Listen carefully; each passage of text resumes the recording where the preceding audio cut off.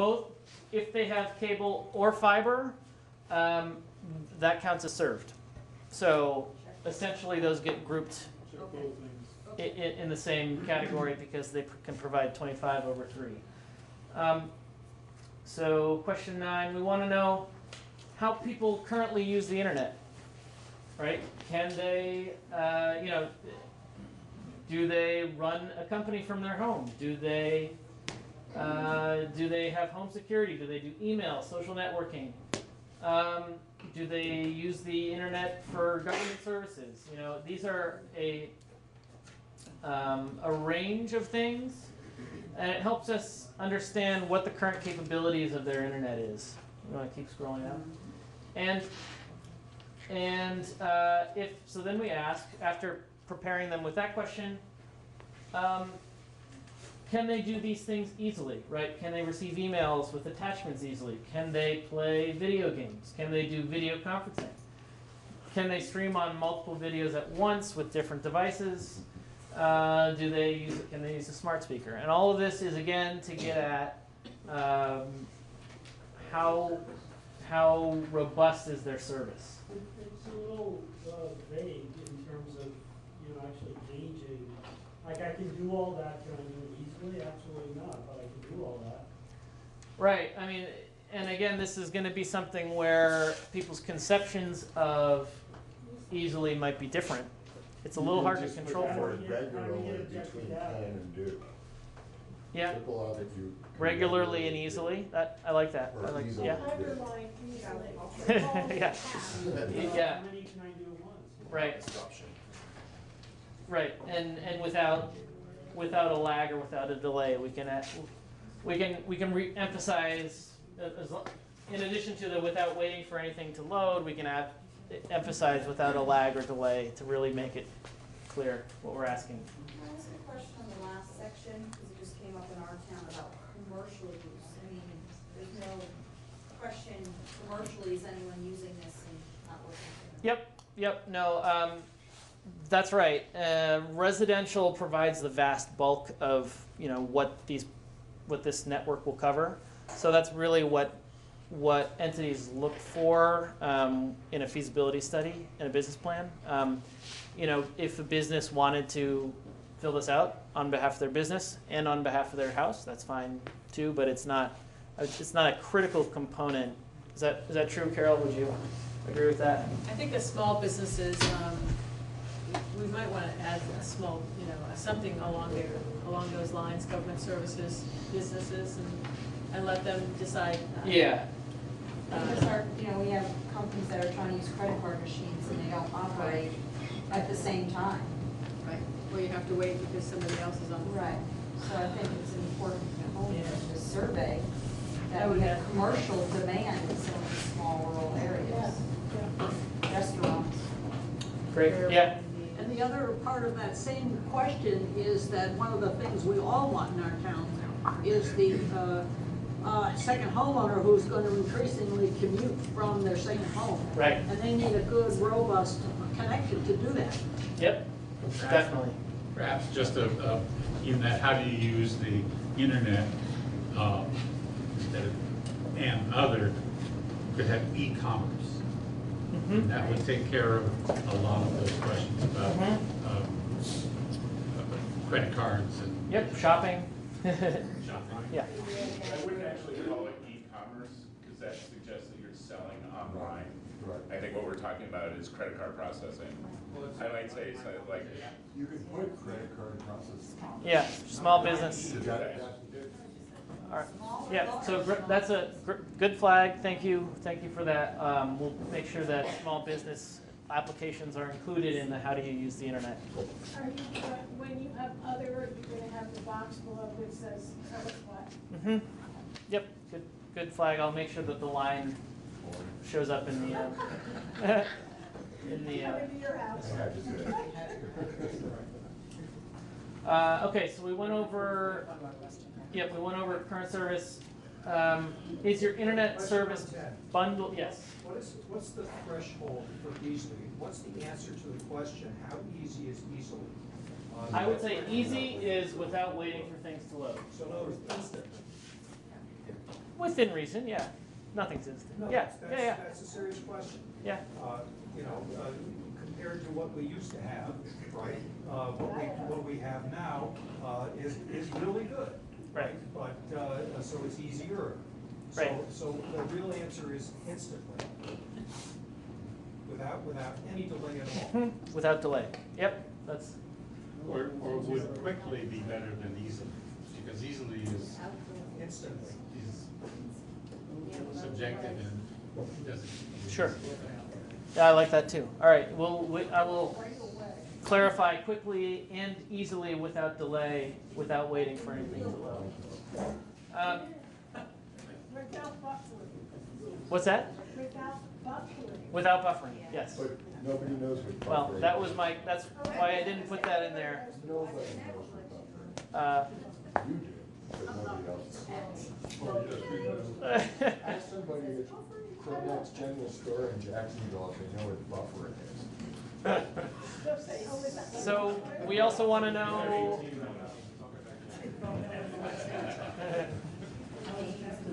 If they have internet service that's bundled, we want to know that. We talked about this at the last meeting. Yes. This isn't the right question. I want to know how many people have satellite TV. Because if they're spending $100 a month on satellite TV that can be avoided, that is really important to know. So this question needs to be changed. Because there is no cable TV where we live, so. Yeah, but some towns there is. Some towns there is. Those towns have better internet already. Well, Right, yes. so the towns that, most of us in little towns do not have any cable TV, so we have no cable internet. So Right. if you watch TV, unless you have an antenna on your roof, it's satellite, and that's an important financial consideration. Because all of a sudden, that bill goes away, everybody's Yeah, streaming. yeah, that's a big bill. That's a whole, What number are you on, Bill? Yeah, we will ask about TV providers too. That's a good idea. Well, and also, would you want to have internet without having to have the cable or without having to have the telephone service? I just want the internet. Can I just have the internet someplace? Because my cable bill is killing me. well, by definition, that's what fiber is. Right. Internet. But how does it get into the house then? So we want to. Fiber optic cable. For 11, you should go to security. Oh, the phone bundles are easy to go. Is that something that? I can't even what the triple play, I guess it's internet, TV, telephone. Now Comcast offers security some places, I don't know if they. I think they do like digital like cybersecurity. Yeah, I don't. Okay. I'll look into that. So let's move on a little bit. Another question? Yeah. Bundled with, is that the same thing as you get it from the same supplier, or you have to get it from the supplier? In other words, I'm not even sure whether I could get my internet without getting my phone from CCI. But I do happen to get both. Are they bundled or not? They are bundled. They are, Yep. and you can, but you should check your bill, because it'll tell you whether you have a 2-year contract on one or the other. You can drop your I phone. pay separately for both. I mean, I pay separately for each. You So, do. but that would, if it's from the same supplier, by definition, it's bundled. Well, I think you'll find on your bill from CCI, if you've got phone service and internet, there's there's a discount. It's listed as a discount on your bill. And you can have, if you have DirecTV, with all of that, believe it or not, with CCI, that it was with Fairpoint, you would have a discount even though they don't have anything to do with it on your bill. So it's accounted for in something called a discount on your bill. Yeah, but correct me if I'm wrong, I mean, I don't think you can get satellite TV, regardless of whether it's bundled with CCI or mine's bundled with my AT&T cell phone. But it's at least $60 to $70 a month to have satellite TV, and all you get is crappy channels. For $100, you get a few less crappy channels. That is a big factor in making this affordable. I think we should put, Yeah. the TV provider question on here. I do. But bundled is. Well, then maybe it should be a separate question. Do you have satellite TV and what are you paying for it? Yeah, that's a huge number. Okay, great. So we want to know how much people are currently paying for their bundled services. just a range, right? We're not, it's gonna be different for every town, but we just kind of generally wanna know average pricing thresholds for, Those who are using their hotspots to Yep. provide themselves service, is that bundled in here? It says telephone. You asked the question TV, telephone, but not cell. I'm just, because see if. so what we, $500 a month on. what we asked was whether you got your internet through mobile, Right, that's beginning. Right. That's question Yes. 8. and so are you saying we should have something more than that? I'm just wondering in this question 11, self-service. I see. Yeah, if that counts as bundled? It's, yeah, some businesses, yeah. Yeah, no, we could add that. I mean, There's a lot of people using their they're hotspots. using their data. Their internet. Yeah. in our areas. Okay, yeah. Can I just go back to that bundling again?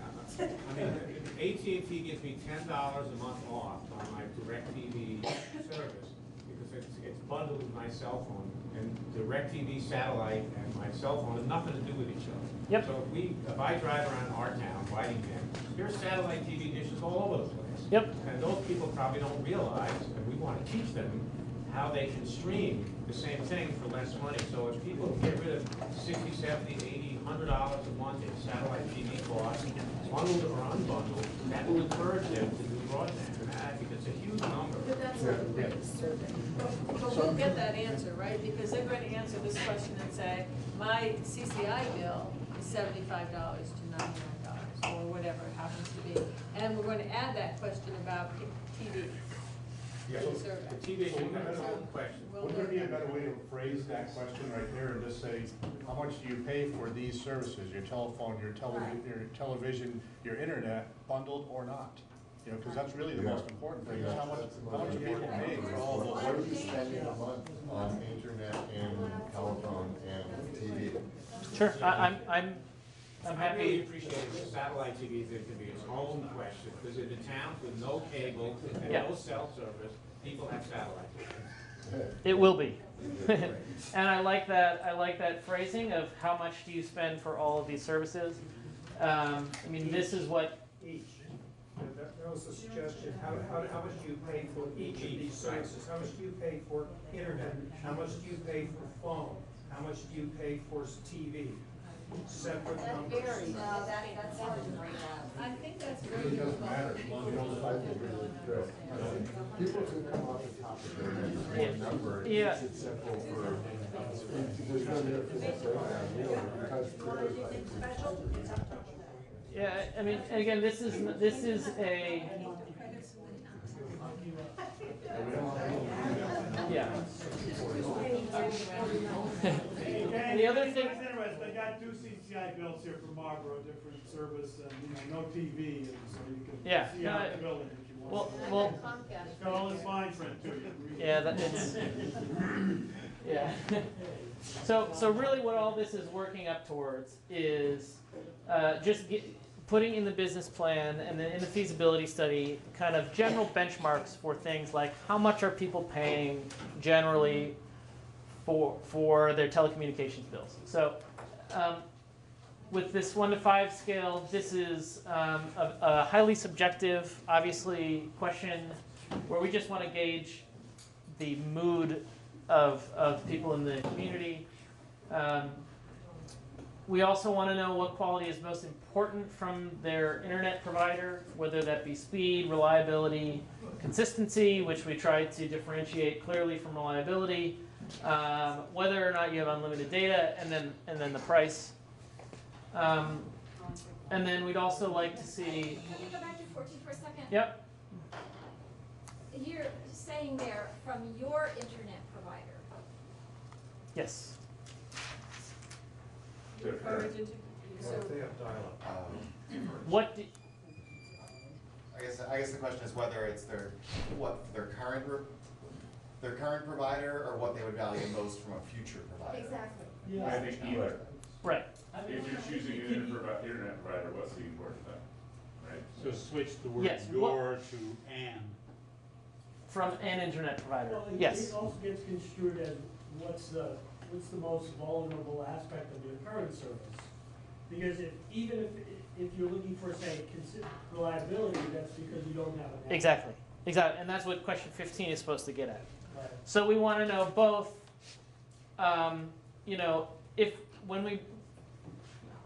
which of these are people going to think about when they think about whether to switch to fiber, and what things here are they currently most concerned about with their current service. There's a slight distinction between those two, and that's why there's two different questions. Yeah. You might switch 14 and 15 because readability, I'm thinking about current and I'm thinking future. Mm-hmm. So if 14 is future, then you really got to switch. Okay, good idea. Yep, I like it. I wanted to just comment about the next question, landline service. Yeah? Basically, the big crucial factor there is if you have backup power. That's why we all want a landline, an analog landline. But if you have backup power, it's not really an issue. And that's why a lot of the fiber providers will provide backup power if they're giving you voice over internet. They're required to do so. Right. Right. So I think it's important to make this clearer. So do you have analog phone service, do you have backup power in the event of a power outage? How long Well, that- again, that question is absolutely important for when people think about whether they're going to switch to fiber or switch to voice over IP. What this is for is slightly different in that it informs the feasibility study because we want to know how many people are currently able to use their cell phone at their house, how many people use voice over IP already. So that is absolutely important when it comes to when people make decisions about whether they are going to switch their current phone service or adopt fiber. But I'm worried about, it's already pretty long, I'm worried about adding too many more questions. I mean, we certainly are going to add some. That's more for us to be able to answer people's questions if that comes up. Right. They are required to provide, I think, 12 hours of backup. They're required to provide 8 at this time. 8 hours. And the FCC is trying to move that up to 24. And that's a battery that's at the house. Yeah. I think it's gonna be 24 soon. Well, the FCC is pushing for 24.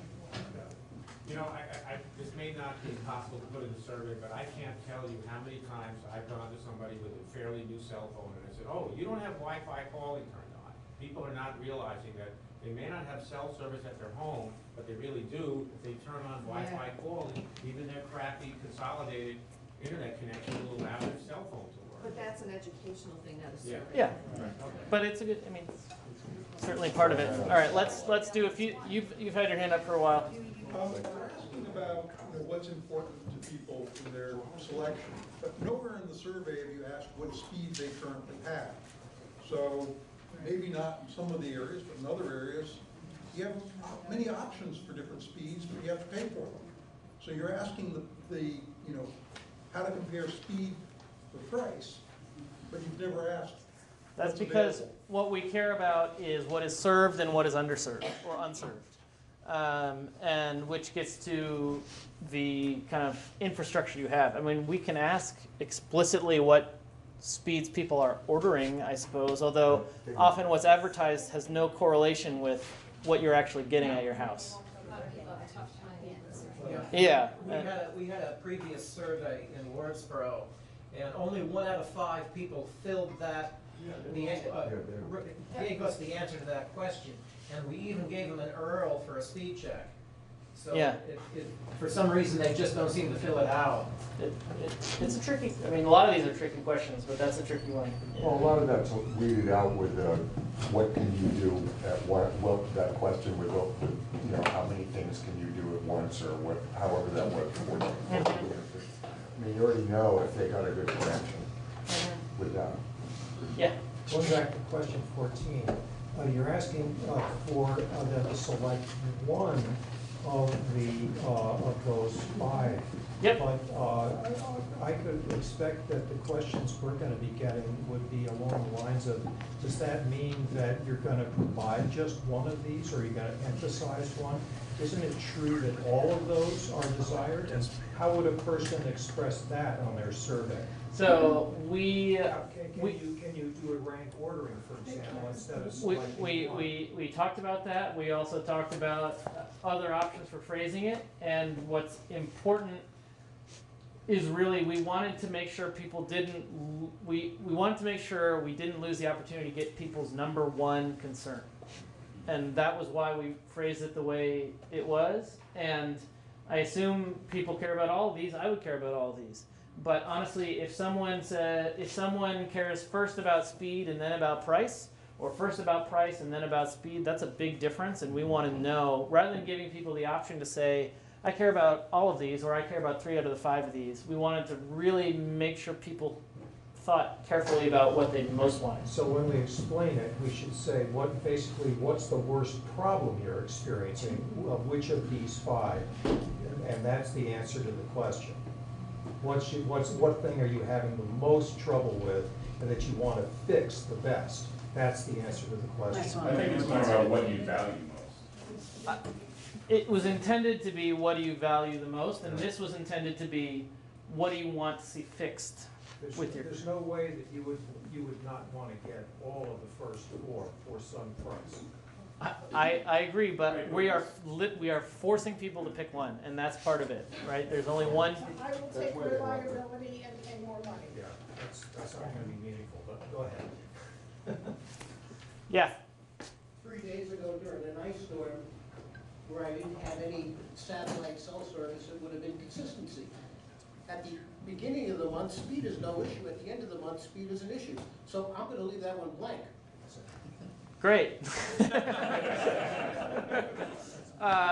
We are forcing people to pick, and we're going to get a range of answers. And what we really want to know is what we'll be able to rank. You know, most people care about this. This is the second most cared about. This is the third most prioritized or cared about. And that's, you know, it's okay if you answer it as you will, and some of you may not like the question, but we really want to drill down to what is the ranking of priorities in the community in terms of what do people care about most, what do the second most people care about, and what do third most people care about. So, you know what I think might be important? We're all on broadband committees in our community. We actually have 9 in our Whiting Net committee. And I think that we need to if we tell people to fill out the survey, we should tell them, if you don't understand the question, call me, so that we get the right answers, so we can help people. We're all studying this to try to figure it out, but our neighbors aren't. And I think if we help them answer the survey, we'll get better data. okay, so we have a section about phone service, who your provider is, whether you have a cell phone or not, who your cell phone provider is, and what the cell strength is at your house. Yeah? Why? Thank you. Why about the cell phone? Why about cell phone? Why about phones in general? We're not, I find whenever I talk to people the difference between internet and cell phone service, they don't know the difference. And I think you're just. So let me tell you the reason, and then you can respond. When the CUD puts out an RFP to say, you know, do you want to be the internet provider for this network? Companies will want to know whether or not it would make sense for them to bundle services with it, whether they should offer a special voice over IP service, whether they should offer something else. They are expecting some form of indication that will help them know whether they should offer that or not. And yes, some people do confuse the two. That's going to happen. We have to live with it. That, you know, it's not going to be perfect. We aren't going to be able to eliminate confusion for everyone. My question really is, isn't that section 2 years down the line? In other words, if we're trying to get answers for an ISP person, as opposed to getting answers for us to create a CUD, what do we care about? Right now, what do we care about? Well, we care about what the average revenue per customer is going to be. And it's going to be different if you think that customers are going to want internet service and a voice line. as a bundle, or whether they're just gonna want internet service because they're gonna use their cell phone instead. And so I think some of these questions can lead us into determining what that average revenue is going to be, and that goes into the feasibility study. Alex, can I just Yes. ask a clarifying question? So is it fair to say that the data you're collecting here is less important for will you be a CUD or not, as it is to inform the business plan and the RFP process, so we do this feasibility study once? And is it also fair to say that if you guys have determined that we need 20% response, that that's statistically valid, so that even if we got 50, the responses, when they're in aggregate, should change very little between 20 and 50. Are those Totally. two fair things? Because I think that's... Yes, that's a great clarification. Those are both fair things. I would say not only does this does inform around the edges some things about formation of the CUD, because it's establishing what areas are served and what are unserved, and when we look at those on the map, we can see, okay, if we're going to bring fiber from here to here to here to here, we can knock out this unserved area, and then it makes sense to have this be one CUD, and then the fiber, looking at where served and unserved with the geography and existing fiber assets, then we start to figure out where the optimal CUDs are. So it does do both, but you're absolutely right in saying that this informs the feasibility study in ways that are beyond the CUD just alone. Well, can a town that is well served or served be a part of the CUD? Absolutely. Inevitably, even a town like Brattleboro, particularly around its edges, have unserved areas. No, we have in Vernon, a few. And so you can But we're next to Guilford and close to Halifax. Halifax, who have real problems. Yeah. So We want- if we aggregate that, do we end up being part of the unserved Yeah. greater community? Right. You know, and so- Marlboro And that too, would be by the the way. reason to join a communication union district, so that you can find a solution for those unserved areas. And for those who want to be served by fiber. And yes, that's it. Yeah, and in ValleyNet's region, there are places that have cable that will get built as well, just maybe with a different plan. Or Woodstock. Or- Yeah. Based upon the questions, I see that there's no way that you can really determine whether people receive LTE or no. I mean, you ask whether they use it for internet as a primary internet source, which is fine, by definition you would, but there's nowhere, you ask if what cell phone strength is your home, that would be call strength with bars, which is a totally different thing than LTE or 3G reception. So there's no way in this to determine whether people receive LTE if they're residents or not, or 3G as their residents, separate from whether they're using it as an internet source or not. Is that important for you? I'm trying to think if that's actually important. Because a lot of people who have LTE don't even know they have it. So it gets confusing. Yeah. But I think that's an important thing to know, whether a geographic space is covered by The cell service or not. That's also going to be a highly confusing question if we're already trying to make the distinction between internet is different than cell service, but LTE is also different than whether you can call people. I mean, I barely understand that. But So that data exists. Somebody did a study of that. Oh, We they had did? a chart Okay, at one of our meetings. Remember that meeting we had in Dover? And so I was in that red zone where we don't have cell service, we don't have internet, we don't have anything. yeah. So, but can I ask a question about that? Yeah. So we have a town, Stratton, the map itself, 1,500 taxpayers. 90% of them are serviced by Comcast, 200 of us are not. Yep. So if we survey those 1,500 people, they're gonna come back with this survey completely different. They're gonna talk about reliability, because Comcast sucks for them, I know that, Yeah. for example. Are we gonna separate that out? I know I have no filter in. This is a safe space. You can say whatever you Well, want. no, it's the same issue. Right. In over. So yes, And that's why. some people are serviced. So is that gonna be separated out when on the first page, when they write Comcast, you're gonna throw it in another pile? Because their answers are completely different. So a few things. Their answers will be different, and that's exactly what we want to know. We will actually be able to put on a map dots for every address that responds and say these people have service and these people don't. So that's one way that we're going to pull them all together. Also, knowing, I mean, it's important to know that consistency and or reliability is an issue for people with Comcast. Or that's what's top of mind, or that's what they care about. And it would be great to know what people who have Dunkin' care about. You know, that all helps a future provider think about how they're going to prioritize, you know, running a business if they end up being the person to win the RFP. Question 17, are there any towns in the Windsor region or this group that have landline service for retail? I thought retail was up in your area. No, there are some at the very top of Wyndham Oh, there are? County, Okay. where retail comes down into some of those towns. So those people already have fiber? Yes. Yep. So again, you know, we're getting into some direct questions about potential future service, right? Definitely would to unsure.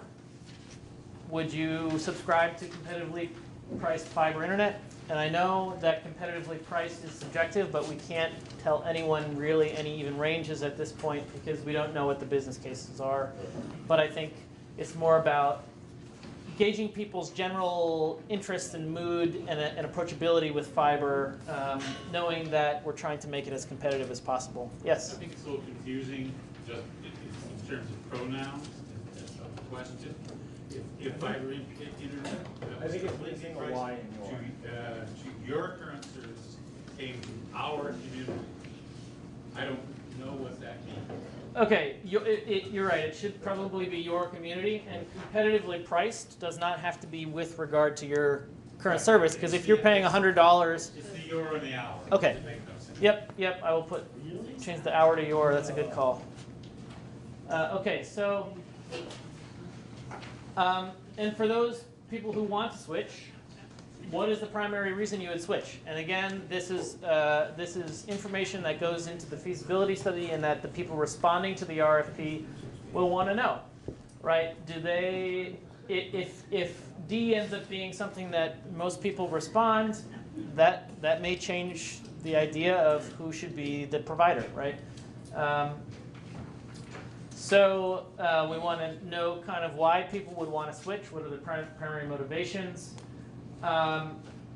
What they think is a fair price. That would be great to know. And then... Why did you put in the 100 megabit synchronous?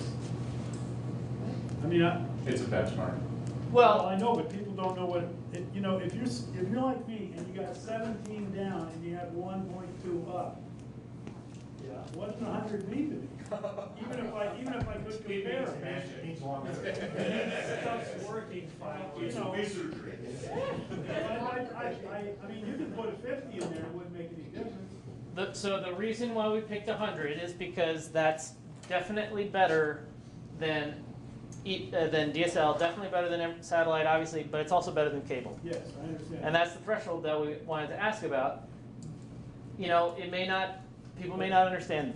If people have lived with DSL their whole life, they may not. And you could put in parentheses faster than cable. You could put that in. So you can explain that. That's something people can relate to. Okay, yeah, I like that. Good clarification.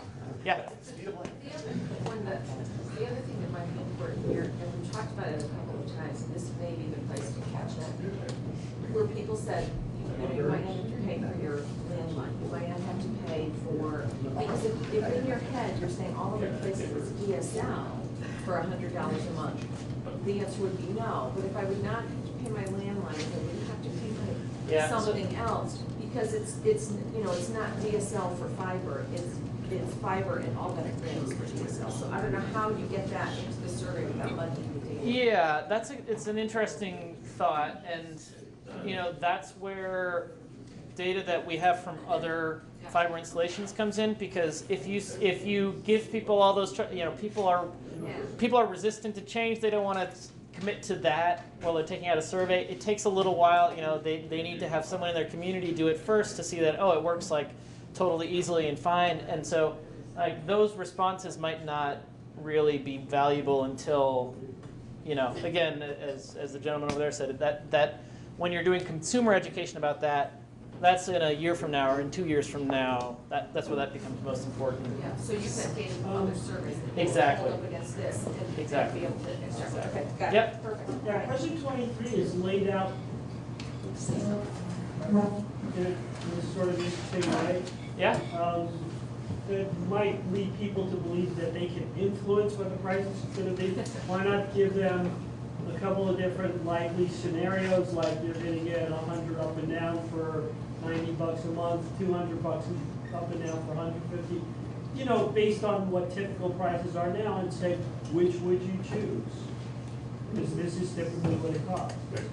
Well, that seems like it would make them think that they were influencing it as well in a different way. I think the second way, what I'm proposing, just gives us an idea of how much money they want to throw at it, assuming they understand that it might replace other things, like their landline and television service. And is there even realistically anybody who would provide 100 for $40 a month? Yeah, no, right, but people might say, well, yeah. People are buying. Right. You're gonna get a lot of $40 to $50 a month back. Well, that may be the case. That being said, the way that it's phrased, what do you think would be fair, is not saying what do you want to pay. It's what do you think would be fair. We want to know, right? We're not asking people to say this is what I would pay. We want to know generally how people are conceiving of the value of fiber internet, and it may be the case that that you can make it work at $40 to $50 a month, but it likely won't be able to. But that being said, it'll give us a benchmark for how people are conceiving of the value of it, and what additional consumer education needs to happen around. I think you're giving them false hope. Well, also, I don't think you're going to get much data as far as how much money you can bring in. What subscriber revenue is. I mean, the people who want to pay 40 or 50 bucks a month would probably be very happy with 25 megabits. Yeah, that they probably would, and that's why this is not. Again, this is not to act. Nobody is going to even come close to setting actual price thresholds using this data and these responses. Because we don't know how much it's going to cost yet to deploy the network. We don't know how much it's going to cost. Is the company that's providing the internet, do they already own bucket trucks, or are they going to have to spend $100,000 a truck? This makes sense, not when you're signing people up. This makes sense when you're trying to figure out what the feasibility study is, I guess, in terms of business model. That is what we're trying to do. Yeah. Let's not, don't confuse that with what the next step may be, which is trying to get. You're gauging a mood, not asking for a commitment. Right. You're also figuring out, as a business, you're going, well, here are the different things I can offer, here are the speeds I can offer. I've got an awful lot of people at the bottom between 40 and 60. Well, that's going to be something that I need to focus on. Yeah, there's going to be people up here going 90 and 100.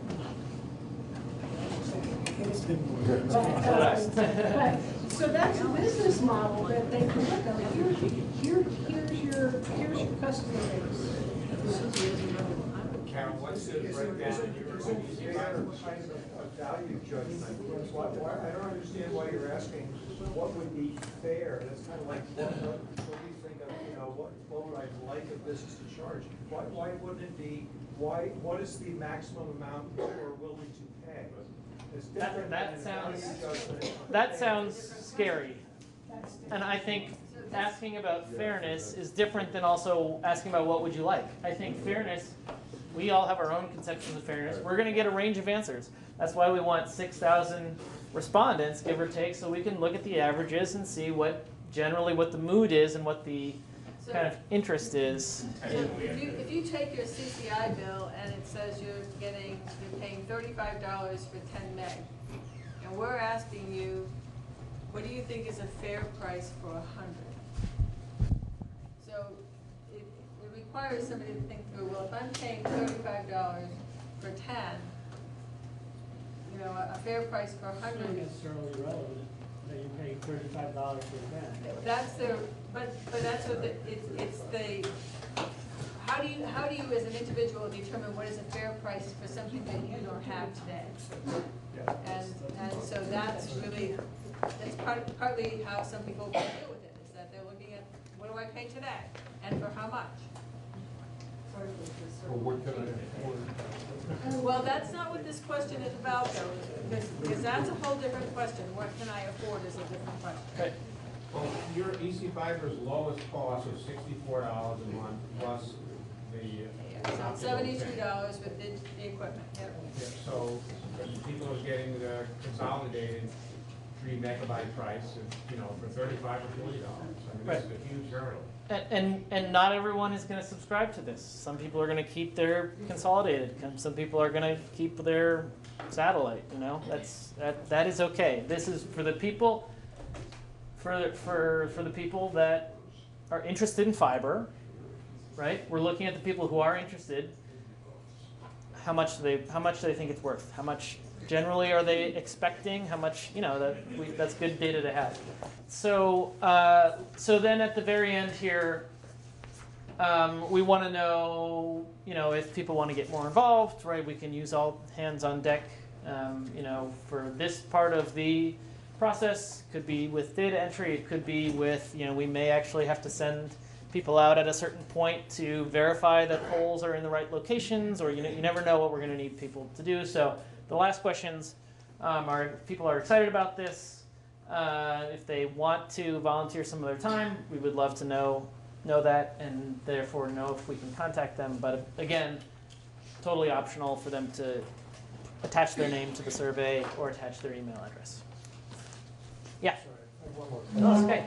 Okay, question 22, what's the primary reason you would switch? It was going back to 14, there was a list of qualities that would be most important. Among them is unlimited data. And that is a big factor, especially if you're on a service like Detail. And also consistency is listed on 14. Yep. Why are these reasons on 22 different? And should there be some parallel structure between those two questions? Yeah, that's a good point. There should be probably all the responses on 14 should be on 22. And I guess if people hold in their head the difference between consistency and reliability of the first question, we should have those both here as well. So I think you're right. Everything that should be that is in that question should be here in 22 as well. Yeah. And were you going to change 14 to an internet provider or keep it your internet provider? If 14 is the one about the ideal internet provider, we'll change it to an. And then 15 is the one about your internet provider. Yeah. In questions of brevity, why not eliminate one of those two and just combine them? Well, they're getting at slightly different things. They're getting at slightly different things in terms of. What's that? I don't see how they are. Well, one is getting at people thinking aspirationally about, in a perfect world, what do they prioritize, and one is thinking about, in their current world, what does their service struggle with? And maybe it turns out that those are going to be the same for everyone, but I guess we don't quite know until we. Alex, you use these questions elsewhere, right? We're not the first people to see these. No, but that being said, all of your feedback has been really helpful, especially with wording choices and other things like that. But these questions basically give you guys what you need. Yeah. You guys is us guys. That's why we're asking. That's true. That's yeah. No, you're right. You're right. No, but these changes are really good and helpful, and again, we want to make sure that you all are comfortable with the way it's set up, so that you feel good about answering questions, you feel good about being a part of the process. So we're going to incorporate as many of those comments as we can. Alex will do that, and then we'll post it on our website. And before we leave, maybe we can just take a few more minutes. If any communities want to share some of the ideas that they have about distribution, if there are things like, you know, how to get the paper survey out, it would be good, I assume, if you can have that at your local library, town hall, other gathering places, but maybe your town hall's not open every day. And so then you might want to think about putting a box of the paper surveys outside the front door if you have a porch or something. But if any of you have creative or just really logical ideas for spreading the word, please share. Jennifer. It's winter time and it's probably hard, but lawn signs, Lawn signs, yeah. would that make sense? You could, or the sandwich boards in certain places Yeah. in town, in your town centers.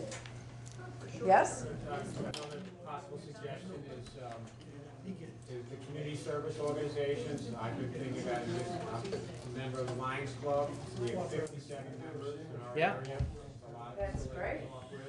Yeah. Rotary, all the service organizations. It's a volunteer thing. They like to do this stuff. If anyone drives for Meals on Wheels, that's, you know, that's a nice way, you know, you talk to a lot of people that way, so. Sure, yes.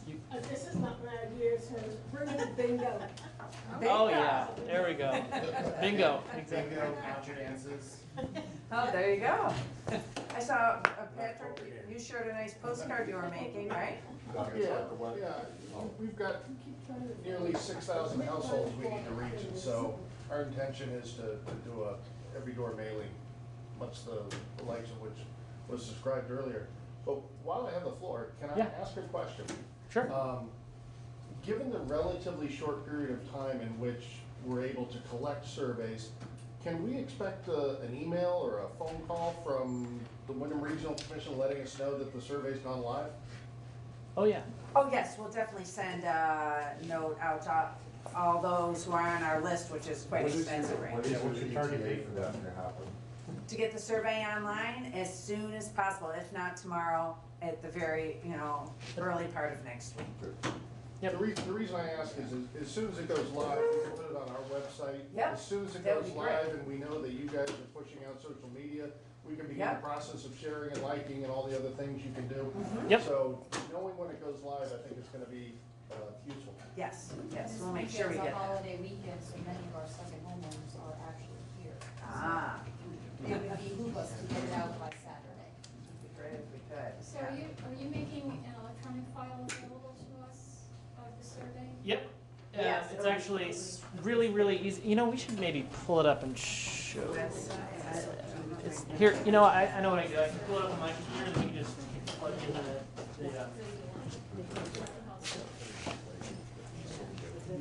So Yeah. we click on Wyndham/broadband. Yep. And you said there's a lot of other stuff loaded out there. Yes. So there's gotta be some big graphic thing that says, click here for the Yes, survey. there so that is. people- It's okay, all ready to okay. go. What I'm getting at is, you said it's on SurveyMonkey, but is it gonna be clear? It's not that an there's a- actual survey monkey, but it's a similar. I'll show you right now. This will be I'm just a wondering good if thing we to can do. take an e-file of it and put that on our website because as they won't well have as the a data. link to. They won't have the data. So just have a link to our page. So this is basically what it looks like embedded in a website. So we have the same context as in the first one. You kind of, first you enter your address, then you hit your town, right? Yeah. We're gonna change this and add the electric utility that was mentioned earlier, right? All this, and then you just hit. That's a Google. Yep, it's a. That's great. And so it has to go through Wyndham Regional /broadband so that you guys can collect all of the data. Yes. If we posted it separately without the link, you couldn't get the data, and that's the important part is for you guys to be able to get the data, right? Well, if you post the wyndhamregional.org/broadband. Yeah, we Yeah, posted the exactly. URL, but we're not gonna get an e-file of our survey to put. Correct. Right, That's- yeah, everyone should be kind of funneled to this. Yep, Yeah. I got it. Any other ideas, suggestions? Just Yeah. a question about access to the data, which was mentioned before. Yeah. So is there any possibility that we would have access to the actual spreadsheets, sorted by town or something as the data's coming in? So we have more real-time access to that information? I don't know how that would work, do you? I think I'll monitor it if we need to, pull the fire alarm and, or, light a fire under everyone's butts or whatever, we'll do that. I'm not too worried about needing to monitor it in real time, and I'll send an email out again in a couple weeks just to give everyone an update about responses are coming in, systems are working, that kind of What call about Alex 3 what about times after a day. March 17th, after your deadline? Yep. Could we at least get the data at that point? Because maybe us as a town, maybe we want to pursue it further and get more data. I don't see any reason why not. Yeah, no, certainly not. Yeah. Yeah.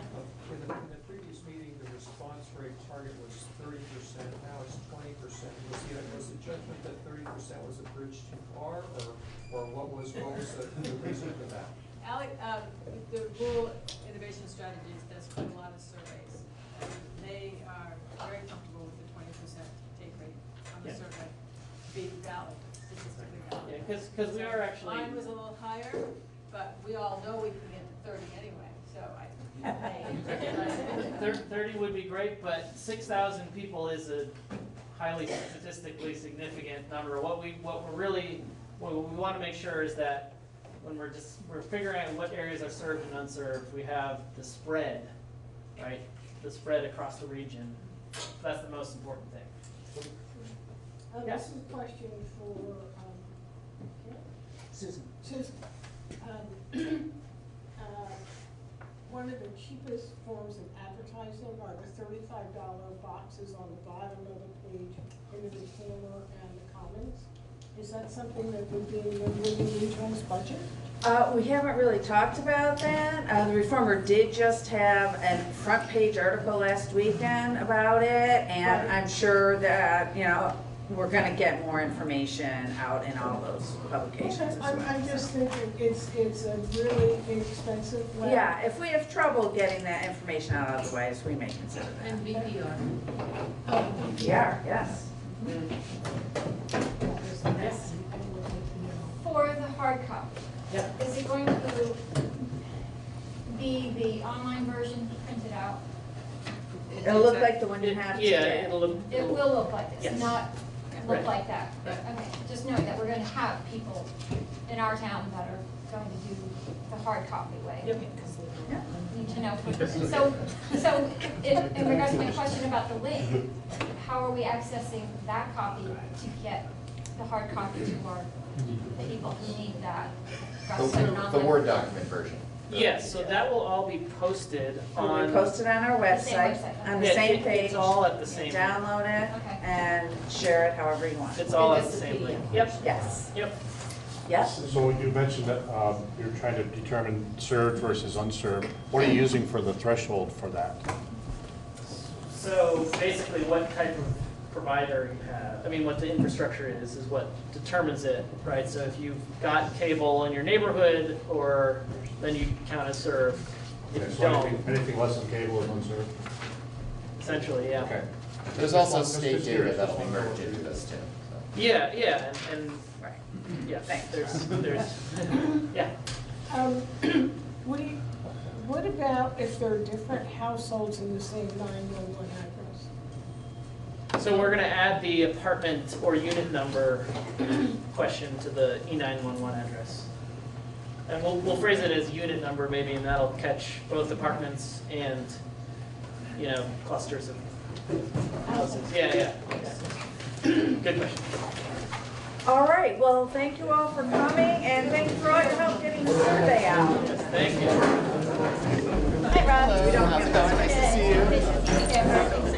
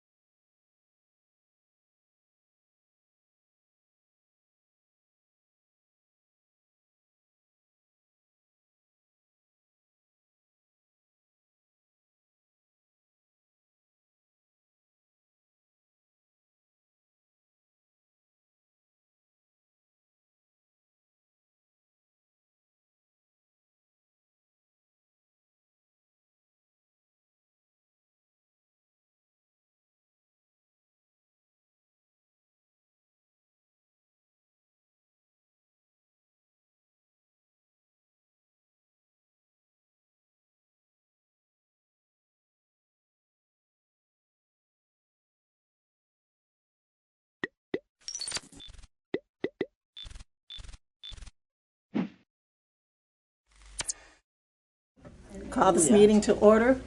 We stand for the pledge, please. Pledge allegiance to the flag of the United States of America and to the republic for which it stands, one nation, under God, indivisible, with liberty and justice for all. Welcome, everybody. We have one addition to the agenda, that'd be Faith. And we'll put her under new business number 5. Regarding Fundraiser. a fundraiser. Oh, okay. So moved. Second? All those in favor, please signify by saying aye. Aye. Aye.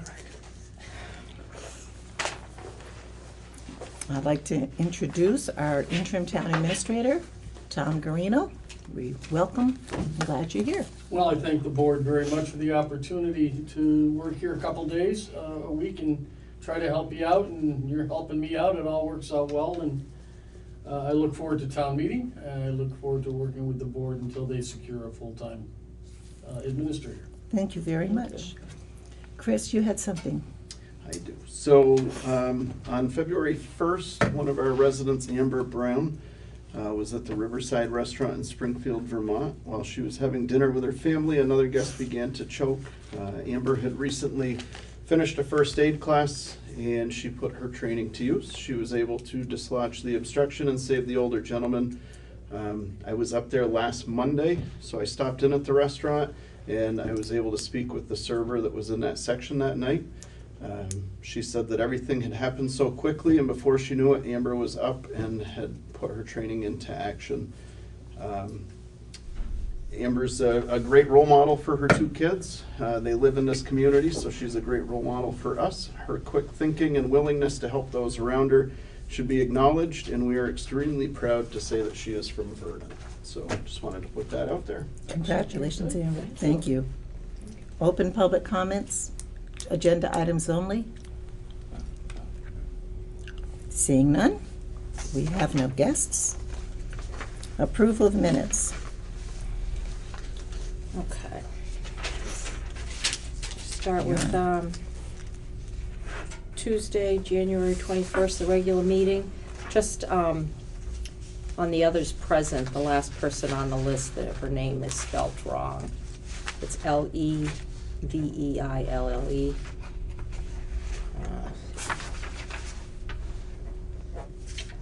And a couple of things to maybe clarify, a couple of awkward sentences. On page 5, the first sentence, the town administrator will put on Indeed.com. Maybe we should add in a job ad, because that was under the select board secretary's resignation. And then about in the middle of the page, D, Wyndham Regional Council broadband project, that the second part of the sentence, downstairs at the town office on election day, and I would say to have a survey for the residents to fill out, because it's kind of a awkward sentence. That's all I thought of here. Okay. So you want to make a motion to correct this? Do you want to do them all at once? Oh, yeah. Okay. Go ahead. Oh, yeah. Okay, I move that we approve the minutes of Tuesday, January 21st regular meeting as corrected. So, second. Okay, all those in favor signify by saying aye. Aye. Those opposed? Aye. Aye. Corrected. Okay, January 30th. Okay. Now we need to correct the date. Date. It says January 7th, but it's the 30th. Thursday, isn't it? Wasn't that Thursday, the 30th? Yes. I move that we approve the minutes of the special meeting Thursday, January 30th, as corrected. Is there a second? Okay. All those in favor signify by saying aye. Aye. Aye. Any opposed? Okay, February 4th.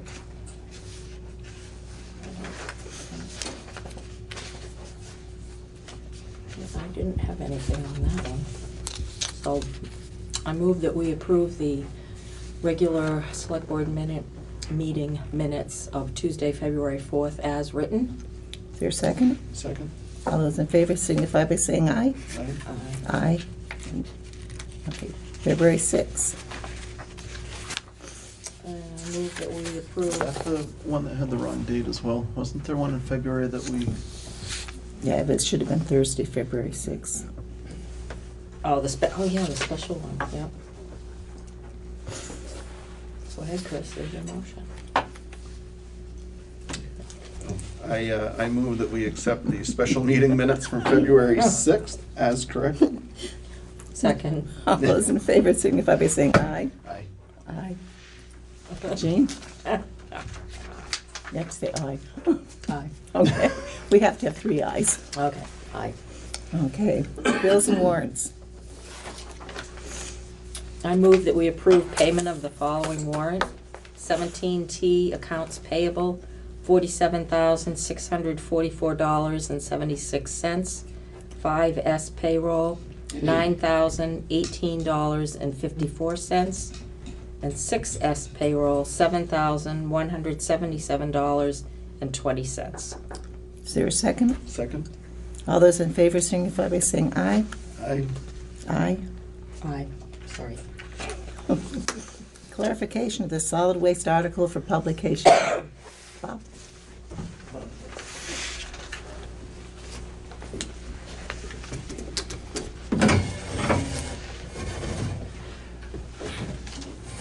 Well, I am here because of Linda, who contacted me and said, Bob, I think we need an explanation of the 5 articles, town meeting dealing with solid waste and recycling.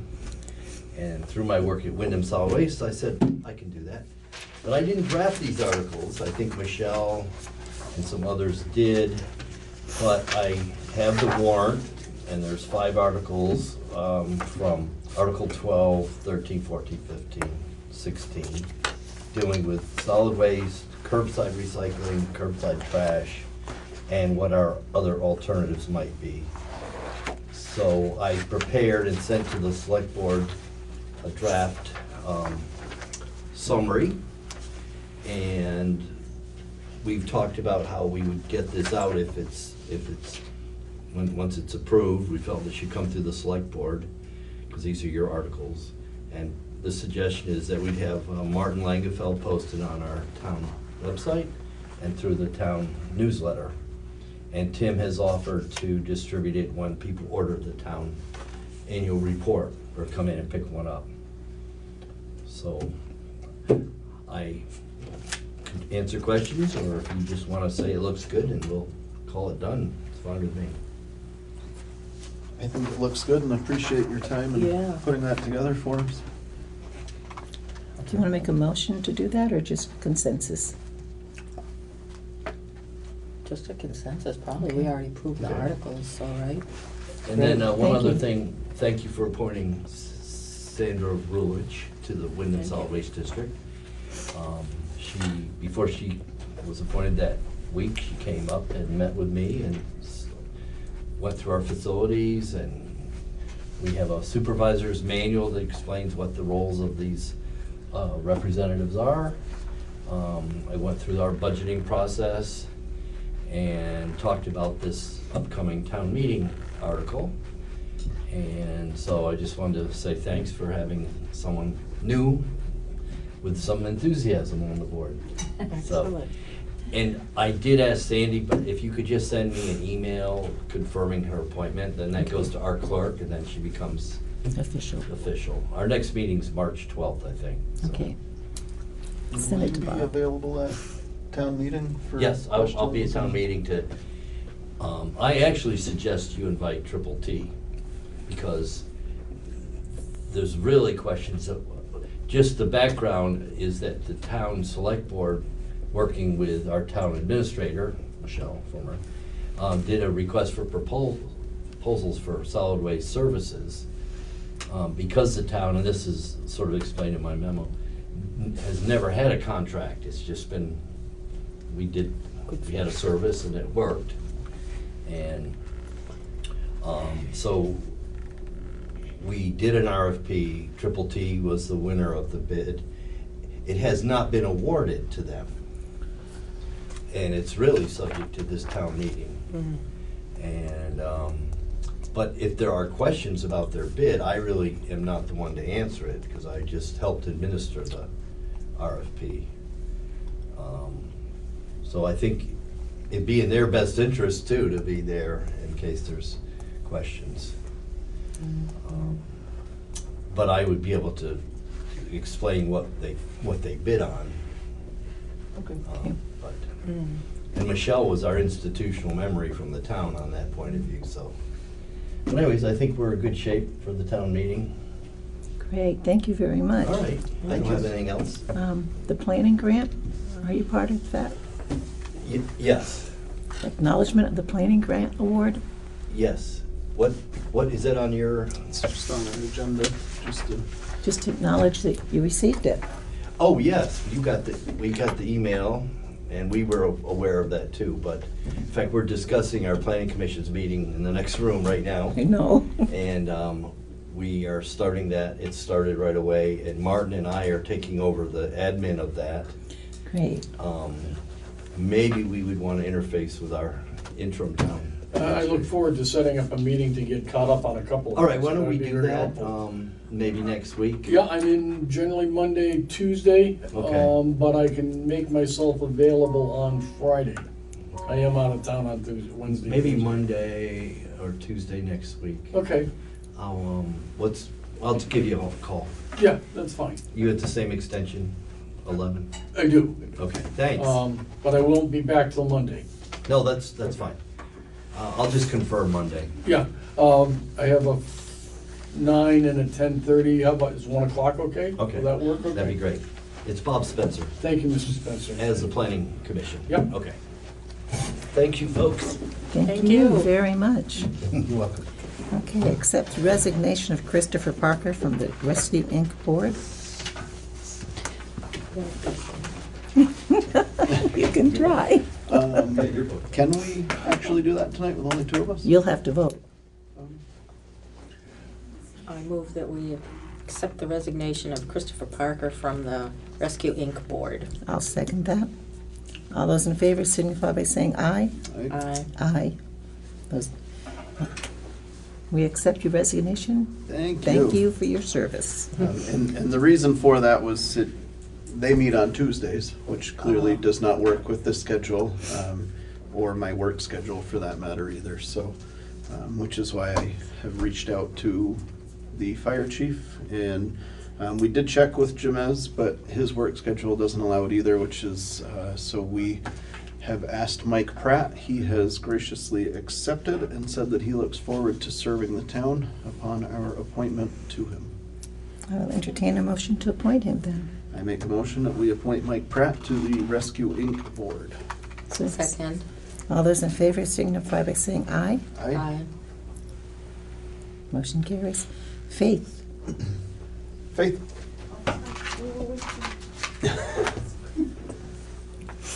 Linda, you're distracting her.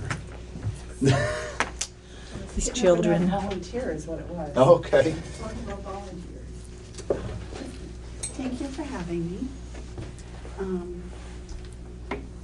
So, some of you might have heard that Kelly Wunsch has cancer, again.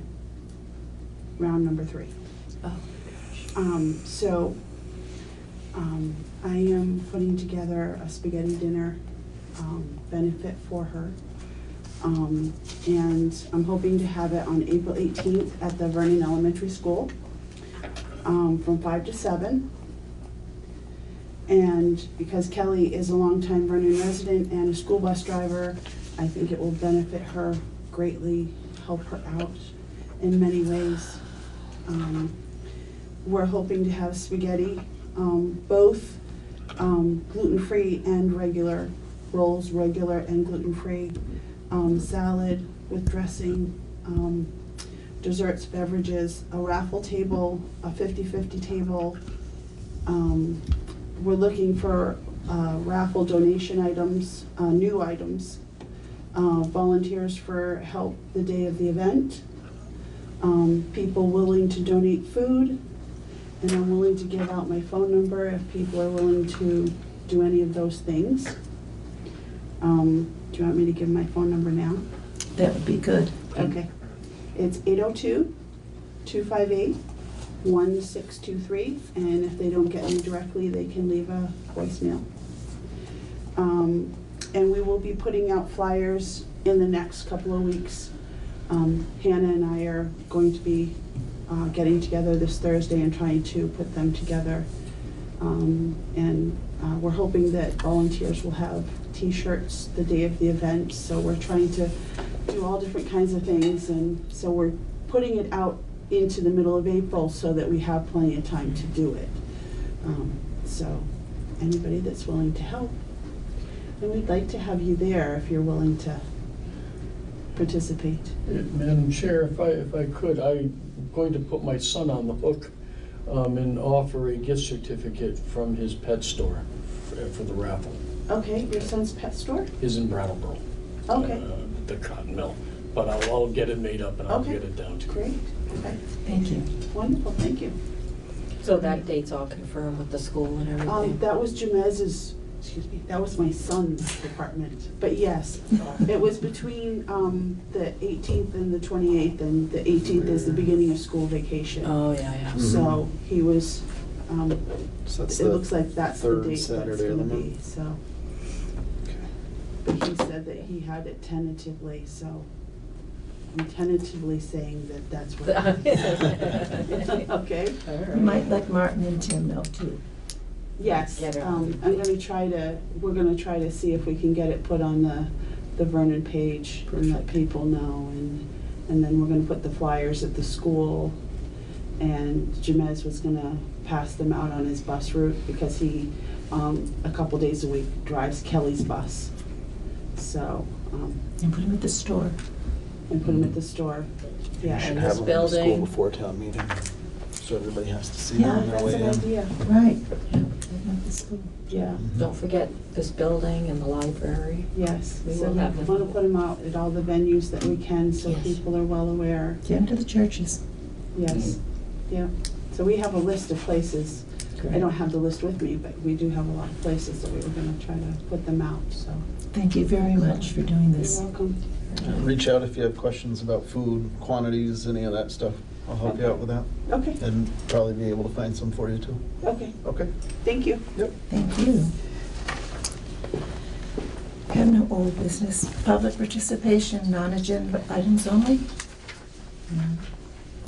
Correspondence, Tam, do you have anything you want to bring before us? I do have a couple of quick things that Okay. was brought to my attention from the clerk today. Okay. The New England Municipal Resource Center, I think that's the correct name, is finishing the Mylars. Right. Okay. They took them out, they're gonna finish them, bring them back when they're ready to the clerk's office, so. But I do wanna note, the clerk's office will be closing at 1:30 on Thursday, this Thursday, the 20th. The clerk is attending an election training conference. Sponsored by the Secretary of State in Springfield. He wanted to let people know, as always, if there's something that needs to be done, he's available by appointment as well. And that, we've already found, it was something on the comprehensive policy book, and you brought the minutes up to date, so I think we're all good. Okay. Our next meeting is town meeting, and our reorganization meeting is March 3rd after the vote count. This meeting is adjourned.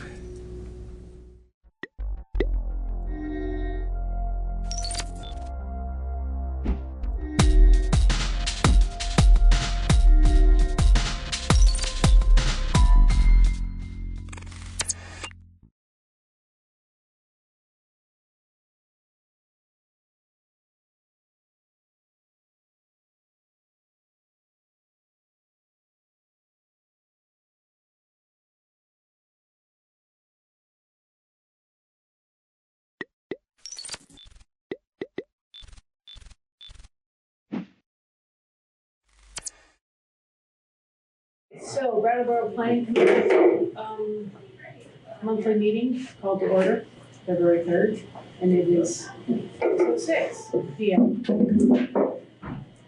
Are there any announcements? I have two announcements for you. Stephen Dodson, the Sustainability Coordinator, started today. Right. He is currently at the Energy Committee meeting, and he will be coming, he's gonna stop up here afterwards, so. Okay, great. Any other announcements? Oh, I have one more, sorry. Andrew and I met the Green Mountain Power people out at the substation today, and we got some clarification on a couple of things with that development.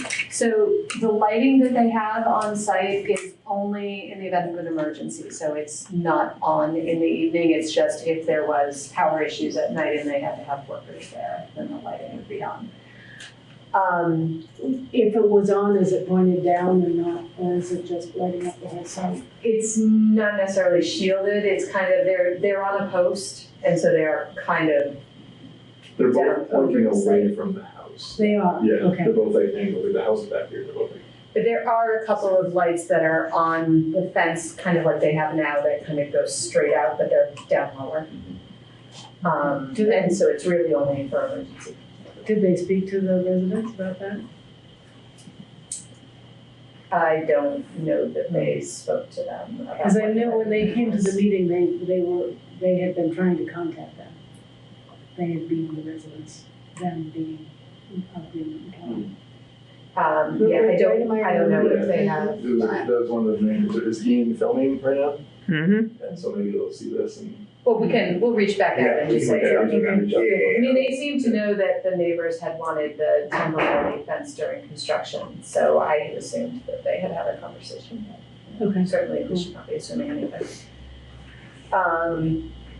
The erosion control at the 45-day plans, they don't necessarily put them on the plans, but they will be in compliance with the Vermont low risk handbook for erosion control. So there definitely will be erosion control measures during construction. Stormwater, it all flows to the north, which is kind of towards the Veterans Bridge, and there is a very wide kind of riparian vegetated buffer there. So they aren't proposing any treatment other than it'll run off the parking lot into that it's about 100 feet. To the West River, and that is also, that's consistent actually with our regulations in that there's a little bit of impervious surface, but not enough to trigger stormwater, so they are thinking about it. We, even when we were writing the letter, we knew that we had no teeth in the land use regulations because they're under 500 square feet of impervious.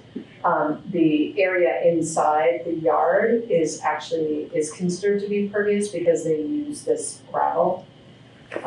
That is, there is kind of a containment berm in case there's any oil releases, and there's this product in there that basically if oil hits it kind of, because there's drains out, and so if there is oil in it, it blocks it up so that the oil doesn't release.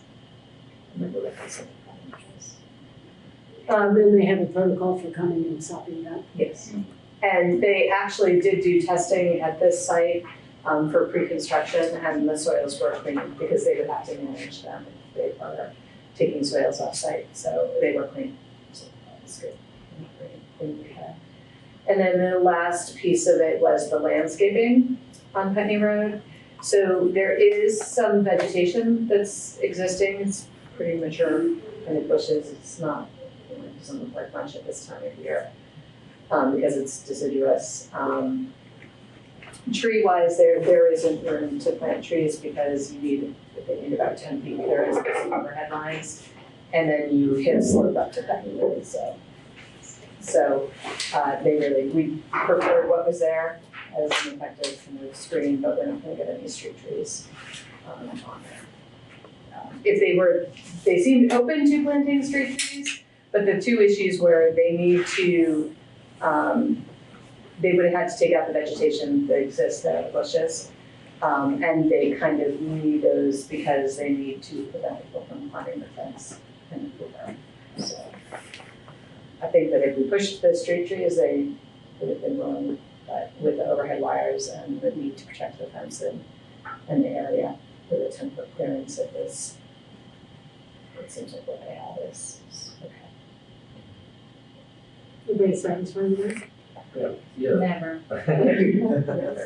I just wonder if, to get really entertain the thought of getting picky, if some evergreen shrubs, exist and could have been.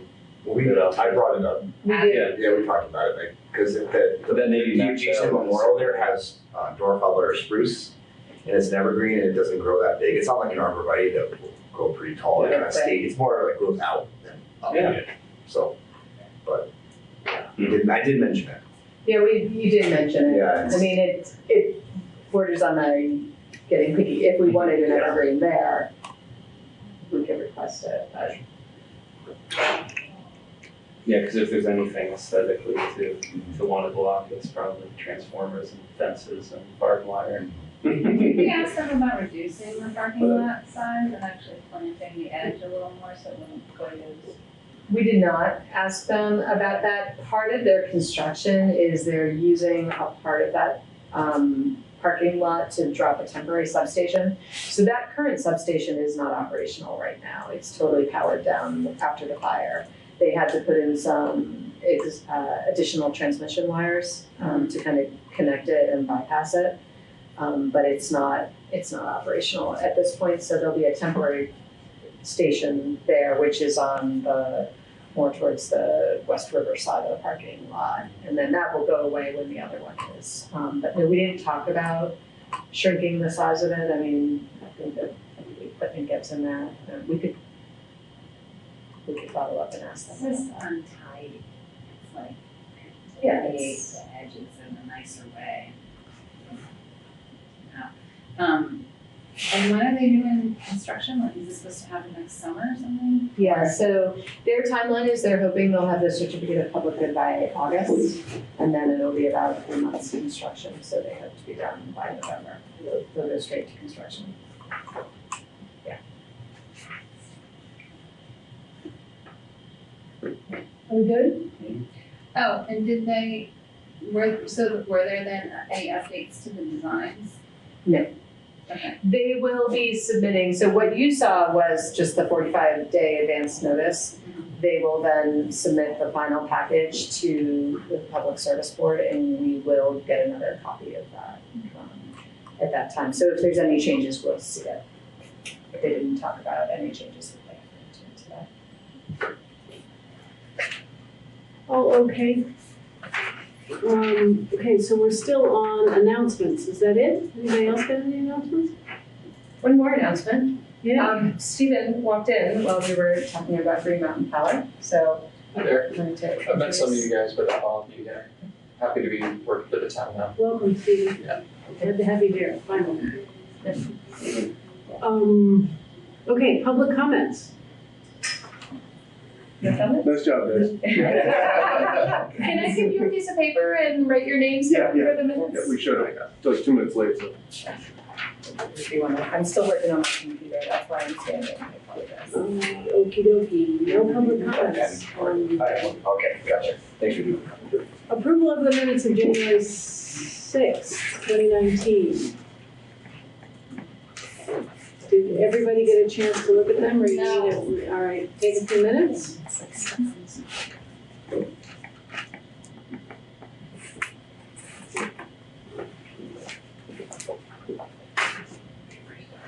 I'm trying, it's not like reading, it's just stuff. Is this copies of them?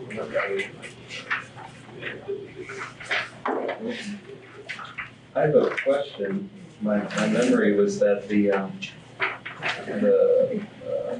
scoping study for the bike Yes. plan on High Street would be from the intersection of High and whatever the other road is where the old gas station or something used to be, but it's actually gonna be from Main Street all the way to Exit. The scoping study is gonna be Main Street to Exit too. Yeah.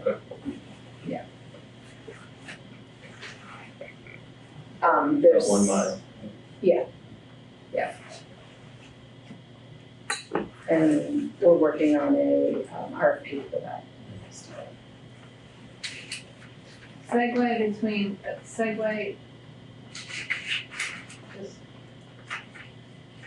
is SEGUA or something like that. That segue is the one you ride on. Is the one you ride on. That's a trade off. They get like autumn, must be autumn. SEGUE. We'll get to Yeah, that. that's it. And then what is that? Yeah. Is the state of the range? SEGUE. Segue is like the connection from one to the other. So we're gonna use it differently. That's a mile too. Segment. So, yeah. Oh, okay. Yes. All right. That's like, all right.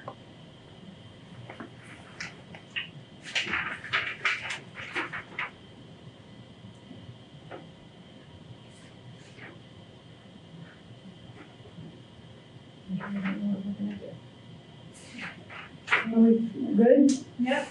So is there a motion to approve? I'll make a motion to approve the minutes of January 6th. I'll second. All those in favor? Aye. Minutes are approved. Okey dokey. Discussion, land use regulation amendments. Yes. Over you. We had a very nice couple slides to show you to talk through this, but this is just. Well, can you put it down here and we can just peer at it? No, because it's not getting off the screen. Oh, stinker. Yeah, there was some updates today, it was kind of crazy. A little bit crazy, we put some software on it, so I don't know if I totally. Oh, that's it, so it's on a Crashed little the vacation. computer. It's got too much stuff in it. So we can do this the best we can. Okay. Walking through it. It's fun. You want to skip to after that? Well, that's where the Hinsdale Bridge side. It's up to you, I don't know that that's gonna kind of resolve itself, to be honest. We can soldier on without it. No? Oh, the noise. What we do, we can always send it out if you guys want to see that PowerPoint. And you have the notes, so that'll Yeah. help. Yes. Oh, yeah, that would be great. They're not the full detail, but at least it's a nice guideline. So what we wanted to do was kind of go back to kind of the basics, which some of you might be more familiar with than others. And we just had a couple of graphic representations to let you know where our zoning came from and kind of what everybody had decided on at the time. So do you want to go through your slide, Sure. through it, or I'd love to. start with that? So we did kind of get to the basics of what zoning is. I'm pretty sure you guys all understand what zoning is, but just to kind of rehash at its core, it's just the dividing up of land, obviously, into different uses. And then the regulations and laws that regulate land use and structures that can be built upon that land. And zoning is a regulatory tool to implement the town plan or any plan. That's a tool to promote what that plan is, the purpose of the plan. And then going to, I guess, the purpose of zoning, one of the things is to protect negative impact on adjacent land uses, and then provide for orderly development. I think are the two really kind of at the heart of that. So And I giving think that. the first part, kind of protecting the properties, it's really down to health, safety, and welfare. So if you think back to its origins, it was big industrial plants, popping up in neighborhoods where, people were living. So there's, pollution and other things that were of concern. Or it was big buildings crowding out the light on other buildings. So it's really, its origins were health safety. The big case that upheld it was Euclid versus Ambler. One of the bigger land use law cases. So that, It dates like the 19th. zoning is a police power that the municipality can use. And then I guess going on to the types of zoning, seen specifically in Brattleboro, I get Euclidean or conventional zoning, which is more of the traditional focus on segregation of land use types, permissible property uses, and the controlled development intensity through dimensional standards. Performance zoning is a type of zoning that specifies what may or may not be done in terms of the end result. instead of getting detailed regulations on the exact form of development. And then form-based code adopts predictable build results based usually more on physical form as an organizing principle with a lesser focus on land use. And we kind of see, we have like a combination of all three. Yeah, we have a hybrid. Is that common Yes. nowadays? Yeah, so today. And then go into some limitations of zoning, because they're not all perfect. They can be controversial. Specific kind of going to the idea of private property, what you can and cannot do with your land, and then the scope and limits of government's ability to regulate land. It can be hard to define at times. Land use law, potential legal action can occur, and then obviously zoning cannot force a certain type of business or housing to show up just because it states it in what in our regulations say you can't put there. I mean, the market really defines a lot of that. And on the flip side, we can't force somebody to leave. So even if we have a zoning district where there's a non-conforming use in it, we can't make that use leave. You can have rules that once that use has terminated, if it's ceased operations, then it can't reestablish itself. But we definitely, can't force somebody to leave while they're still operating. Yeah. Zoning can guarantee good design. Yeah, so we do have design regulations in our regulations, and it's still kind of, it can be up to somebody whether they think it's good architecture or not. Stepping back to the part before that, were you referencing grandfather? Yes, grandfather, Yeah. or non. So when a new regulation comes, if there's things not conforming to it, then, Right. Or that's good. Right. That's okay. Yeah. And then zoning cannot regulate the number of certain types of uses. Right, Two so different the kind of, examples. a good example would be types of retail. So you might not like dollar stores, but you can't say no dollar stores, but allow other types of stores. So a lot of times you might see like one liquor store pop up and another one starts popping up, or fireworks stores or whatever. So you can't say, oh, no, we're only allowing 2 and the rest of you need to go, or only 2 Dunkin' Donuts, one on this part of town and one on the other, and no more. So it's by use, not operator or business. Don't we have rules pertaining to liquor and the amount that we have? Liquor license. Liquor licensing? It's a different thing. That's It's different, different, not That's, zoning. yeah, exactly, that's town ordinances or whatever. Yes. Got it. And then zoning can add to development costs. Just because of requirements, The permit because process. it could be design, Yeah, it could design be guidelines. environmental Yeah. requirements, certain types of stormwater systems or landscaping that we require, can all add to costs. And then kind of bring this holistically to the town plan, back to how the zoning is kind of implement that. We do follow a comprehensive plan process in Brattleboro, which we're lucky to have. And basically, we have those regulatory tools in zoning, and then we also have programmatic tools, which would be like the neighborhood development area. That would be a programmatic tool to implement our comprehensive plan, our town plan. And then, I really wish we had that PowerPoint for this next part, but that's all right. Can I just Yeah. jump in on the town plan? Are you gonna get into the transects? Yeah, Or, so- okay, we can always flip it in Yeah. half. Some of the things that our town plan guides us about land use is like, we're pretty explicit that we are trying to encourage growth in already developed areas. So, we kind of define that as kind of pretty much the north-south access, so east of exit 2, but then there's West Brattleboro Village and those areas. Out in West Brattleboro, some of which are constrained by the floodplain. But yeah, so we're definitely pretty clear in the town plan that we really want it in existing areas that are sewered and watered, have sewer and water. We also want to encourage,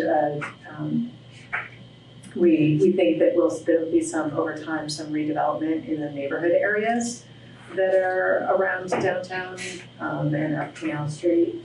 And so we want to continue to encourage a mix of housing. So if we could get up and operating. We've kind of been working on for one of the future meetings, looking at how many units are in the houses around downtown.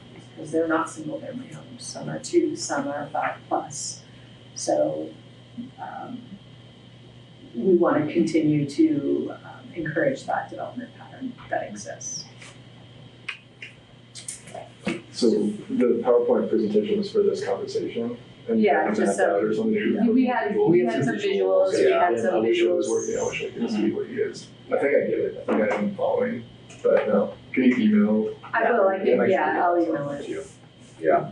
Especially when we get into some of the examples of Yep. looking at lots, because we're going to get into the CNU memo. And so looking at some of the lots where we know something's wanted to occur and we haven't necessarily been able to accommodate it. So I guess looking at, I guess Brattleboro at a like transect level, so there's something called transect planning, which actually stems from the Congress of New Urbanism.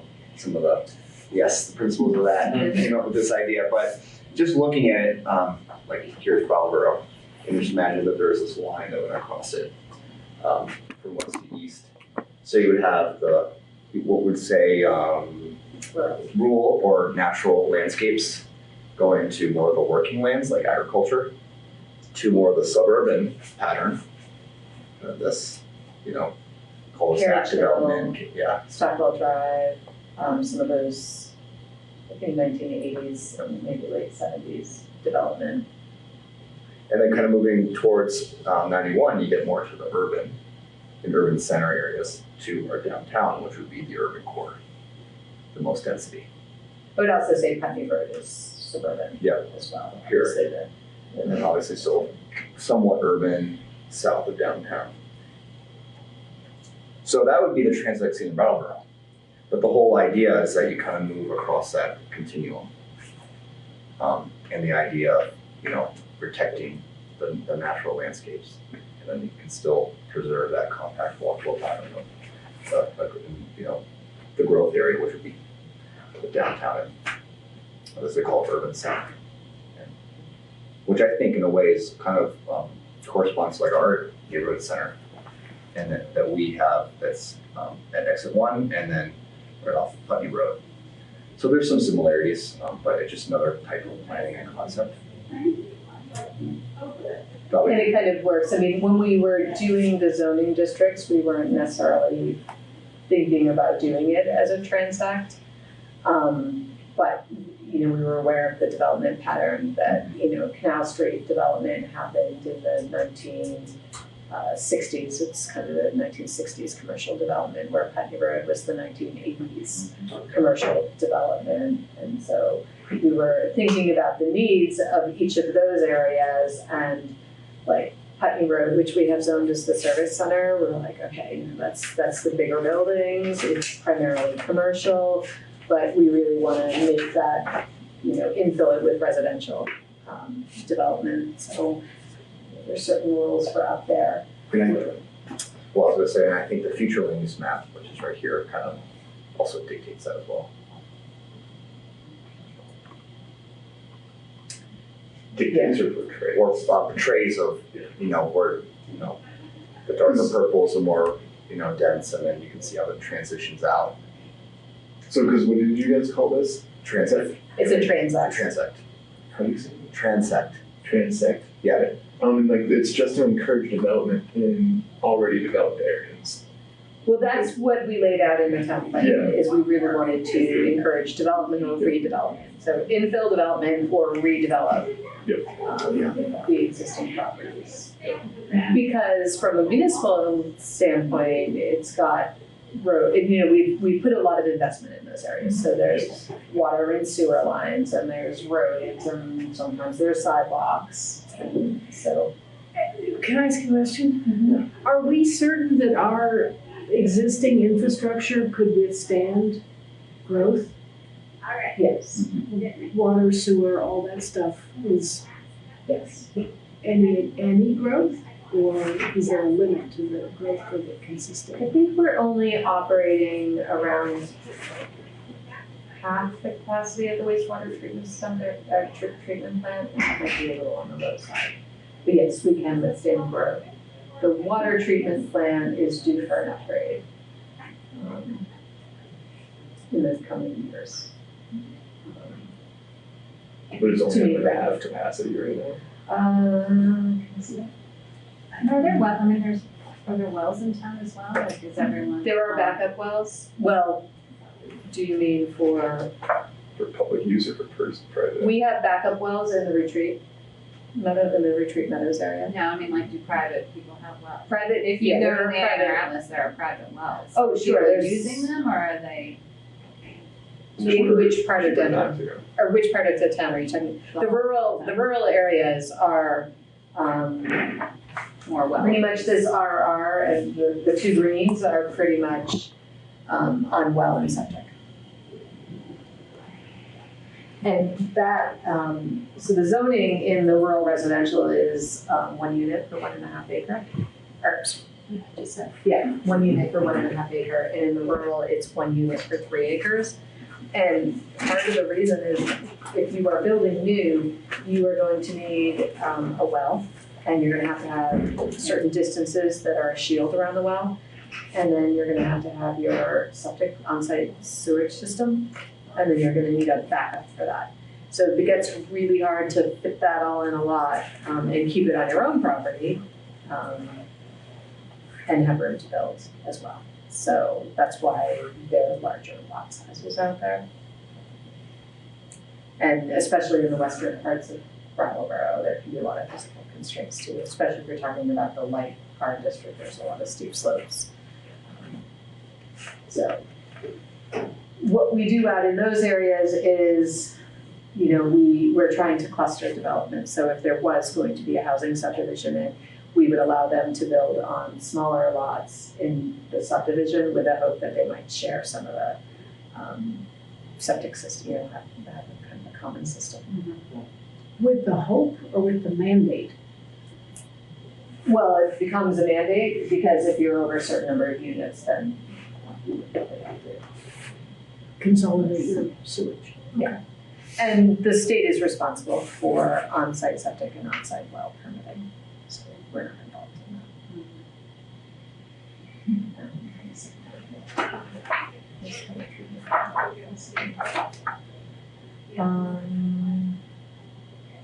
So in 2018, the wastewater was at 50% capacity, and now it could depend on what kind of load they're taking, like breweries and that kind of thing have different needs that they might need to balance out. And then the water supply has 3 backup wells. It's actually, it's got a capacity to process 3 million gallons per day, and on average, it's at 1.2 to 1.3 million gallons per day, so there's capacity. So why is there such a dire need to upgrade the water treatment plant then? Federal regulations. Okay. Pharmaceuticals is the next thing. Is it pharmaceuticals? Yeah, they want to pull out pharmaceuticals very well from our waste streams, yeah, so that's gonna be part of what they keep pushing for regulation. What is that, like a filtration system or something, or would that include? Yeah, but that would be for wastewater, not drinking water. Sorry, maybe I was mistaken. I wasn't following. We were talking about the drinking water system, great, which. Okay. As a condition of a state permit to operate a water treatment facility, the facility must be evaluated every 20 years. Let's see, it says that upgrades must be done to the filters and the aluminum sludge lagoons. So, I think it's state and federal. Do we get in, do you know, given this drinking water upgrade that's coming, there'll be like some public tours or something, or? I don't know. I really share that information. I mean, I think we're still a couple of years. Yeah. For sure.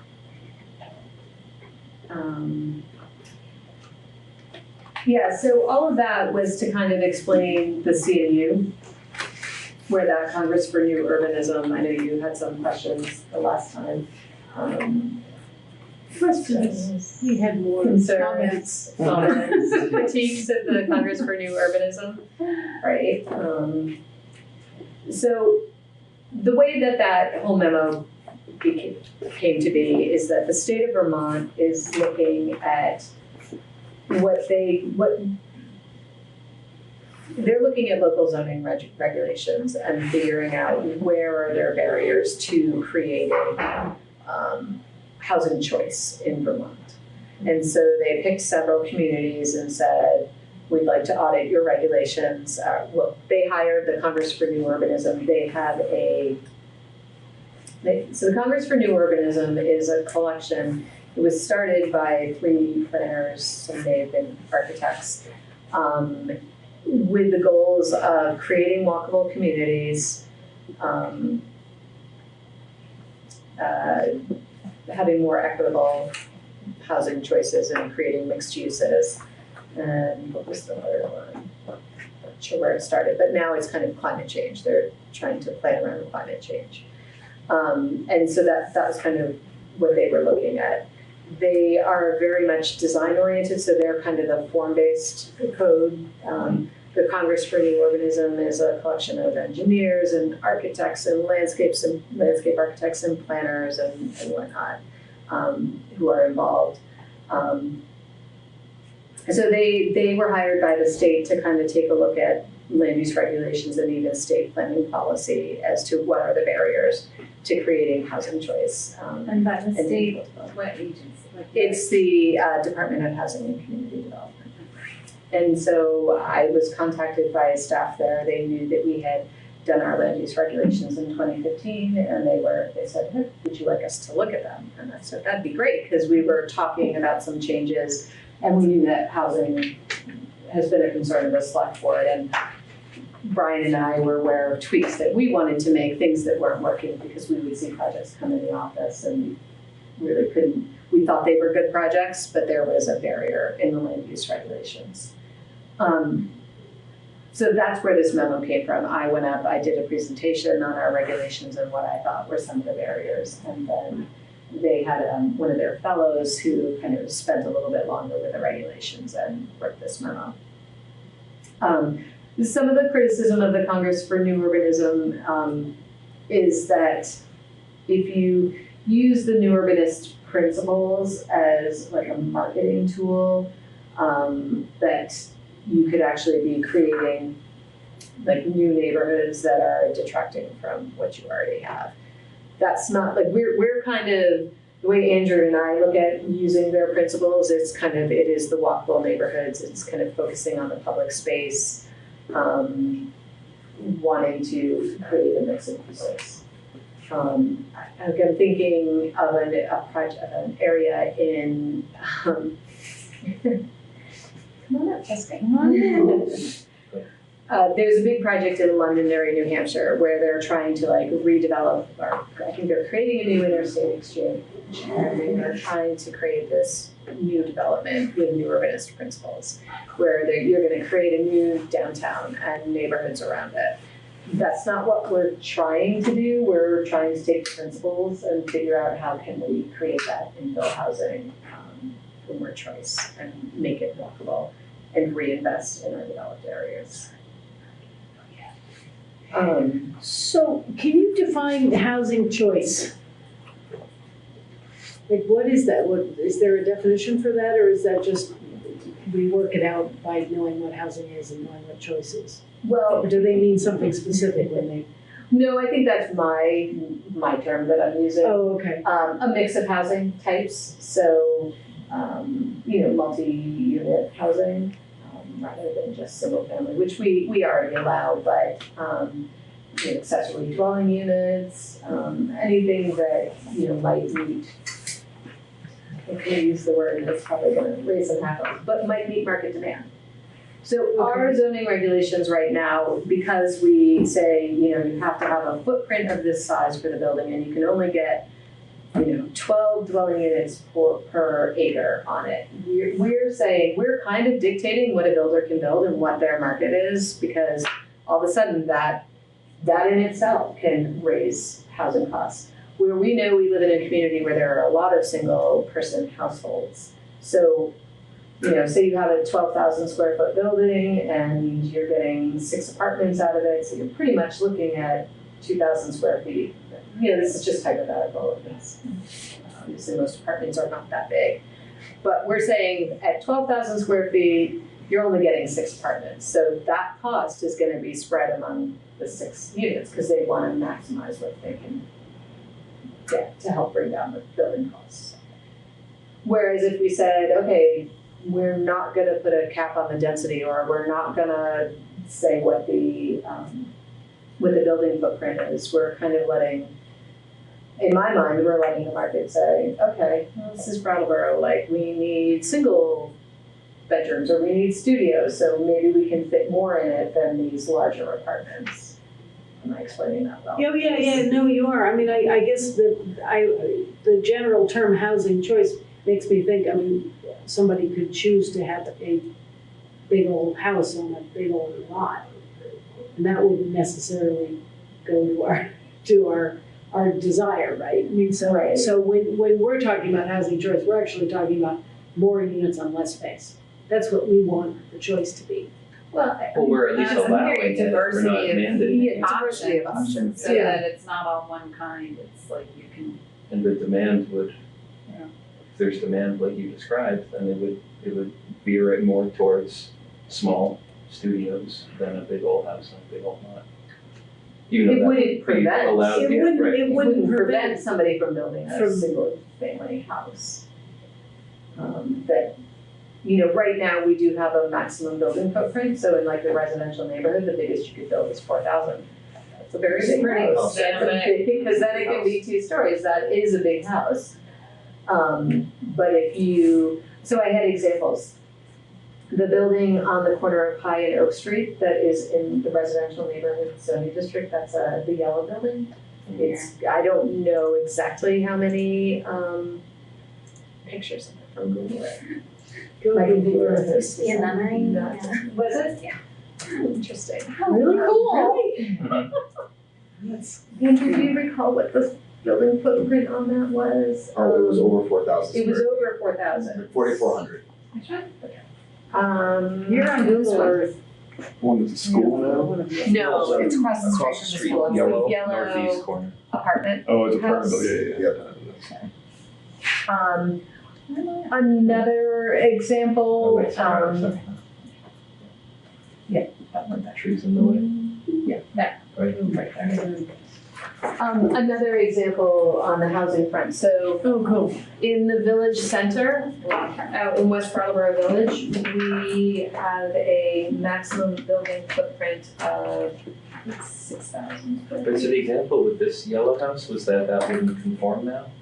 Right. Oh. You couldn't build that because the footprint is bigger, and also it has lots of units in it. So I feel like that is about a 1/4 acre. Is that what we figured out? Wow. So Probably 12 units in there or something. Probably something like that. So under our density regulations, you could get about 3 units in that. Oh, wow. Really? Yeah. Mm-hmm. Wow. Yeah. So When was that built? I don't know. But before zoning. Okay. Well, and when was it considered to have all those Consider units? Yeah. After that. Mm-hmm. Yeah. Well, I guess the question to ask is if that seems to be working well, then we shouldn't disallow it. But if it's not working well, I haven't heard any complaints. I think that it's under good management, and so the parking issues are resolved. But at the same time, it's close to downtown, so you could rent that out and conceivably have a permit in the transportation center or use the high street lot or something like that. I know someone asked a question about the choice of larger properties, larger parcels used for single dwelling. Should there be something in there because we want to increase walkability about maximum road frontage for a parcel like that? So that is something that we could do as well. They didn't pick up on it in the Congress for New Urbanism memo, but what I would say is our frontage requirements are pretty suburban. Like a village center is a 60-foot minimum frontage requirement. You could set a minimum and a maximum so that somebody didn't assemble a bunch of lots, tear down And all this is you could do that trees because protecting that my would- beautiful house. Yeah, because that's not consistent with the development pattern. So we might want to drop what the frontage requirement is to maybe 30 feet, and then set a maximum of 150 or something like that. I've seen that done as well. To prevent that kind of thing, And knocking down. would the choice impact, sorry if you've already gone over this, but like setbacks from property lines, and so that there is room between? So setbacks is another thing that we could tweak. I was gonna show you an example. So one of the things in the Congress for New Urbanism letter is they talk about how you can only have one principal number of buildings per lot. So there's an example out here on Grove Street where it's a lot. Beauty Grove. It's right back there. Where we're gonna use this as an example. What's the address, 80? Yeah. It's kind of like an L-shaped lot, so it's got wide frontage, like a reverse wide lot.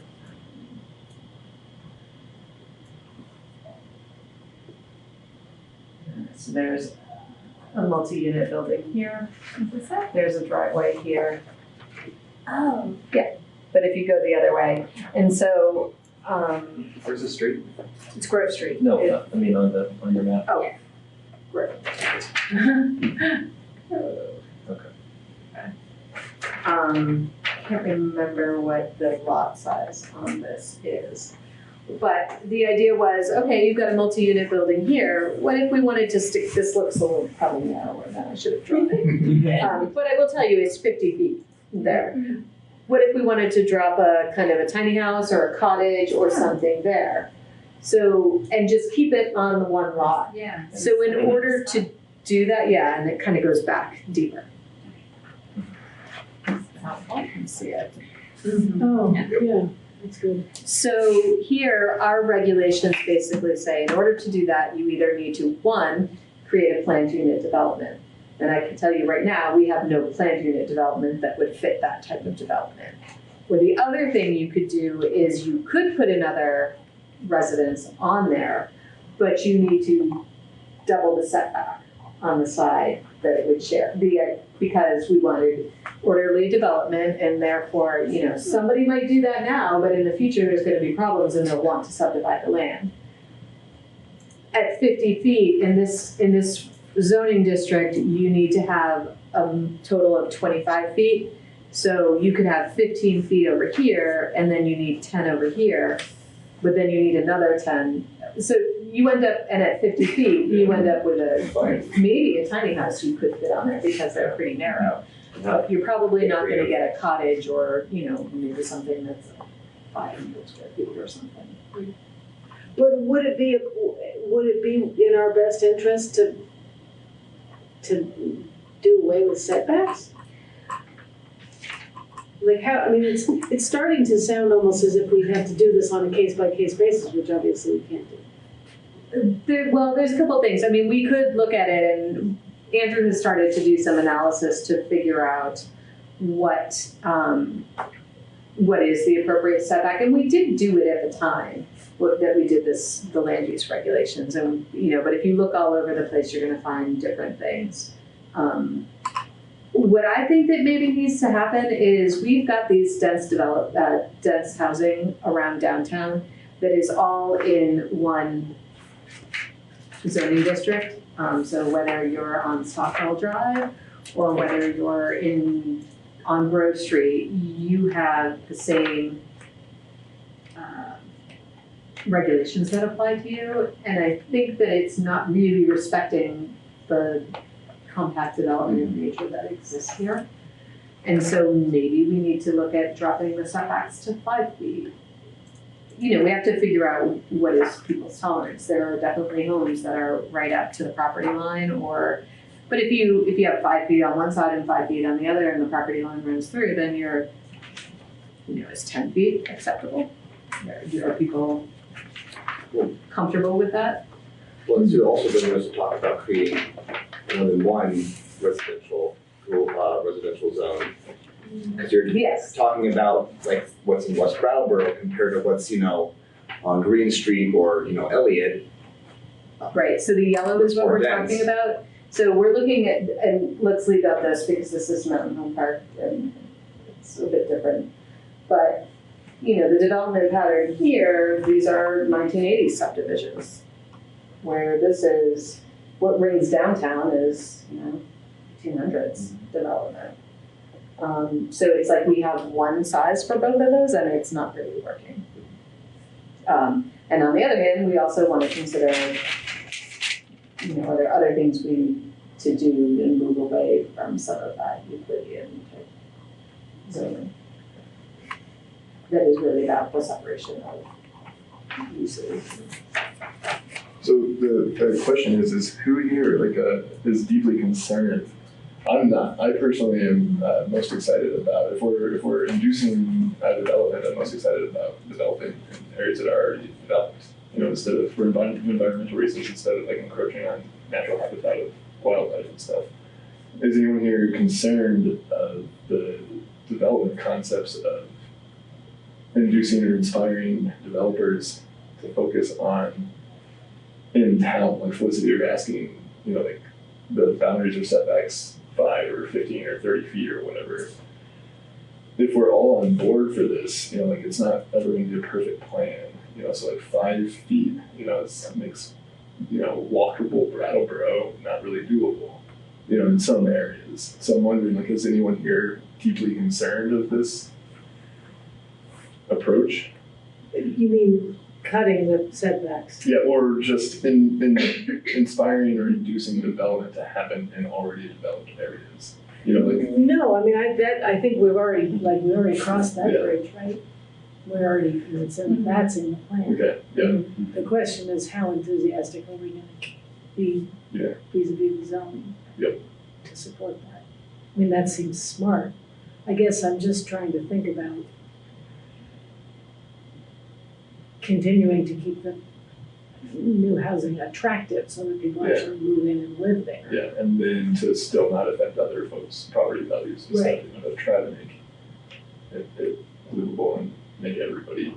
Yeah, that's what I mean by the sort of case by case is the difficulty of say you're in a down economy and people are concerned about their property values. Having a cheap by jowl neighbor might actually make your house not sellable. Yeah. Right. Or if you're close to a side of a house, if 2 houses are close and they don't have windows facing each other, it doesn't matter. But if they're kitchen windows and bedroom windows, Right. So case by case. Yeah, so case by case, but that can be a huge. Yeah, I mean, well, Yeah, you can't do case that's by why it's case. supposed to be. That would be Well, the but then that's the role of the waivers and stuff in the DRB, right? Right. Yeah, the neighbors can come Say, to the like, DRB this only meeting. apply in this scenario, can we? I mean, that's another thing. We did waivers that were so strictly confined as to what you could get a waiver to. We could look at the waivers and situations. I think that we need to go through, I think it'll be helpful to have some of the analysis that have been working on, that Andrew's been working on, done. And then, there's always going to be that, it's another limitation of zoning, it's not a perfect fit. So there's always going to be the one, unique, or more than one unique situation that you don't have a perfect fit for. And so maybe we need to think about what those are and check our waiver criteria to see if it really works. But in the meantime, weren't we thinking about figuring out how we could actually make more consistent the neighborhood so that we would be able to make decisions neighborhood by neighborhood as opposed to having to do case by case? Sort of this area is doing this sorts of things, so we want to encourage them to do more of that. This area is doing this, we want them to do more of that. Right? So does that mean breaking the zoning down? Like, when we went through from the last iteration, we broke it from 12 or something to what we have now, whatever it is. So it would be breaking it to even more like granularity of like zoning districts, or I don't want to get too crazy with the zoning districts. I think that we might want to look at boundaries. I think that we should consider having a second residential type, maybe a more urban residential neighborhood type, that deals with the areas that surround downtown. And then I think we need to look at some boundaries. Well, the mixed use boundary is not really. So the mixed use neighborhood, the mixed use became an area where we didn't really know. We were struggling with where things fit in. So these were areas that had a lot of offices, maybe some commercial. They had building sizes that were bigger than other districts. They were a mix, but it really was more about, we kind of got these uses, we're okay with more mix of uses in there. But I think that in some areas our mixed use is pretty limited.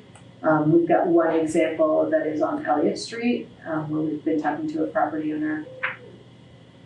Right across the street is the urban center, and then it goes right to residential neighborhood, and then on Flat Street down below is mixed use neighborhood. And there's some churches and offices that extend down Elliott Street. We really drew the urban center to kind of coincide with the block buildings. But I think that's an area that we should probably take a look at again, because there's parts of Canal Street where one side of the street is mixed use and the other side is residential neighborhood, and there's offices on both sides. And so I find with our existing zoning that we really zoned it to preserve the existing pattern, but not really to be thinking about growth. And it's for the most part, it's worked, but I go back to Red Clover Commons. That could not be developed under our regs now. And I think that most people think that that was a good infill project that fits in with the neighborhood. Wilson's Woods is right behind it, but if you're in Wilson's Woods, it's not like you have this large building that's towering over you. We haven't had complaints, I should say. Some people might not feel like that. But if we think, and that's type of apartment building might not be everybody's favorite thing, but it's got 50 units and it's in a great location because the hospital is nearby and there's restaurants and retail and pharmacies, and it's kind of exactly the type of development that we want. And it's had almost no negative impact on the neighborhood too. So when it was first going up, I was definitely deeply concerned, but then I was okay, just be cool, see how it plays out. And it's totally fine. Yeah. Totally fine. Except for we need some sort of traffic calming, especially in the morning. I don't want to say traffic calming, I mean some sort of something for the mornings when school is in, so that to get people to slow down, especially when there's old folk walking around. Yeah. So but that's not a complaint. I'm still excited. I mean, we could look at West Brattleboro Village. There's several properties that right now are not zoned in the village. We've talked about the Melrose Terrace property, and what happens once that floodplain is restored. Actually, some of those buildings come out of the floodplain. So, what is the future of that? Or even some large parcels that are in the residential neighborhood. I think it's in the residential neighborhood, touch the village. What's the future of those properties?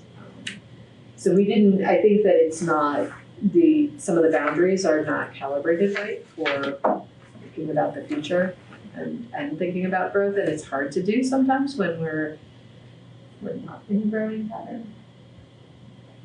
But at the same time, by having it so tight, we might be precluding some growth that could happen. Well, and this is what we anticipate. I mean, when we looked at it, we were like, we'll see how it goes for a few years, and then we probably need to go back and tweak it based on what comes up, what applications come up.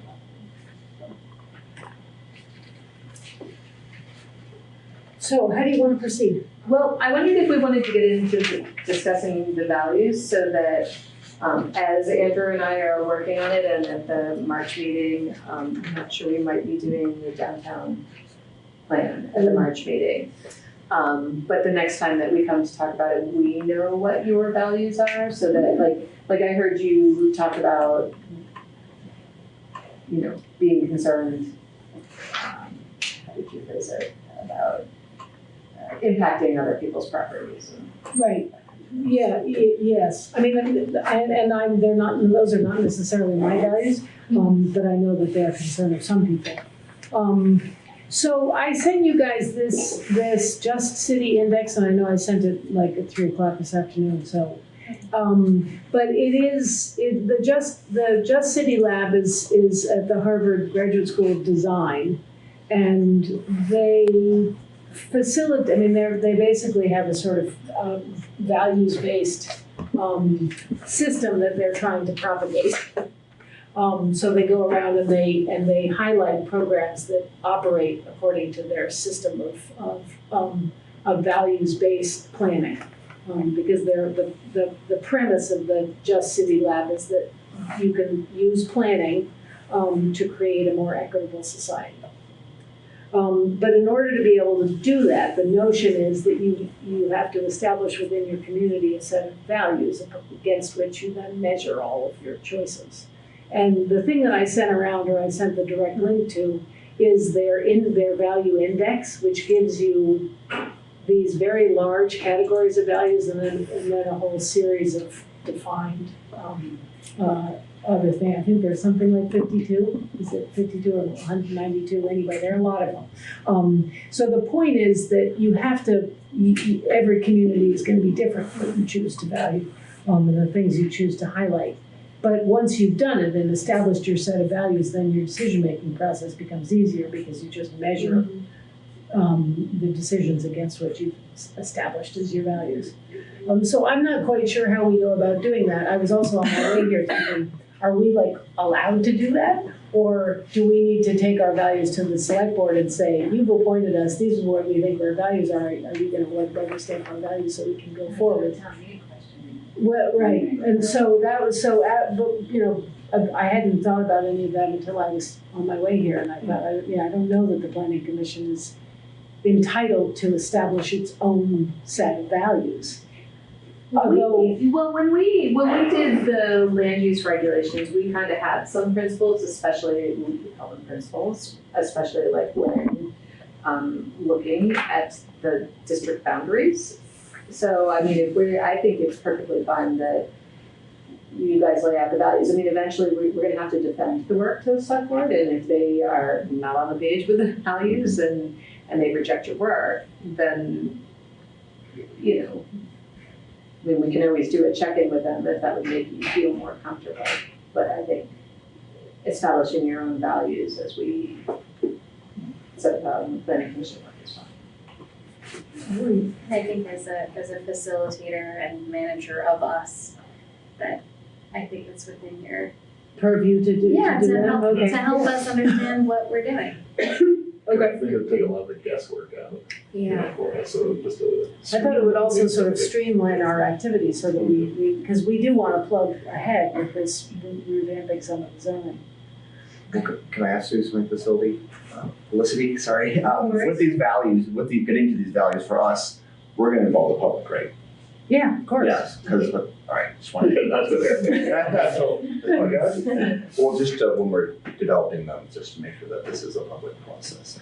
Right. I mean, and I would Well, I mean, I don't think it has to be like a completely publicly vetted thing. I mean, that could be a process, that could be a different one. If it's talking about the Just City, I feel like we can't do this without engaging the public. That's me, coming from my, planner's advocacy hat, so. Right, because if a Just City does include the public. You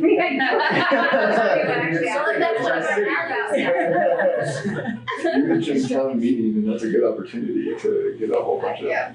I don't think town meeting. We're gonna be I don't think that's. I think if we're gonna do this, I think not at rep town. We just got a ton of this sort of relevant information out of the downtown, out of the. Downtown. Yeah, downtown. The design plan we just. Oh, yeah, Some right. information out of that. Right. Only out of 500 participants. Like obviously that's a lot less than 12,000. But if we could get a little bit more, but we do have some of that information already. Yeah, and that was our targeted down. So this is kind of thinking on my feet, and Andrew, I totally appreciate what you were saying. I was thinking of it more as, these are principles guiding our land use, tweaks. when you and I are working on stuff, we can run it through this and be able to, use that lens for the planning commission. If we are talking, and I haven't read enough about it, I know you have some familiarity with it. If we're talking about it, establishing it for, for the community, then that is different. That's a different process. But there might be some room as we talk about like what Stephen's role as sustainability coordinator is, and maybe we can take a look at this and see how maybe we take it to the broader community. But I was thinking more on a micro level of this project, so.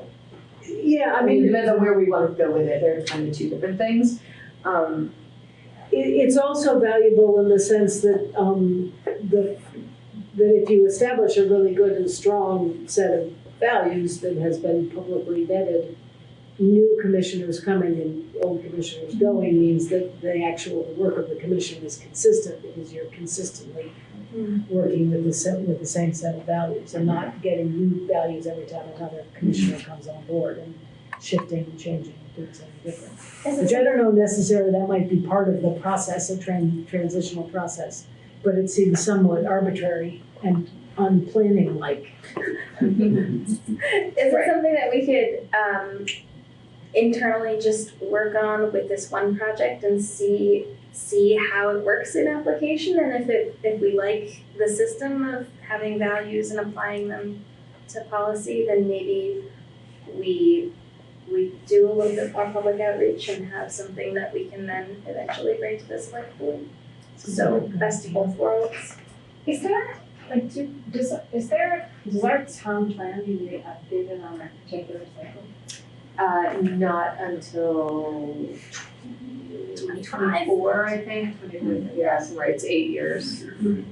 Yeah, I was thinking that would be a good place for Not that. tomorrow. No, but yeah, when I'm thinking the same, like there's an exercise in understanding how this process would work. And so you could use the planning commission as almost a little pilot training ground for that in anticipation of the town plan. And maybe this is part of that conversation of updating the town plan is maybe working it through the spring. I think we can probably do a hybrid to where we do have a public meeting, a planning commission meeting, and invite people to the table, and then so at least have some sort of public process early on. And do they have like a roadmap for how they have? They like do. How They do. How They you have might implement a this? how-to kit. Yeah. Yeah. Well, That's good. helpful. Even better. Yeah. No, That's very helpful. Yeah, it's very helpful. If everybody was interested in doing this, we can circulate the how-to kit and then. Is it free? Yeah, Oh. it's just cities, so yeah. Equal Why access. not? The one thing is they ask who you are. When you download anything, they just want to say, who are you? Yeah. So you tell them who you are. And in the current town plan, is any mention of like values, just kind of an afterthought, or not really primary? Yes, there are. I seem to remember them in one of those side papers, establishing a set of. It's in here. I think it's at the beginning of each chapter. I think we value or. Oh yeah, every chapter It's kind has, of a value statement, value, but that was done by the there was an advisory group that we kind of worked on those with. I think the thing that I really like about the Just City Index is that it defines each one of these words. So because as the example of housing choice demonstrates, depending on who you are, you can define some of these words in very different ways. Whereas this, if you establish equity as one of your values, then you have a definition that goes with that equity, and so that's what you mean when you say it. And if somebody asks you can tell them. And is that part of the process then to getting the shared? Yes. Obviously, Yeah. shared understanding, but what if like something. You So, I mean, are you using their definition? You're using their definitions, or if we don't like their definitions, provided we establish a value and then define it, we use our own. The point is that you don't use just the words, it can get transformed into something else. Let's just say we do establish these like more philosophical values, like either a micro or macro level. These kind of ways of values, so every time we're doing some sort of planning initiative, like that's kind of what we're using that lens to guide what we're doing. That would be. Of all planning endeavors. That's the idea. I like that. We, in school, we talk about, not the same, it's a principle called phronesis, and it's very philosophical, but it's kind of going to more of the epithet, using your empathy to guide yourself, and instead of like the scientific rationale, we're being actually human and we're actually thinking about people. So I that's why I kind of really connecting with this concept, because I feel like it's how we should be addressing the issues we're dealing with today, which is through thinking about people. Aspiration, thinking about people, exactly. And the environment. Yes. So That's So okay. yeah. Does that it has like a rollout plan and I have engagement plan? Do you wanna at the next meeting So is the work already done? share with us what you've learned about Sure. rollout and Yeah. deadlines, and maybe if you guys talk between now and then about who might do that work. But what I would be also really interested in hearing from the rest of the planning board folks is what values right now do you think you represent when you come into this room? Oh, based on like looking at their Like just options? which ones are you like most often like I'm no. And then there's there's so many. But like in and of itself, like would help Just as we're making some of the decisions about the zoning. So like right now? No, not right now, but I agree, had a meeting. But it would be nice just for us to do that little bit of homework between now and then. Very team building exercise. Team, And there are Tom's finding some redundancies. There's a lot of. But they're kind of more tangible than these overarching philosophical values, but I mean, that could be useful like in the introduction to say, all of this is seen through the filter of the lens of these guiding philosophies, values. Why wouldn't you just want all these? I know, it's just gonna. There's a couple where I'm like, There's you a value that? That's in weird. the show that I went to in New York that I was going to report back to you guys on like 6 months ago. It was 4 different projects that had been done by 4 different collaborative teams, and they for each project they established 9 of the values. And then they showed you. So they had one, and then they said, and so this is what we did. So they're short, like 2.5 minute, I think they're 5-minute videos on the website. You can go and look. And so if you go and do that, if you don't mind doing a little homework, you get the sense of the relationship between establishing the value and then following through with the particular kind of plan design. So that was that project based? It was they project established based. them at the beginning of the project. Yes. Okay. Um, So I'm just thinking, okay, the toolkit will say your project is updating the zoning, it's not gonna be that specific, but we know our project is updating the zoning regulations. So we're gonna establish these values for this project. Right. As opposed to for all planning projects, because it could change. It could certainly change. And I think the idea of because you can imagine the process that if you have 52 values that you have to, every decision has to be filtered through 52 values, you'll never make a decision. So for each project you say, these are the most important things. So taking the example of the setbacks, if you've decided the most important thing is property values, that's going to change the decision you make on the setbacks. Whereas if you decided that your value is housing equity, and you need more housing units per square feet, then you're going to reduce your setbacks.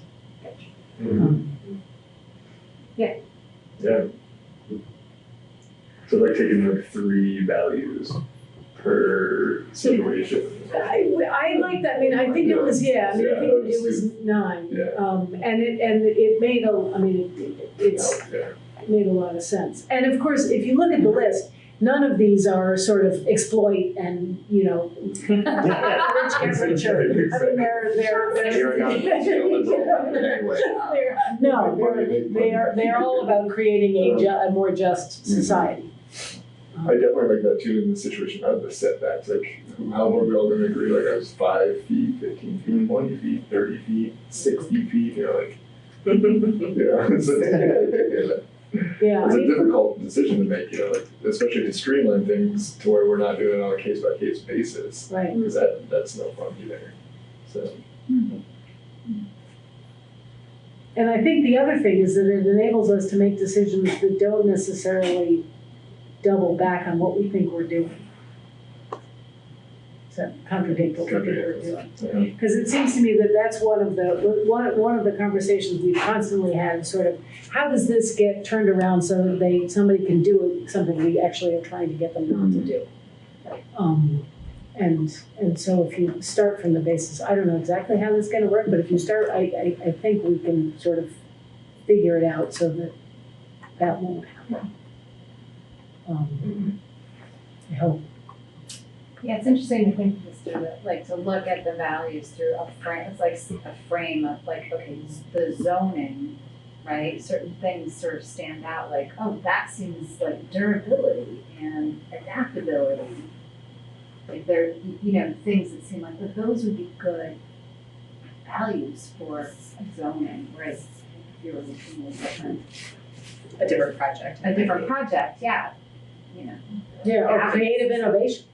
So very good one for zoning. Cool. So great. Then we'll bring it. All right. Okay. So you guys your homework is to go through them and you sent us the link this afternoon. I sent you a link. I'm so It's hard to whittle it down. It's hard to whittle it down if you don't know what the frame is you're thinking about. But we're thinking about zoning, and I think what we're particularly thinking about is the notion of the different kinds of zoning that we have, and if we want to redraw the map a little bit to get rid of some of those weird anomalies, how would we go about making those decisions? And right now, we're only interested in our planning commissioner's values. Well, for the purposes of homework for the next. Yeah. In the future, I think we want to try to internalize the town plan because that is what we're supposed to be doing. Exactly. Yeah. And take a look at the toolkit and see how we can do this with the broader public. Could you mentioned a video or something you saw? Yeah, I'm pretty sure I will send you the direct links. All of it is on the Just City Lab website, but I can send you the direct links to those. Especially if there's inspirational detail. I want to see what you're seeing. They did. I mean, there was one really cool project where they had there was a school in New York City that was sort of, for reasons that they couldn't quite figure out, segregated. And so this collaborative team came in and essentially measured all these factors to try to figure out how this school got segregated when there was no rhyme or reason to it. And they figured it all out, and then they replanned it so that they transformed it and desegregated the school just through planning. Wahoo. And are the workshops free? I don't think so, but maybe they are. I was also thinking that, we're getting all this money to do this, that, and the other thing. Maybe we could get a little thing to get them to come here and do a training for us. I was wondering about that smart. I wonder if we could use that small grant that I had sent you. Oh yeah, I wonder I wonder. I think it's up to 1,200. Be worth taking a look at. That might be a project we could get a mini grant for. And there's also the thing that I'm not going to remember because I can never remember words. This rural, developing rural communities. It's this federal thing. that we were talking about earlier? About the USDA's? No. Are you thinking of the acronym or the? Here it is. It's the rural development hubs. Rural development hubs, this sort of notion that the federal government has that in fact we're not paying enough attention to the rural. And so that there is more money to support rural communities in developing. Because the movement, everybody says the current movement is people are going to cities. Mm-hmm. But in fact, there's lots of development and exciting things that are happening in rural areas. And so there's a need to strengthen these rural areas and prepare them for the development and don't keep focusing on the cities. So maybe there's some money through that. This was something that was the Aspen Institute. Okay. Because this is considering Brattleboro, the entirety of Brattleboro rural area. Yeah. Yeah. The whole state of Vermont is a Yeah, rural area as exactly. far as the federal government is Yeah. concerned. Except the Burlington. Really? Oh, yeah, Burlington is. Yeah, Chittenden County, and that is. All right, wow. Okay. Where are we at?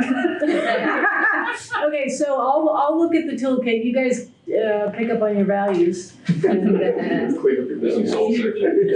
And do some soul searching, and then we'll Workshop and dust up your values. do a game plan for revising the zoning. Yeah. Cool, that sounds good. Alrighty, we're on to new Hinsdale Brattleboro Bridge. Yes, so, I'm sitting on a steering committee with representatives from Hinsdale and Brattleboro that we've had, to kind of oversee the new bridge. There's gonna be 2 overlooks as you cross the bridge. One over the channel that's closest to Hinsdale and one over the channel that's closer to Brattleboro. So you've got the island in between. You talking about the new bridge or you talking about the existing? The new bridge. They both face north. Both the overlooks will face north. So we've been talking about having interpretive signage in those overlook areas with the idea that Hinsdale will choose the topic of one of them and Brattleboro will choose the other. And so they're so Hinsdale, it's my understanding that they are looking at doing an interpretive panel on the history of the island. So kind of the cultural, social role of the island as fairgrounds and ballpark and all that stuff. Dance hall, yeah. Things like that. And so Brattleboro has been asked to weigh in on what the other interpretive panel might be. And of course, I don't feel comfortable making that decision alone, so we kind of wanted to vet some ideas with the planning commission. And I do have I have a thought of kind of where I think it should probably go, but what you all have to say. So. Well, this week, the Montastic, the Connecticut River Joint Commission, Montastic Subcommittee, I keep looking for the letter, but I'm not seeing it, reviewed the wetlands permit for the, wetlands impacts. And so one of the things, we submitted comments on that, but one of the things we actually suggested was that one of the interpretive, and I didn't know how many there were, but that some of the interpretive panels would actually talk about the wetlands, riverine wetlands, as you're looking at in the bridge. Well, my idea is somewhat in that area. I mean, interpretive panels, I don't know if we're gonna be the ones to actually figure out what the art is, or like the town of Brattleboro, I should say, and what the message will be.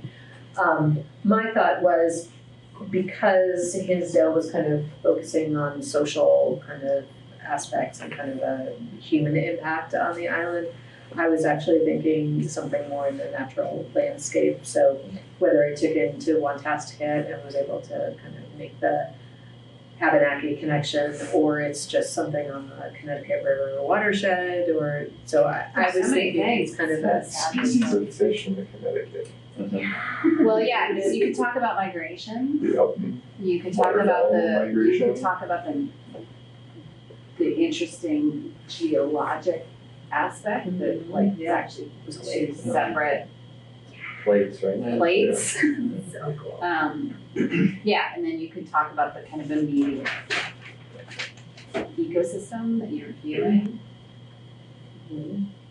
And it's interesting, the existing ones, they're still talking about converting those into bike and pedestrian bridges, so I think in the future, there's more opportunities for interpretive panels. Of course, those will be New Hampshire, but even as you come right across the bridge and you land down near the Whetstone Station, there could be other interpretive panels as well. Yeah, it'd be cool to have a history of transportation up and down there. Exactly, that's originally what I thought I had wanted on the Brattleboro side, but then when I knew what Hinsdale was doing, I'm like, maybe you should go. Are they set on that? Nature stuff.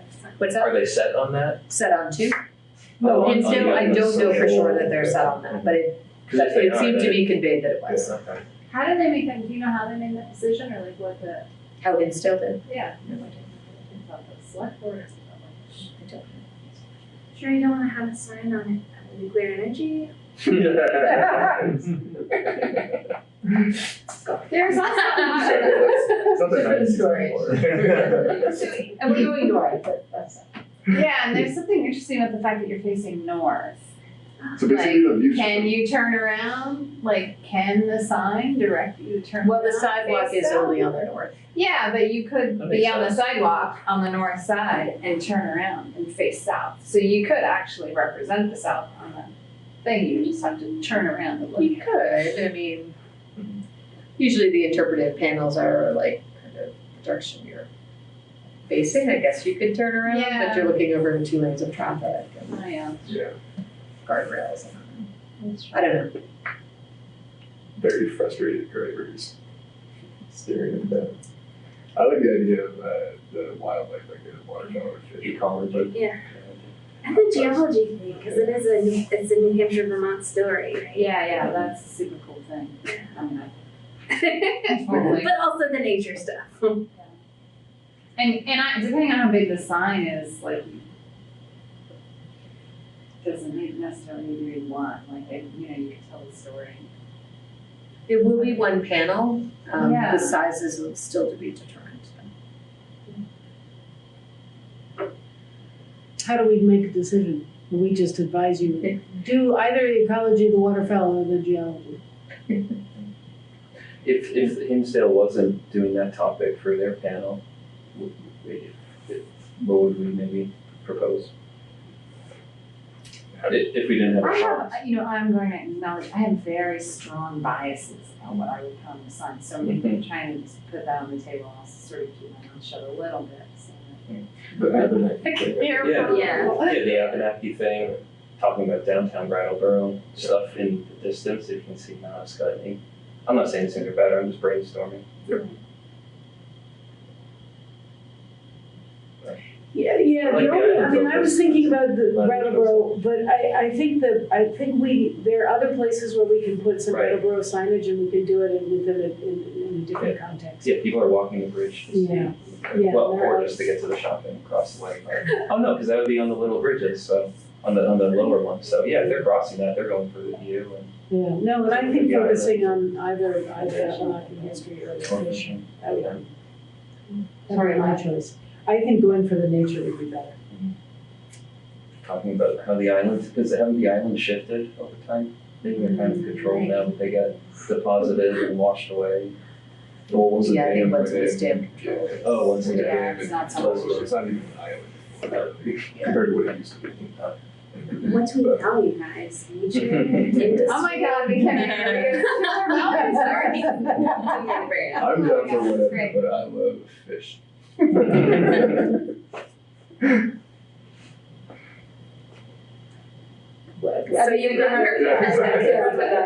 mean, you we might vet some more with some other people, but I would say the planning commission is definitely on the natural environment. Can I just make a comment on the signage?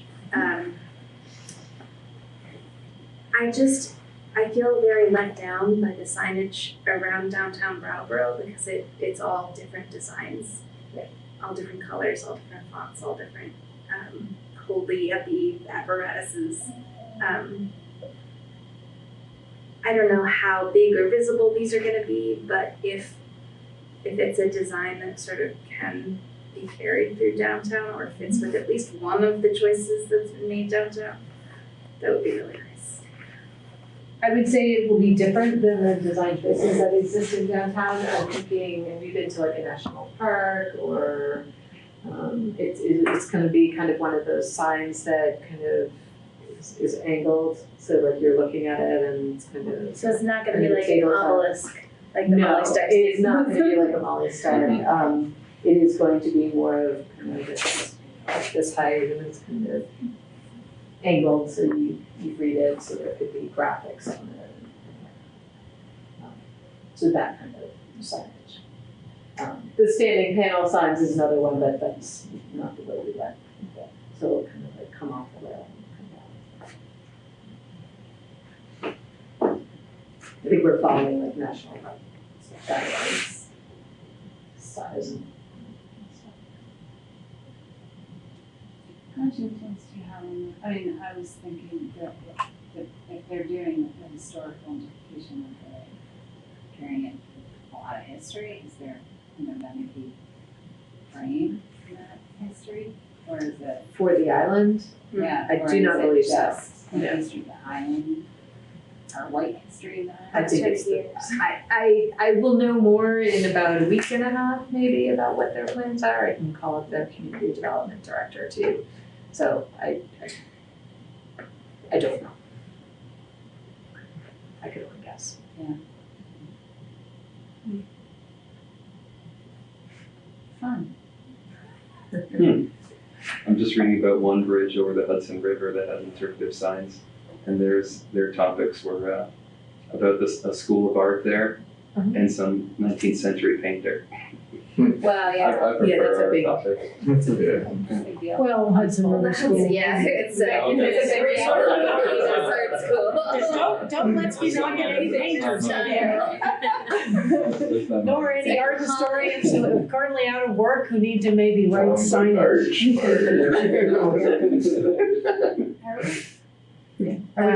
Is that all of our? Yeah, that is the end of our agenda. Okay. Do I have a motion to adjourn? Me, I move that we adjourn. Is there a second? I'll second that. All those in favor of adjourning? Aye. Any opposed? Okay, we are adjourned. Thank you all. Okay, so we are reopening the planning commission meeting of February 3rd in order to hear public comments. Excellent. Bruce Roseborn, recent transplant from Massachusetts to Brattleboro about 3 months ago. My wife Carolyn. I'm a land developer in Massachusetts, and we have moved here, very versed in zoning, et cetera, where we're from, and it's a lot of the restrictions where we're from won't allow us in our personal lives to do some of the things moving forward that we might want to do for our family, for housing, et cetera. So I thought that it would be nice to stop into a planning meeting like this to get the temperature of where we're moving to, you know. And some of the big questions we're approaching are, let's say we wanted to build a tiny house, which is almost impossible in the state we just came from. If we wanted to do that here, are we subject to traditional zoning? What can we do? What can't we do? And that might be more than this meeting, but I thought it would be a good place to start to see if we could meet with somebody, just talk about kind of what we're thinking, and see what we're up against, where we're from. If it's a tiny house, you're not doing it. And we had a state just north that made it attractive for us to come up and just explore that option. Can I ask a question real quick? Yeah. What temperature did you read on the road?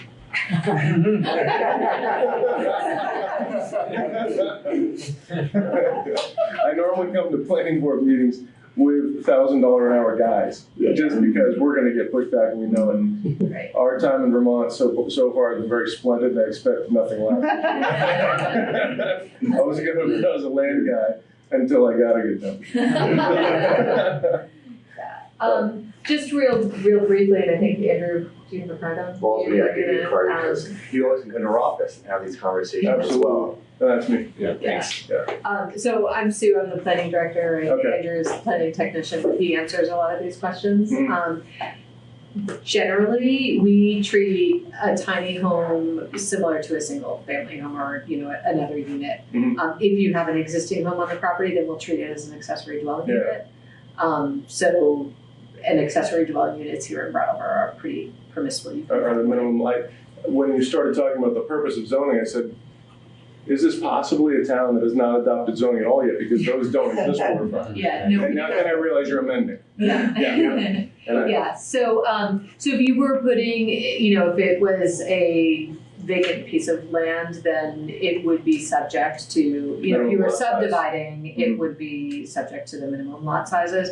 But we have a couple of different options to kind of create smaller lots or create like a tiny home. Yeah, I didn't know if it was possible to connect to town sewer, town water, or for well and septic, et cetera, or, yeah, both of those you could connect. I mean, I would say we've had a lot of phone calls about tiny houses and less development of them. And I think one of the barriers tends to be the water and sewer because some of them definitely want them to be the more mobile, where you could pick up and move. And when you are told you have to have a connection, either get a state permit if you're well and septic. And they do allow some alternatives.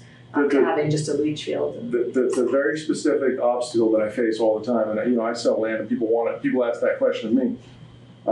In Massachusetts, unless you get a variance, you're going to be required to build a minimum of 600 square feet. A tiny house might be 120 or 200 square feet or something, you're well under. And it's not permanently attached. There's no way you're going to connect to a municipal sewer system. That's just the way it is. So this is very nice to hear that that's not a steadfast rule, because we're going to be under that, and we're going to be, if we'd like to connect, we're not automatically prohibited from that. A layer added onto that is I think that regulation is the Massachusetts building code, not zoning. And so in Vermont, the building code is really lax or absent for single family owner-occupied dwellings. In fact, there's almost no regulations for that. As long as there's not business happening in it, or rentals, or daycare, or stuff like that. Most often, where we're from, is you can't be a primary residence if it's going to be for more than 2 weeks out of the year. So you would have to have, in that case, 26 of these, and move every 2 weeks. You understand? It's You not can't possible. have a tiny house as a primary residence? Absolutely not. It can be an accessory building. It's 600 square feet. So I was eager to meet with you guys because if you really want to bring people in, I know how to do it. Correct. Yeah. We can't do it there, but there's been a state knocking on my door for a long time just north, and that's you guys, right? And this just looks like the greatest opportunity in the world because it just makes sense. And I hear you talking about what's right for the people, et cetera. Where I'm from, if they allow it in rural Massachusetts, which is not much different than here in most ways, that would create case law or precedent that could be applied to right downtown Boston. Now you have a tiny house next to a skyscraper, no problem, right? We don't have that here. So the motivations are different. This is a state that sounds like it's more is about the people.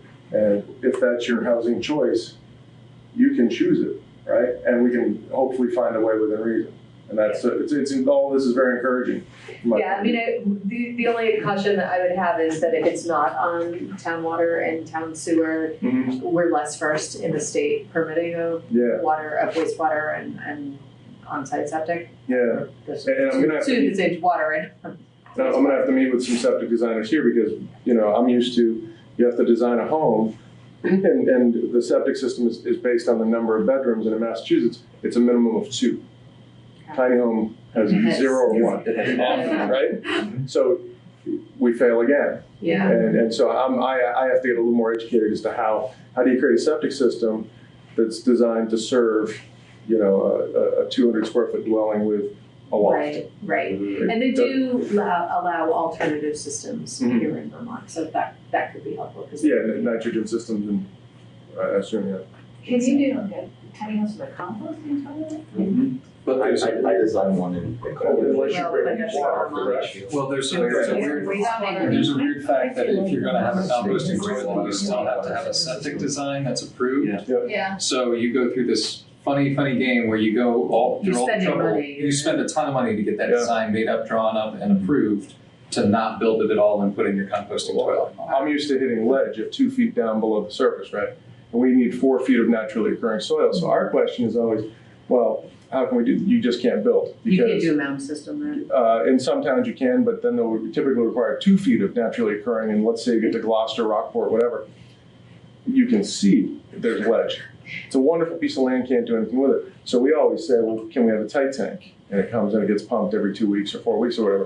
And they say, sure, after you get perked and you get a naturally occurring system designed, you can opt to get a tight tank. Thinking, well, that kind of negates purpose, right? So it's intentionally often set up just to protect home values. We already have everybody in this town that we want stay out, and that's the temperature in most of the areas I operate in. So that makes sense. Does any of our zoning say any of the districts say a minimum to a single family home? The size? Yeah. No. Oh. No minimum. No minimum housing size, minimum lot size. We have yards, we have. minimum lot size. Just minimum lot. I mean, I heard earlier 3 acres. 3 acres in the acre and a very western part of Most town. rural. Acre and a half otherwise. No, acre and a half in kind of another section of town. But Okay. if you're in the downtown area, it can be there's no minimum lot size in the downtown. There's 6,000 square feet in most of the residential neighborhoods that surround. Okay. So it varies. And no minimum frontage when you're close to town? Only in the urban center. Okay. The others are at 60. That was one of the things we were saying. It's kind of 60 suburban. very low as far as yeah. So. Yeah, but it could be lower too if we want to. Yeah. Well, what did you call it? Diversity of housing, other than housing. So if I wanted to just set up, if I had just some quick questions, is it possible? Who would be the best person to speak with just to figure out the kind of a roadmap for where we go from here? Yeah, you have Andrew's card. I don't have any on me, so you can give Andrew a call and he can set up So I'll a meeting with the planning Yep, and then department. we'll probably have Brian Bannon, who's our zoning administrator there too. Yeah. Okay. Yeah, but you're welcome to stop in anytime too. Sure. We're just in that building right next door. And is there a GIS system for this town? Andrew does some work on the GIS, and then Okay. sometimes we do consulting with the regional planning commission. Okay. All right. So I won't take up any more time. Yeah. Got the brand software. Thank you. And we're not as much amending the zoning, we're more adapting it. Right. Yeah. Tweaking it. I like to say. I have a lot of opinions on all that stuff. You guys don't want to talk setbacks or anything. So, do I have a motion to adjourn the meeting? How do you do it last time? Yeah. We moved. Oh, I did. I'll make a motion to finally adjourn I'll second that. officially. All those in favor? Aye. I feel like I'm not.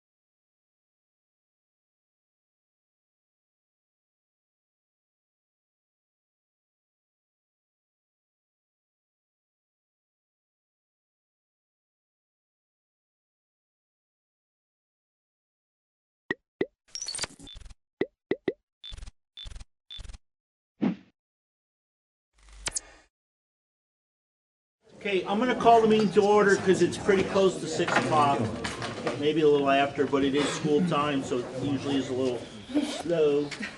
So the real world is probably a little after. So welcome to everybody. I'm gonna go off agenda for a second. If we could, starting on that end, just introduce yourself because we do have some people in the audience which we usually don't. And we'll go through and we'll introduce the board. Sure. I'm Lisa Harris. I'm a school board member at Marlboro. Ken McFadden, representing Newfane for the West River District. Dan MacArthur from the Marlboro School District. Mike Foley from the West River District. Leanne Jolson, West River from Brookline. Rick Thorpe, River Valleys from Wardsboro.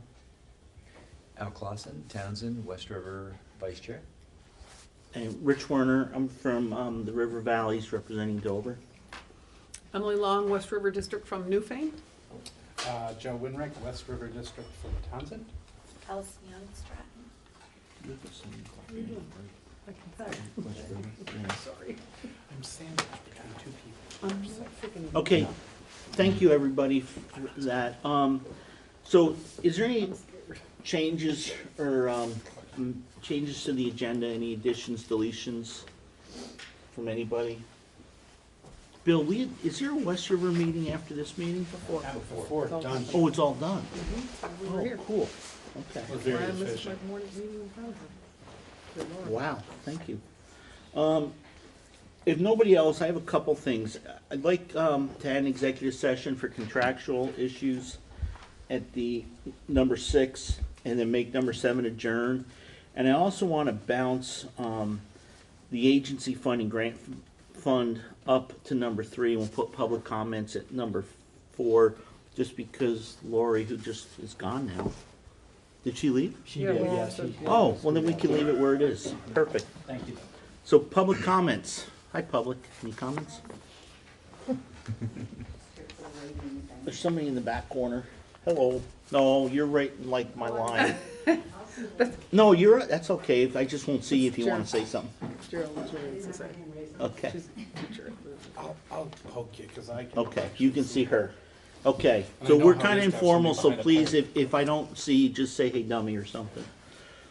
If we got no public comment, I'm going to go to old business, and we have 2 things, and we're just going to review them quickly, because we usually don't vote on these until April 1st. right after we have our after the school budgets go through, so that we know that we're okay to approve them. The first one is the agency fund budget, and there should be a copy of that in front of folks. Is there extra copies for guests? So the agency fund really doesn't cost anybody except the schools that use it, and it's been something that Wyndham Central's done since way before Emily was on the board. It came, I think, from Frank Rucker. That's really mean. Well, no, I'm just saying. Or how about it? It came I was before, only on 1 before year Da- longer than you. I Before think. Dan MacArthur was There. ever on a school Dan- board. that's it. So Dan was that's before really me. old. But anyways, what it is it's if different schools need like an art teacher, and they're only going to have art 1 day a week, or if they have a phys ed teacher and they only need phys ed 1 day a week, it's a way for the schools to hire a person and give them a full-time job, so we're not just having a person who's 1 day a week. And then we can usually keep people better. And it goes to the central office, and what they do is the central office takes their salary and their benefits and divides it into 100, and then if you have 1 day a week, you got 20% of that person, so you pay 20% of that bill. It's actually something that schools in Brattleboro have talked about trying to do, and I was really surprised when they had never heard of it. When I went and testified before the Senate Education one time, I told them about it. I thought they were going to cut my head off because they looked at me like I had 3 heads, and they'd never heard of anything like that. So I think Wyndham Central is way ahead of the curve in sharing resources, before we were mandated to. So what happens is the administrators talk to the central office and give them an idea what, after discussions with their board, what they think they're going to need, and then they give it to central office, and then central office puts together a budget, which you have in front of you. And we'll vote on that April 1st. We have to vote on it before contracts have to be issued, so there's RIF notices don't have to go out.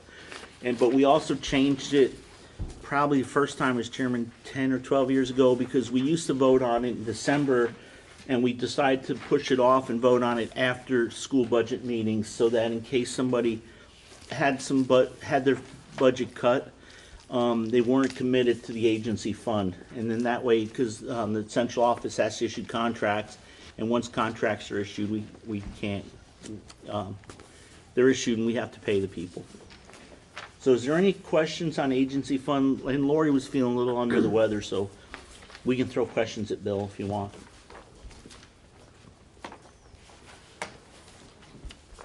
Yes? Is this available online? Good question. I see a head shaking, yes. We usually put it up after the board approves it, but with the board's. I think you should put it up online. And then it should be available to all your boards, so when you vote, when you go to your meeting for your, when you go to the meeting for the budget for whatever area you're from. Oh, I know you. Yeah, so when you go to the West River meeting, you can ask questions about it there, and but it doesn't show up as individual sections. It shows up as just one block for whatever they're going to be doing. Yeah, come on. We won't make you introduce yourself. Sit right next to Alice. Yes. Okay, so. Oh, I'm sorry. Is there another one? Thank you. Yes, go ahead. I got a question there. Well, hang on. You're next. Yes, sir. Ladies Has first. this been modified since the last West River meeting? I don't believe it's been It has? Yeah, we needed to.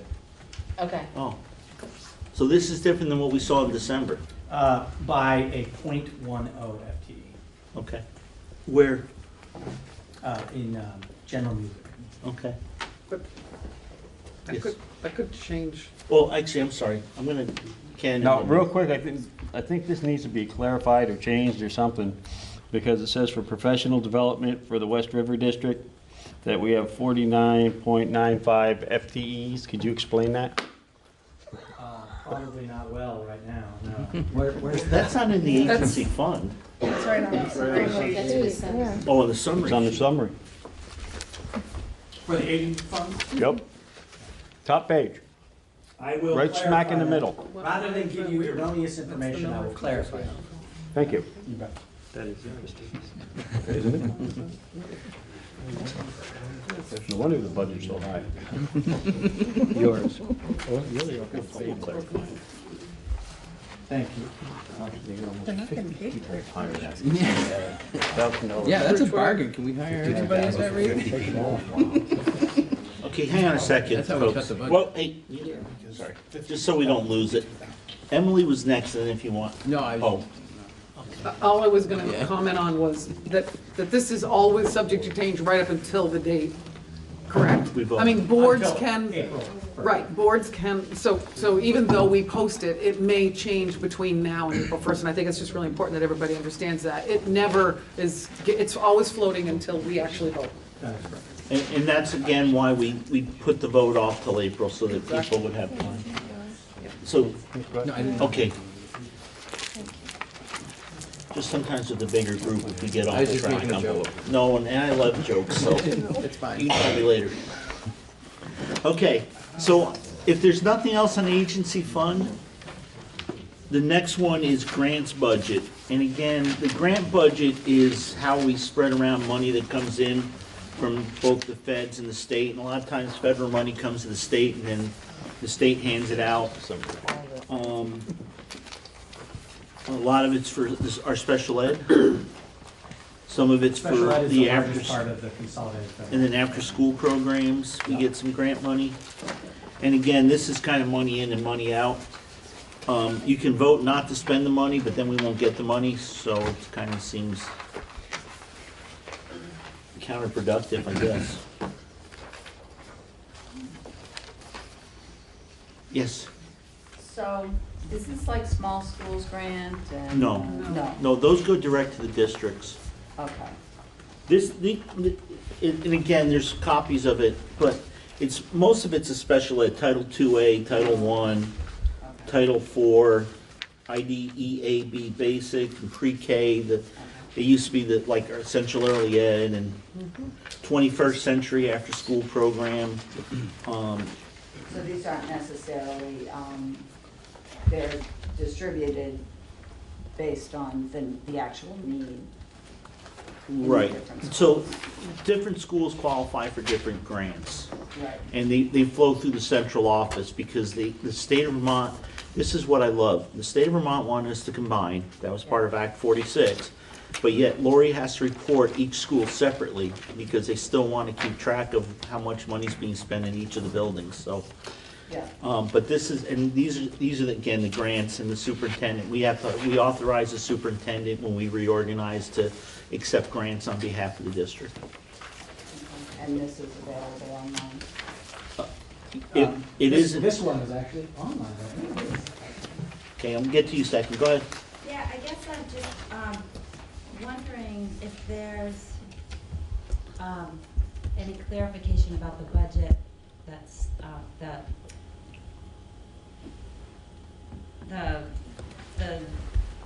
how the money's being spent down at the central office. Like, is there anything in writing somewhere for the public to see how that's broken down? The superintendent's budget? Yeah. Yes. That is definitely on. That's online? Okay. Yeah, that's And already there's been breakdown approved. there? We've already voted. That's already been approved. We usually Right, I approve know. that in December. But I just know that there are people that are having a hard time deciding how to vote because they don't know where to find that. Okay, you don't vote, public doesn't vote on the. Right, but they do for the budget. the whole- School district budgets. Right. Yeah, okay. Go ahead. Bill, and maybe this is addressed and Lori's just not here, but according to the adjustments we made last time, there should have been an update to the nurse FTE as well as the technology for the shared services. Okay, that's in the agency fund budget. And I know I'm back Right, in the agency okay. fund budget, We've sorry. gone over that. So if you have a I will question double about. check on that because Yeah, it's we pretty did important. change it in the West River and I want to make sure that it's changing. Yeah. You got it. Okay, and if you guys see something else on the agency fund, you can talk to the board or give Bill a note, let him know, because, you know, if you look at these numbers, you know, after a while, your eyes get blurry and then you're not sure what you're looking at. Everybody good with grants? I'm sorry, go ahead, yeah. I'm Gerald Julian Cisse from Ukraine. So I'm just double checking on the line here for student transportation. Okay, So- are you on the grant budget or the back Yeah, to I the guess agency fund? This is the agency fund. Okay, we've gone past that already, so if you have a question for that, go ahead and just ask Bill after the meeting. We're not voting on that tonight. Yeah, and you'll have another shot to discuss that before we vote on it. Okay, so on the grant budget, is there any other questions? Okay. Then I'm gonna move to new business. We have a regional calendar from 2021. And I think, Bill, when do they vote on this? So you see in your packet, you've got the calendar, and then you'll see behind the calendar is the statute. So I have to vote amongst all the feeding superintendents into the Wyndham Regional Career Center for a regional calendar. It has kind of been a non-issue for the 3 years that I've been because there hasn't been any dramatic changes to the calendar. But this year, the proposed calendar from the Career Center includes a changing of the February holiday week from President's Week to the week after. And so I need advice from the board on how to vote. I'm one of 5 votes. So the Career Center is for this, and we have 4 other votes that will determine what the regional calendar is. The other vacations and days are an alignment with the past.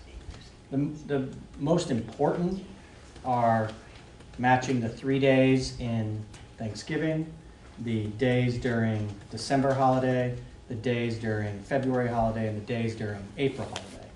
There can be flexibility with different professional development days, but those 4 major need to be in alignment so that the Career Center is serving all similar calendars. So this is the first time it's been different. So. What happened to Veterans Day? Oh, hey. So those are individual decisions by individual districts. Okay, so Ken, you can go second after Emily. So, this is then in alignment with what our regional career center wants to do. That's number one. Yes. Number two, we have done this before. We've gone back and forth over the years, and I think it's really important that we all recognize that we haven't always had it on the week of President's Week. We've often done it to link it, frankly, to town meeting break as well, to lengthen the time, which this is doing. So this isn't outside of what we've done in the past. It's just different from the 3 years that since I have been Got it. superintendent, so I thought it was highly important for. Got it, and I'll just make one, that was my question, making sure that we all understand that. Yeah. I have been, over the many years, heard an awful lot of comments about which week we should do it, and frankly, when we've moved it to President's Week is when I mean, you guys all may be different, but I hear a lot more negative around that than having it this way. So that's just a comment from, anecdotally, from what I've heard over the years. I don't know what anybody else feels. Ken? Well, I agree with Emily there. We used to have it there and go back right after town meeting, which worked out perfect. And I don't know why they changed it, but they did, and it goes back and forth. And and it's funny because it actually, most of schools in the area and over across the border there are all next week. And it, you know, for some of us who have families that have, you know, grandchildren over on the other side, we'd like to spend some time with them too. But anyway, Veterans Day. We used to have Veterans Day off years ago. All of a sudden, we don't have Veterans Day off the last so many years, and I'm just wondering why. I'll represent the veterans from the district, okay? Can I? Yeah. I have no evidence as to why that was made, but those individual dates can be done at the district level. So since you are on the West River Board, I'd be happy to put it on the agenda for the February 24th for that particular day. So just a quick comment for people to think about too is, you know, when we switched, we have a couple times gone against the Wyndham Regional calendar. And the problem with that is when parents realize that, you know, parents have kids at the high school and the career center and in our schools, they get really ugly because then they get no time off because, you know, they have to be around for the week that we're in session and then be around for the week the career center's in session. And the other thing is we can send Bill down with explicit instructions to vote against and do everything he can, but he's 1 of 5 or 1 of 6? 1 of 5. 1 of 5. So unless he, you know, takes some backup, maybe Ken and some other veterans, he may not be able to do it for us anyways. But it seems as though, is there any other comments on that? Yes. I don't have the piece of paper, so are you talking about changing? Changing from February vacation. February vacation. Are you talking about it not being next week? It would be the week after next year. Next So, just so we remember that that's probably conflicts with kids who work at Stratton and count on that week to earn some money. Yeah. And Mount Snow. And Mount Snow. We've gotten beat up for that before Yeah. too. Any other comments? So what do you folks wish? Do you wish Bill to go down with the ship, or do you wish him to just march along? Somebody tell me. I support this. Yeah, I support this Okay. as well. Straw poll, is there anybody who doesn't support Bill to approve this? Okay, Bill, you've got your marching orders. If you need backup, make sure you call Ken. Thank you very much, guys. Okay, so, number 5, wading study. So, if you like to kill trees, you can go online And here's a report, pupil weighting factors report. It's really big, but I can't do the computer. I have to see it in paper and read it in paper. So it's here if anybody'd like to look at it. There's like a 5 or 11 page executive summary. And it's very good. And basically, it's something that in our area, Ann Manwaring was a representative for Wilmington for a while. She had been trying to get something similar to this done. And then Laura, when she became a representative, she really fought for this. And even before, the town of Dover used to support or have a lobbyist and a person working with us to try to get some changes to education finance. And this was, we had some other studies done that we turned over to the legislature. But this is the first time the state actually had a report done. And if anybody didn't get a chance to read it, I'm going to put Laura on the spot and just ask her to give us a brief summary of it. And the reason I asked to have this meeting, and I did check with the officers, was one of the thoughts is if everybody's in agreement, I'd like for Wyndham Central to write a letter to the legislators supporting that they enact this study, or at least review it and allow us to testify, any of us that want to testify. Just so you all know too, though, it's not great for every school. Every town does not win in this, but I think it's part. Yes, they do. But I think it's a fairly good study. So you. I just want to flesh out your request. I completely agree, Rich. As I understand it, Laura has actually sponsored, I think, 4 pieces of legislation around this, and so I think if we do write a letter, we should write it in support of not only the concept, but these particular pieces of legislation. And I want to point out, too, that as your regional representative to the School Boards Association, we have a meeting on Wednesday, and if that could possibly be done, or at least the action taken around that by Wednesday, I'd like to present it there as well. So yes. So let's keep that in mind while we'll let Laura present the study. If there's any questions, if there's anybody in the audience that has some questions, Laura's pretty well versed in it, and then we'll have some discussion and decide what we want to do. So I do want to just, thanks, Rich. I don't know how much time you want me to take, and I will try to be brief. We're going to be out of here at 7. Perfect, because dinner is looking good once we get to it. I do want to note that Kelly Paella, who's here, Representative Kelly Paella, Carolyn Partridge. We've saved your seat up here, Kelly. Sorry, Kelly. We're going to put you on the spot. And John Gannon have sponsored that legislation, and I want to be very clear to note that we have been talking with and keeping Emily apprised of all of this, and she is very much aware and working with us. And Carolyn also, isn't Is that a fair characterization? Thank you. Okay. Carolyn, if I didn't say Carolyn. Yeah. You did. Oh, she did, I'm sorry. Yeah. Okay. Does everybody understand? Does everybody understand the weights and why it matters? Does everybody in the audience understand the weights? And why it matters? So.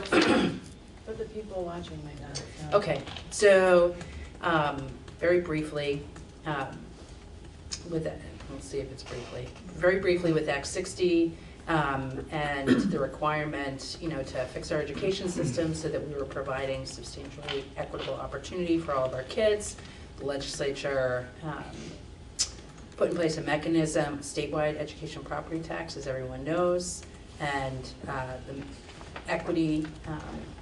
The measure of equity, and feel free, anybody, to jump in and correct me if I go astray. Was really per pupil spending, and we figure out per pupil spending by total number. How much are we spending? How many kids do we have? We acknowledged, or prior to Act 60, there was an acknowledgement that some students cost more to educate, and so they were weighted differently. They were weighted. As more than one, and that was high school. There was some special ed and some ESL. It was in second language. Yes. Weight, it's not dollars. Weight is number of students. So, if we have a classroom of 10 You know, if it's 10 middle school students with no special needs, they're all English language learners, no one is in poverty, you know, that's 10 kids. You know, when we start talking about kids with special needs or English language needs, or as this study has indicated, kids in areas with low population density or high poverty, you start saying that child's gonna cost more to educate, and therefore we need to count that child as more. The weights are important because the construct that we have, well, it just, that's how we deal with students that cost more to educate. Can I just add one piece Please about do. that? The one time that I remember that a weight changed, the weighting schedule was in place for a really long time, but there was a change made in 2020. For high school. I can't remember the date, for high school, and it went from 1.25 down to 1.13. Yeah. And at the time, and I'm pretty sure Laura remembers it as well, but I was sitting on the Leland and Gray High School board, and I felt pretty concerned about the loss of having, you know. So I asked why, over and over and over. How did you come to 1.13? And I, at the time, never got an answer. I'm sure for it was that. There was no, I shouldn't well, I describe didn't actually say that, but it felt like that. There was no real metrics that they based it on. It felt like it was a means of dealing with Back of property envelope, taxes. right. Yeah. So we have been pushing, as Rich said, for years, saying that it just does not, and we've had these discussions here, it does not cost the same to educate every student everywhere. And you know, the very basic example that we give, or that I will give to other legislators, you know, if you have a classroom of 10, and you have a classroom of 20, and all things are equal with those students, and we're aiming for per pupil spending, legislatively, we're trying to get everybody aimed in the same direction, and it's, say, $10,000 per pupil.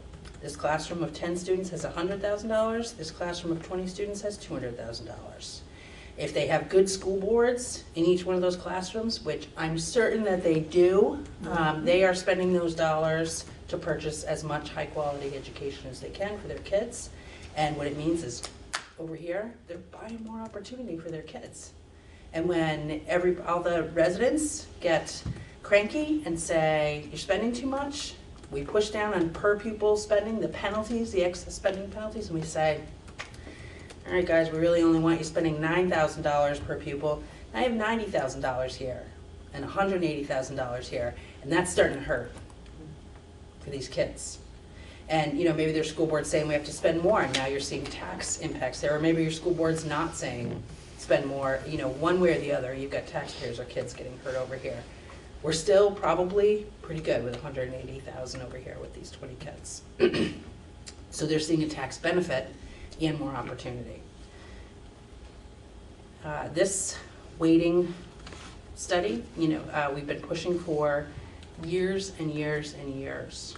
And actually, Oliver Olson, preceding Kelly, you know, I can remember him speaking on the floor and talking about the differences in opportunities amongst high schools and alluding to this. This study, Oliver calling. yeah, yeah, probably not. I think the Education Committee, and I think you probably were still on it at that time, we were fortunate enough that the chair really wanted to push on the poverty weight. Really wanted to, Dave Sharp at the time, push on that. And we took a look at all of the weights, with the exception of pre-K. And this study, I'm so ecstatic, you know, with the quality of work that was done, the breadth of information that they considered across the nation, and you know, they've come back with recommendations basically saying the weights that we have, they're historical artifacts, there's no basis for them,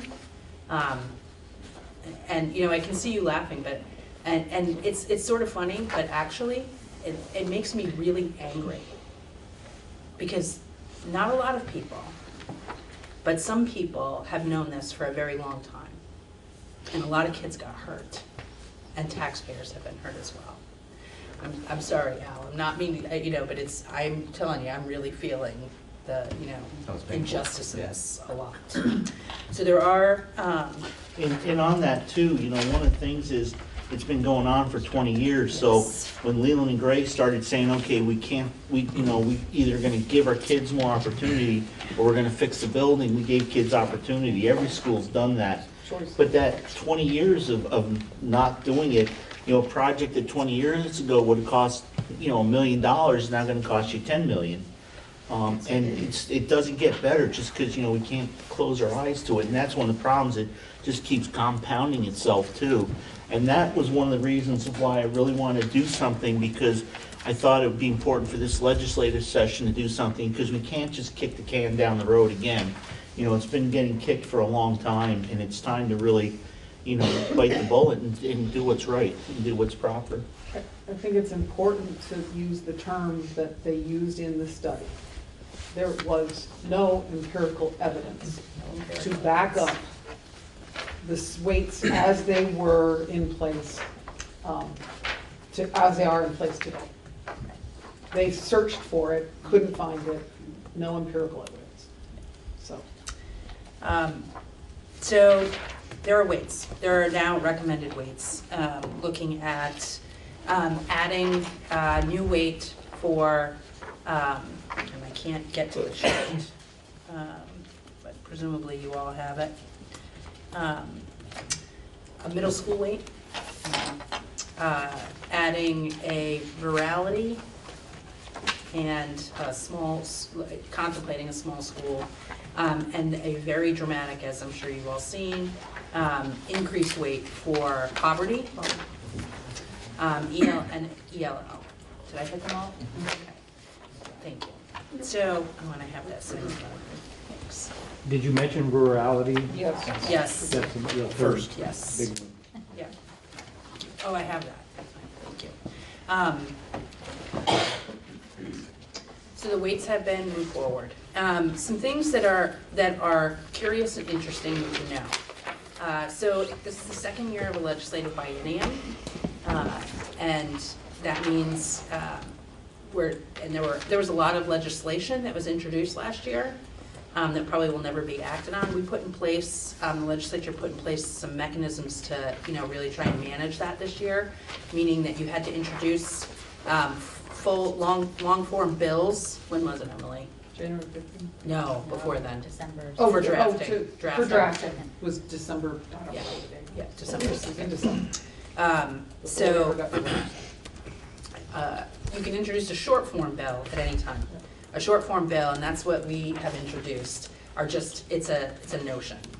And the committees can then decide if they want to take that up and flesh it out, or add that language in, but it's a means of putting forward ideas.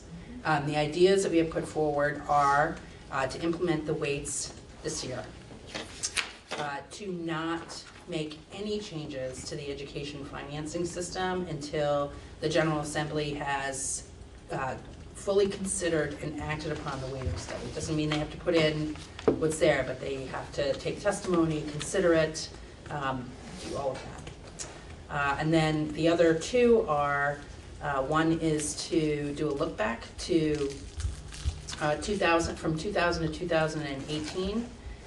2000 is the fourth year of implementation for Act 60. Act 60 rolled in over 4 years. So looking at 2000 to 2018 and asking JFO or AOE to quantify the cost and lost student opportunity in those 18 years. And then the other is asking AOE or JFO to look back from 2000 to 2018 and to quantify the amount of excess dollars that some districts accessed and the penalty that other districts have been in because the system has been unfair. The reality on the ground, there's a couple of pieces. I've been told that Education Finance has moved back to Ways and Means. For a number of years it was in the Education Committee in the House. I've also been told that this bill needs to start in the Senate. Senator Baruth has told me he intends to try and act on it, you have to look at how many senators want to move this bill forward. The Secretary of Education testified in the House Ways and Means that this had been done. It points to a pretty significant inequity, an existing inequity for our students, and that the current weights are outdated and they do not represent current educational circumstances or cost. In particular, the variation between the poverty weight as compared to the poverty weight determined through the analysis of the report suggests immediate action by the General Assembly is necessary to address a significant equity concern in the current education funding system. I was standing behind him while he said this to the Ways and Means Committee, and he said he could see no justification for waiting. A-I-T-I-N-G. Delay. Nonetheless, and so the other piece of information is the Joint Fiscal Office.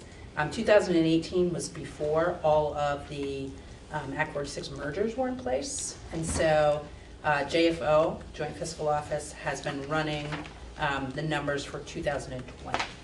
And I think it's their belief that, I don't know if those have not been across my desk. Okay.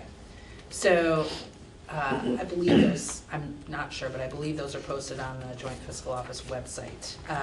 And I haven't had a chance to review their memo that goes with that.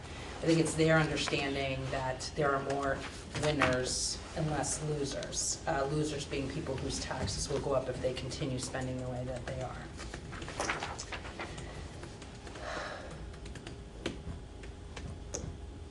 Good. So I think that's it. The one thing that I would say, and I said it very clearly, we had a meeting in Dover pretty quickly to let folks know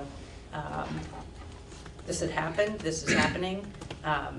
We are pushing really hard for action this year. It's my intention to push at every single opportunity to bring this forward and try and get some relief. It's my expectation. They're trying right now to roll it in over several years, which makes sense. You know, if my town was looking at a 60-cent tax increase, I'd be looking for rolling it in for the increases, but not for the relief.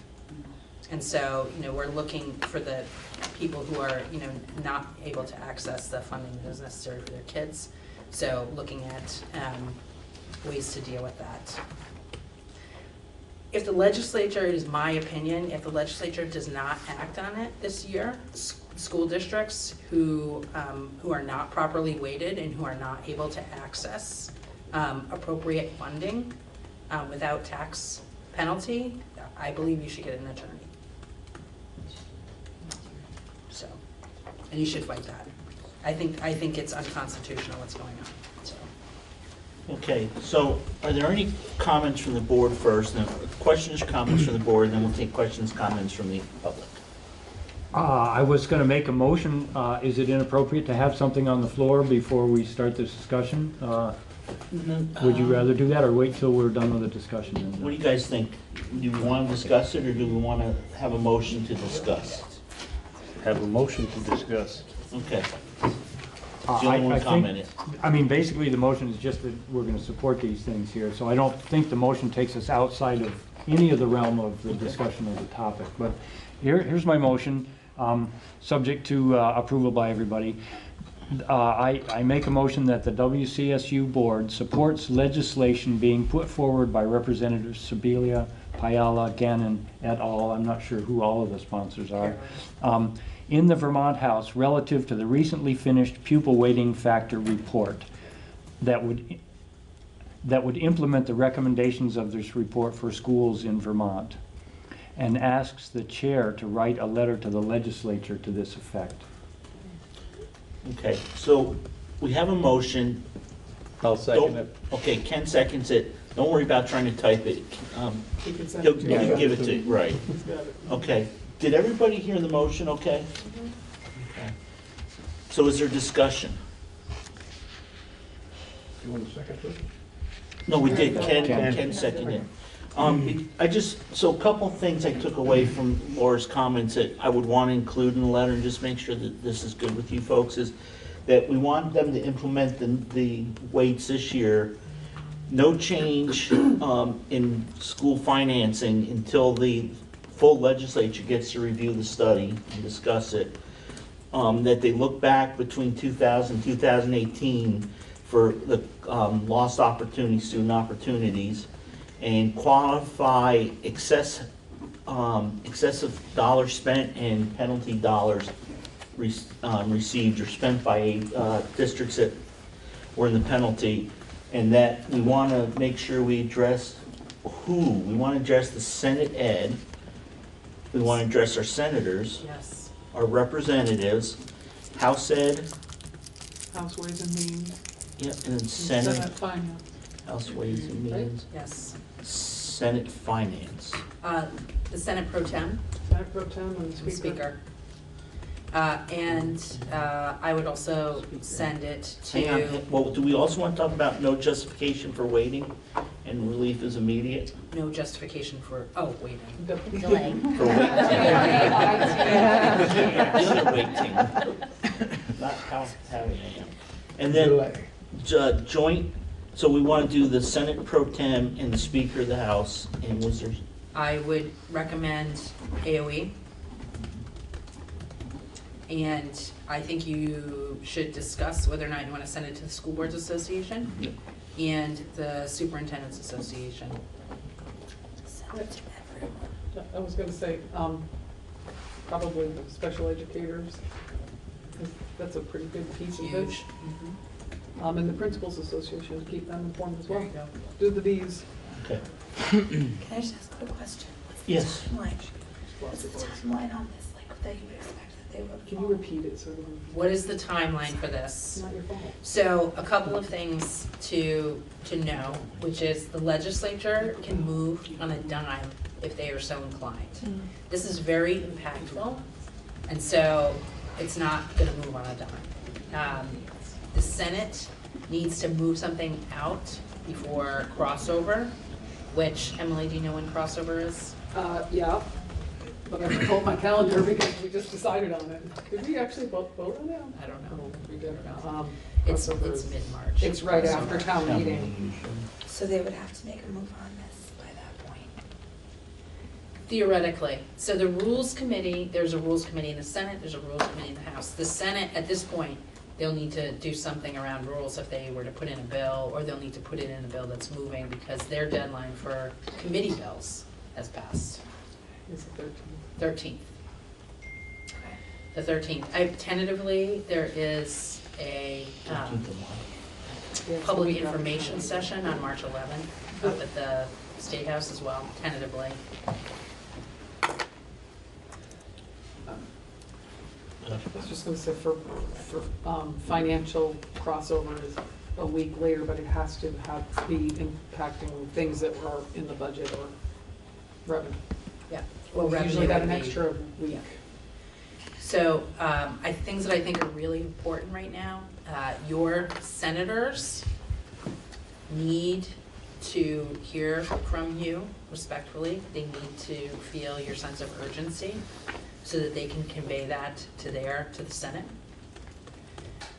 We all need to hear from you, please copy all of us if you're reaching out, and we need more voices.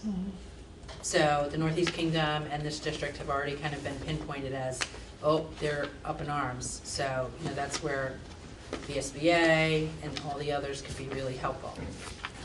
So,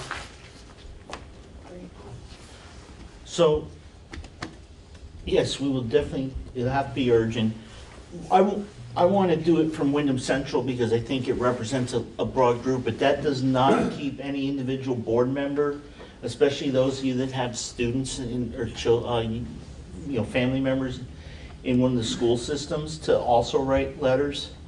And it doesn't keep other boards from writing letters too, individual like the Marlboro board.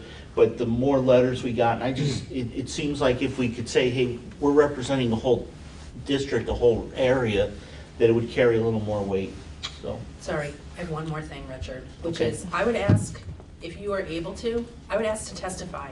I'm gonna put it in the And letter. ask for your students to be able to testify, or your parents or your taxpayers to be able to testify, if you're able to do it.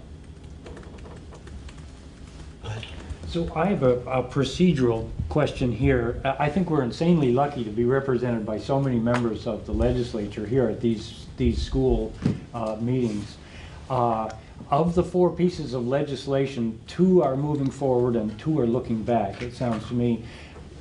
Do you feel that the second 2 jeopardize the first 2 in any way? Because I do wonder that. Are there people going to say, I would have supported them if we were just going forward, but because you're sort of asking to look back at who was harmed in the past, I don't know. You So don't understand the question. 910 and 912 are the 2 that are looking forward. 911 and 913 are an expression of hoping to get people's attention to the gravity and size of the injustice that's being done. I don't actually hold out a lot of hope that government resources will be expended to quantify that. Speaking of the gravity and the size, this is kind of to Bill. Lori last time indicated that the red board, or our budget, we would see approximately 60 equalized pupils. That's huge. That's humongous, and it would drop us below the threshold. I mean, that's right now. No, it would not. No, I'm sorry? she said it wouldn't. Really? It wouldn't? Yeah, you're 923,000 away from the threshold. This would only be about 600,000 plus. It's So still if huge. enacted based on the FY18 modeling that you have in front of you, but not the FY20 modeling, Right. which is being done in the joint fiscal office. Okay. 600,000 would represent about 12 cents on the Oh, it's a big deal. tax. Yeah, it's a big deal. So if Bill passed out on the back of the agenda sheets, and I'm just picking one, Appendix E, Simulation A-2. Brookline unfortunately sees a 4-cent increase, but Jamaica sees a 39-cent decrease, Newfane sees a 22-cent decrease, 29-cent decrease for Townsend, Leland and Gray, 11 cents. Where are you? I'm sorry. This was attached to the, So there's Richard, several of them. Richard, I want to make sure, because there are a number of different simulations here. Right, that's why I said There are I'm some just, variables yeah. that the legislature needs to discuss. Right, but from looking at these, They're the close, difference though. is, 2 to 4 cents, so that's why I'm taking, Right. I'm taking the one that shows the biggest variances Yeah. that I can see. And then, Leland Gray's 11 cents, Dover goes up 4, Wardsboro goes down 17, Marlboro goes down 21, Wyndham goes down 29, and Stratton is the big winner. They go up 64. I have another thing to say. Yes. Sorry, it's actually kind of important. So Okay, one go of- and then we gotta take questions from the audience. One of the pushbacks on this that I've heard from analysts and Ledge Council, and they say it in the study themselves, is that there's no way of knowing what a town like, I will say a town not in the supervisory union, but that I represent, what a town like Reedsboro would do with a 40-cent decrease in their tax rate in 2018. Would they have purchased more opportunity for their students, or they have pocketed the tax savings? And in fact, when I testified in House Education, there was a lot of concern expressed about that and whether or not I would support mandating that they use that to purchase opportunity for their students. I want you all to listen very carefully to me. That is happening right now on the other end, where people are over accessing resources based on incorrect weights. And schools that are over accessing resources are making choices to either purchase more opportunity for their students or save their taxes. And so if you are confronted with that, I hope you will push back on it. It's also a justification for dealing with this issue immediately. But it also allows the public to make that decision when they go to school district meeting. They can say, hey, look, we're willing to accept a 2-cent increase or a 10% or increase in the, or whatever that number is. And they get to, that was part of all about Act 60. the state wasn't gonna just give you a pot of money, you got to Yeah, but make that is Act decisions. 60, and you're not creating that situation by enacting these weights. That situation already exists. Right. Can Go I ahead. follow up on that? And I know I'm probably just stating the obvious, but I want to make sure everybody understands. This is about tax rates. This is about tax rates and what you can buy. you feel that your voters in your district can support based on tax rates. So if for example, at the West River District, we're over the excess spending threshold, if we, and we're still, the reason we're over is because we have made decisions about the spending plan that we have here, providing the education that we believe supports those values that we have behind us. And our tax rate is, our tax rates are higher because of our decisions around that spending. If there's a change in weighting that Laura's been describing, we will be able to see either a reduction, significant reduction in our tax rates in our communities, most of them, they're all different. Or we can say, hey, this is an opportunity for us to maybe both lower our tax rate and to put the money into something that we've been deferring for quite some time. And I think you can duplicate that in every single district around the state in one way or another, either going up or going down. But I think it's just really important that people understand, decisions are still made locally on your spending plans based on your values and what you think the voters in your school district will support for that education. And I just think it's really important we keep that in mind. And so decisions are still made locally around it. I have one more question. Yeah. Because I'm from Stratton. You know, talk to have him, Ken. Ken's very loud. I can hear Joe. him. Ken's on that end. I'm sorry. Ken is loud, but Joe's loud enough. Just tell Laura. She's got laryngitis awful. I know. From Stratton. Yeah, she's from Stratton. Yes. Yeah. And so before I totally freak out. Yeah. We have been told repeatedly that weighting will work for us as well. No, I mean, based on these numbers. Well, no, but what I'm wondering is, because of the years that we had an incredible anomaly happen right around this time. So maybe this isn't necessarily representative of what would happen overall for Stratton. Is that an accurate? So there are FY20 numbers. I think they need to be looked at. This is not what you will see. Of course, there will be an immediate impact. There is the opportunity to see some spending maybe come down, because what is the effect of what is happening here are large, wealthy towns without a lot of poverty have been seriously overspending. And that is actually where most of our spending is in the state. Right, but Stratton's current situation is compounded by 2 years of unanticipated students and being significantly above the excess spending threshold. Right. And so that's why that number looks so scary. You're not the only However, since you're a non-operating district, I think your numbers function somewhat differently than an operating school district. Because I like my hair, I don't want to get scalped. Oh, it's not bad. It happened to But a couple of us.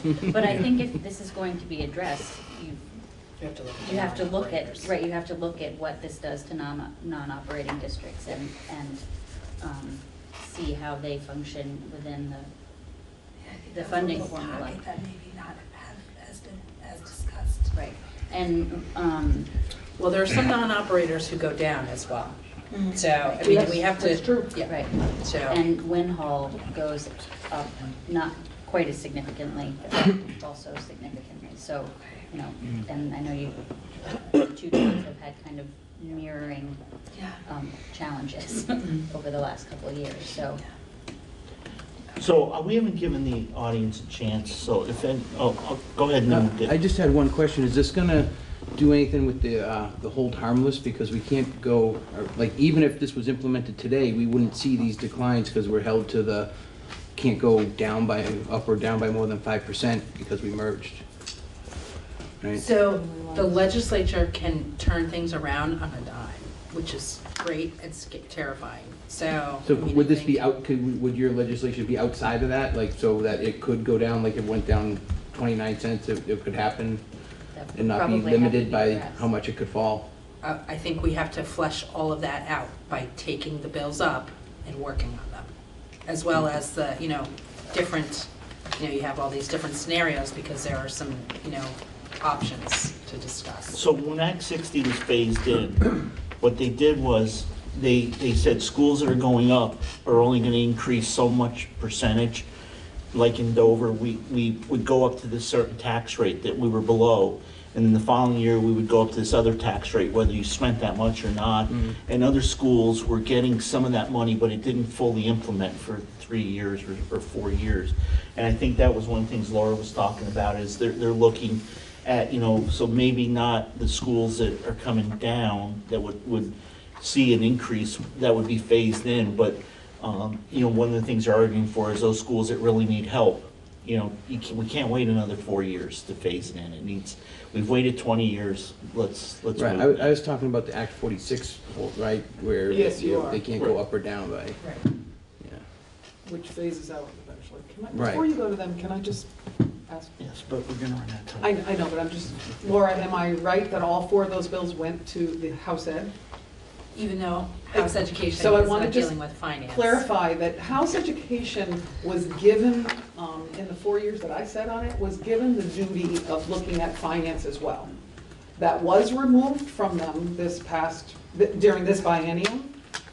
But I would say that House Ed never operated in even those 4 years dealing with ed finance. It was always in conjunction with Ways and Means. So these did get sent to House Ed, and that's a decision that gets made, but I'm not sure what action is going to be taken in House Ed. And here's my second piece to this. You may have an update for me or for all of us, but the Senate Ed Committee has had more conversations around this, I think, than the House. They've taken more steps and showing more action. Would you say that that's a fair assessment? I would say that that's a fair assessment. But you don't see any path yet. So last weekend, I sent a letter to, we sent a letter to the Speaker and the Pro Tem saying it needs to happen this year. Saw the Pro Tem last Tuesday, and he said, we're running the FY20 numbers, and then we're gonna start talking about, seeing if there's the will to move. And you can check back in next week, which is tomorrow, which I will be doing. So it could start in the House or the Senate, which is important that the motion gets sent to all both. But everybody's saying it's gonna start in the Senate. It has to go to both. Yeah, I just think it's really important. Okay, go ahead. I have a couple comments. Patty Dixon from Jamaica. First of all, everybody should write to all of these people, and you can find all their information online. I wrote a letter and sent it to Ways and Means, Finance, Senate, House, everybody. And everybody should, and I got responses from some people too.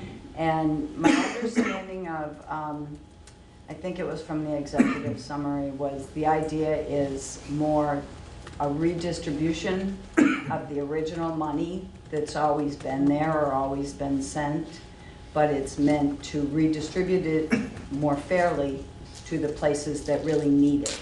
Not necessarily to save money on your taxes, not necessarily. The purpose is to make things right, that we have all just agonized about every budget season. It's just, I'm sorry. Don't get me going. No, I know. Okay. It's divided boards, it's divided communities, it's just been horrific, and everything we try doesn't work. It just, very long time coming. Yeah. Okay. Do you want to comment quick on that? Do you want me to mention Yeah. that? So- I just think it's also really important to understand that this isn't actual dollars that come into our district. This is buying capacity through tax rates. So when you say sending money, that's actually not true. It's not, and I'm not trying to correct you, I'm just trying to say, people need to make sure they totally understand what this means. It's not actual dollars being sent to your district from the state. It's buying capacity through tax rates. It's reducing or raising. It allows us to spend more. Right. Without impacting our tax rates. Impacting our tax rates.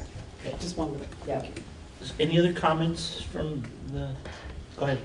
I guess Gerald Julian, CSA from Newfane. And so I think when you were listing the items that influence the weighting, you mentioned rurality. So, because one of the issues that I always feel like down here, we should get some kind of a special consideration when we go over our threshold, and then we're penalized because we've gone over our threshold, but we're the second largest geographic education district in the whole state. And so yes, we have, even though we have a small population, we're traveling many, many miles. And so therefore, there should be some kind of consideration for that, that we still, you know, just because our student population lives all over the place and we have to get them to school. So I was looking at the figures here, it's almost $400,000 for transportation. That's quite a bit, and influences how much of that, a percentage of that then is figured into the equalized pupil spending, then we're going over our budget, then we're getting penalized. So how does that fit into there? Can we get some kind of relief? So that is part of the argument that we made for having the weighting study done. And there is a weight in here that recognizes that rurality. So we have to wait for these decisions to be made. I mean, just in the last few weeks when we've had our meetings here and having to cut, and we can't cut anymore. So, and yet our miles aren't changing. We still are educating the same number of students who live in the same spread out district. I will just say to you, I would encourage you, cannot wait for people to understand your pain or to do the right thing. We need you to help. We need you to be articulate about what you are facing, and we need you to work with your boards to be articulate about what you are facing and to communicate that. We need everybody. Any other comments from the public? Drew? No. Anything as a board member? No, I support the action that was called in motion, and I second the call to put in there that we will testify, parents will testify, board members. We will all march up and testify. Well, drive is a long march. Go ahead now. It's a long drive. And then Ken. Yeah. Pardon, Ken? Everybody done speaking up No, here? Al wants to speak, and then I'll get you, and then we'll vote. Just following on to what you said, so is it fair to say that the excess spending threshold is really kind of a compounding of the inequity? I mean, loan sharks don't charge you 100% on penalties. Right. It's Continues to be pushed back on the excess spending threshold from all angles. Yeah. right. So I'm just thinking, if we were not able to push this legislation through, at the very least, if we can knock that out.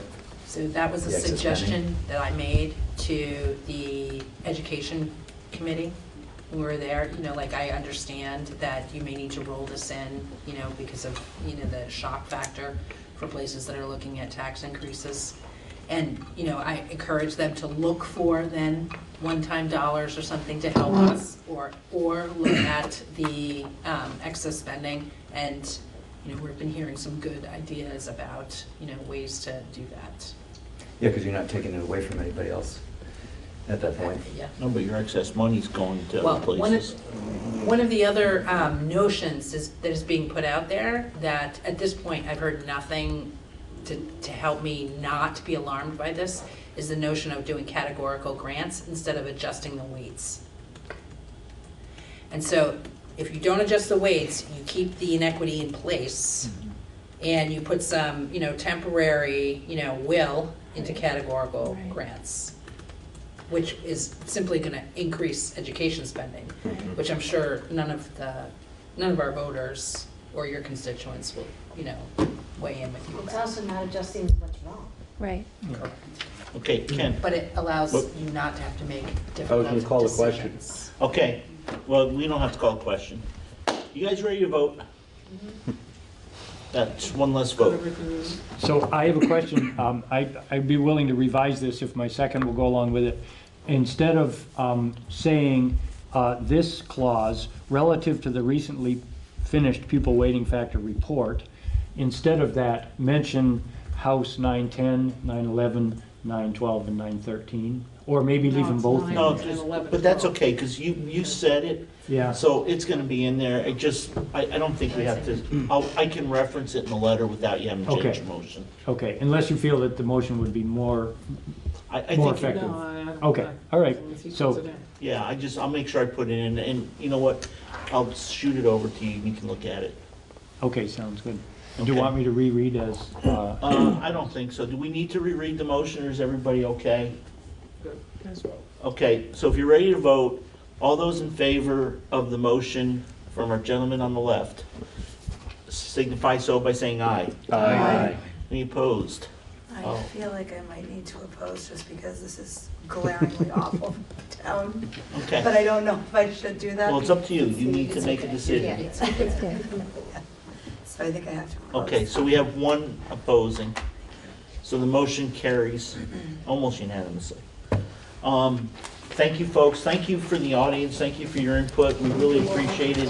It's really nice to see you here. And then if you have any questions, send her an email. She'll tell you who to write to. She'll give you everything you need. So hang on, we're not done yet, folks. We're not done yet. Okay, we have a contractual, yes. Yeah, you can leave. So we have a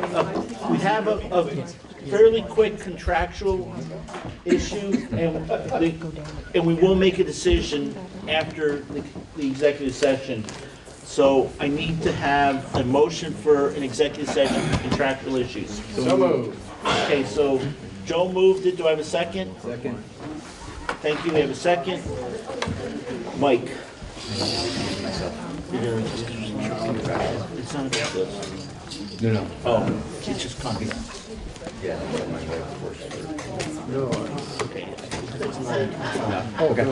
Okay, so we have a motion, a second. All those in favor say aye. Aye. Okay. Rick. And I will make a motion to instruct the chair to sign the contracts for Christopher Medina, Director of Operations. For the email. Email. Oh, the amount, okay. In the amount of $77,344 for fiscal year 2021. Oh, say that slowly. We'll give it to you in a minute. Okay. No, Would you like we'll it give slower, to him Peter? in a minute. We'll hand them to him. Okay, great. Director of Finance Lori Garland in the amount of $104,310 for the year 2020 through 2021. For Director of Curriculum, Instruction, and Assessment, Jen McCusick, in the amount of $106,339 for the year 2020 through 2021. And finally, for the Director of Special Education, Stephanie Beatty Hancock, in the amount of $101,274 for 1 year, 2020 through 2021. 102, 270. Yeah, we'll give them to you in a minute, Peter. $101,274. Okay, second? Second it. Okay, Dan seconds it. Is there any discussion? Hearing none, all those in favor say aye. Aye. Any opposed? And any abstentions? Okay, we are good to go. So our next meeting is April 1st. Good luck at your school district meetings, folks. And I'll entertain a motion to leave. You're not done yet? So moved. Motion to adjourn. Okay, got a motion adjourned by Mike, and somebody else is so moved. Leanne seconded it, and all those who are in favor say, let's go. Okay.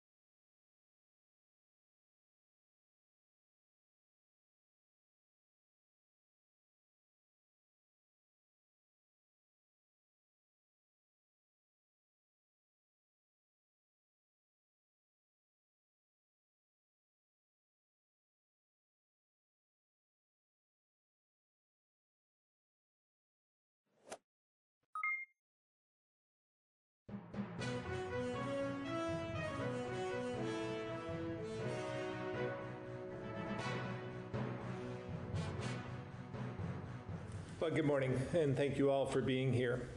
This spring, Vermont will join states across the country to participate in the U.S. Census.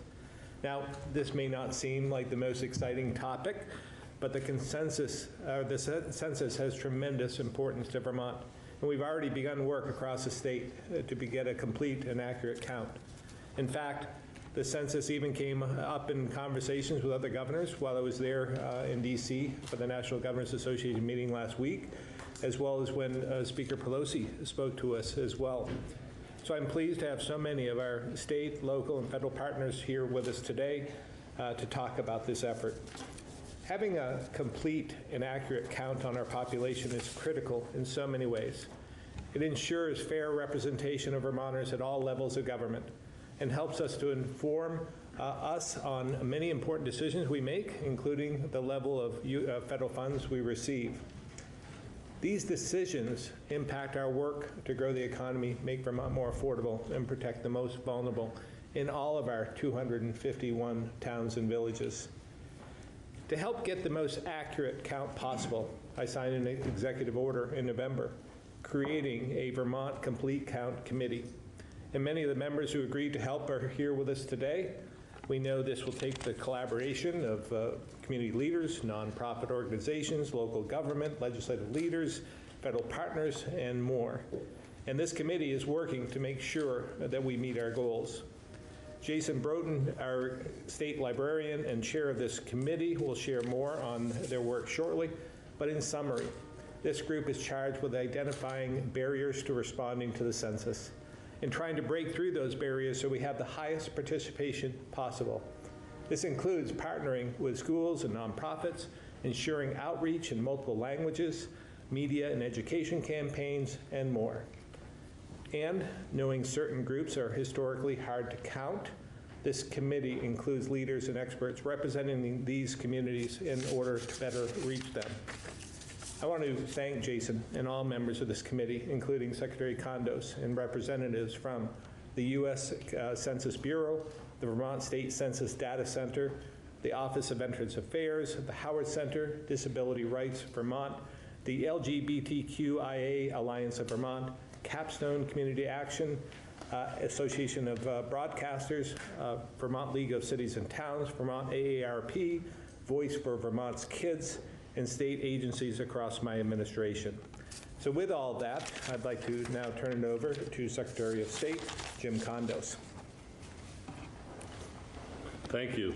Ole, are you all set over there? Thank you. Just making sure. Good morning. As Vermont Secretary of State and Chief Election Official, I am a proud member of the Vermont Complete Counts Committee. It is also important and personal for me as a second-generation American, as my grandparents arrived on our shores in the U.S. 100 years ago. I want to stress the importance of the census and the importance of obtaining an accurate and complete count of all Vermonters. While a once every 10-year count of every person living in our cities and towns seems abstract, the census plays a fundamental role in our democratic process. Data from the census is critical to drawing our electoral maps. Yes, I know when it comes to Vermont's congressional map, there's really only one way to draw it. However, the accurate census data enables the Vermont Apportionment Board to accomplish its important task of configuring our legislative districts. From an election standpoint, an accurate and complete census count really comes down to ensuring fair representation, as the governor said, in our political process for every single Vermont resident. For those of you who don't know me well, I have over 30 years of experience as a public servant, 18 years on the South Burlington City Council beginning back in 1989, to my 8 years in the state Senate serving with the governor, and now nearly for a decade as Secretary of State. I cannot emphasize how important census data is to the basic functions of our local, state, and federal government. It's the primary tool for Congress and other federal agencies to use while making funding decisions that impact all of our citizens, our schools, our roads, and highways. Examples my colleagues and I were successful in securing recently securing election security funding from Congress in both 2018 and 2019, with the support and leadership of the Vermont congressional delegation, namely Vermont Senator Patrick Leahy. Vermont's funding allocation was determined in part using critical census population data. I can also tell you from firsthand experience that census data is used by our city councils, select boards, and school boards to make decisions that shape their communities in big ways and small ways. The census plays a fundamental role in our democracy. While there are some who have sought to warp the census process for political or personal gain, I am thankful that is not the case here in Vermont. During my time in public service, I have served in a number of national roles. I served on the board of directors of the National League of Cities, the board of directors of the Council of State Governments, and most recently as the president of the National Association of Secretaries of State. In those capacities, I have seen how other states handle their support for the census and have gained a national perspective. I can tell you that Vermont is ahead of the game, and that is why I'm so proud to be part of this important work. I want to thank everyone who was here for helping ensure a complete and accurate count, and thank the governor for convening this important committee. It is now my pleasure and honor, where are you, Jason, to introduce Jason Broughton, State Librarian and the Chair of the Complete Count Committee. Thank you. Good morning, everyone. All right, I'm going to use some technology here, kind of moving from print to digital.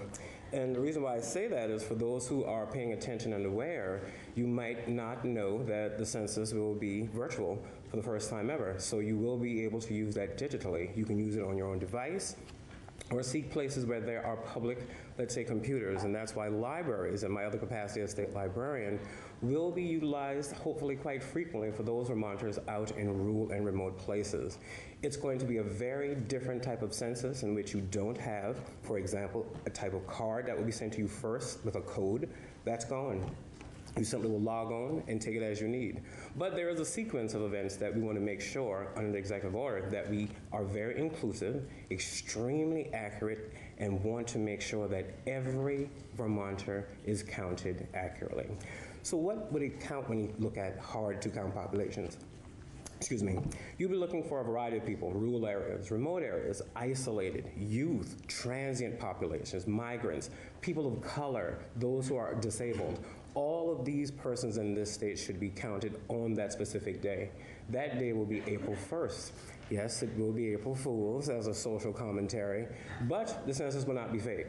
It will not be a joke. Within that, we're going to make sure that people understand beforehand and afterwards the importance of participating. One of our hardest groups to actually connect with will be those who distrust government. That is a very unique conversation that we will have to have with a variety of people. We have had unique questions of how many questions can you leave off and it still be counted or accurate. We will not encourage that type of thinking. We're going to ask people to fill out simply 9 questions. And we have a variety of partners that we connect with for our local complete counts, from the south to the north, to the east and to the west of the state, especially of central Vermont. One asset that I would ask you to check out if you have some time would be on the census webpage, in which you can actually examine the state of Vermont to see where there are locations of very low response rates. Some of those tracts are not far from here, near Barrie, where I reside. You might not think that, but that means some people are saying this is not that important. For us, it is. This is funding that could be appropriated back to Vermont and utilized in a very specific way at the most useful of times, from emergencies to planning commission to boards. Without doing that, we would be hobbled. So with that, libraries will play a very unique role in helping shape a variety of access points for people to play if they are not able to have good connections or connectivity. In closing, one of the things that I would like to say is I simply will ask all of you to make sure that you make yourselves available to answer 9 simple questions while living in Vermont on April 1st and thereafter. Thank you. With that, I will now introduce Michael Mosier of the UVM Vermont Data Center. Thanks. Good morning, everyone.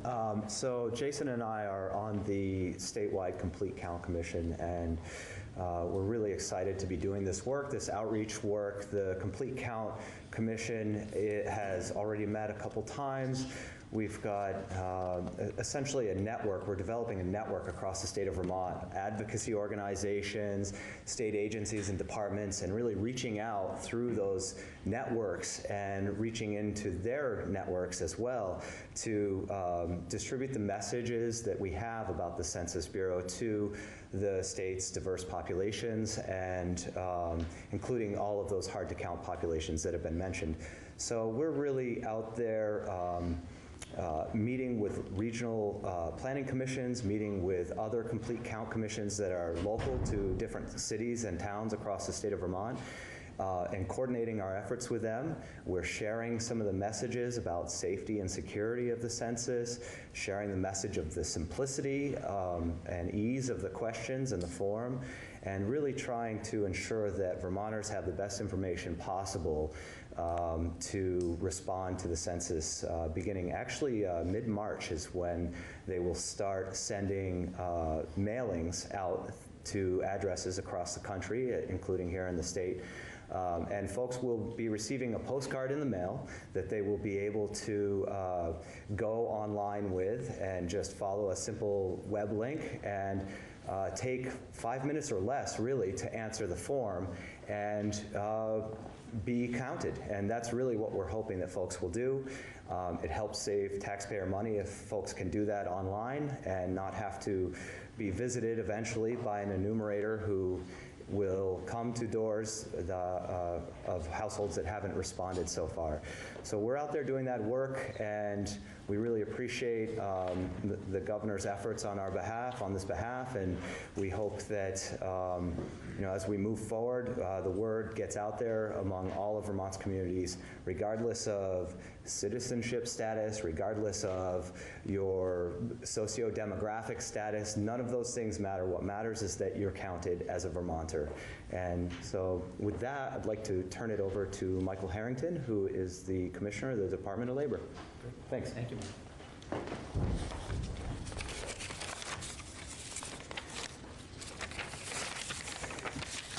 Thank you. As a member of Vermont's Complete Count Committee, the Department of Labor is committed to the goal of generating an accurate and comprehensive count of Vermont's population during the 2020 census. Ensuring a complete count will have a major impact on the department as well as the state as a whole. Data points published by the department, such as our state's monthly jobs report and local employment data, as well as analysis performed by the department's Labor Market Information Division, are all derived from the census population data. Plainly, the more accurate the census, the more true our data is.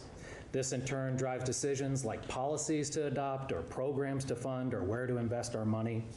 For example, when we talk about refugee resettlement and new American incentive programs, that is based on census information. When we talk about equal pay and economic equality, that is based on census data. When we talk about tax relief, that is based on census data. These are just a few examples to illustrate the importance of having a complete count. More specifically, census data has a direct impact on how the federal government funds a variety of state programs, including the Department of Labor, and which communities are eligible for special federal assistance. At the local level, this can translate into downtown redevelopment opportunities, available financing for businesses, and accessibility of services and benefits. There are still a large number of census jobs needed to be filled across the state, so whether your goal is to simply do your part and support your local community, or maybe earn a little extra cash, I encourage everyone who's interested to apply to be a census taker. For those who are interested, there are many ways to apply, one of which is by visiting one of our 12 career resource centers across the state, where our staff have been working with the U.S. Census Bureau now for more than a year to assist in filling these vacant positions. In addition, the Department of Labor and the state of Vermont's Department of Human Resources are looking at ways to look within state government to encourage state employees seeking additional part-time employment to consider this important role. As we encourage state employees to take part in this historic event and support their local communities, I would also like to encourage Vermont employers to encourage their employees to also take part in this opportunity. Through these joint efforts, the 2020 census can prove to be a success for Vermont. Thank you, and now I'd like to invite Bob Stock from the Regional Census Center to say a few words. Thank you. Thank you. I'd like to thank everyone here today, Governor, the leaders in the community, the trusted voices that are here to help us shape your future, the Vermont future, through the 2020 census. By the way, although I do work for the New York Regional Census Center, I am a Vermonter. I have lived here for 36 years now. So I'm vitally interested in making sure that we get a complete count and an accurate count. And my message is simple. The census is now, as our responses can be collected in less than a month. A successful census is easy to define, counting everybody once, only once, and in the right place. But first, we have jobs, as Commissioner Harrington mentioned and others have mentioned. Although the census is a national event, in order to be successful, it first has to be conducted at the local level, with local workers who understand and represent their community. I can tell you that we're currently hiring at a pay rate of $20 to $22 an hour. These are great part-time jobs. They're flexible hours. You can work in your own neighborhood, work evenings and weekends, and you will be helping your community. It's easy enough to apply. It's on the 2020census.gov jobs website. It doesn't take very long. Second, we need census ambassadors. We need trusted voices in every community sharing the message that the census is safe, it is easy, and it is important.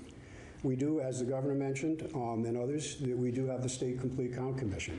In addition to that, we have over 20 individual complete count committees working within Vermont. Some of them are town and city-based, some of them are more county-based. And they are bringing these trusted members of the community to get the message out about both the importance of the census and the jobs. We have over 600 partners in Vermont active that we're working with.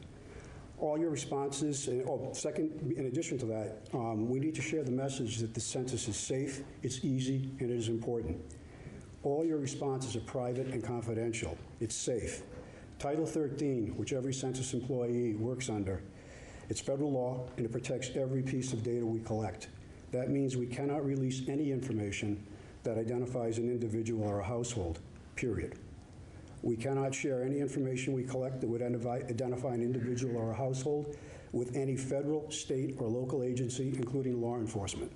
So be assured, the census is safe. And the census is easy. As others have mentioned, there are 4 ways to fill out your form and self-respond. Online for the first time, as well as by phone, and for the first time, the census will be available in 12 non-English languages. These are toll-free numbers, by the way, on telephone, and each one of these has its own unique individual toll-free number, and it is answered by a live person. There's no voice prompt. In addition, if you prefer to fill it out by paper, you'll have that option as well. And finally, the most costly operation we do in the census is sending census takers door to door to collect the very information that you can complete online, over the phone, or on paper. So the census is easy.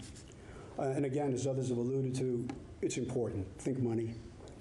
More than $675 billion from the federal government funding vital programs like Medicaid, SNAP, Section 8 housing, Medicare Part B assistance, food stamps, on and on and on, school lunch. And think power. Legislative boundaries and congressional seats at stake. Yes, it's important. But I think one of the most important things to remember is that this is your census. We get one chance every 10 years to get it right. And I'm confident that by working together, we can achieve the most complete and accurate count possible for Vermont. Thank you. Governor? Thank you. We'll now open it up to any on-topic questions first, as is normal. Well, most recent news heard of the census was the fight over the citizenship question. And for those who are undocumented, can you just address where that stands? Look at Bob first. The citizenship question is not on the census. That was decided, I believe, either spring or summer by the United States Supreme Court. Are you concerned particularly about new Americans, others who might be scared away? It is a concern. That is why we have partners that work within that community to make sure that those folks understand that the census is both important and it is safe. Can you clarify the April 1st? That is the date by which what happens? The official start of the census. It starts and. But you will receive mailers and different items days to weeks prior to that. For example, like Alaska has already, in a sense, started because it's in a different zone specifically. But within that, you'll have a lot of announcement prior through mailers, informational items online. And then on April 1st, the census will roll out. And it concludes when? You said it concludes? Ooh, now that I would say more or less around September into late October, and then the actual ending and wind down will complete by the end of 2020. And finally, the GAO issued a report yesterday that said, it raised a lot of red flags about the census, about its security, data security, as well as big challenges with recruiting across the country. Does that all translate here as well? I say for Vermont, when it comes to that, the census has kind of, in a sense, allowed us to know that the type of systems that they're using are going to be extremely protective of confidential information that is demographic or can pinpoint somebody. The most I would say we'd want to be aware of is how those other systems, for example, if you are web-based, you're going to be fine using the census. But if somebody in their own internal home or, let's say, business is not secure themselves, that's a different type of conversation with that entity. But for confidential data by, let's say, statute of the federal government, it is important that this information not be breached, compromised in any way. So the census has, I would say, assured us in a variety of different ways that it is a strong system, and they are very supportive of how it will actually interplay the rest of the year. As well, Stuart, I did receive a phone call from someone on the federal level about the number of census takers, and they said that we're short about 1,000 in Vermont, and they're struggling to find people, as we are with everything else in our state. We have more jobs and we have people available, and this is going to be a struggle for us as well. But that's why we wanted to emphasize that this is part-time in nature. Pays $20 to $22 an hour, can do it nights and weekends. This could be, it could be students over 18, I believe, and as well those who are retired or semi-retired and need some extra cash for a short period of time. Apart from this event, do you have other plans to sort of market that need and I don't know what you talked about, Jason, within the committee. Commissioner Harrison can kind of come up a bit. One of the things that we are doing from the Complete Count Committee for the state, we have connected with a variety of different partners. So, for example, being the state librarian, some of our libraries want to actually have hiring events. Department of Labor will also be doing a variety of things. Capstone will have a variety of community action items across the state that they're looking to do hiring events or make computers or information accessible at those points so people are aware that there are jobs that they can partake in. So we have a lot of people who are trying to let as many people know that there is employment if they would like to have it when it comes to the census. I'll just say that I think we'll see a more concerted effort just even from the Census Bureau itself as we ramp up to make people aware. From the jobs perspective, we are reaching out to local communities. We are working through our regional career resource centers. We are using a variety of different means like social media to get the word out there. But I think that's where we would ask each of you to help us in getting the message out that there are positions available. So if there are people, whether they need extra cash or they are looking for work, there are positions available, and we're happy to help them. And they can do that directly online from home, or they can go to the libraries or even come into one of our resource centers, and we'll assist them to fill out an application. What are the consequences if you don't end up hiring a people who did a job, a part-time job, become full-time jobs, or you stretch out the process, or what sort of? With that, I'll let Bob come and talk about that thoroughly, because these are positions with the federal government. Pardon me. These are part-time jobs. Most of them will end approximately July 30th. However, at this point, if you're working for the United States Census Bureau, you have the federal government on your resume. And you do have the opportunity, of course, on the USA Jobs site to see if there's something that's there of interest to you. But most of the jobs, as I say, are temporary and would end July 30th. There are a few that might extend a little bit longer. Thanks.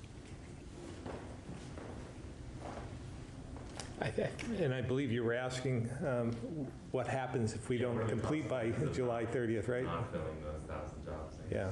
And our goal is to make sure that we do that count. And if we run into difficulties at that point in time, we'll probably be taking extra measures of some sort to be contemplated. Is that all the on topic? Was there a particular trigger? You set up this commission in November. The census is still 6 weeks away-ish. Is there a particular reason you're doing this event now? Well, I think it's, from my standpoint, a couple of reasons. One, just to make sure that Vermonters are acclimated and understanding what's coming and how important this is. But as well, the struggles we have with finding people to fill these positions needs a little bit of lead time. So we want to make sure we get out to as many people as possible to let them know that there's something here for you. So it's really about more of a public service campaign and something that I think is vitally important to the state. Can you just clarify, what message are you sending to undocumented people who are in this country? Yeah. What message do you want to send to those who are living in this? I want to make sure that they understand that they're safe, that this information will not be used against them. This will help our state, but again, I just want them to have comfort that we're not going to utilize this, the federal government's not going to utilize this information for anything else, but we need to count everyone here. And it won't be shared with law enforcement? It will not be shared with law enforcement or any other entities. It's just for the census itself. Despite the problems we've had at DMV? Despite those issues at the DMV. This is totally separate.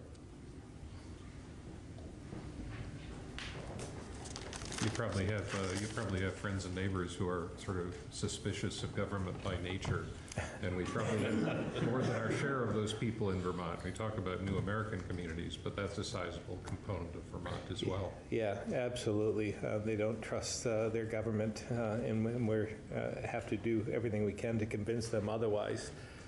This is a struggle. I'm sure it's a struggle every 10 years, and this is nothing new. But it seems as though with the number of those suspicious for different reasons grows, this is going to be more of a challenge for us. But again, that's why we have to make sure that we get the message out and give them comfort that we're actually here to help in some respects, and it'll help all of us in the long run. I could add something to that. Just, the folks that are suspicious of their government, this is really about getting counted so that their taxpayer dollars come back to our state. So it's a way to take that power back and keep it for themselves and keep it local here in the state. And I think that's a message that might resonate with some folks that would otherwise not be interested in having the federal government involved in their daily lives. Anyone else? Any other questions on topic? All right, thank you very much. Appreciate it. The Senate's about to try to override your veto on minimum wage. Senate Leader Tim Ash said that he finds your administration to be uniquely unwilling to work on compromises, pointing specifically to the minimum wage bill. What are your thoughts on that? Well, this was a compromise that the Senate and the House came up with. We weren't at the table, so to speak. And so they came up with their agreement, and it's not acceptable to me. That's why I decided to veto it. I have no doubt that it'll be overridden in the Senate. It appears the numbers are on their side, so then we'll see what happens in the other body. Was there any compromise to be found on minimum wage? Well, you never know. I mean, hopefully, if it's sustained, we'll see what happens. But from my standpoint, I've said this consistently over the last number of years that I just don't believe artificially raising the minimum wage is going to help anyone, and I just feel that it will hurt the economy overall, particularly the rural parts of our state, and I'm concerned about that. So how can you raise minimum wage without artificially raising minimum wage? I mean, it sounds like there is no compromise in your mind. Well, again, we can focus on growing the economy, and the wages will raise by that growth, and I think that we've seen that, and I believe that we need to do more of it. I mean, this money just doesn't come out of nowhere. I mean, if you take use whatever math you want. I've seen some. I think the pro tem had mentioned a number that doesn't seem to add up to me, but But if you use this number, you're talking about $200 million. It comes out of somewhere. It comes out of the economy. Somebody has to pay for it. So we're fragile in this state, and particularly when you go up in the Northeast Kingdom, all along the Connecticut River corridor, the eastern parts of our state, all parts of our state outside of Burlington. And as I said before, even New York realized that they did it in zones, 4 zones, because they recognized that there were different parts of the state that are more susceptible to economic burden. It's fair to say on minimum wage that you could have spent months at the table with Democratic legislators and it's not going to be a compromise on this particular issue. Well, again, I think that what I've said is New York took it upon themselves and had regions, different economic regions. You know, I'm more than willing to talk about, but I think there was maybe not in this conversation, but 2 years ago, I believe that there was an amendment on the floor in the Senate to just carve out one region, the northwest area of our state, around the Burlington area, and they could absorb it much easier than the Northeast Kingdom. So maybe that's a place to start. How confident are you that you'll be in the, when it comes to the House, that you'll be able to sustain the veto? I think it's going to be very, very close. In the House, it could go either way.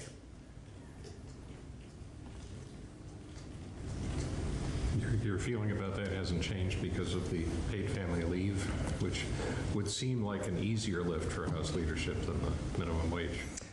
Well, no, it may be because of it. I think that there's, politics will take place. For those who voted against increasing the minimum wage on the other side of the aisle, I'm sure there's incredible pressure on them to try and override my veto, regardless of how they feel about, regardless of how their constituents might feel. So we'll just have to wait and see. What's your message to the 40,000 who will be denied a larger paycheck because of your veto? Well, again, I believe that we have in place that the wages are going to increase. When I was in the Senate those 12 years ago, and we had this conversation, we had this debate on the floor of the Senate, and I was convinced to vote for an increase in the minimum wage and to tie it to the cost of living increase every single year. And we've done that. So it's not as though there's not increases coming to those who are making minimum wage. But I would say if we can help in any way, we have a lot of jobs available. If we can help with training, trying to give them a lift up to some of those higher paying jobs, we want to help in that regard. I think all of us have the common goal of supporting Vermonters, having them be able to keep more of what they earn, keep more in their pocket. But we have a different pathway to getting there. And one of the ways we could do that is not putting any more burden on them either from a tax standpoint.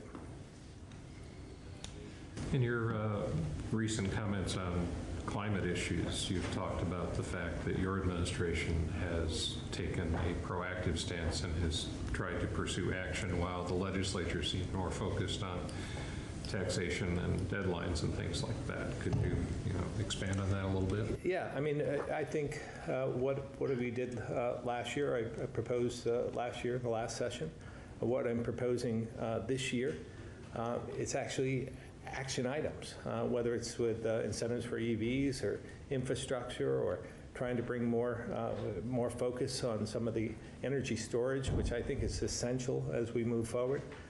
So we're actually doing something about it. And what I'm seeing is a pattern of how are we going to pay for something we don't even know how much it's going to cost, and there's very few action items that I'm seeing. So I'm trying to shift the debate.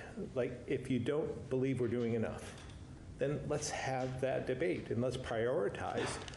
Maybe it means putting more money into EV incentives or more into infrastructure or whatever it is that we're promoting, or weatherization, for instance. We put a lot of money into weatherization every single year, but if we're not doing enough, let's have that debate and let's actually do something about it, and let's prioritize. And it may mean that we have to not do something in another area, but let's live within our means and prioritize the areas that we we have common interests. Which is, the other side of that is living within our means. You're against raising the pool of revenue in any way to allow us to do more. Yeah. You reprioritize. Right. As we talked about, there's a couple of different ways to have Vermonters keep more of what they earn. One way is not to burden them with any more taxes. So I'm saying let's live within, we're already a very high tax state. Many Vermonters are feeling the burden of some of the actions we've taken in this building. Let's live within those parameters. And we have to do it in our own daily lives every single day, our own households, our own businesses, and you have to prioritize it. And you have to think about, want and need. What is it you actually need, and what do you want, and differentiate between the two. And you sometimes have to make difficult decisions. And I'm saying we may have to make a difficult decision here and prioritize those areas. For instance, I said, if we have a surplus at the end of the year, let's take part of that and put it towards climate change initiatives, things that will help. And I would say the focus might be weatherization. And if we took 25% of that surplus and did that, and if you compare, if it was a year like last year, that'd be $10 million more that we could spend for weatherization that would help Vermonters. Do you think the legislature has not come to the table to discuss concrete plans, as your suggestion? Well, we're still in the midst of the session. I'm hopeful that we can find areas of common agreement. And then maybe we'll shift some of this focus. I think they've come a long ways in some of the bills that I've seen, and we're willing to do more to make sure that we arrive at a place that we can both agree to and make sure that we focus on the areas that will benefit Vermont. There does seem to be a backing away from the short and medium term goals that Vermont has set for itself. Are you focused pretty much solely on the 90 by 2050 and less concerned with the 2028, 2030, 20 whatever? Yeah, I think I tried to explain this in previous press conferences. I believe the trajectory is a little bit different because of technology changes and acceptance and behavior changes and so forth. Putting an artificial goal in place by a certain date that isn't attainable doesn't help us, and it opens us up to all kinds of liability. I'm just saying, let's agree to a long-term goal. Maybe there's a midterm that we can agree to, and then let's move from there. Let's assess what we're doing now, and let's see what we can do, how much that's going to cost, and how we're going to get there, like we did with water quality. And I think that we should learn from that experience. And it took, admittedly, it took a lawsuit for us to get to that point. But let's learn from that, and let's not have the lawsuit. Let's actually do something about it. You talk about setting goals, but the state already had goals that it was on track to missing terribly, and part of the reason, and this is the reason for the Global Warming Solutions Act, is to say you can't just set goals, but they have to be mandatory. Your administration talked about letting that kick in like 2050. Why? Well, I don't think that's completely accurate. I mean, we're not trying to push it off completely till 2050. Right, but not the sort of mandatory mechanism. As I just described, let's figure out where we want to get to. Maybe there's a midterm point that we can agree to. And goals are important, but I don't want to open up us to a lawsuit that would just slow down the progress of whatever we're trying to do. But why would setting goals, what makes you think that setting goals now would be any more, without some sort of additional enforcing mechanism, would be any more sort of effective than the goals that were set years ago? Because again, I think we're taking concrete action is the most important thing. And if we just are debating about arbitrary type goals, that doesn't get us to where we want to go. And I'm saying, let's focus on action. Let's actually do something about it.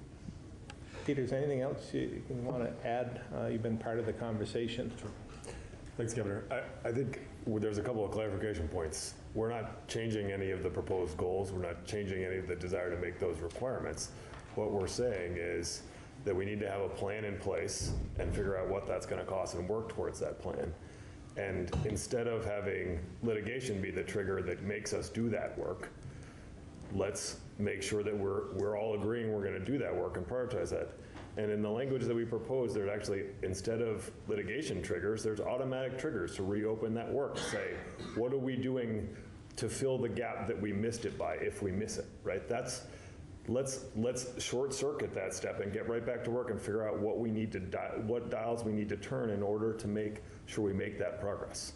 That's just a different form of approach that gets rid of the hook of litigation and gets us to actually getting to work and shortens that timeline. So what is it about those triggers that would actually force the future administration, say, to meet the targets that have been set? I mean, what were the sort of carrots and sticks that are built in? Sure, there are timelines associated with updating the plans and then getting to work on implementing those plans. And so happy to talk with you more about it, but ultimately that's what we need to do. If we don't make a target, or if we don't make the requirement, or whatever we're going to call it, then we need to figure out what changes we need to make. That may be regulatory changes that's proposed in the current bill. It may be different incentives. We need to align with the current technology and make sure that we're pulling the levers that need to be pulled. And so that's ultimately what the plan needs to look at. And so if we reopen the plan and get to work on updating the plan and then get to work on implementing, that's the thing that will actually get us there. And as well, I think assessing, and they've, again, the House has come a long ways in their proposal, assessing what we're doing now is important and valuable because maybe we're spending a lot of money in the wrong areas. Maybe we should be focusing on areas that give us the best return. And whether, again, we spend, I think it's up to $12 million in the Agency of Human Services for weatherization. I know Efficiency Vermont spends a lot more money. I think all told, we spend $35 to $40 million on weatherization every single year. But if we're not doing that effectively and efficiently, maybe we should do more in that area. Maybe we're doing something else in another area that isn't giving us the best return on our hard-earned taxpayer dollars. With water quality, it was important, I think, to come up with, it's going to cost us $1 billion estimated. And we were able to figure out that's going to be $50 million a year over the next 20 years. So we came to that conclusion, and that's what I think we ought to do here, so that we don't just set an arbitrary goal and have no idea who's going to pay for it, how it's going to be paid for, and just open us up to all kinds of liability. I don't think any of us should be off the hook on this. Not future legislators, not future administrations. Let's deal with this now and actually put something into action. To be fair to arbitrary goals, the Vermont's goals were set by looking at the IPCC's recommendations for limiting the impact of climate change. So they aren't really arbitrary. They are based on something. Well, again, I think behavior change is going to half of our emissions right now, I think we all know, are related to transportation. And what is it we're going to do to shift in that area? We do relatively well in terms of electrification, in terms of power, about half of our emissions. But with Hydro-Quebec and others, we do pretty well. So we have that other 50% to take care of. And so how do we shift what we drive and how we do that? And I would say it's through incentives, behavior change, trying to get to more competition. I think there's all kinds of ways of doing it that we put into place. And if that's not enough, let's talk about what it is that it would take to get there. And so, again, I think we're focusing on the wrong areas and putting more of the burden on future legislatures and administration far beyond any of us who are debating it today. Do you think you're getting a bad rap on climate issues? No, it's all fair. It's okay. I think that climate change is real. We have to do everything we can. We just have to be realistic about it. And just to set a goal and then just, wipe our hands and say we've done our job isn't good enough. I think you have to put some action into place. There's a proposal in the building to prohibit Vermont schools from flying anything other than the national and state flag. I guess is really focused on the controversy surrounding the Black Lives Matter movement. Is that a proposal that would be approved, or what are your thoughts about it? Yeah, at first I've heard of it actually, but I think it's a local control type of issue. I think you should be able to fly whatever flag you want. It would not, there's not a problem here that needs fixing. I don't believe so, no. Your administration signed a 5-year contract for blockchain technology to attract a ton of industry. Why do you think that's an effective use of state funds? I think blockchain is the future. I think that using this technology to make sure that we protect and track the use of this, I think it protects everyone. So I think it's just a good use of this new technology, and I think it can be utilized in other areas as well. You know how much the state's spending on that contract? I do not. Is it something you'd like to see expanded to other agricultural fields? Why just them? Well, I don't know if it's just agriculture. I think it's just the concept of blockchain technology could be utilized for almost anything. I think about it in terms of some of, like motor vehicle with proof of origin and so forth. They wait long periods of time to get their title, and maybe with this technology, maybe we could utilize it to get to be able to make sure these transactions happen quicker when you're trying to pay off a mortgage company or so forth. I think that's the part that I think is exciting about the future in terms of blockchain. But it could be used in other areas as well. I don't know enough about it. I don't think any of us do, unless you do. But I think it's something that we should explore. Explain blockchain in 25 minutes. Governor, the Super Tuesday's coming up, and Vermont is part of that. And I'm wondering if you have share with us who you might be backing. Well, suffice it to say, I think I've said enough last week to give you an idea who I probably won't be supporting. Governor Weld is someone who is on the ticket. I've met with him before. I think a lot of him and his platform. So I would be supporting him. Is he going to come? I'm not sure. Yeah, I have no idea. So the tax and regulate bill is continuing to move along. I don't think everybody in here knows the concerns by now, but some of the recent changes to the bill, have you been paying any attention to those in the outside? Do you have any thoughts? Yeah, I haven't paid a lot of attention to the bill other than my 3 conditions. And I've said, you know, if they meet my conditions that I have, it's pretty simple, that I'm not at no, I'm at yes if. So yeah, do you have any thoughts about some of the revenue projections at this point? I don't believe it's a lot of money, so we shouldn't count on that for solving all of our problems here in Vermont, our financial problems. But again, I've said before, I think the after-school program could be one area that it could be utilized in. The VSCA, they're rolling out their own plan. I don't know if you've seen it, but for the replacement of Woodside, there's 2 potential plans, like a no reject facility. I wonder if you've seen the plans yet from Steve Howard and what you think. I haven't personally, but we're still planning, forging ahead. The closure, from my point of view, will happen July 1. Do you know when we could see the RFPs? RFPs for closure? Or for the company or the organization that will eventually provide the space. Yeah, we're working that out. We have a plan in place. We're looking for other opportunities as well. Okay. One other thing, tomorrow is a special day for many women around the country, and I'm sure romantic that you are, you would want to share with us your plans. So. If I told you, Stuart, it wouldn't be a surprise then, would it? Yeah, you never. I just want to make sure you get it right. If I tell you, suffice to say, I do know tomorrow is a big day.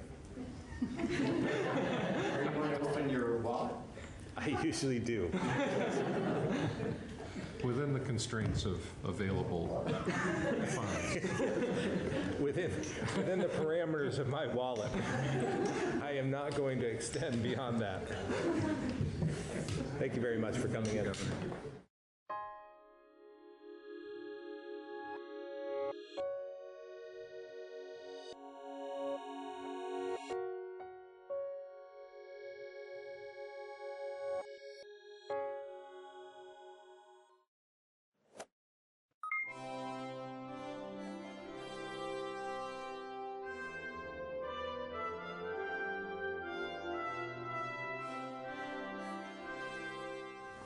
Thank you so much.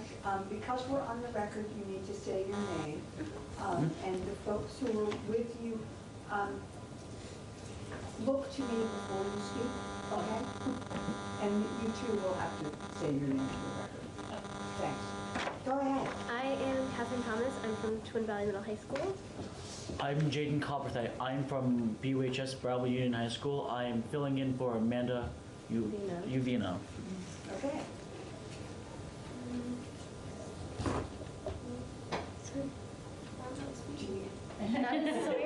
That is Sawyer King. She is also from Twin Valley. And Shirley, would you like to? And I'm Shirley Parker, advisor. Okay, okay, great. We're here today as members of Our Voices Exposed. It is a youth-led movement across Vermont, and we work together with VCAT through the Counterbalance campaign, working to reduce the effects, well, more like prevention for teenagers. Nicotine is addictive and can affect brain development, and it is found in tobacco, which can cause cancer, heart disease, and lung disease. And a lot of children don't think of that when they do these things.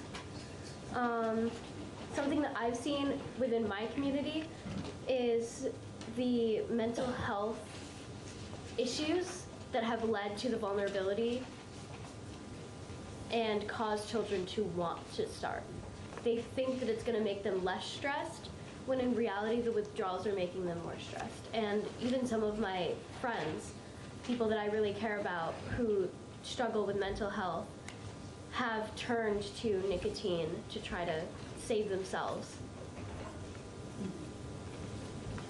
I'm going to say some facts about nicotine and how it all works and just what it does. A young age exposure to nicotine can cause a severe dependency when you get older, and just you would escalate to cigarettes, cigars, and just smoking. And doing it from a young age and just doing it in general can cause long-term health effects. And the long-term health effects of vaping are still unknown today. The flavorings, flavoring like candy is what draws the children in. Like elementary school kids, if the older one, say an unresponsible high schooler offers a bubblegum flavored e-cigarette to a kindergartner, they're not going to know anything about it except for that it's bubblegum flavor and they like it. And the popular e-cigarette brands are like Surian, Blue, and Fuse. And I know that, I don't know about the other first two, but I know that a Fuse is like was one that sells the pods for juuling. And what I've seen, I see in my school a lot of kids selling it, like in class, and just vaping in class, doing it in their sleeve, and just passing it under tables and all that, just using the same Juul pod sometimes. And she saw some photos of hidden, like Juul pods that are hidden. Like freshman year, I was curious on how many different kind of Juul pods there were, and I found this vape pen last year. And it's a pen that it works as a pen, normal pen, but it's also you can vape through it. And she found this clothing line that is it's called Vaporware, and it's for hiding juuling. And they have it right here. They have it in this. They have it in the string right here, so it looks like you're just chewing on your string, and then you can vape it back into your sleeve. And Internet King goes yes, yes. He's right. Oh my God. And I feel like we should change how, like, a law, how who can buy it, where they can buy it from. Like, not every gas station should have it. I feel like it's just easier to steer it off the spinning racks to keep it on. They should keep it in only e-cigarette stores and just that should only keep it there. And the age restriction should be better, so a more mature audience can only get it, so they don't pass it on to the younger people. Because the more mature they are, the less likely they're able to do that. And just how they can get it is just what they should do.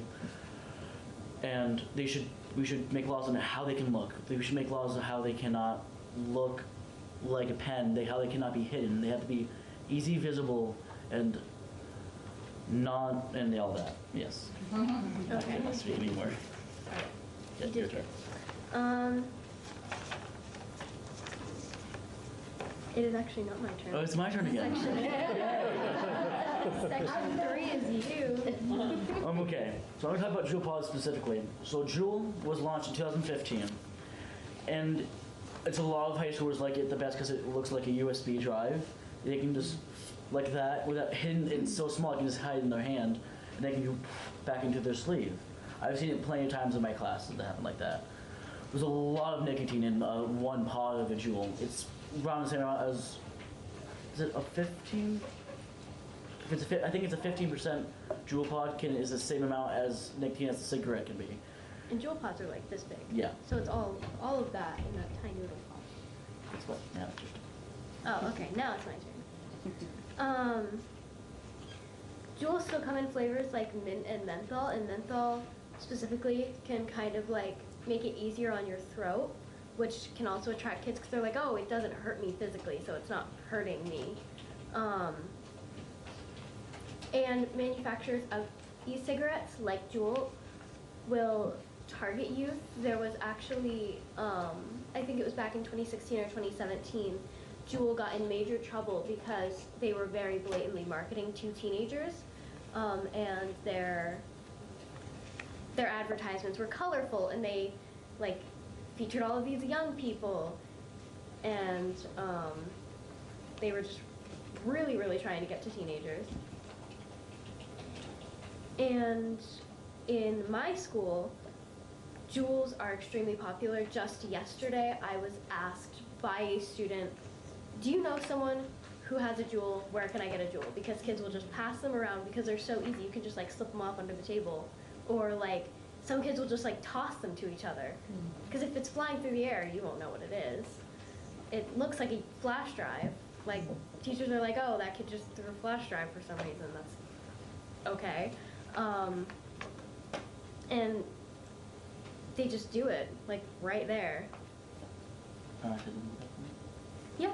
So I told you about the selling in my school. Just with the selling, the people who usually the kids who are selling them to other kids are not actually the ones who do it either. They sell to people who are addicted to it, but they don't do it themselves.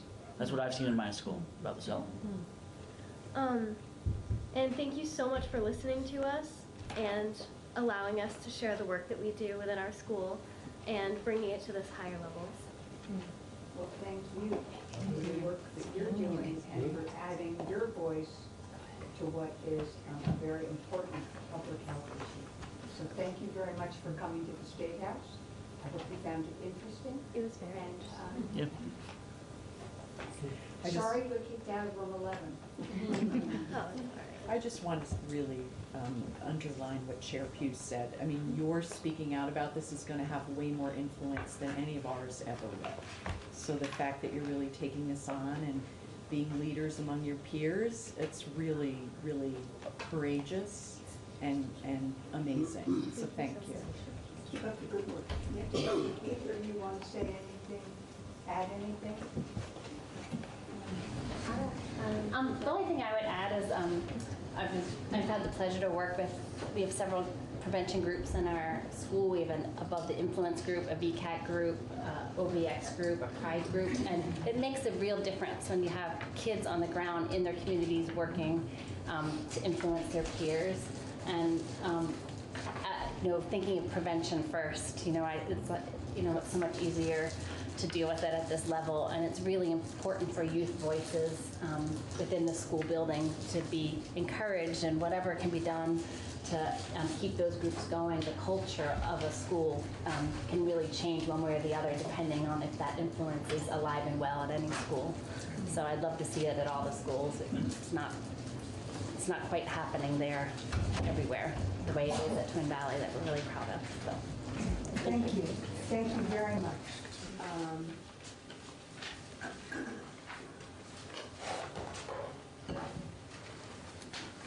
And we, at some level, this is probably partly discussion and partly to see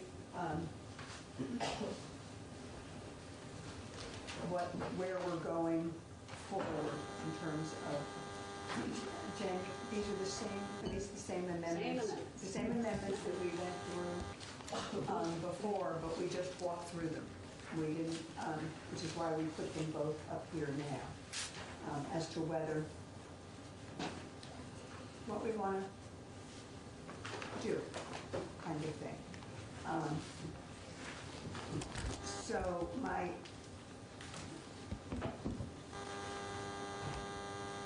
probably to reorient ourselves a bit. Jen, can you pull up as introduced? Sure. Maybe we can do perhaps a little bit of back and forth. But really begin to look, let's look at each section and see where we are. Jennifer Darby, Legislative Counsel. So this is H663, an act relating to expanding access to contraceptives. The first section of the bill as introduced would require health insurance plans to provide coverage without any deductible co-insurance, co-payment, or other cost-sharing requirement, not just for one drug, device, or other product within each method of contraception for women identified by the U.S. FDA and prescribed by the healthcare provider, but for all drugs and devices and other products within each method of contraception for women. Are you doing the amendment?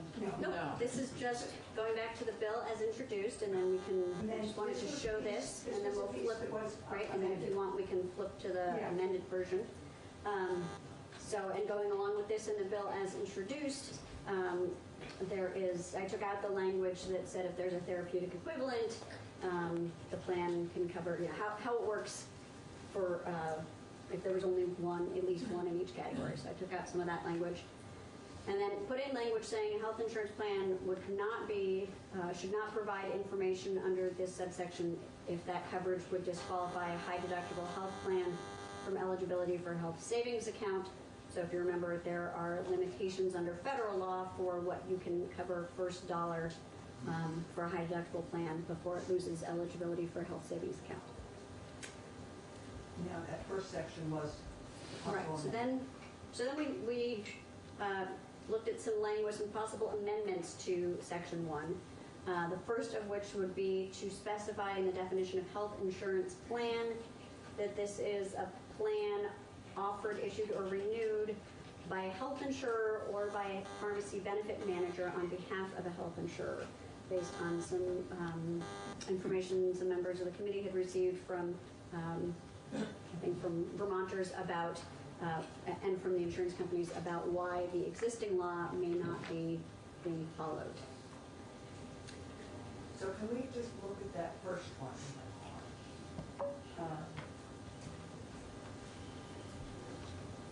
As we create a second draft of the bill, and I'm going to have Sandy in my head when I say, it'll probably be easiest if we end up having a strike-all? Have a strike-all rather than have our bill as introduced and then have a separate committee amendment. Okay.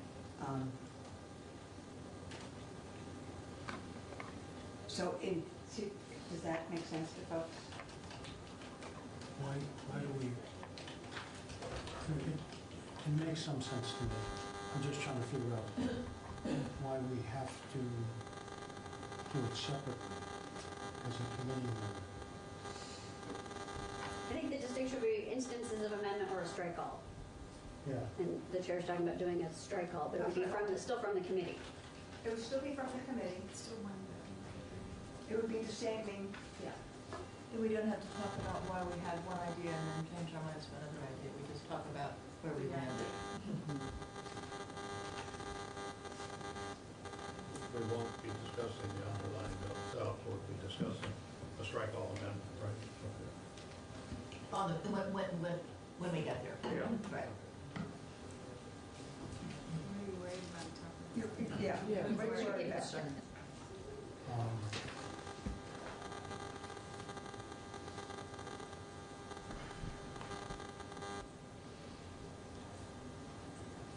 I don't know if I'm worried or not, to tell you the truth, right? Okay.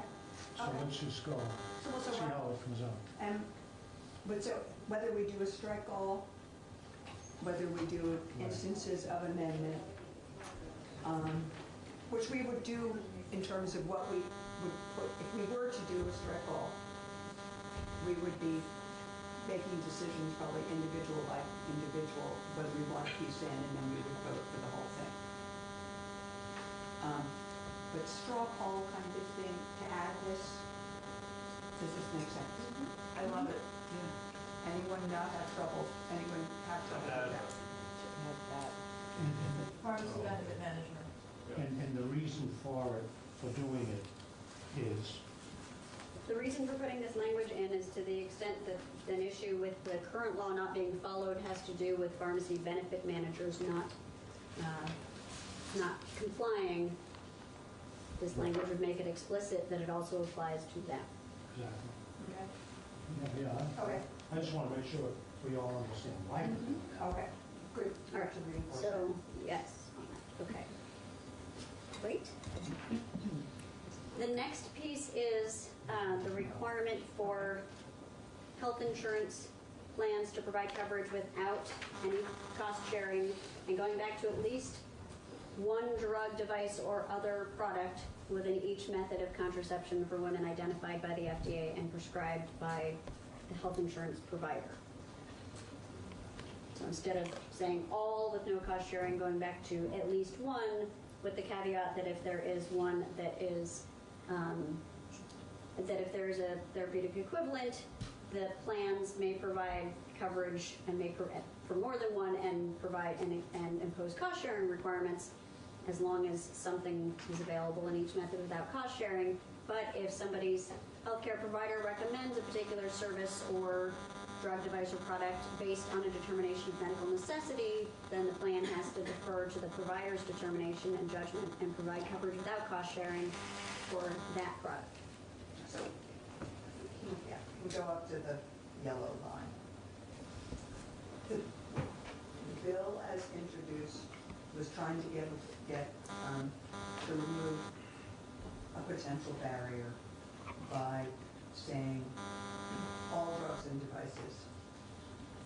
And what this says, along with the rest, is that we go with the generic or the one, unless very specifically, and there would be no cost sharing. Unless very specific, and there would be cost sharing if it wasn't the particular drug or device that was prescribed, unless along with that prescription it's a medical necessity. Right, I think I got a little bit lost in there, but yes. Sorry. So regardless of what was prescribed, if there is a therapeutic equivalent that is available without cost sharing under our generic substitution law, that would automatically be substituted unless the provider had said, based on medical necessity, this person needs this specific product.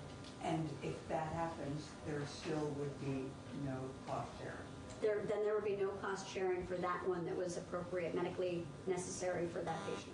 Okay, so we got... Regardless of regardless of whether that's the way the plans formulary typically works. So if that wasn't the drug that they picked to be the $0 cost share, but the doctor said it's medically necessary for this patient, then for that patient, that drug has also a $0 cost share.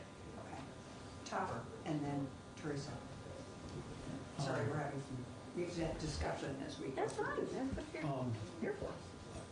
I want to put myself in the shoes of an individual.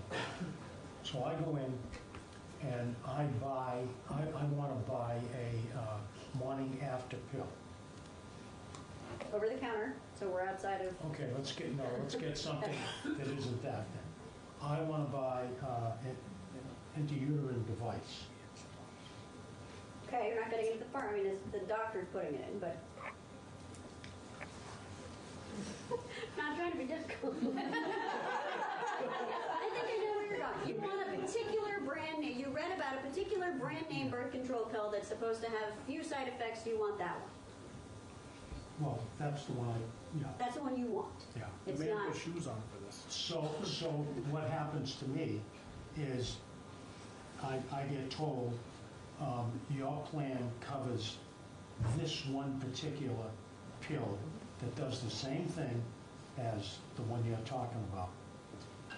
So I end up with that one. I end up with the one that is the generic brand. There's probably a lot of generics, and so if there's 5 different kinds, the plan is going to dictate which one I get. Is yes. That what this means?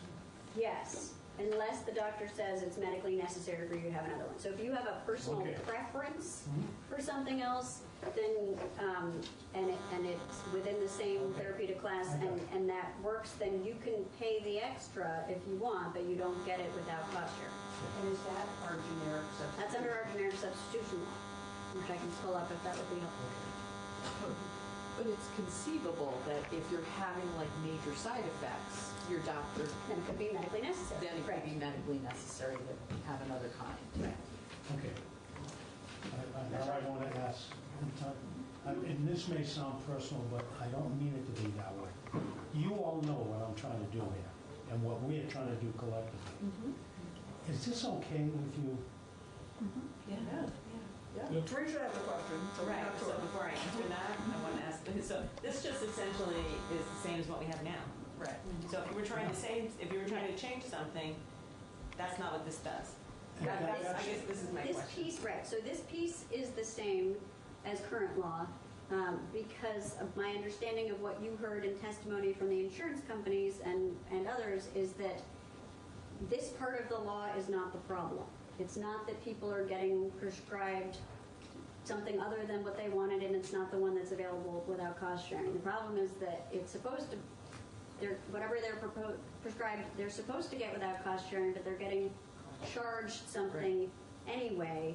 And so that's why the language in here is specific about the PBM also being bound by this, and then there's language that I was going to add that actually is already in here and is probably an enforcement issue on things like device insertion and removal, where people are getting charged not for the IUD or LARC itself, but for the insertion of it when our law says you should not. So some of it may be an enforcement issue, and if that's the case, then opening it up to more drugs is still not going to solve that problem, potentially.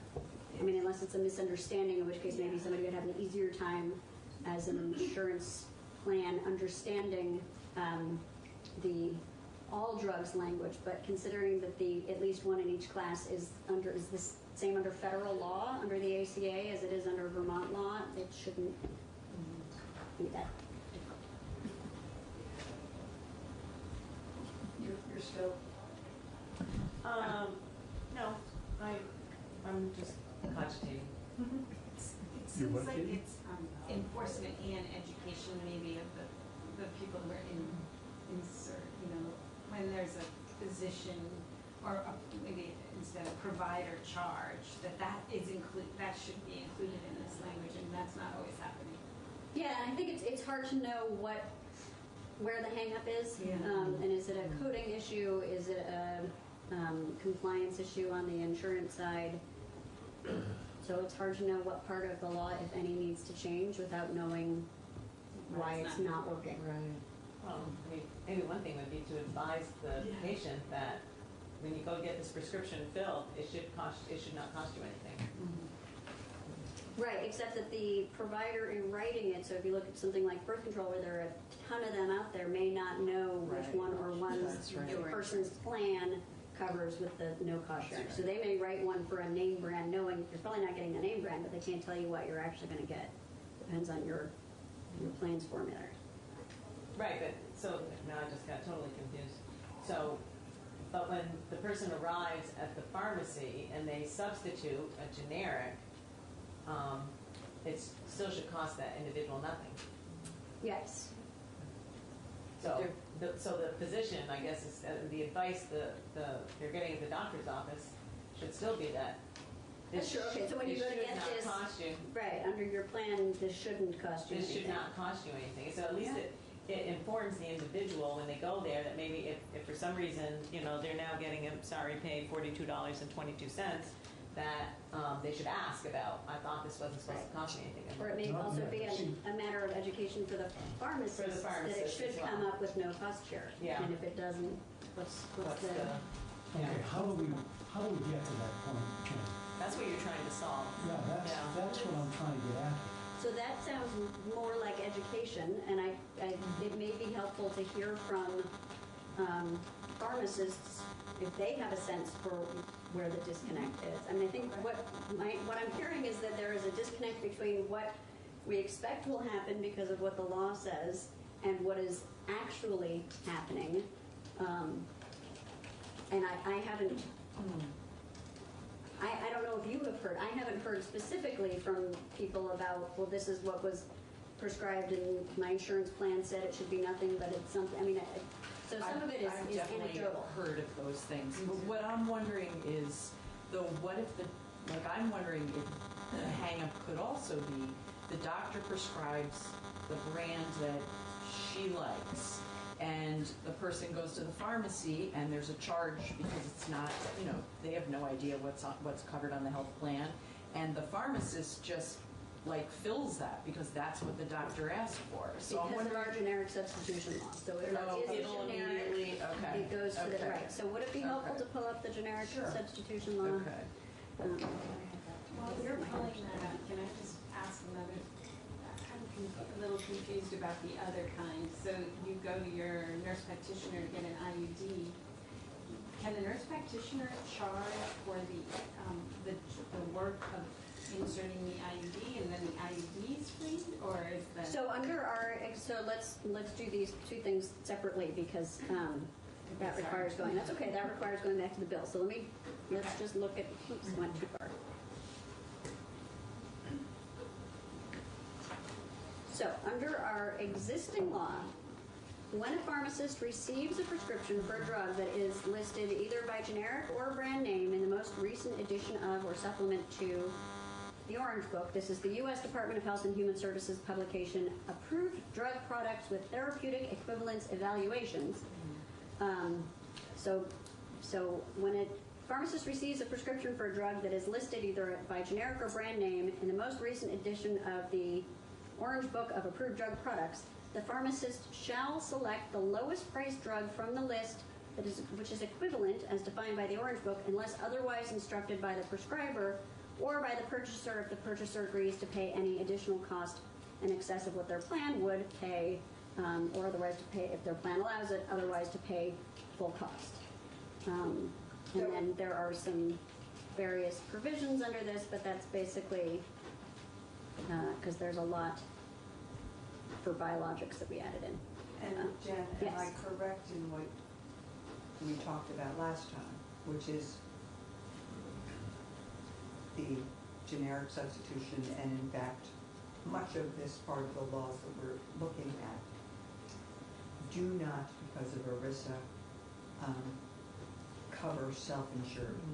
That's right. Self-insured, non-governmental plans are beyond the scope of this committee and the legislature generally, although many of the provisions of the Affordable Care Act do apply to those plans.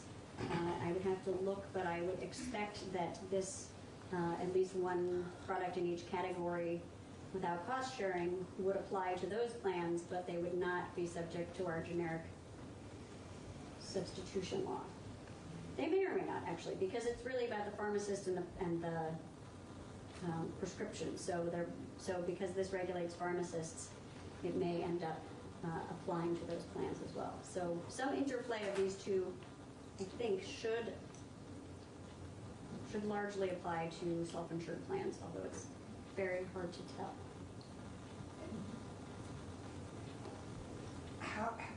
How can we figure that out? Because, I mean, as we try to tease out where is the issue on this? Yep. So the first thing is, let me look at... People like me who didn't know until probably 10 years ago that my Blue Cross Blue Shield insurance from UVM did not have to follow all of the laws that we had just... Yeah, and I would have to look at them. So we, governmental plans, and I think UVM as an instrumentality of the government would qualify as a governmental plan, are outside the scope of ERISA, which means the states can regulate. So I have to find out for sure, but I think the state employees plan, the teachers' plans, and I would expect that plan now would be cost within our sharing is different than is cost sharing different than my $500 deductible? Deductible is a form of cost sharing. And that's where we get into the piece with the high deductible plans, because making something subject to the deductible requirement is a form of cost sharing. That you have to pay, the amount you have to pay out of pocket before the insurance really kicks in. And that's the piece that the federal government decides what you can and can't exempt from the deductible for purposes of a high deductible plan and its compatibility with a health savings account. So under this, Jen, yes, does a person with one of those plans that you just described, the way the thing was written at the beginning, it doesn't matter. They don't pay. Is that correct? I'm not sure where you're looking. You just talked about a high deductible plan. Okay. So, the way what I was trying to do, it didn't matter what kind of plan they had, or whether they had a plan or not. They got it for nothing. Under the existing statute, where it's at least one drug, device, or product in each method, yes, because that happens at the federal, that's a requirement under the Affordable Care Act that applies to all insurance plans, and I'm going to verify whether it applies to self-insurance. If you expand it to all drugs, devices, and products in each category, as we had in the beginning bill as introduced, then no, it would not apply for somebody with a high deductible plan. They would not get all of them without cost sharing, because the federal government decides what you can take out of the deductible, and they have not put all forms of contraception across all categories in that list. So in your opinion, the best way to go to get the best bang for what we want to do here is to go with at least one drug. So for people with a high deductible plan, it doesn't change anything either way. Oh, okay. But I think it sounded like from the insurance company's standpoint, there was potential additional cost to the system if you open it up to all drugs. Because you can have people getting more expensive brand name drugs for which that are not preferred on the insurance company's formulary, and when that happens, the insurance company has to pay the whole thing, which means it gets spread out through everyone's premiums. It may not be a lot once you spread it out, but so there could be nominal additional cost by doing the version as introduced. Additional cost to the insurance company. yes, and therefore to premium, to ratepayers. So in a sense, I mean, see if Shayla's paying attention. The only way that we could assure that all of this, the contraception would be available free of cost to all people who use contraception. You mean every method, every brand? Would be if the state of Vermont decided to fund them and buy them, and the health department or some other. Down on the street corner. Yes, I mean, and so therefore we would all be paying because our taxes would go up. I mean, the only way I am aware. No, I'm saying, I mean, the only way we can get around some of the insurance issues and the federal issues is if we took insurance out of it entirely. And I'm not suggesting that, but I'm saying that really Well, the is. insurance company would be the ones that would not make as much money. No, we can't tell them what to do. we can't tell certain businesses, certain types of businesses what to do with their insurance. Right. We're not allowed to. Feds say we can't do that. Preempted under ERISA. And so the only way we could get around that would be to appropriate more money to the health department or DEVA or something and say, oh, yes. I'm so paying attention. No, I do just want to share from the health department. I do just want to remind the committee about, and this is not for all women, but previously what was the Title X funding that the state has now replaced because we're not using the federal Title X dollars. But that does provide, in a sense, that kind of safety net service for women who cannot afford contraception. We do, in essence, we do that for those particular things. So the problem is solved. Yeah. I didn't say problem solved. for those women, yeah. Subset. Yes. I would just also add into that for most self-insured plans, they're administered by someone else, but a lot of them, I can't say all of them, but a lot of them don't have the cost sharing for preventative type things. So if you go online, you look up, I have to have my colonoscopy or something. It costs a certain amount if it's medically necessary because you're sick, but if it's because you turned 50. They don't charge you anything, so I would assume preventive for contraception would be the same way. You wouldn't have to pay any of the cost share, like the deductible, in order to get it because it's preventive for pregnancy, right? I would imagine that it's covered. I have no sense for whether it would be available without cost sharing.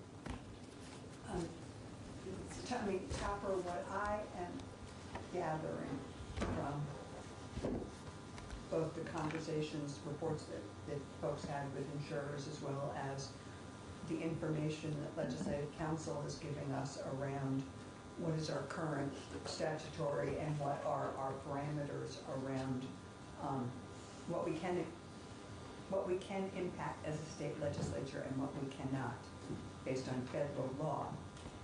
That if your goal was to have everybody be able to get it at no cost, that's not really necessarily something that we can promise. We can get further by adding the pharmacy benefit people, and that maybe to have some more testimony from pharmacists and others in terms of why this isn't happening. Could we put a line in, Jen, that says that if the law is not followed, there's a consequence to it, and state a consequence? Maybe that would make people not charge people when they shouldn't be. I think in DFR's existing enforcement authority, there is they have fairly broad enforcement authority. So I think the issue is maybe, or the threshold question is, does DFR know of any problems? Is DFR doing any enforcement now? Or maybe, okay, well, I think we need to find that out. Because if it's not happening, from what I understand, it is not happening. People are being charged stuff. Then we should get that corrected. The other thing that that I'm hearing more and more about now, as word is getting out about this, that the procedure itself, people are getting charged for that. Right, so I want to And go back to that because that was... I'm not just hearing this from what we heard last week. I'm hearing it from individuals. So I think that's what Representative Brumstead was starting to ask earlier, so I did want to come back to that. So that's the language that, it's existing law, so I highlighted it and put it in bold, but it's not underlined because it's existing law.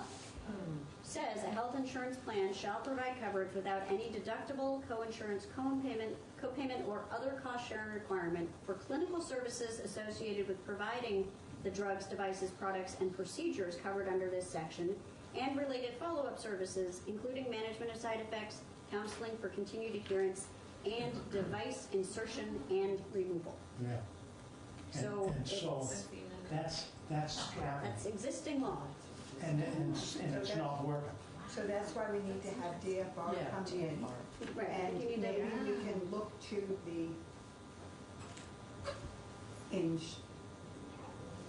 I mean, there's a part of me that's going also to look to the insurers, who, I mean, in the sense of, if it's their financial, if it's a coding issue or something like that, if whoever is in charge of sending the bills out or whatever, or I guess it's right at the pharmacy because it comes up at the pharmacy. Well, it depends if we're talking device insertion and removal, or if we're talking. I guess I don't know if there's anything about education. We should hear from the insurers, the pharmacists, that, i.e. a piece of paper in English, not in, and I'm saying that generically in English, not in language that nobody understands in terms of its use of fancy words, that most people should be able to get this for free.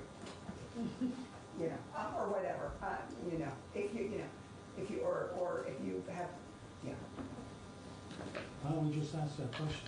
Well, isn't there an insurance person in there? Well, but yes, there are, but I'm assuming that she will answer something when she's able to answer it, and she may want to come back, or do you want to answer it now? Susan Grakowski, MVP Healthcare. I probably could answer it now, but I think given the level of what appears to be confusion, and to be honest, I've gotten a little confused during this conversation. So I think I would like to take this back and then come back. So can you tell me what you are confused about?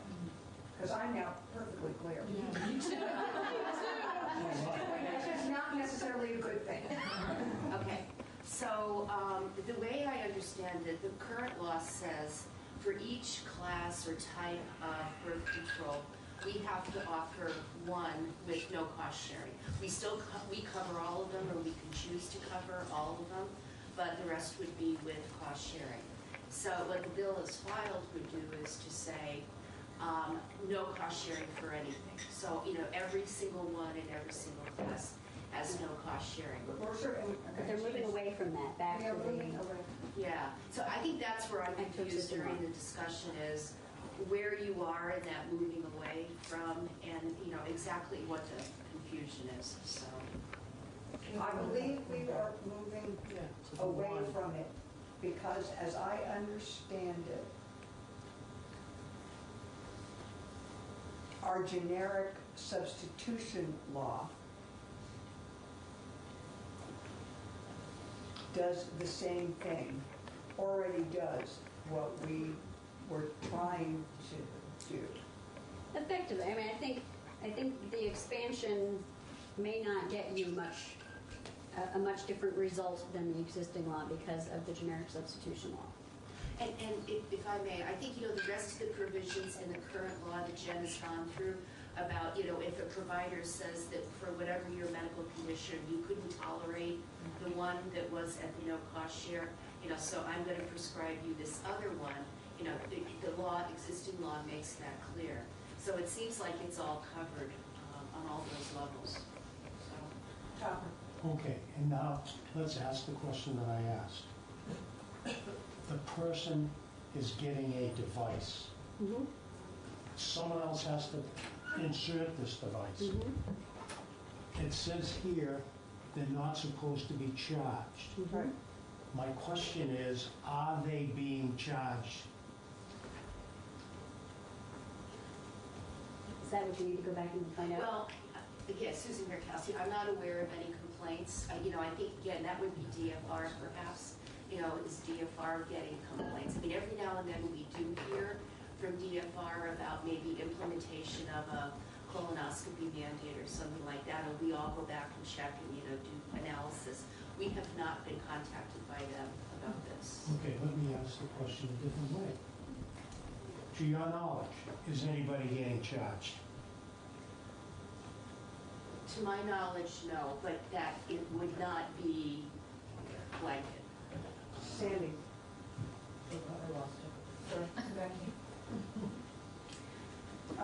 I think I also am going to ask the healthcare ombudsman to come in. Good idea. To see if there have been any, shall I say, many of us around the table, either because of personal experience, family members, or friends or constituents coming to us and indicating issues, have seen this as a problem. Yes, but they didn't even know it was a problem because they thought that they were supposed to get charged for that. Okay. So we talked a lot in this room in other contexts about the medical practice board. And I'm wondering whether, and I think this may be a question for the health department, whether it's possible for the medical practice board to remind doctors about stuff like this. You're not supposed to charge for the insertion of IUD. So to be clear, they charge, but they charge insurance. Right. And insurance should not be allowing there to be cost sharing for the patient. This is why I'm not sure why the payers are who we should be concentrating on, frankly, I think, in terms of this piece. Yeah. They all have edits and they all have things that, these claims have to pass through, and there should be an edit there that says if I've got a claim coming through for this and it's putting out a cost share, that should go to an exception pile and get reviewed. It should be dealing with the insurance company, not the doctors. And To the extent that you were interested in having having the providers, the doctors or the pharmacists being on the lookout or telling their patients, you should expect not to get charged for this, you could do that. But I think you're right that it's really, if the law is not being followed, it sounds like it's at the payer level, and then it may be a matter of either education for the payers or education for us if it's a payer that's outside of our ability to regulate. And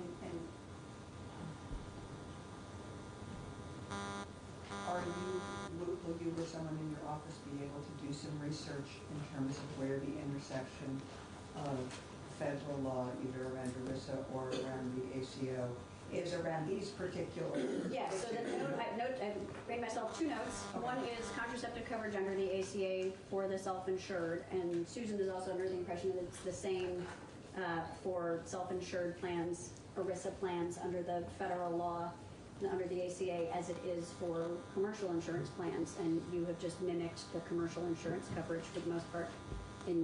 Certainly you have in this piece of your law. My other question, but I will also look at it specifically. And then my other question to look at is, just to confirm for myself, is under our generic substitution law, is it agnostic as to whether somebody is self-insured or insured by commercial insurance or otherwise, because it's regulating the activities of the pharmacist in doing the substitution? I expect so, but I just want to get confirmation. Thank you. And what about the person who doesn't have insurance? This is a requirement for insurance coverage. If it's somebody who doesn't have insurance and is on Medicaid, that's their insurance. And then whatever the eligibility requirements are for the health department's program. But if you have a high earner who chooses not to pick up insurance and is paying out of pocket, then they will pay out of pocket for this as well. I believe there's individuals in the state of Vermont that are on Medicaid. That are not on a Medicaid? Yes, we have a 3% uninsured rate, 3.something%. So those people, if they walk in, If they have no, so if they are income eligible and have signed up for the health department program, which I think is broader than Medicaid, they would be covered with no money out of their pocket under the health department program. If they make too much money to qualify for the health department program, and they have not picked up insurance or coverage anywhere else, they have elected to pay for health costs out of their own pocket, and they would pay for these health costs out of their own pocket as well. If they don't have any kind of coverage and they haven't signed up for a program, I mean, other than you could appropriate money directly to have products available perhaps at the provider's office, but otherwise I don't know how you get them something for free. People who haven't signed up for Medicaid are generally going to end up in Planned Parenthood.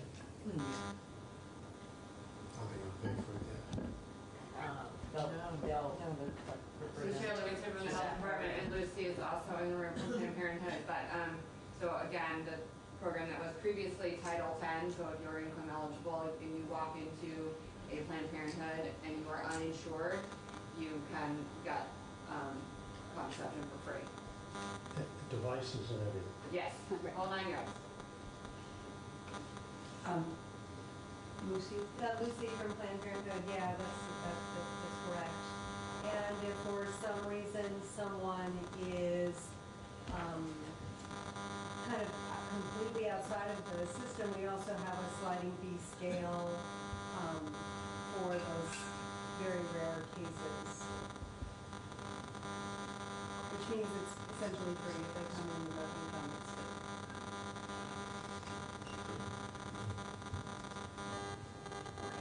For the time being, can we move on? Okay. So that's section 1, unless there's more that you wanted to look at in either version of section 1. Okay.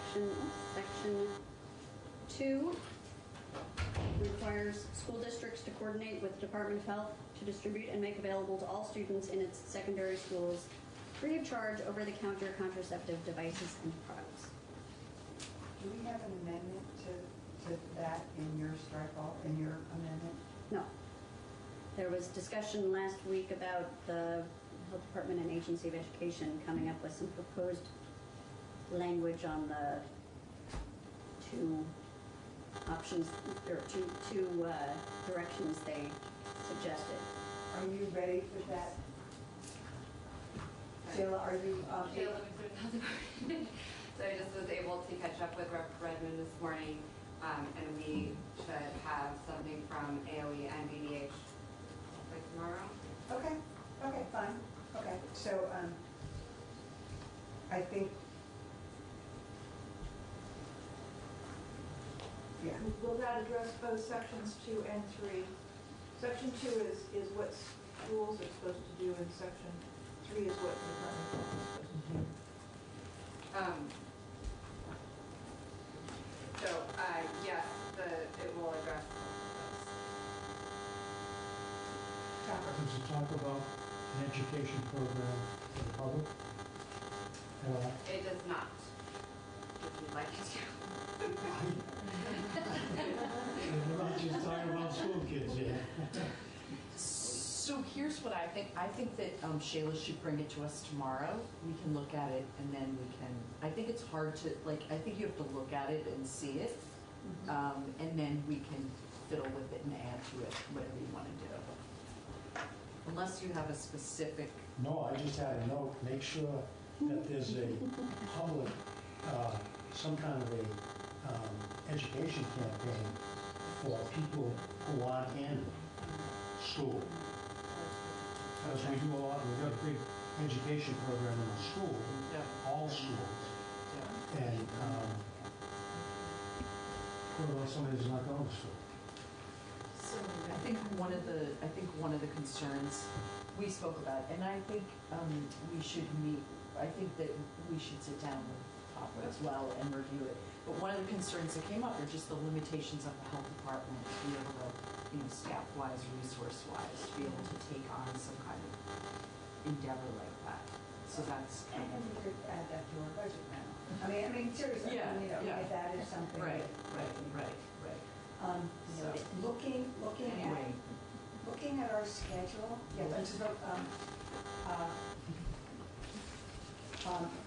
tomorrow,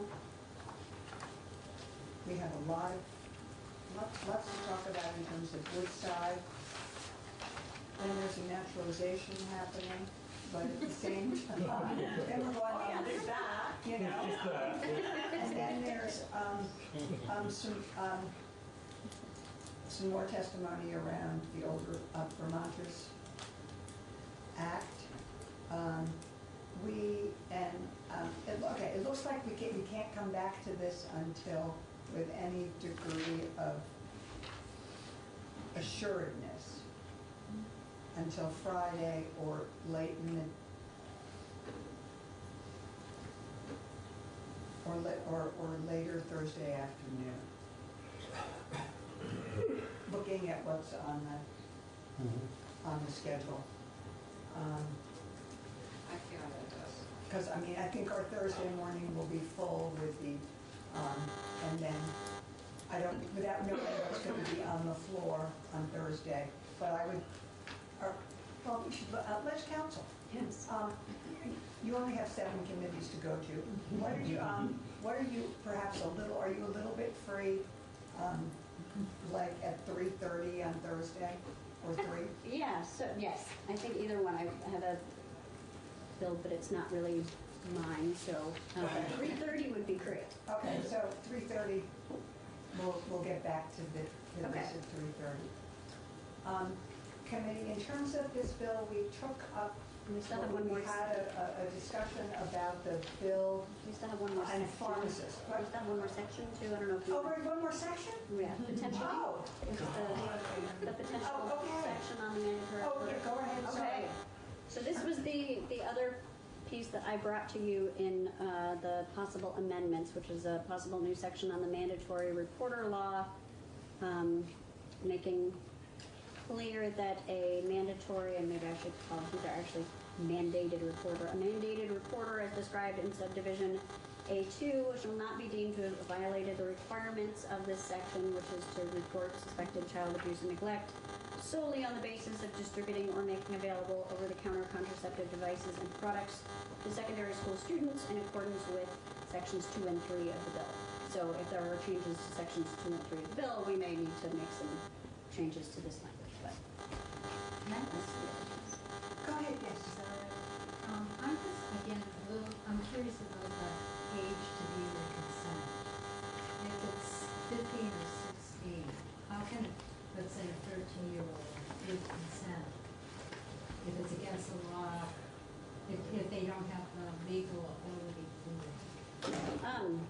So I don't know that they certainly couldn't enter into a contract. I think there are potential levels of capacity to consent in different contexts, but this is really about reporting child abuse and neglect, not whether people are engaging in sexual activity, but making available protection in the event that they do engage in sexual activity.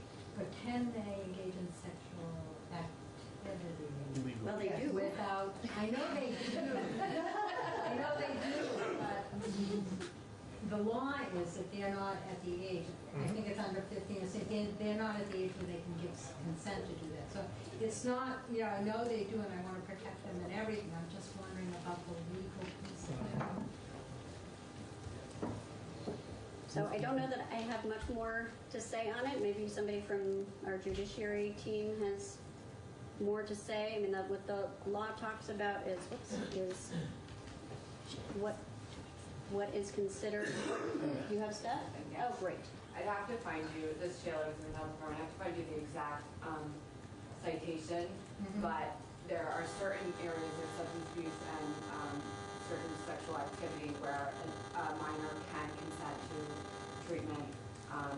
Yes, they can, right, they can consent I don't know if there's to mental health treatment, they can consent to, consent to treatment for substance use and for sexually transmitted diseases, right? Yeah. So while there is nothing in the law so there are prohibitions on engaging in a sexual act with another person, and compelling the person to engage in the sexual act without the consent of the other person. So it's possible that the activity itself would be, that the sexual activity itself would be criminal. But this bill is looking at providing contraceptives. So it is not taking a position on the legality or illegality. It's going with, I think, what Shayla may have referred to as the harm reduction model that's used in other areas, which is to protect the people involved. So you're saying that a guidance counselor or teacher, if a student came to them and said, or nurse, I'd like contraception, then as a mandated reporter, if they're under the age of consent, they don't need to report that? That's right. Okay. Right, so they are not, or to put it on the flip side, the person, the guidance counselor or whoever, has not violated the mandatory reporting requirement by not reporting that a student asked for over-the-counter contraceptive products. Thank you.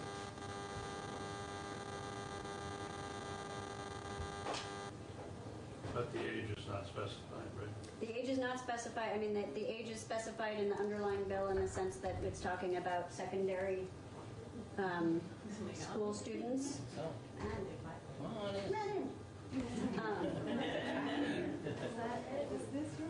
I think that's Shelley's, yeah. So it's talking about secondary school students, which is grades 7 through 12. So if the language in section 2 in particular stays in, it would be specific to secondary schools. So that would be second grade and up. What we all can take a look at is the material that was sent out by the Agency of Education last Friday. Was it just last Friday? 2 Fridays ago.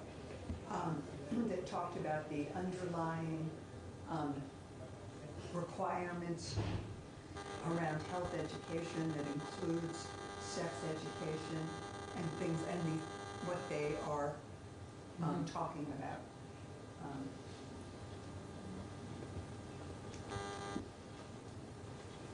The other, go ahead. I was just going to say, is there an educational piece in this bill? That's what I was, I mean, you talk about what the education department is doing, but does this bill reference this? Not yet. I think that's some of what you have asked the health department and the Agency of Education to bring out. Yes. Yeah.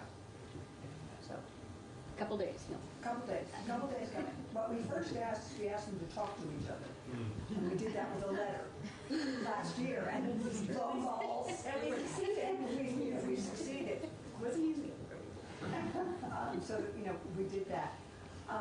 We did hear a bill presentation around pharmacists dispensing. And we also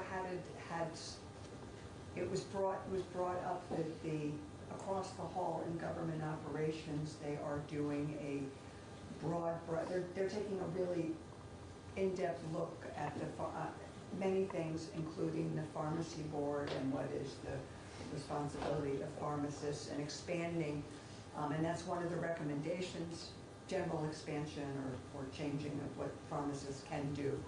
It's one of the recommendations of some group that met over the summer. Right. Yes, I think it came from OPR. And the OPR bill, which is starting in Senate GovOps, would include some language around pharmacists prescribing. And so that's where potentially this piece would go, rather than Now, the other thought is that we could add that, and then we take some testimony in this and let it sugar out as it comes from one place or another. Well, we were taking testimony on the bill by itself, Right. separate from this bill, but we were thinking of possibly putting it in this bill. But you're saying now they're taking Well, I mean, it out. my question, that really is a question. Is it belts and suspenders to put it in this bill while hoping that it will be put in the Senate or put in the House? And then by the time these bills that are starting in different bodies come and cross. I love belts and suspenders. I would say leave it out. of this bill. So do I. I think that I want to confuse things in this bill. I want to keep this nice and clean. That's So- my position. I agree with the will- other stuff, but Right. No offense about this bill, but I think frankly, in terms of what it is that we're wanting to achieve, that has more likelihood of doing it than anything we're doing in this bill. It's my personal opinion. The pharmacy. Yes. I agree. The pharmacy piece is big. It is. tell me what you mean. Well, what I mean is, that I think that if we're looking to have easier access for youth in particular, but anybody, easier access for youth, I think that that does it more efficiently. It's just my opinion. And my sense is that it's easier to go to your pharmacist and ask for some of these things, I think, than it is to go through a whole doctor's appointment and all of the But pieces. some of it you can't get from the Right, pharmacy. right.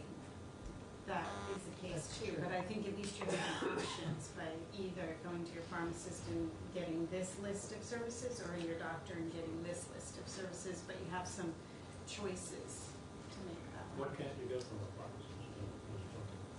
An IUD. Like an IUD. An IUD. Something inserted, you Something can't get it. inserted. Can't get the. Well, you can't now, but under this Yeah, bill, you could. What? Under the proposed bill, you could. Well, Not the long-acting reversal contraceptive, because that is inserted into Okay. the I thought- uterus. I thought it A was. provider has to. Yeah, I don't think much No, promise. we don't want Yeah, no, I think about that. I said you don't want your So, promises. Yeah. in terms of belts, and this is, this is discussion. I mean, but this is rough draft. How's that? How many people, in the language of rough draft, which means it can come out of stain at another time, but let's, would like to proceed with the belts and suspenders, which would be to add that bill to this bill, which would mean we take some more testimony. Of course, I mean, we're going to take more testimony anyway.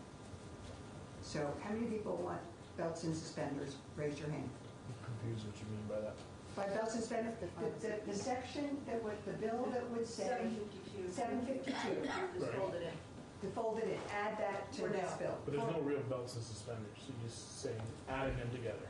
Yes, correct. The belts and suspenders refers to what's going on in government operations about pharmacy So it might be done practice now. in general. Well, first, there's no And it may age cover- limitation on that bill 752, which I couldn't go along with. There'd have to be some age limitation. So, I think it said it's left up to the pharmacist. Well, yes and no. I mean, I think we should really have an age limitation. It would So, potentially- could I wouldn't potentially want be up put to the in board. unless that's changed. So. But yes, but we could specify that that was part of the board's rules or set that. So I'm sorry, I lost my count with the belts and suspenders. And I would say this, Madam Chair. If we're going to do that in the beginning, I thought it was a good idea. If we're going to do that, then we really need to make a decision whether we are going to do that or not. But not, because what I'm worried about is if we're talking about doing it and the people that are working on that across the hall think we're going to do it, and then all of a sudden, near the end of it, we say, well, no, we're not going to do this. It's going to confuse, we ran into a problem and the whole building stopped by it. Then to me, we've done an injustice in this area, and we've done an injustice in the other area. So I think, because we're getting close to the time when we have to start getting this thing out of here. And that's what I'm worried about. I hear that. So I will argue, that the big OPR bill, I think, is a big bill, and I guess I have questions about whether that's going to really move this year. That's number one. Number two, my vote just now was to fold this into a draft, and we start to really go into the weeds on the language. We haven't done that yet. No. And get testimony on it. So I am not endorsing, every word in this bill. I'm just saying, let's fold this concept into H663 and look at it here. And we can amend it as we go along. Absolutely, absolutely. Gotcha. But it also gives the world who are sitting around following what we are doing. I'm more than willing to do that. I'll do that The as long as. opportunity to go, horrible idea, or, this is absolutely perfect, the best thing, but what you need to do is do this. I could bring up my age issue. And to bring up your age issue. I'm sorry. No, everyone gets to bring up their issues except Carl. Carl, I'm gonna have an orange on. I'll take the stress ball. I got a new one today, grapes. I'm gonna use that a lot today. Okay, So yes, add 752 for the next draft. Yes. Take a look at, all right.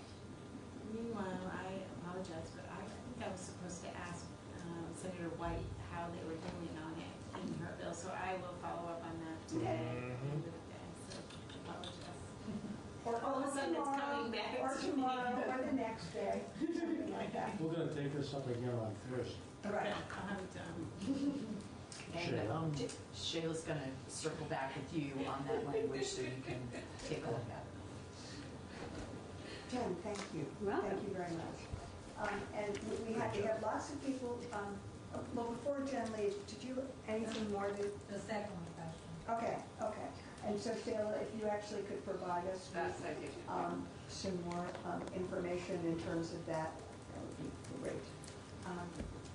Do you want to discuss H635 at all while I'm here? Or is that I'm sorry, what? the short form? Oh, the short form bill. Since I'm here. Oh, yeah, okay, yes, since you're here. I was gone on Thursday. What shot for This is the Topper afternoon. Topper. Receivership, you're talking about receivership? Yes. Oh, okay, all right. Good idea. Oh, my God. And so, and before, just other people who are here for this other bill, if you would like to be testifying, or if you have a group that wants to testify, let us know. Do we know who that woman was who just left? No.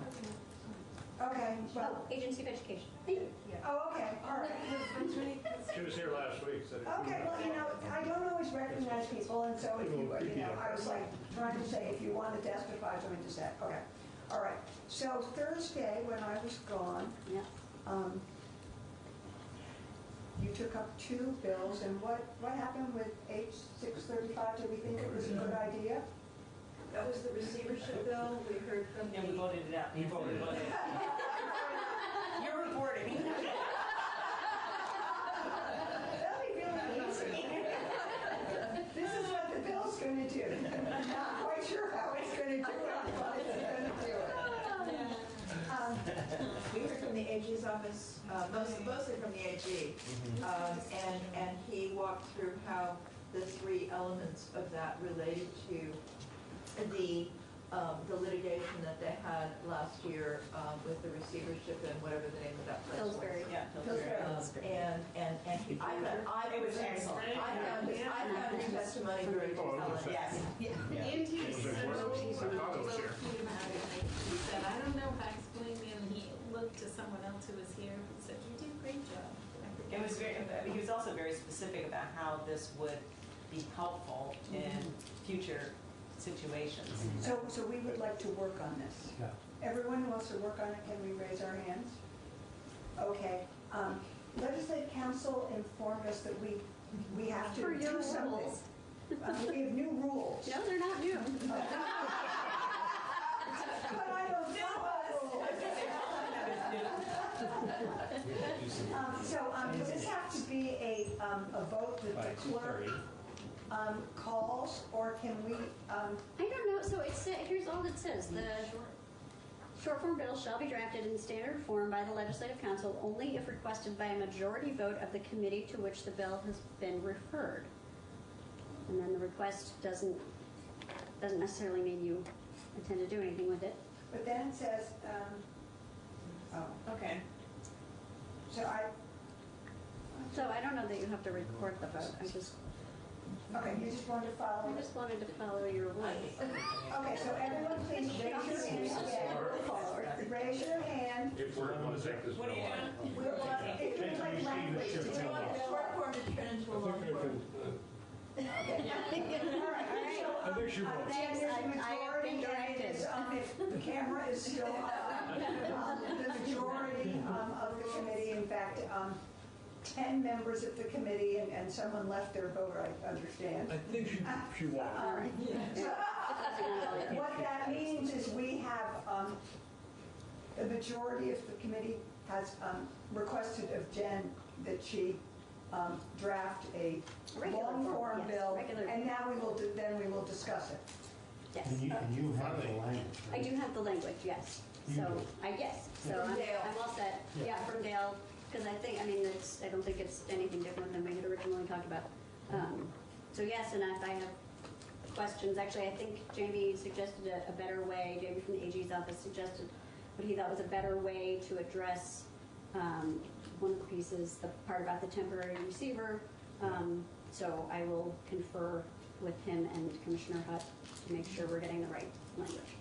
Yeah, she was in during the testimony. Yes, And no, I just want to make sure. I'm trying to recall if she said anything. She did a little, you heard from, who did you hear from? Pam Coda, yes. I'm sitting with it. You heard from Pam Coda? Yeah. From the department. Well, you're not going to be bored anymore. Oh, I have not been. The only people we need to hear from is Pelosi or whoever she wants, because we've heard from the other side already. But variety is good. Who's the other side? Oh, we heard from Commissioner Hunt, we heard from the AG's office. Great. Welcome. Thank you. Is this her? Sure. Okay. So for the record, Jim Daber, that's consul with Katie McDonough, Office of Budget Council. There we go. So we thought maybe we would go through the current law first, to get familiar with how the current law works, and then go through the draft that the House Education Committee is considering at this stage. So the current law is here in Section 829. And I won't go through all the wording here, but I want to give you a sense of how this works. So first of all, the definition of pre-K child is a child who is 3 or 4 years of age, or is 5 years of age but is not yet enrolled in kindergarten. That right there is a quite controversial definition. So let's pause there for a minute. Because it says it's not yet enrolled in kindergarten, and because there's another statute that says something different in the Green Books, this has caused a lot of confusion as to whether 5-year-olds who are eligible for kindergarten can still attend pre-K and get the state voucher. This says that if you're not enrolled in kindergarten, therefore you get the voucher, even if you're eligible for kindergarten but you don't go yet. That's what this says. Another section we'll come back to later on says something like not it's about eligibility to be enrolled in kindergarten, and so we come to the language of the draft. We'll go through. This language will change, and basically the change will be to make pre-K, the voucher, available only for kids who are 3 and 4 years of age, and 5 years if you're not, if you're eligible to be in kindergarten, you can't get the voucher for pre-K unless you're on an IEP or 504 plan.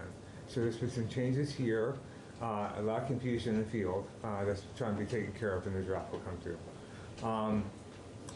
Pre-K education is education designed for this population of kids. We have a pre-K private provider.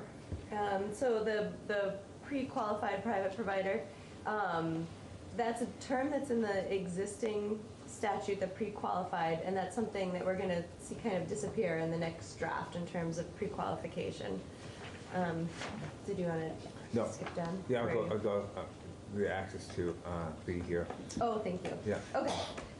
So we have the access to publicly funded pre-K education.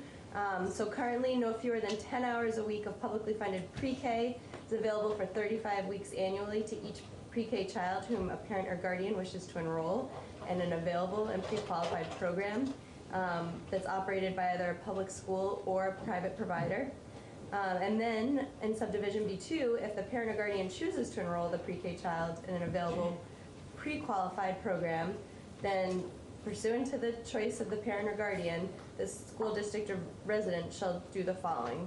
Do you want to cover that? Yeah, so basically the school districts are paying out of their own budgets the voucher. The voucher is about $3,400 approximately. And the parent can either enroll their child in their public pre-K program in their town, if it's offered in their town, or the parent can choose to have their child go to a pre-K program in another town, so a public program offered maybe, if you're living in Montpelier, maybe in Burlington, or you can enroll your child in a private pre-K provider. So you've got options here, obviously. No matter how it's done, the child will be counted in the resident district's ADM count, which we'll come back to, which goes to how you get equalized pupils and the benefit you get there. We'll come back to that. But however you do it, the school district either enrolls the student or pays away and enrolls that child for ADM purposes, which we'll come back to. So 4 goes into language that will be changed because this talks about the supply pre-K public and private providers. And if it's insufficient, this contemplates basically a conversation with Building Bright Futures and trying to figure out how to increase capacity for the region. Then we go into C, which is around pre-qualification, which I think Katie, you've got. Sure. So pre-qualification, again, the term pre-qualification goes away in the next draft, but the concept of their certain quality criteria remains. So in this language, in existing law, it says that in rule both AOE and AHS have to determine if public and private programs are pre-qualified, and if so, if they can be part of a publicly accessible database. And the rules are to indicate how a provider applies for and maintains pre-qualification status and minimum quality standards.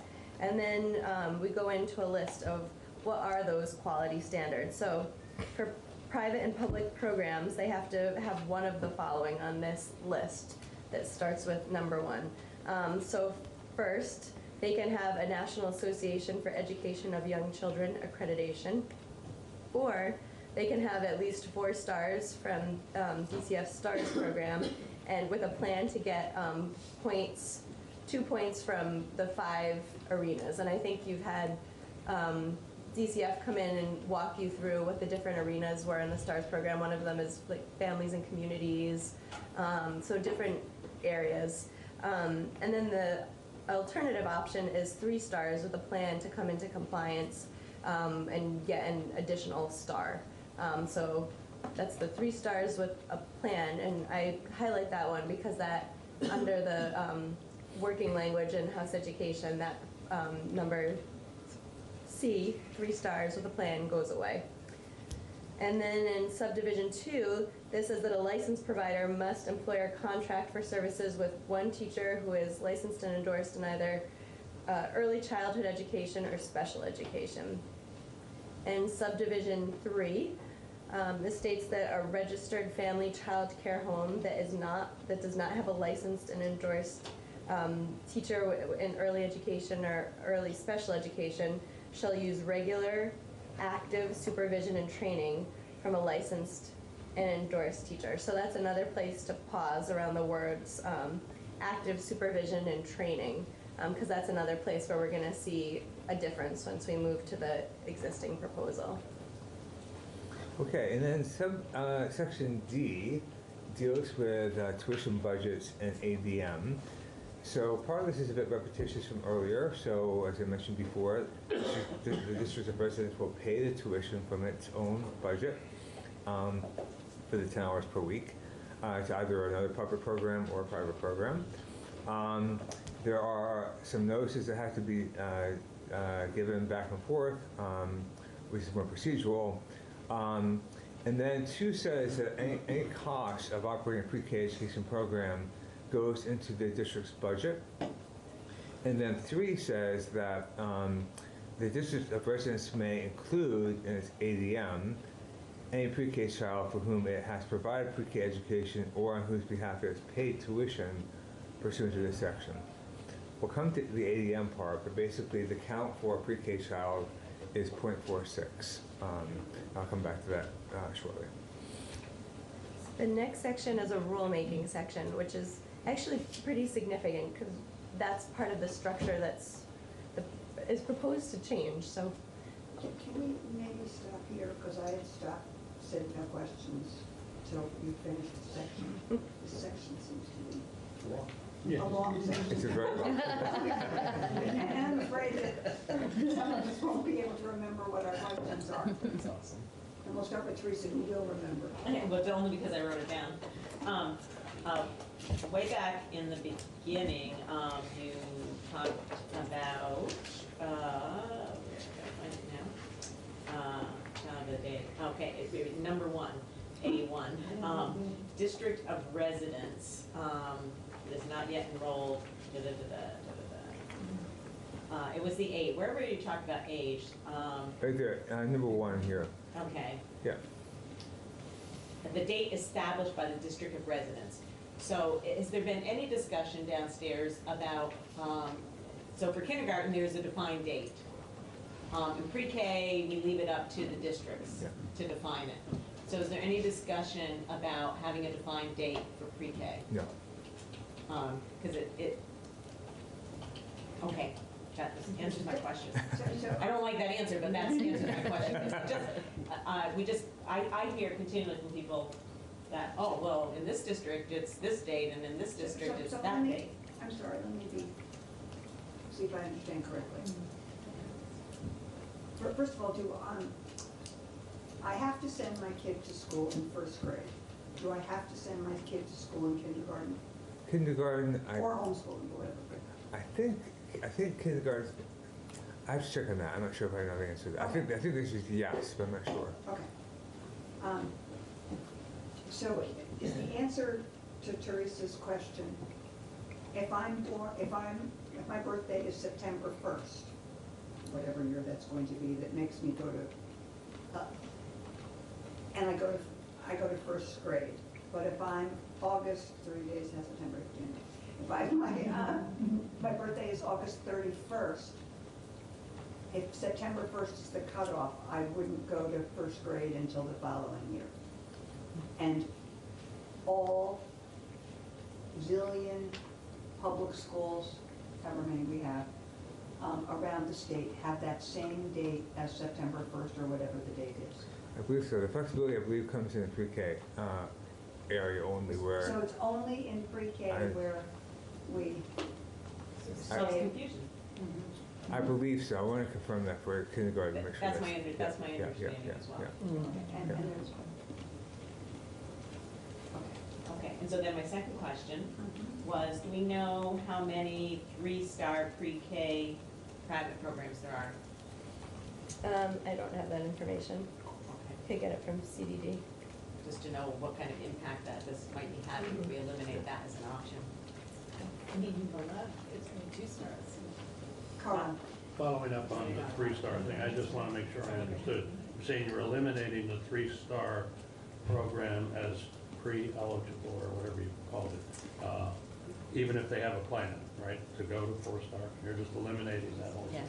Under the proposal that House Education is currently working on, yes, that subdivision would So go they away. have to be 4-star to... So they would have to either have the the accreditation from NACI, or they would have to have the 4 stars. What's the certification? The National Association for Education of Young Children. All right, or 4-star. Or 4 stars. And what you're saying is how many? Yeah, how many does that affect and That's how right. many students that is? Yeah. It's for especially a starting up operation, it makes it a lot longer to get to 4 stars to Right. be able to do a pre-K program. the way I Right. see it. So, And the from a STAR financial system, standpoint, it's the tough. STAR system is also changing, so it might be helpful to know how the STAR system is going to be changing, and so there'll be 2 changes happening, and Okay. then what's the end? Okay, so the information you're giving us is that the STAR system is changing. Downstairs is not changing yet. No, Correct. DCF? no, DCF is changing. Making sure Yeah. it's changing. Yeah. You know, It's a fair question. oh, you got it? Okay.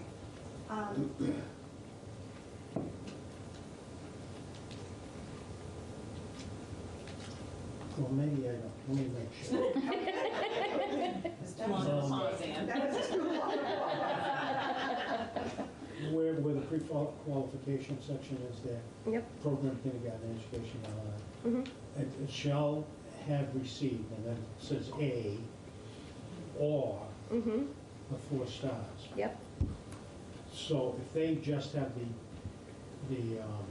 education, the Association for Education accreditation, they're okay, they don't have to have Correct. 4 stars. Mhm. And that part of the law isn't changed under the proposal that's currently being worked on.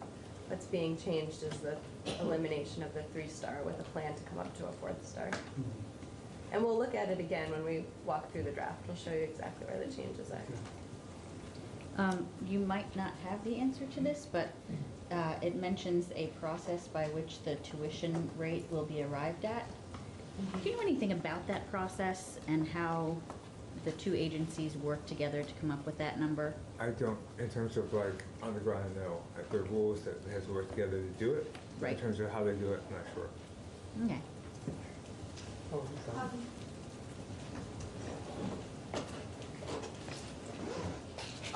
This is so out of my wheelhouse.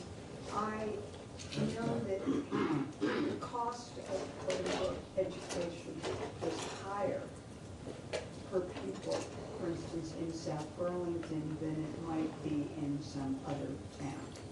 So I am assuming that the cost of, is it fair to assume that the cost of pre-K, publicly, is going to be different in different districts? Should be. There are reasons for it to be, based upon all the usual cost factors Okay, of so operating. in other words, the differences that relate to the per pupil cost or whatever it is in grades 1 through 12, those same parameters are in place for pre-K. Correct. Yeah. Now, Carl, or James, don't get mad at me, but assuming that I live in Georgia or Milton. I don't live in Milton. Where do you live? Definitely not Milton.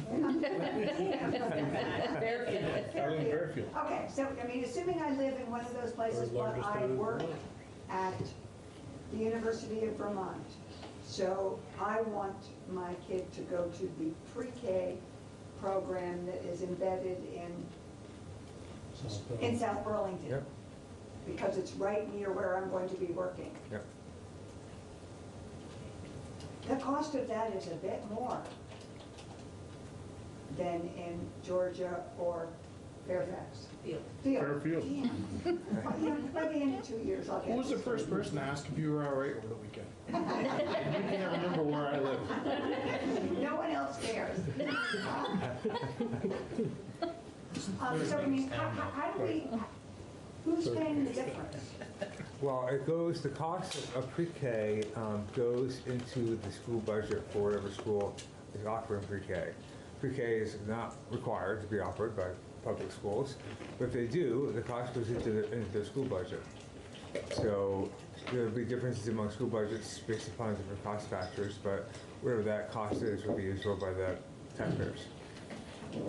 And they're not, like, in Ann's situation, the South Burlington pre-K is not required to take that student. Is that correct? Well, Okay. that's interesting actually, because the current law allows you to enroll your student in any public program in the state, unless you have a geographic restriction, which we'll come to later on, which are the only two in the state. But yes, basically you can go anywhere in the state, but that program in Burlington would have to have space. That's what I mean. And there's something in the current law or in the new version, the new draft, that deals with how space gets allocated. So I'm not sure how that's actually done in practice, but there has to be space for that student, obviously.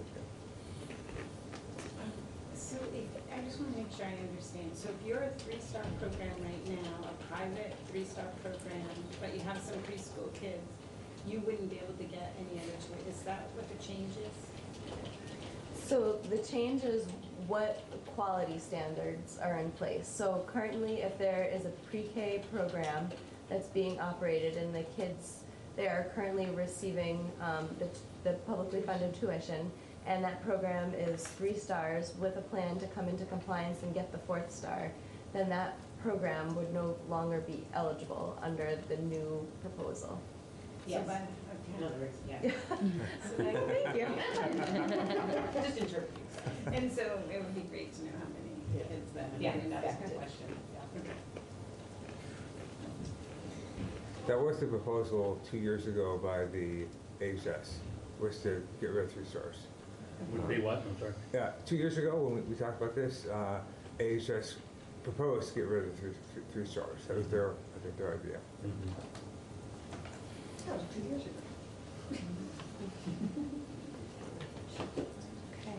Okay, I Okay, what rules? think we're ready to go into Okay. the rulemaking that's really important. It Okay, is. where are we here? We So, are, we're on subsection E. So it's worth just taking a step back to kind of think about the big picture of how the existing law is different from the proposal. So the existing law has joint rulemaking between AOE and AHS and joint oversight. Whereas the new language that's being worked on downstairs has joint rulemaking between the 2 agencies, but separate oversight. So that's what you're gonna kind of see in terms of changes in the language. But I think conceptually that is what's happening here. So current law, joint oversight, joint rulemaking. So this says joint rulemaking already. Yep. And have there been rules? There been rules Yeah. promulgated that were jointly developed and all that? Okay. Yes. Okay, But so. I'm sorry, it's still, what's the second part of that? Is the supervision, it would be So split, the, right? under the language that House Education is working on, yes, yeah. But now, I mean, how is that different from what it is now? Right now, it's joint oversight, joint rulemaking. Joint oversight. That doesn't seem what we've been hearing, that it's joint oversight, because there seems to be, that's where we're getting conflict, it seems like. It's what schools mostly are complaining about. They have to respond to AHS and they have to respond to Yeah. AOE. So they would technically have their own little universe, yeah. But they meet to talk about Right, what the rules are. right, right, right. Okay, let's see how that plays out. Yeah. Yeah. Sounds difficult. So in other words, under the proposed language that AHS would be overseeing the private programs and AOE would be overseeing the school. Yeah. Yeah. The one exception, I believe, is Head Start programs that are in schools would still be overseen by both agencies. And I was going to add CCFAP if there's a school program. public program that is accepting CCFAP, then they're also subject to the CDD rules with regard to CCFAP. Thank you. Wouldn't it be amongst everyone? Yeah, how many is that? I mean, You'd be surprised that that is not a universal thing. Oh, cool. What's that? I'm sorry. It's not all public schools are participating in CCFAP. And CCFAP again stands for what? Oh, the child care subsidy money, and they might be for their older students, but not necessarily for the pre-K age. Okay, so there's a long list of rules. I'll try to run through them quickly, but this is guidance as to what rules should be adopted and have been adopted jointly by AHS and AOE. So first, we have allowing non-pre-qualified private providers to create or continue existing partnerships with school districts, and the school district could provide supports to help fulfill requirements for teachers or in-kind payments. And subdivision 2, allowing the district to begin or expand a pre-K program based on community need. Subdivision 3, rules requiring a school district to provide opportunities for effective parental participation. And subdivision 4, establishing a process for parents to notify a district that the child is admitted to a non-district program and can currently enroll in the district. And also to establish a process for the district to pay tuition in a manner that allows the parent or guardian to enroll the child in a pre-K program, or ability of a private provider to maintain financial stability, and to enter agreements with a provider regarding tuition payments, quality, and assurances. In subdivision 4C, providing rules around provider notification to the district when a pre-K student who has been receiving public funds is no longer enrolled in the private program. In subdivision 5, rules directing the establishment of a process to calculate statewide tuition rate based on cost of delivering 10 hours of pre-K a week. Subdivision 7, requiring identifiable pre-K costs and essential early education services in districts' annual budgets. In subdivision 8, requiring an annual report from each district to AOE regarding annual pre-K expenditures. In subdivision 9, providing an administrative process for parents or school districts to challenge a particular action. In subdivision 10, directing AOE and DCF to develop a system for joint monitoring and evaluation. And again, I'll kind of flag that because we'll start splitting apart that joint monitoring once we get in the new draft. But the current joint monitoring, we have a list in 10A through C. So in subdivision A, what's part of the monitoring? It's programmatic details, including the number of children served, the number of private and public programs operated, the public financial investment made to ensure access to quality pre-K. In subdivision B, it's quality of public and private pre-K education programs and efforts to ensure continuous quality improvements through mentoring, training, and technical assistance. And then in subdivision 4, results for children, including school readiness and proficiency in numeracy and literacy. We're almost there. Subdivision 11, directed rulemaking around a process for documenting student progress. And the process would include helping to individualize instruction and improve program practice. And also to collect and report child progress data to the Secretary of Education on an annual basis. Okay. And then F and F. Quick question. I might not have heard it, and I haven't read this all, but is there any rulemaking with regard to access to special education services? No, Nothing nothing contained here. in that, okay, No, thank you. no, no. Sub F here talks about disapplying sections of law that deal with tuition payments because this has its own tuition payment structure embedded within it. G says that nothing here shall be construed to require public funds to be spent in a way that would violate the separation of church and state. And then H is the geographical limitations, and this language won't go through it all, but basically allows school districts to narrow the geographical region in which you will make tuition payments. So while the principle of the section is you can take your child anywhere in the state and use the voucher, this says no. If a school district wants to limit the geography in which they're going to make these payments to providers, they can do that, but there's a process for it, which includes a lot of engagement with human services and AOE and input. And but if they do that, then what that means is wherever that region is, the district will only pay a public or private provider that is within that geographical area. I believe there are only 2 areas in the state that have done this. And then, that's a question. Yeah. On the exception before, whatever you call it, on church and state separation. Yeah. Could you read that again? Yeah, so the language says, nothing in this section shall be construed to permit or require payment of public funds to a private provider of pre-K education in violation of the Constitution, which is the separation of church and state. So, in other words, a private provider could not be a church, is what you're saying. yeah, well, couldn't be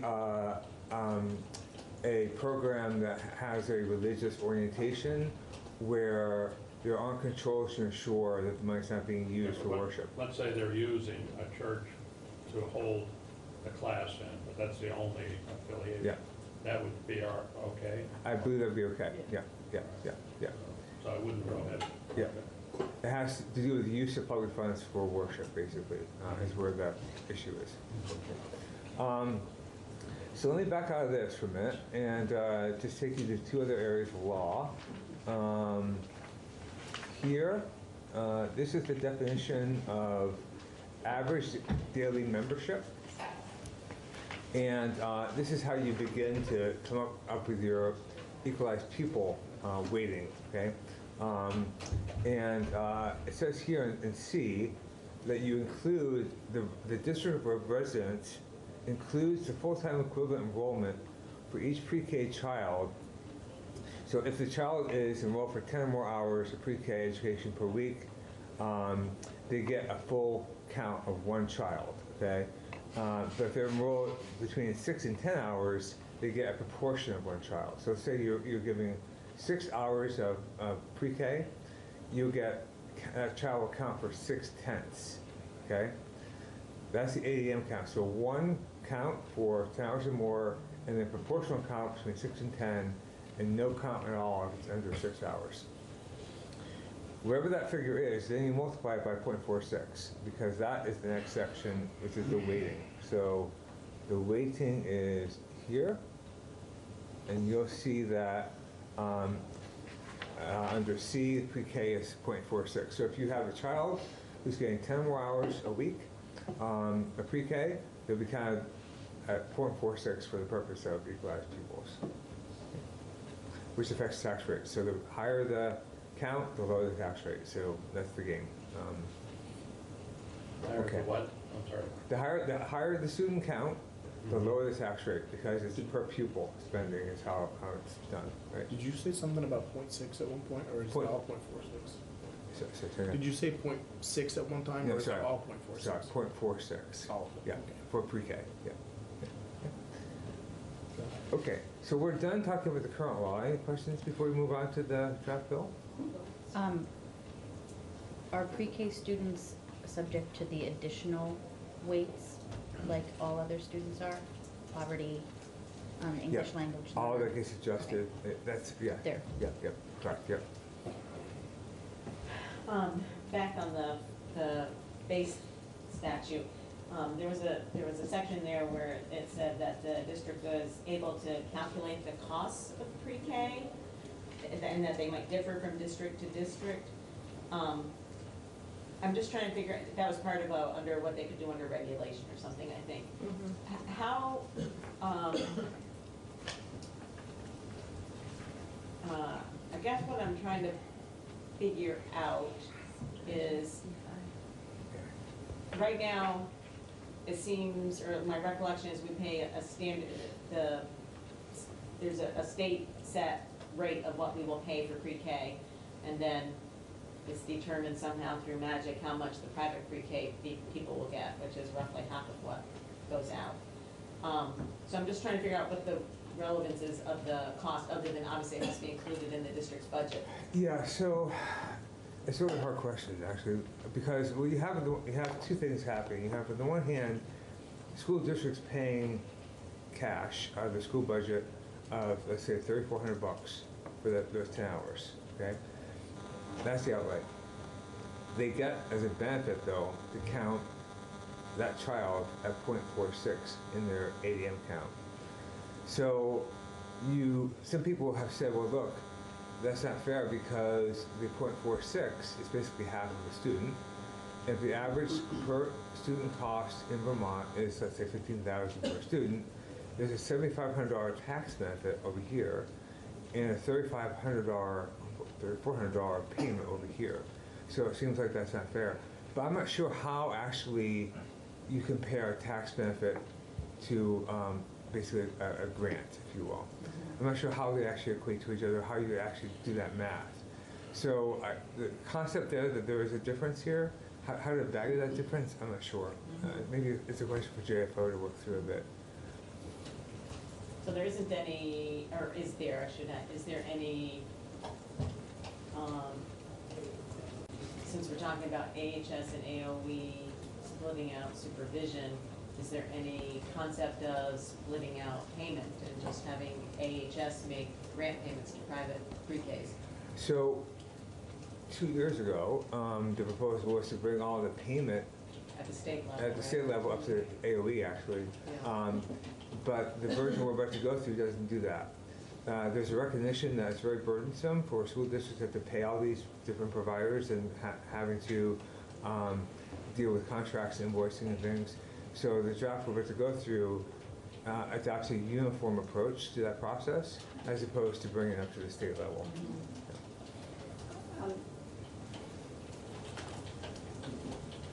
This is something I should get from testimony, but maybe you've heard it. It's burdensome for school districts to have to deal with so many providers.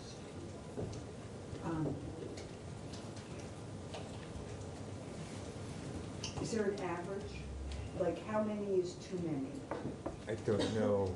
I don't know what the average is. I'm not sure. I mean, is it 2 or 3, or is it 10? I think it's more like 10, but you have to take testimony because I don't have those figures. Okay, so maybe that's something. I only ask that, not that it's not burdensome, but in our world, the equivalent to a public school might be a female health center or a private nonprofit agency like a child care center. And they have to report to, they have to turn in grant stuff and report to a boatload of agencies, or even the same agency but 4 or 5 different reporting things. So that's all I'm going to say. Should we go to the draft bill? Are we ready to move? Okay. That is going to be up here. Okay. So, a couple comments about this draft. So we're on draft 3.1 here. This draft does not reflect very much community discussion at this point. It doesn't reflect testimony they've heard either. So it's a pretty early draft of this language.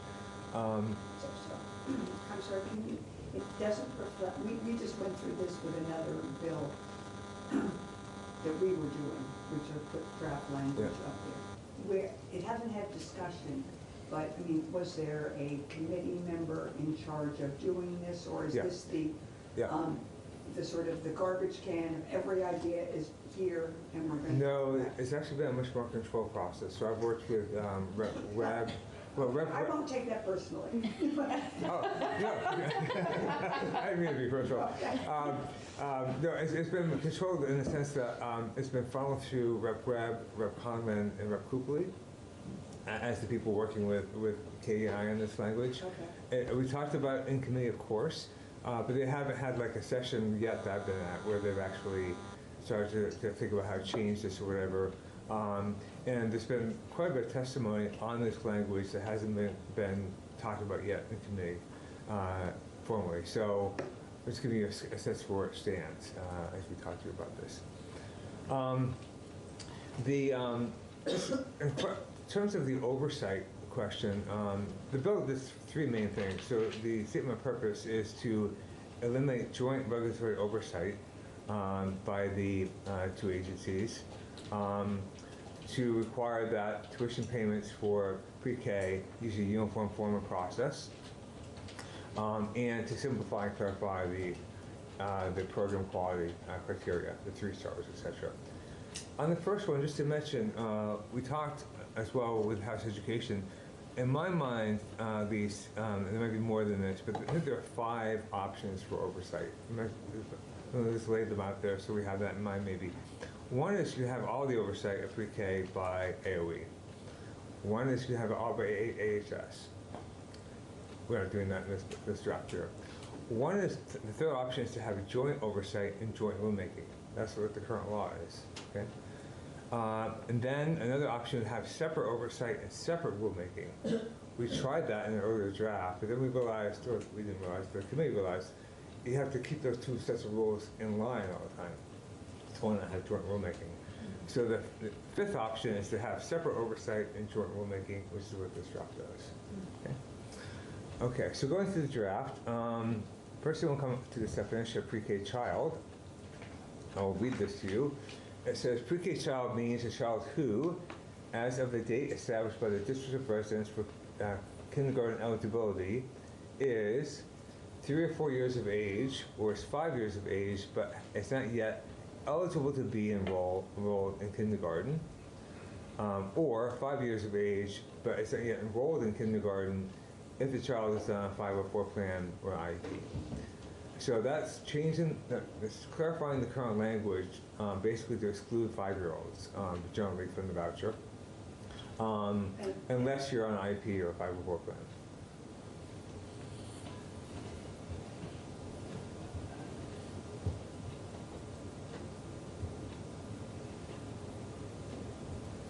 And 5 years of age, we don't care what month. It is based upon eligibility for enrollment in kindergarten. So wherever that cutoff date is for that and district. The cutoff date is the same across the state. I think for kindergarten, we'll look at the introductory language here. It says, as of a date established by the district for kindergarten. So I believe kindergarten must be based upon local decisions as to what that date is.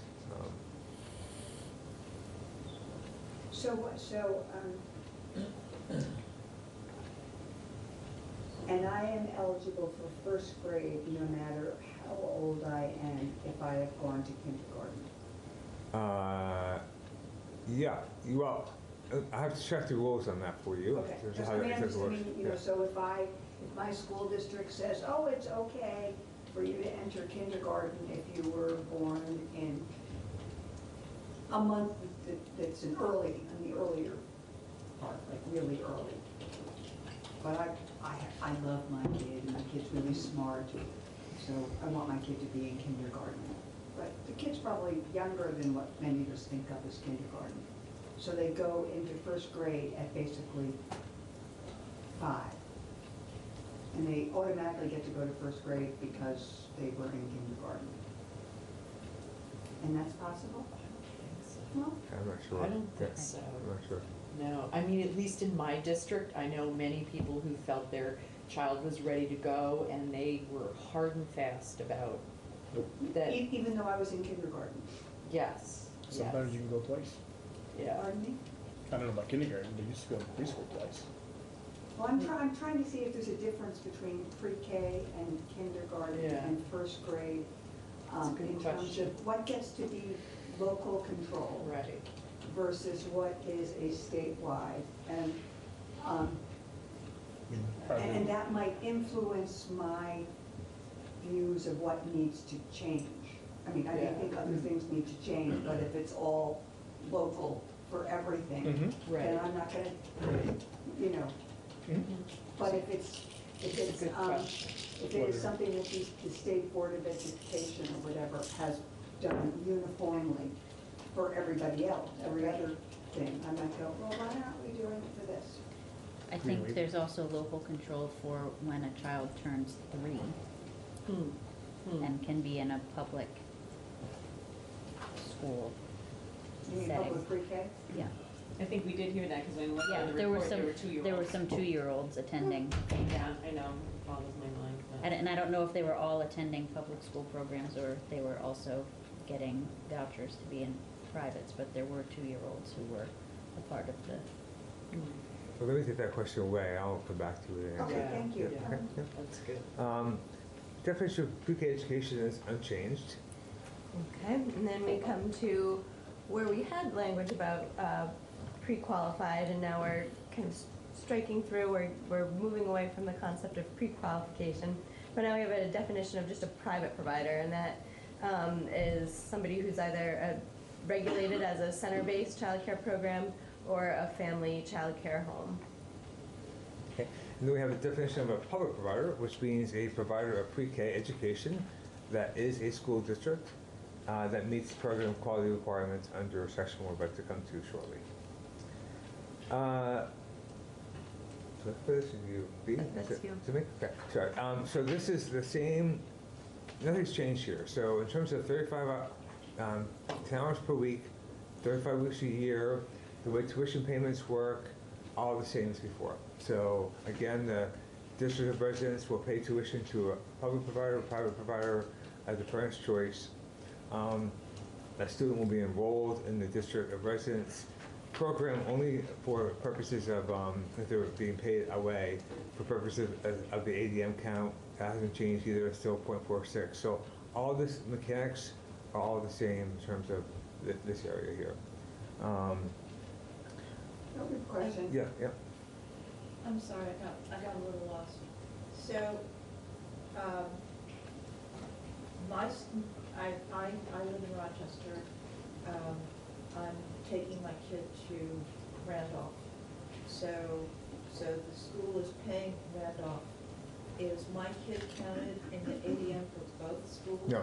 One's paying and one's receiving? No, only the home district Roman Home District is is getting the ADM credit. Okay, so my school gets, Rochester gets the ADM, and Randolph gets $3,400. Correct. Correct, exactly right. So actually, okay, what value, plus or minus, to Rochester is getting the ADM? That's the question we were talking about earlier. Sorry. The value to Rochester is a 0.46 count for ADM purposes, Right. which will lower the tax rate for Rochester. All things being equal. It should be Sarah, but Rochester. So you would like that, just send all of your, We have a great pre-K program in Rochester.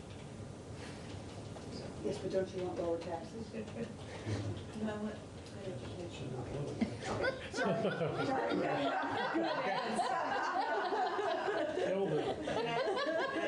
Clearly, we don't quite want this type of shit.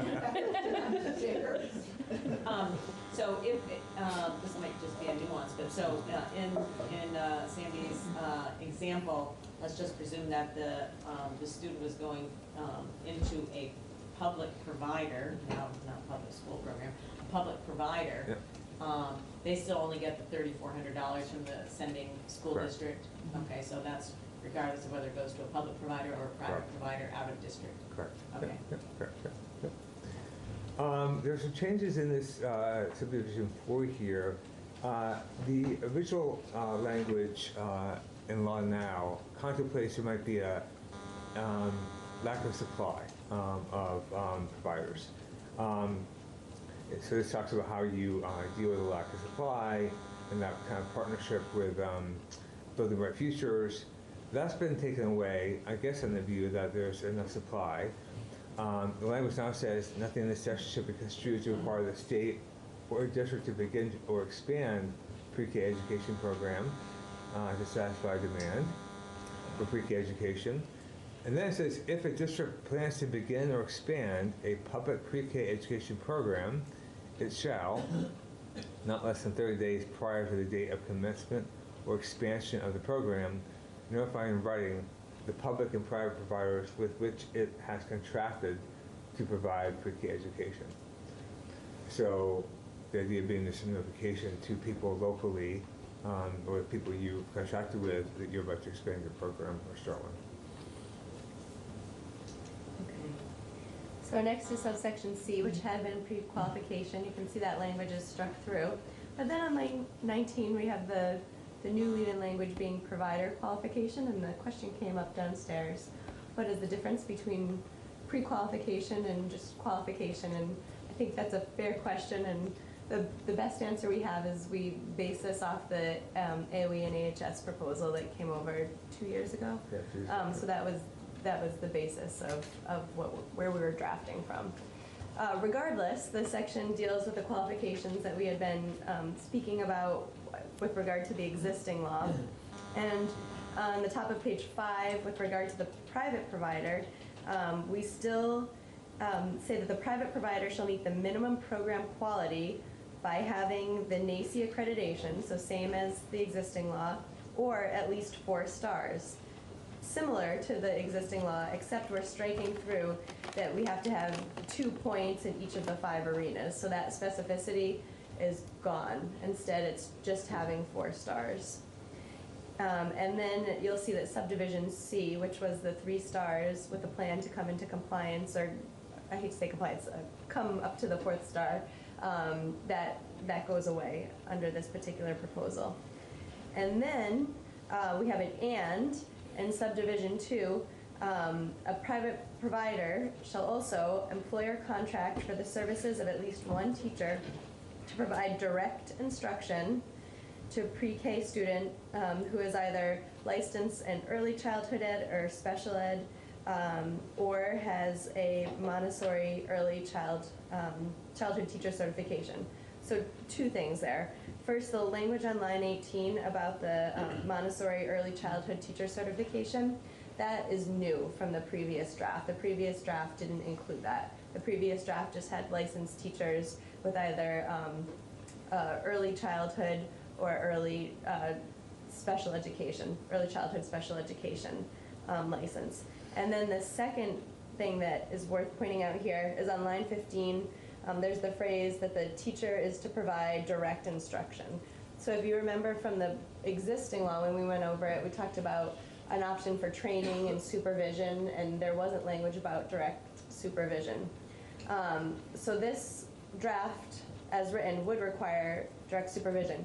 However, at the very end of this draft, there's a standalone section that says that it gives private providers 3 years to come into compliance with this, so that they wouldn't have to have a teacher licensed as specified providing direct instruction for 3 years. Instead, we'll look at the language with more specificity, but it allows both direct instruction during that 3-year period, but also coaching from a licensed teacher. So that's a change from the previous, or from the existing law.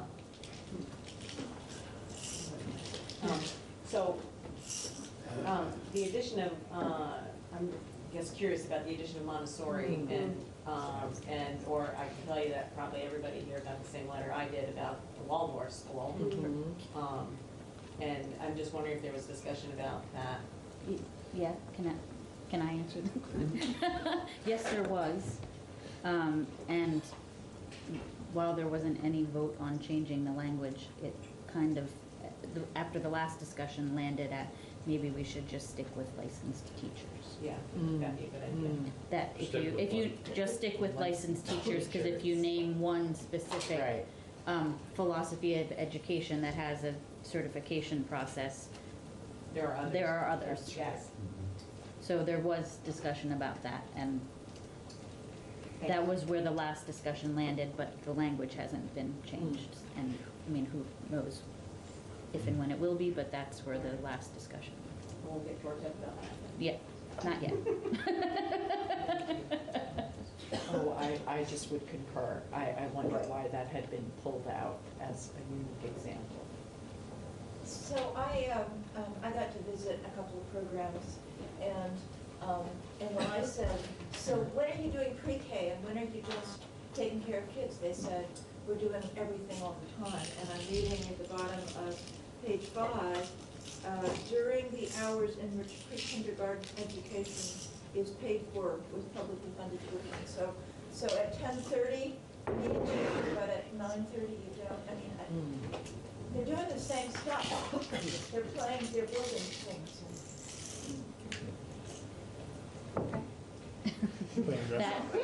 Right. I don't mind chiming in. I feel like you two can't speak to what the conversation is so much, right? You're just speaking about what. So there's also a bit of conversation about that, although no real acknowledgement of it being a challenge.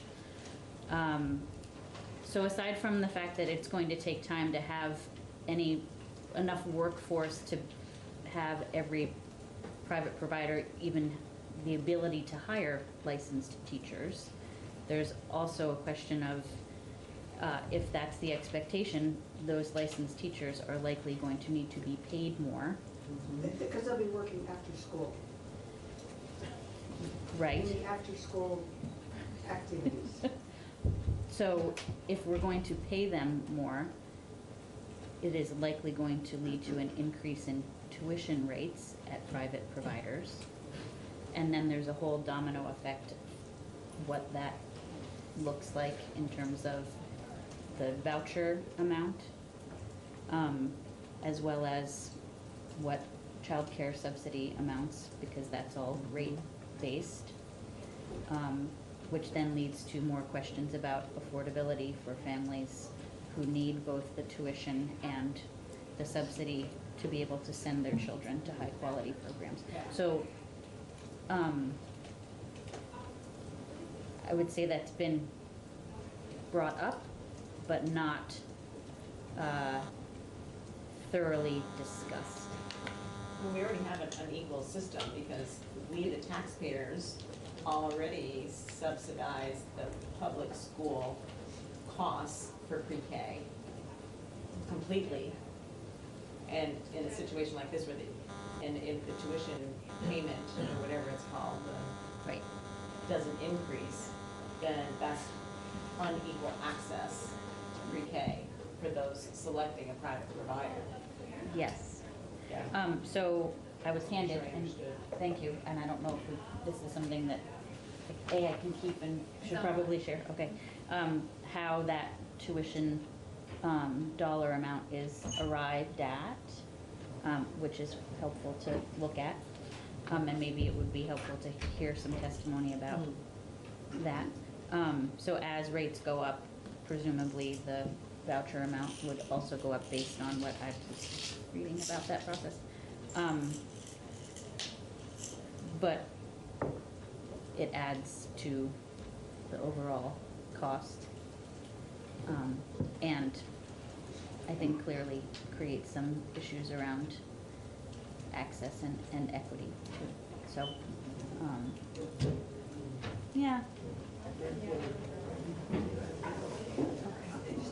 As a process for the committee, I believe things are always changed, but I believe it's similar to the bill about lead.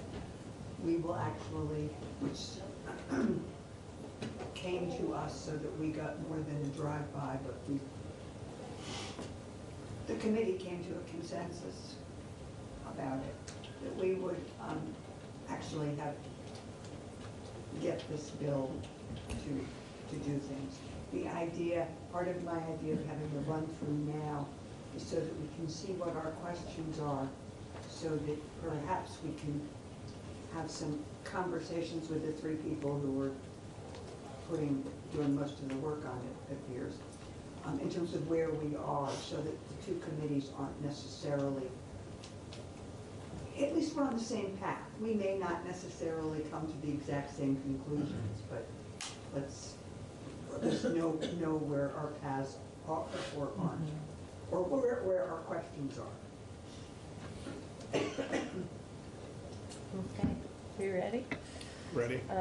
Okay, so we were on the language that talks about the direct instruction, either employing or contracting with the services of a teacher, and then in Roman numeral 1, the private provider that's regulated as a center-based program. The hours that are publicly funded are the 10 hours, whereas at the top of page 6, the private provider that's the family child care home, the teacher is required to be there for at least 3 hours per week. So, yep. Okay. Okay, and then we come to the program quality requirements for a public provider, so school district. And on line 6 it says, employing or contracting for the services of at least one teacher who is licensed and endorsed, etc., to provide direct instruction to pre-K students during the hours of operation of the program. So, just to contrast that, so if you're in a public program, you have to have a qualified teacher there all day for the entire length of the program. And as Katie mentioned, if you're a private program, 10 hours for center base and 3 hours for home base. So differences there, obviously, in terms of the requirements to have a licensed teacher. And 2, the public provider has to meet safety and quality rules adopted by the State Board of Education. We'll come back to that because later you'll see that those rules have to be aligned to the rules by AHS. So we'll come back to that. I think that's it. Oh, you're right. Okay. In subdivision 2A, this directs that the Agency of Human Services is to maintain and post on its website a list of private providers that satisfy all the program requirements that we just went over, and that a private provider who no longer satisfies one or more of the requirements is required to notify in writing AHS within 5 calendar days of an event that would cause it not to be in compliance with the requirements. So for example, the teacher that the family child care home had been contracting with gives notice that he or she can no longer provide instruction or training, then the private provider would have 5 days to get in touch in writing with AHS to let them know that they're no longer in compliance. And we actually had somebody testify last year that something happened in her private, some private provider's place that made her lose a star. So she fell from 4 stars to 3 stars. So she would have to close, or at least not be able to get pre-K. So I may have missed it, James, in terms of what you were going through. But okay, so I'm the private provider and I have to notify AHS if something has happened. So I'm a public provider. Who do I have to notify when... You anticipated the next paragraph. Oh. Right here. I'm just teeing you up. So you'll notice that there's almost identical language in subdivision B. So this again is the idea of separate oversight. So the Agency of Education shall maintain and post on its website a list of public providers that satisfy its program quality requirements. So separate posting of qualified programs on 2 different agencies' websites, depending on whether they're private or public. A public provider that no longer satisfies one or more requirements shall notify in writing AOE and the public providers with which it has contracted to provide pre-K education within 5 calendar days after an event causing non-compliance. Can I just, in terms of a public provider, my understanding is in terms of public schools, they might, does everyone who works in the building, forget pre-K, everyone who works in the building, do they have to be some kind of certified teacher? Do public schools, can public schools like contract with, I don't know, a jazz musician to come in and teach jazz? I believe so, because the requirements for screening applies both to employees and contracted workers. So that tells me that yes, a school can hire a contracted worker or teacher to come in for a period. But, I guess my question, the reason I was asking the question is, let's say I'm a public school, and rather than creating my own private pre-K program, the public school contracts with the Ann Pugh Child Care Center to be the South Burlington pre-K program. Is that a public program? Because, and they're paying, is that a public program or a private program? That's a really good question.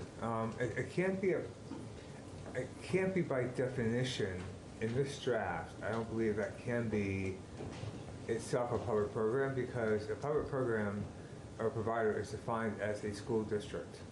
So the school district is my employer? So if you're bringing in a private provider, I assume that's a contractual arrangement that you're bringing in. And if I'm going down a rabbit hole that doesn't exist, you can say, and it doesn't exist. But I'm just trying to figure out, who are these private pre-K? Who are these, what is a public pre-K program? Public, that could be just your program here in Montpelier. So if the Montpelier school, the only elementary school, offers a pre-K program, that's a public program. And I guess does this exist anywhere? And if it doesn't, I will ignore this. Where a public school offers private pre-K, but the way they offer it is they have contracted with me. Yeah, I think Ludlow has one. Ludlow has, they rent space they rent the classrooms. Right. They rent the old first grade room. Right. And it's a private. But it's a private program that exists inside a public school. Yeah. I believe by But way it's still a private program. Private program, yeah. It's still a private program. That exists. I believe so. We saw one in the Northeast Kingdom too.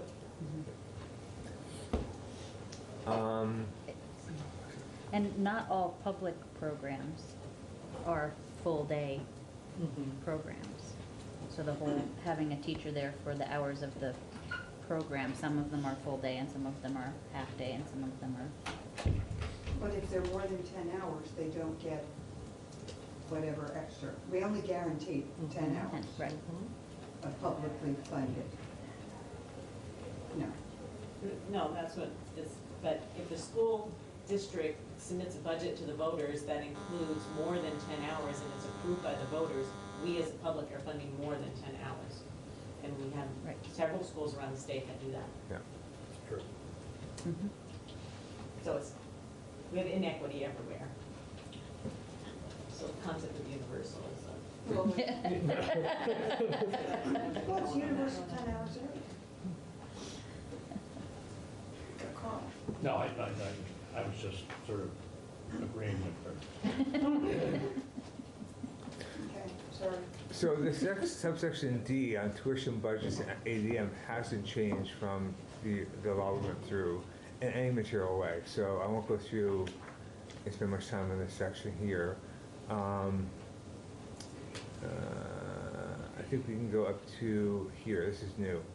Okay, so 5A says that, subject to subdivision B, which we'll come to, a school district that pays tuition for pre-K education under this section shall use uniform forms and processes developed by AOE for contracting with the private or public provider, invoicing, payment schedules, and payment of tuition for the hours that are publicly funded under this section, enrolling students in the pre-K program, and tracking attendance of enrolled students.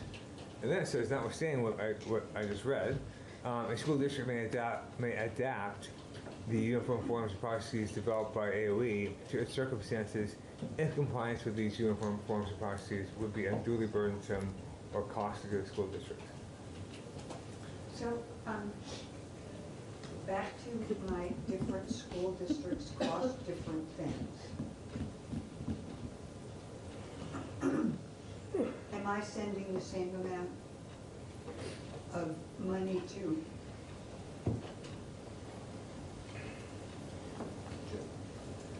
public?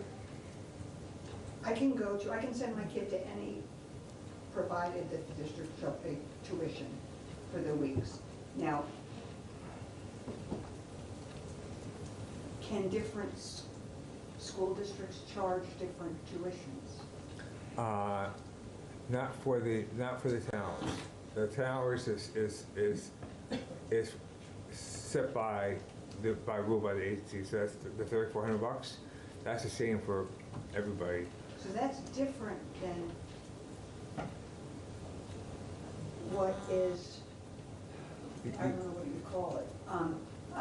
People in Georgia, right? You don't have a high school, right? Right. And so kids in Georgia can go to South Burlington or Essex or whatever, and I don't believe, do they pay the exact, does Georgia pay the exact same thing for those kids, or do they pay different? We pay the average of 3 surrounding high schools, I think they calculate, Okay. or it is the tuition for South Carolina.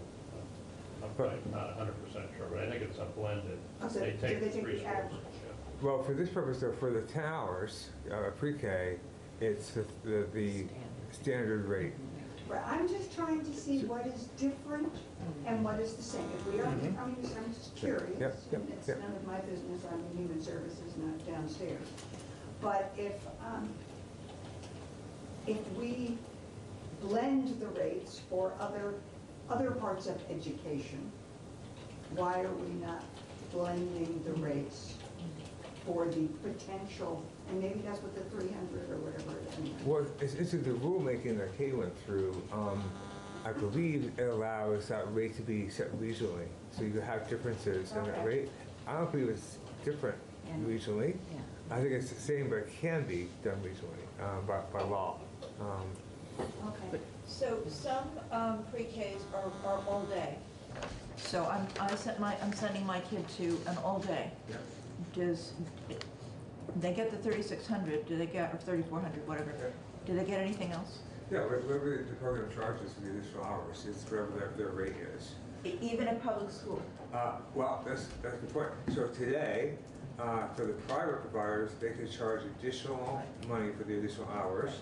For a public school, can't do that today. Okay, we cannot do that. But in this draft, which we skipped over actually, it allows.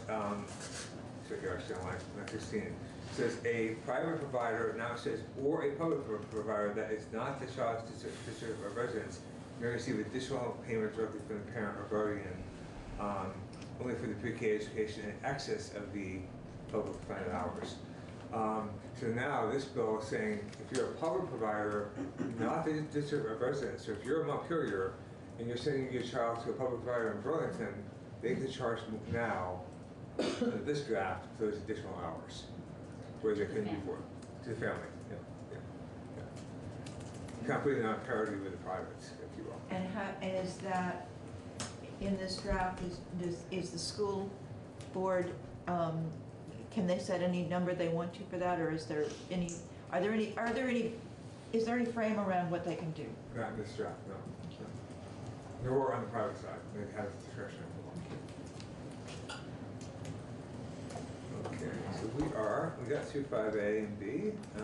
So on 6. It's still you. Okay. So this says the board of the supervisory union that has a member district that is a public provider shall adopt a monitoring policy that covers the public provider's pre-K education program that complies with state board rules. What this is saying is trying to move the monitoring function not just up at the AOE and AHS level, but down to the supervisory union level.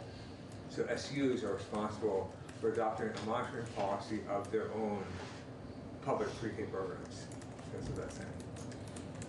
And then 7 says that a school district that pays tuition for pre-K education under this section shall be responsible for ensuring that the provider is on the list maintained by the Agency of Human Services or the Agency of Education, which Katie went through, but shall have no responsibility to monitor the administration of pre-K educational services provided by a public or private provider, and shall be immune from civil and criminal liability and penalties for acts and omissions of the public or private providers' administration of pre-K educational services. So today what we have is a situation where the school district of residence is contracting with, let's say, 5 or 10, whatever, other programs. In that contract, there's a requirement to monitor those programs. So that one school district is monitoring all these programs, and another school district is sending a kid to the same programs is monitoring those programs. And so this is saying no. This school district of residence doesn't have to monitor the programs. That's done by the Agency of Education for publics. That's done by AHS for privates. And school districts basically are off the hook from trying to monitor these programs. And because of that monitoring, they can't be sued for not monitoring. So who is monitoring them? So the monitoring is done out. We have separate oversight by AHS and AOE. AHS is monitoring privates. AOE is monitoring publics. So the local school, so the Agency of Education, so state government is liable, except that state government employees, right, are immune. Right? Right? What? Oh. I mean, I thought there was somebody you can't sue a state employee doing their job. There are sovereignty and immunity provisions in law, that's correct. I'm not sure how they work exactly in this case. Is this similar to what happens in first, second, or third grade? When my kids go to a specialized school because they need special things. Or when they send when you send your grandchild who's living with you to South Burlington. So that's a complicated question. The well, no, I mean, this is, and something happens. No, I mean, that's, I mean, you know. Yeah, so in the context of special needs, like special. Well, okay, we'll forget the special needs. Okay, you know. More complicated. So your question is, outside the pre-K context, if a child is in like first grade or second grade and gets sent to. So this is another thing where this is the sending school, the school of residence, and the child is not going to now participating in something in the school of residence, but rather is somewhere else. Is Georgia? I'm just trying to have no responsibility to monitor the administration, and is Georgia immune from civil and criminal liability or penalties? I think for those lower grades, they'd have to pay tuition to like South Burlington. The only place where. She's just being theoretical. I think the answer is no, it's not similar. This is different than that in terms of the language here. So if you're tuition in town, for example, and you're paying tuition to, there's no immunity from liability there. I'm not sure if there's any responsibility to monitor either there. Okay, so Kelly, a question I will have is why are things different for pre-K than they are for kindergarten through 12? Whether it's this or other things in terms of, this is going to be public school. So next we have subsection E. It previously was just a subsection on rules, and now you'll see we have language about regulatory oversight. We have a new subdivision 1 in here. And this basically is just 2 paragraphs. This is which agency is overseeing which programs. So in paragraph 1A, the Agency of Education has sole regulatory oversight of a pre-K program offered by a public provider. provided that if the public provider participates in CCFAP, AHS shall have regulatory oversight over the provider's compliance with CCFAP. And then conversely, in paragraph B, DCF has sole regulatory oversight of a pre-K program offered by a private provider. And then we go into the rules, and the rules are still jointly made as they are in existing law. So, you know, Okay, can we go back up, because it's public school, because it's public, I have to take all children who fit. I can't say, no, I don't want to take you because you're receiving child care financial assistance. Okay. most of the rules are the same, so I don't think I need to, but at the bottom of page 13. Yep, at the bottom of page 13, this is the monitoring. So we're still under rulemaking, that we have to have joint rulemaking. And in subdivision H, we now have to establish comparable systems by which AOE and DCF monitor. Previously it was joint monitoring. And they evaluate the implementation of publicly funded pre-K programs under their respective jurisdictions. So again, comparable systems. And then at the top of page 14, they're jointly reporting on the results of their monitoring, even though there's the AOE and AHS are separately monitoring. And another difference, as we go through this subdivision H, on line 7, it says at a minimum, the system shall monitor and evaluate. And then we have the same list that we had before of the different things that are being monitored for, except in subdivision 3 on line 14, the results for children, including school readiness and proficiency in numeracy and literacy. There's an addition of social and emotional development. So that's new from the previous draft. I'm just going to mention that there was a presentation of what the joint monitoring system, which took many years to build and has just very recently been stood up. I think it was October that they started. There was like a soft, start to it. And so there was a lot of concern that monitoring wasn't being done adequately by either agency or as a joint endeavor. But it's because they were building a system and the system has just started to function. That may not be adequate for some people, but the lack of a sense of monitoring was because it wasn't being fully done and implemented. So I just wanted to add that to everyone's thinking as they're thinking about the possibility of bifurcation and what two sets of monitoring look like. Sandy. So am I correct that we're still in rulemaking, so they're gonna have to come up with rules for how to do this? Well, we, under the existing law, we have joint rulemaking authority, and they've already adopted joint rules. Many of the rules are the same, and this draft also requires joint rulemaking. So to the extent they're the same, they're already in place. To the extent there are changes, yes. Then So I guess my question, I think, I love that we're asking about social and emotional development.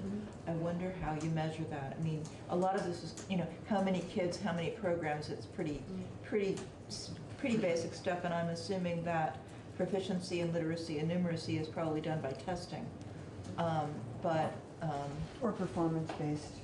But I'm just, okay. So I'm going to be interested to see what they come up with and how they measure social and emotional. there's a new paragraph at the end of the rulemaking section, and it basically says that in proposing and adopting rules under E, the Agency of Education or State Board of Education and the Department for Children and Families are to seek to ensure that the rules that apply to public and private providers are aligned. And then we have this kind of similar language again, except to the extent there are compelling reasons that are unique to a public or private provider environment that justify applying different requirements. And then the F and G and H are really unchanged. So F dealt with disciplining our tuition section. G was the separation of powers. H is the geographic limitations. So you can still create a geographical region under this bill. The only change here is strike out the words pre-qualified. And then we come to section 2. It's a good thing we. Good thing you didn't wait, right? I know. So section 2, we're now in Title 33, and this language in existing law says what a childcare facility, that a childcare facility needs a license to operate or to be registered in the case of a family or childcare home. And then there's, in subsection B, a list of exceptions when you don't need a license. And when we move to the top of 18, there's a new item. Can I ask, what is a 21st Century Fund? Is that a federal grant that went away? No, it's ongoing. I don't know the answer to that. My understanding is it's ongoing. It's ongoing. And that's what I've heard from local people. Okay. I'll look into it. Okay. And so there's a new item on the list of exceptions, subdivision 6, a public provider of pre-K education unless the public provider participates in CCFAP. So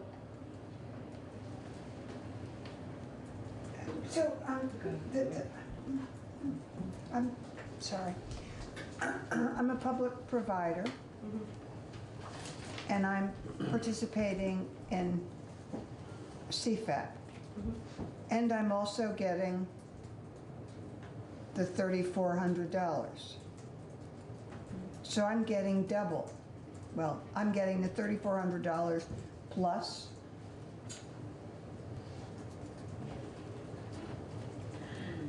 Figure out what public schools The have public providers- access Right, the public providers. to CFAP. Their school budget is funding the pre-K program, and then if they're also providing after-school Or care longer day. or longer day, that isn't considered their pre-K Okay. program, and they're offering childcare assistance to people. Okay, thank you. I just wanted, I wasn't, but if I'm a public provider and only doing 10 hours a week, and the participants' families who are there are also eligible for CFAP, the public provider doesn't get any of that CFAP. Not if it's only 10 hours. If it's only 10 hours? correct. Okay, thank you. Section 3, I mentioned that the issue around that definition of who qualifies for pre-K, 3 to 4 or 5-year-olds, there's another section of law that is conflicting. So this makes the same change we went through earlier in another section of law to make it conform.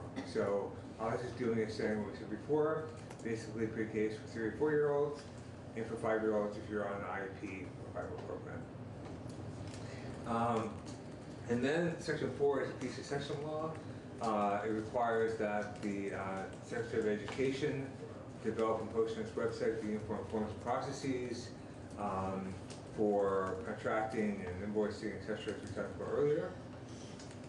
And then section 5 says that the Secretary will develop and post on its website a model pre-K monitoring policy for supervisory units to adopt. So, in terms of how this plays out, for the 10 hours that is publicly funded pre-K, there'll be uniform stuff.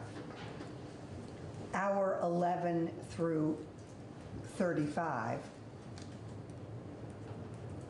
they turn into a childcare. And so then they have different monitoring forms? Well, the uniform stuff is basically all the contracting and payment process between the school district and the private provider. Oh, okay, Right? okay, sorry, I misunderstood. Yeah, okay. Can I just ask a clarifying question? So that pre-kindergarten monitoring policy, I'm confused. Is this only for the public programs? Yeah, yeah. So, Okay, and is it, the way it's worded, it sounds like it's developing a policy for supervisory unions to implement. correct. But I thought supervisory unions weren't going to have monitoring of, No, monitoring their own programs. So they'll have their own programs, and so what basically this is saying is, in addition to AOE, monitoring public programs, if you have a public program in your supervisory union, the supervisory union board has to monitor its own programs as well. so, and is that an outdated term, supervisory union?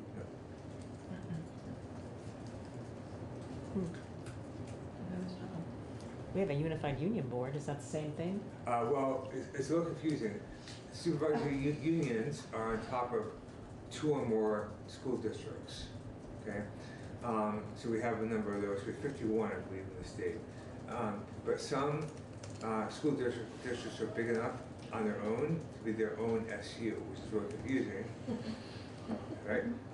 But I think Burlington's one of them maybe, but. Burlington, South Yeah, Burlington. so it's called a supervisory district. So when it's both performing the function of a school district and a supervisory union, it's called a supervisory district. And basically it's providing both those functions because there's a system to do it without a supervisor. Georgia, we're part of the supervisory, what was the? Union. Union, right. Yeah. Okay. Well, we used to be called Washington West Supervisory Union, but now we're called our union, Unified Union School District. Really, there's 2 U's, Unified Union. It's a school district, not a supervisory union. Yeah, it does not exist under a new SU. I don't know. We don't pass any SU budgets anymore or anything. But I don't know. That's Okay. a different conversation, sorry. If we can handle this, we've got 3 more pages. And the last page is short. So next is section 6, and this has to do with safety and quality requirements. And there has been some discussion about which safety and quality requirements do we follow? Do we follow AOEs or AHSs?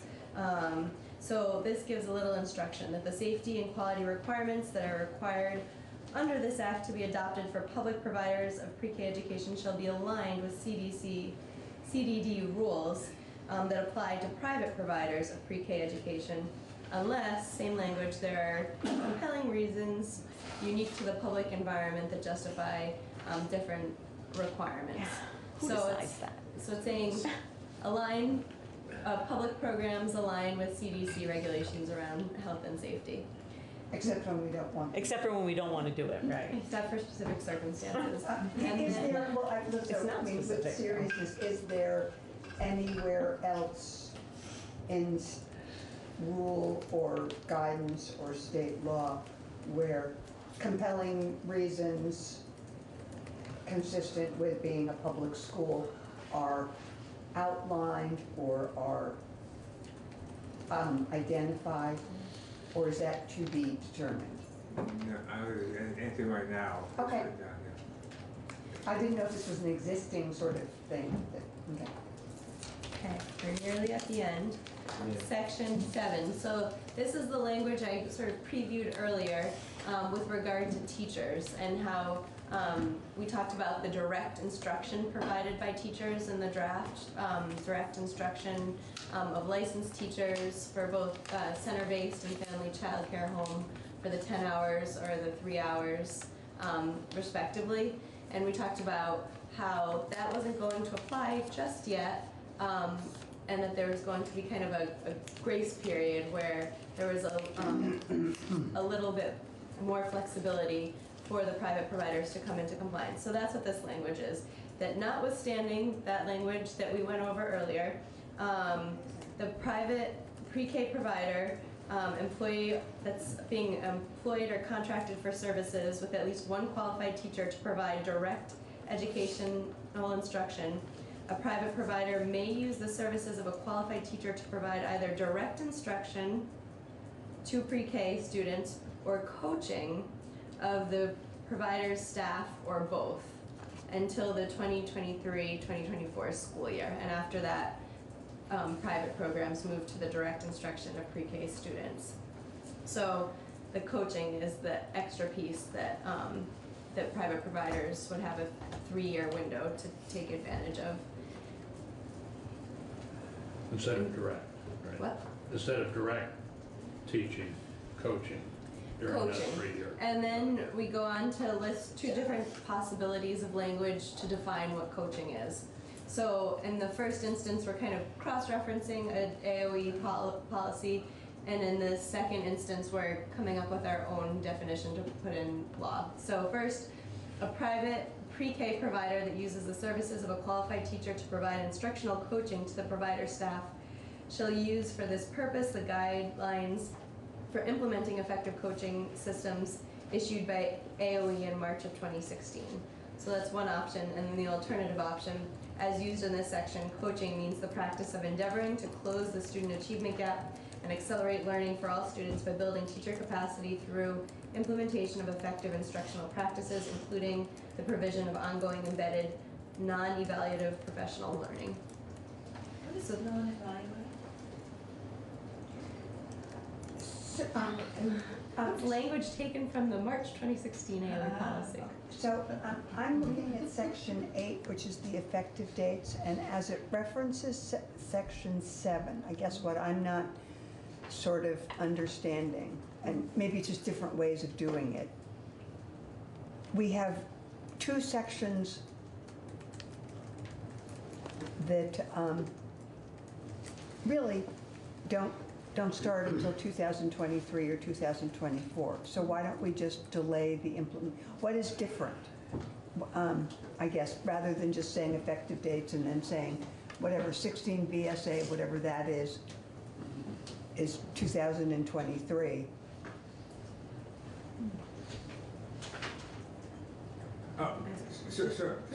So sections one. I mean, is there? You don't have to explain the reasons of the education committee. Is there a drafting thing that these are actually? Yeah. That doesn't make sense. Yeah. So 7 talks about we just talked about 7. The phasing basically of this direct teaching obligation.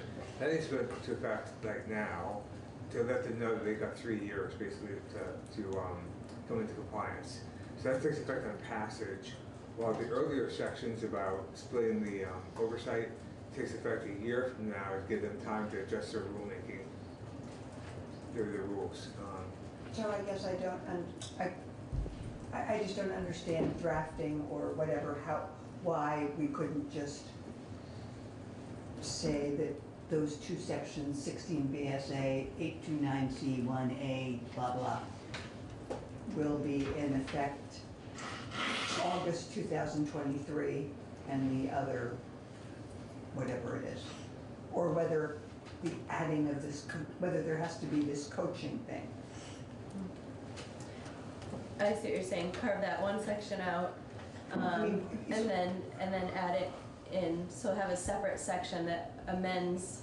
So then you're amending the same section twice, versus putting it in session law. So, I mean, we could do it that way.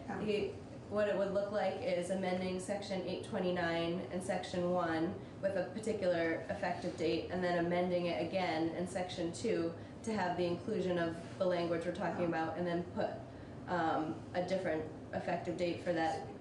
So some of this current law does not, well, I'll figure that out. We'll talk, because I'm probably not understanding this, what current law is versus what we're trying to, what is different now in terms of that.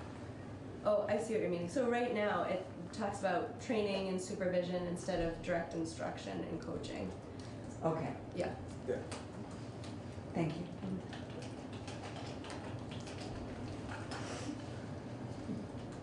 Wow. Yeah, that was the word that came to mind. There will not be a test. There will not be a test. You promised. I promise there will not be a test, and we all owe Kelly a great deal of thanks for sitting down, because she's going to be I mean, it is 4:45 now, so I don't think we have a lot of ability to talk more, but maybe just if there are questions or that maybe one, either we bring folks up here again, not questions of drafting, but questions that we want to understand more about why, that either we pass on to Kelly as the 12th member of the Education Committee around this, or whatever. Or do we just need to regurgitate for a while? Ponder. I have a lot of questions. Yeah, you do. But I have a lot of questions. Providers and everybody, but I don't know. Until we have final language, it's kind of hard to say, right? So I guess my question is kind of, if the bill is going to officially come to us at some point, that's one thing, and if it's drive-by, would it be more appropriate for that drive-by to happen after education has made whatever changes to this language they're going to make? I'll try to get even more clarity. My understanding when this whole thing started was that we would, just like we're going to get the recovery home bill, that we will take possession. Okay. But bringing a list of questions downstairs at this point is still helpful. Yeah, and so maybe what I would ask folks to do is as we ponder this and think about the questions, and in particular focusing on the questions about how it will, we have a mixed delivery system, and so how these changes will impact that, and do good. How's that for an English teacher? That's pretty good. For the kids of Vermont. I think it's time for the class to be dismissed. I think it's so time. It is so time. Why didn't anyone have our meetings today? We were sorry. So thank you both very, very much. That was really very good. helpful. Because we really had to start from, and thank you for starting us with what's current.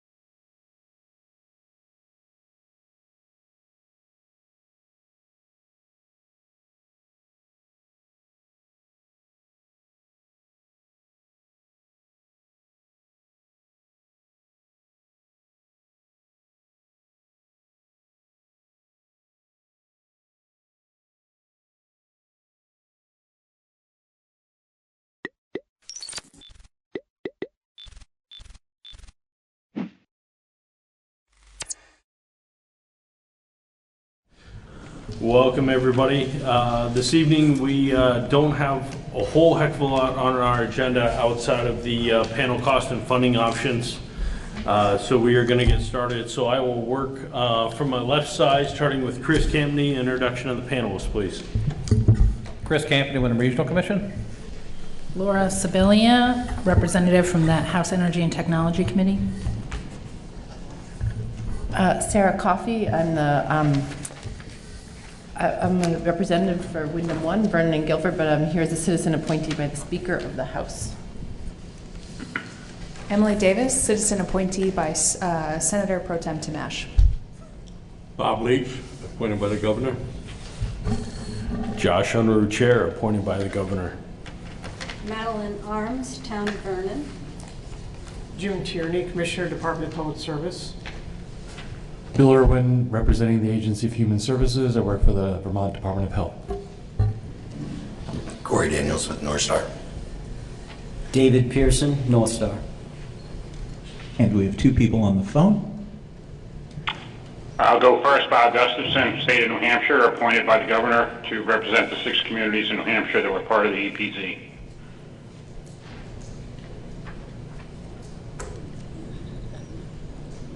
Second person on the phone. Let's hear from you.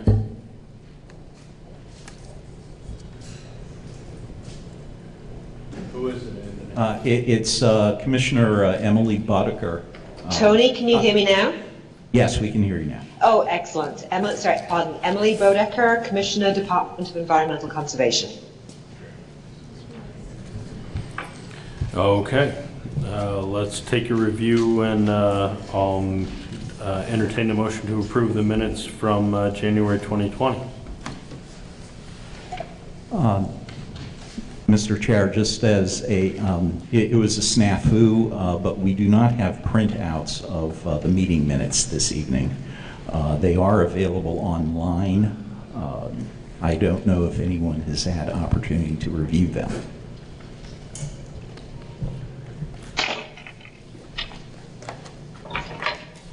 Seeing that there's nobody jumping at the chance to review and approve January 2020, maybe we will move those to the next meeting for approval. Is the panel happy with that?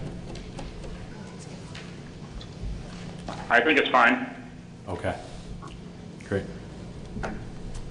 So we will begin our discussion on the panel operating cost and potential funding options.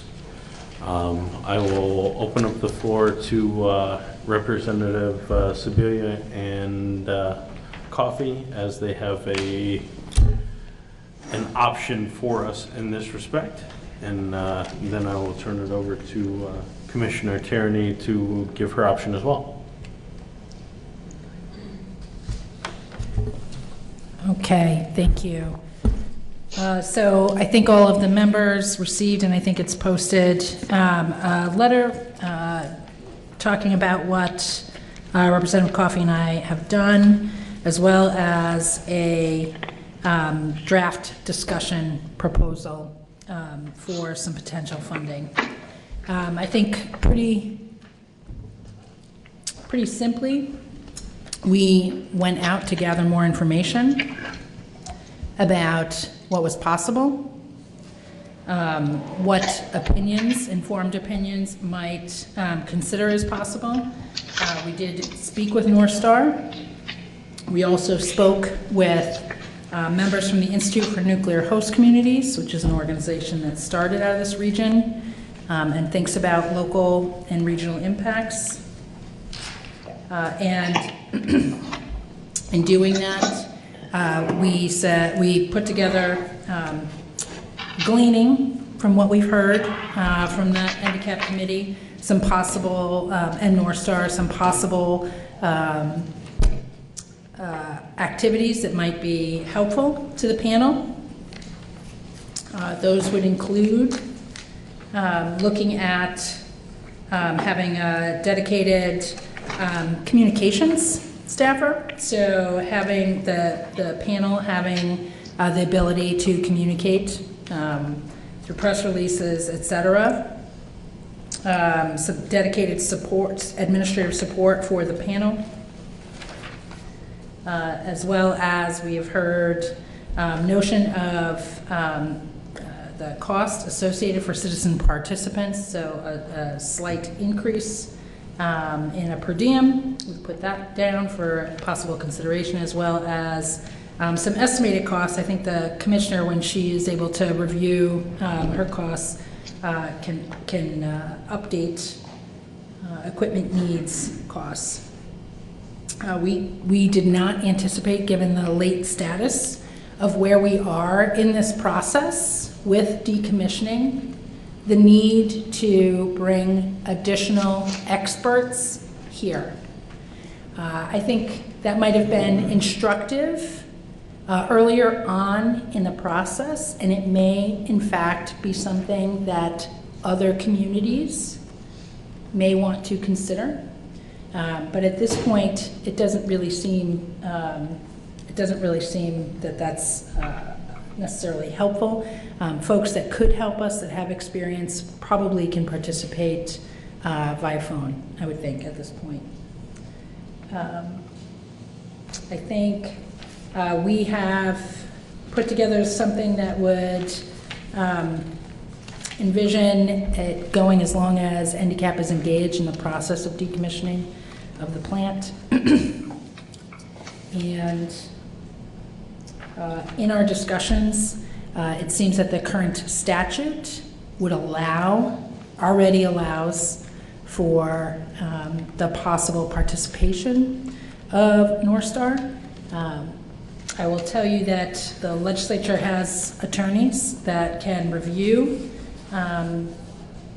different materials, and we do have a legislative attorney that is reviewing the possibilities here, but I hope folks will take our documents as a place to add some information and some knowledge from outside experts into how we might improve this process. It is, we're happy for them to contribute to a better conversation and maybe a productive conversation this evening. And now I will let Representative Coffey very much approve what I've said.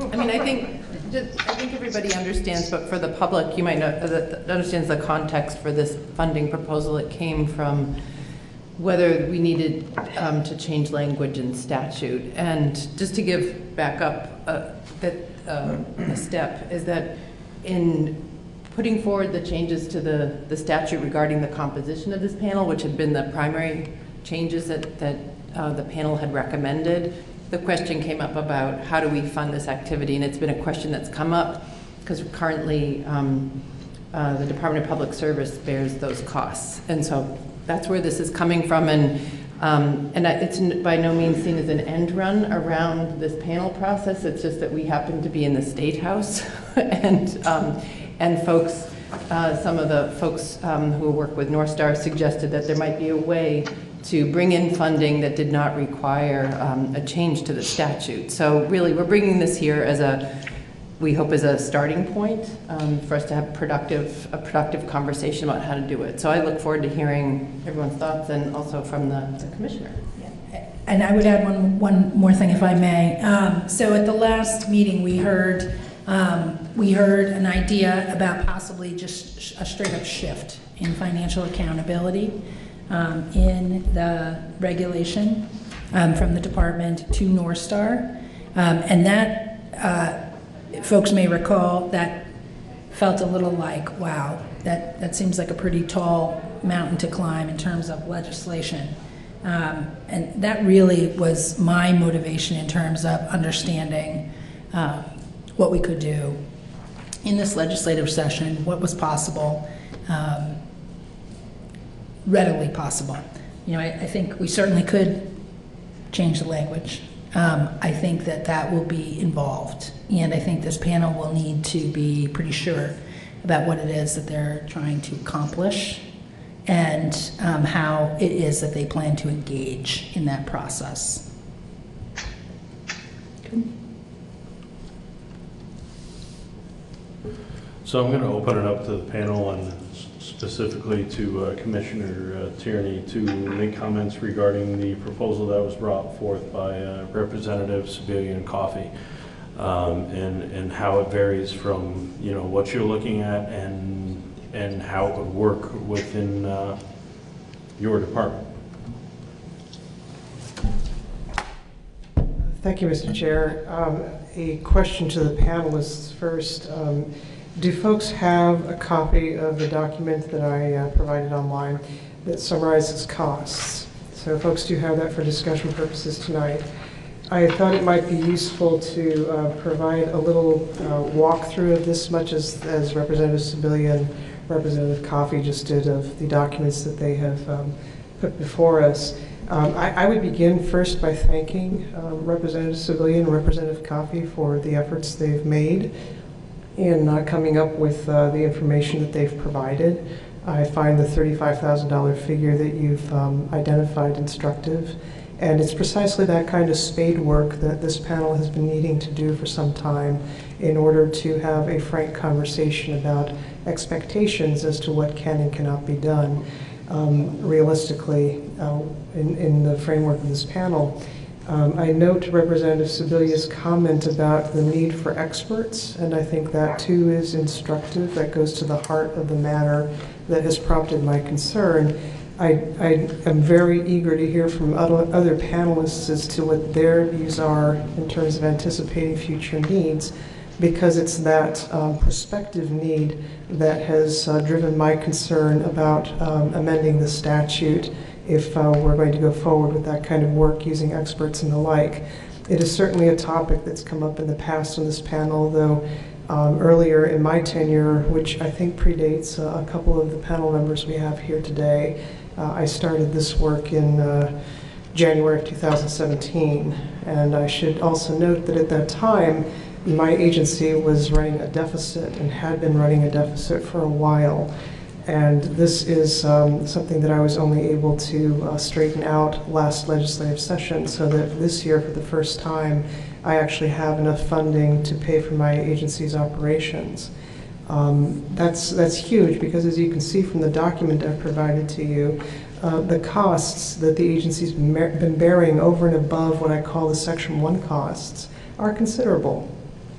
And I have had to think for some period of time now hard about what realistically that can come out of the department's budget in order to underwrite the activities of NDCAP. So turning to the document I provided to you, at the top on page 1 you see Section 1, and those are the nuts and bolts logistical costs of our meetings, things like the room that we're in tonight, the videography that we have, the notes that get produced afterwards, and the like. Those costs are not substantial in isolation, but I would just point out that in the year that I took over, they appear to have peaked at $11,000, and that followed several years of going upward. That cost curve was bent down a little bit thereafter, and then significantly in 2019, and this reflects the fact that the panel started meeting less frequently at that point, and so the costs came down. That will continue, I would expect, and so I think it's fair to say that the cost figure from 2019 is probably representative, just on the nuts and bolts. If you drop down to Section 2, this is the time cost of my agency devoted to NDCAP activities, and I might say that this is distinct from the other agencies in that under the existing statute for supporting NDCAP, it is the department that is assigned primary responsibility for doing all of the activities that the work of Representative Civilian, Representative Coffey would shift to an individual who is dedicated as a communications staffer under the control of NDCAP chair. So that's I would just highlight that most of the activities that have been identified in the what I'm going to call discussion draft proposal from we'll just leave it at that, the discussion draft proposal that Representative Civilian and Representative Coffey walked us through, those functions, while they may be reasonable and prudent for the panel to have the benefit of, right now by statute, those are all things that my agency is required to provide for the panel. So right there, you're looking at a statutory change if we're going to have somebody else do that, in my opinion. And I do not believe this is something that can be altered by MOU. In any case, as you can see looking at my document, the costs in my agency of providing support for handicap have been substantial. Just to give you some context, in the fall of 2018, I had to conduct a reduction in force where I had to release 5 positions in my agency. That $43,000 would have come in handy, or the $61,000 of time equivalency would have come in handy that we incurred for 2019. So this is not an inconsiderable issue for the department. Turning to Section 3, this is just to give you some insight into what preparation and attendance at these meetings alone costs. It comes to something like $14,000 for a year. These are costs that the agencies do not bill back to North Star, just as I do not bill back the Section 2 costs to North Star as well. In my judgment, reading the statute, I do not have the authority to bill back such costs right now to North Star, which is one of the reasons why I'm so keen to at least recover the logistical costs from Section 1 from North Star, as well as to clarify that the company would be responsible for any other costs that are incurred under Section 1700, I think it's A6G, meaning the experts and the contracting for services and the like. So on the bottom of page 2, you see just a snapshot of what the cost of handicap was in 2019. In my judgment, the $4,000 is something that North Star definitely should have been paying. I think there's a case to be made for the $61,000 in time costs that my agency spent, but I also think that there's a case to be made that that ought not necessarily to be billed back to North Star absent a different statutory change. And the $14,000, you know, I think there's an argument to be made for that being billed back to North Star as well, but that's not driving my concern at this point. What really drives my concern, to repeat myself, is if this panel is to make use of the option that is reserved to it under 18 VSA 17 G6. This is on page 3. It's the middle statutory provision where I've underscored the language. In that section 6, it says hire experts, contract for services, provide materials and other reasonable necessary expenses of the panel.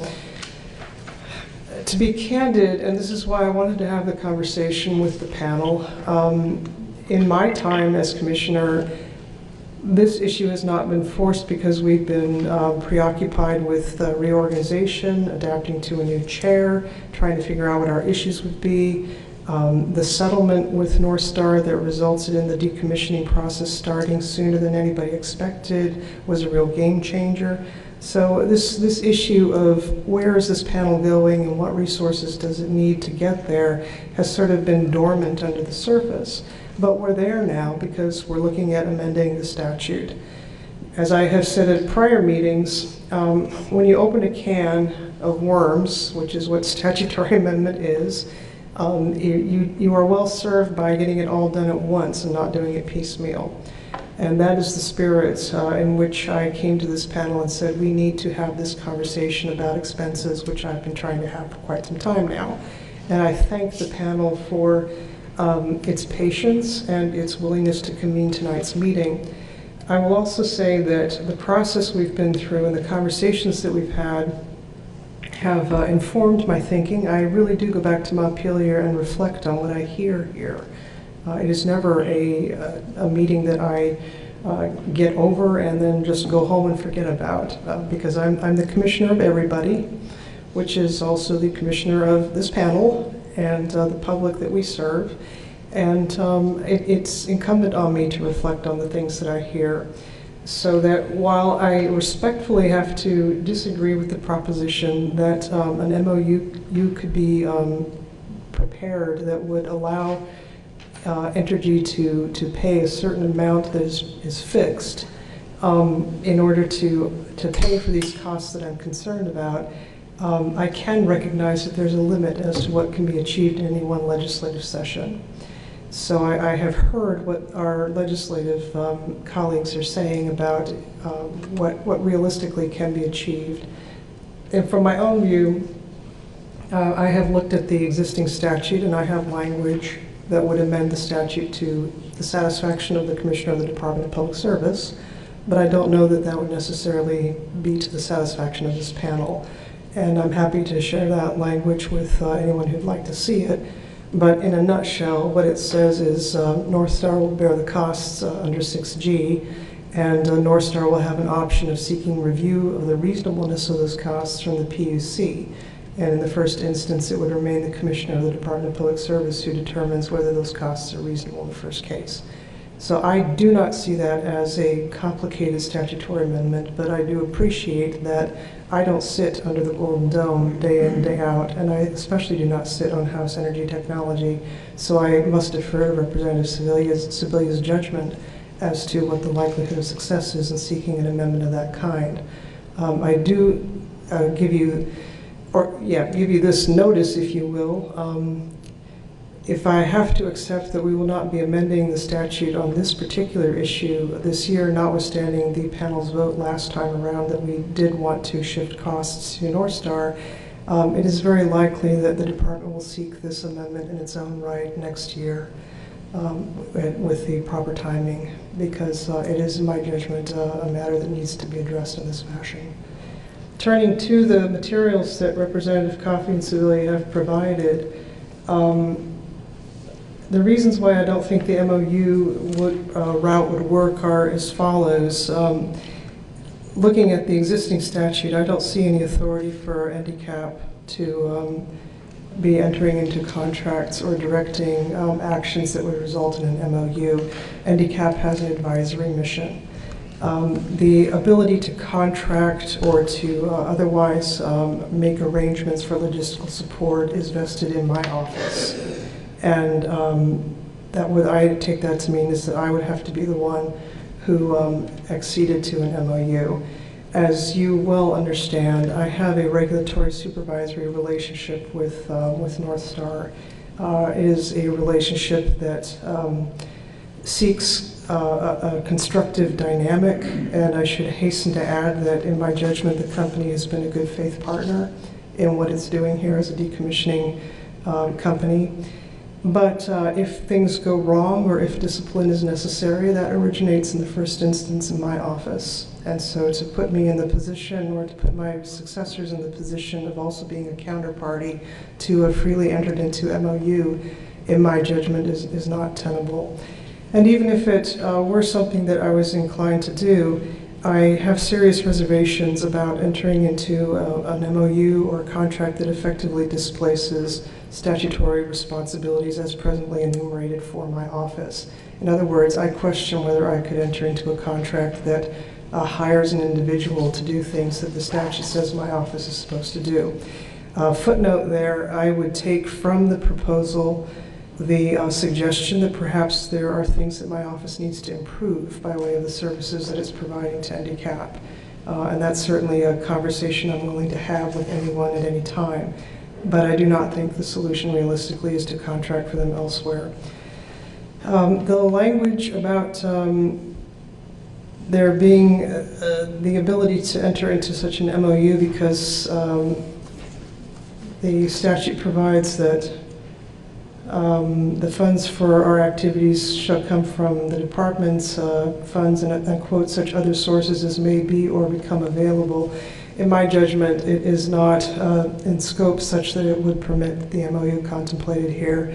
I read that language to mean that if the NRC were to approve decommissioning funding, for which you've heard me advocate, or if the legislature were to make an appropriation to support NDCAP, that those would be things that would be encompassed by that language. But an MOU for which I lack the authority to sign up, I do not feel falls within that scope.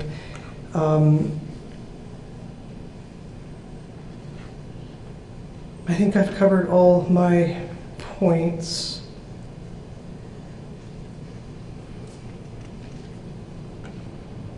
And I think I'll close my comments at this juncture by saying that I am prepared to accept that I am not going to be able to effect the change that I would like to see in this legislative session.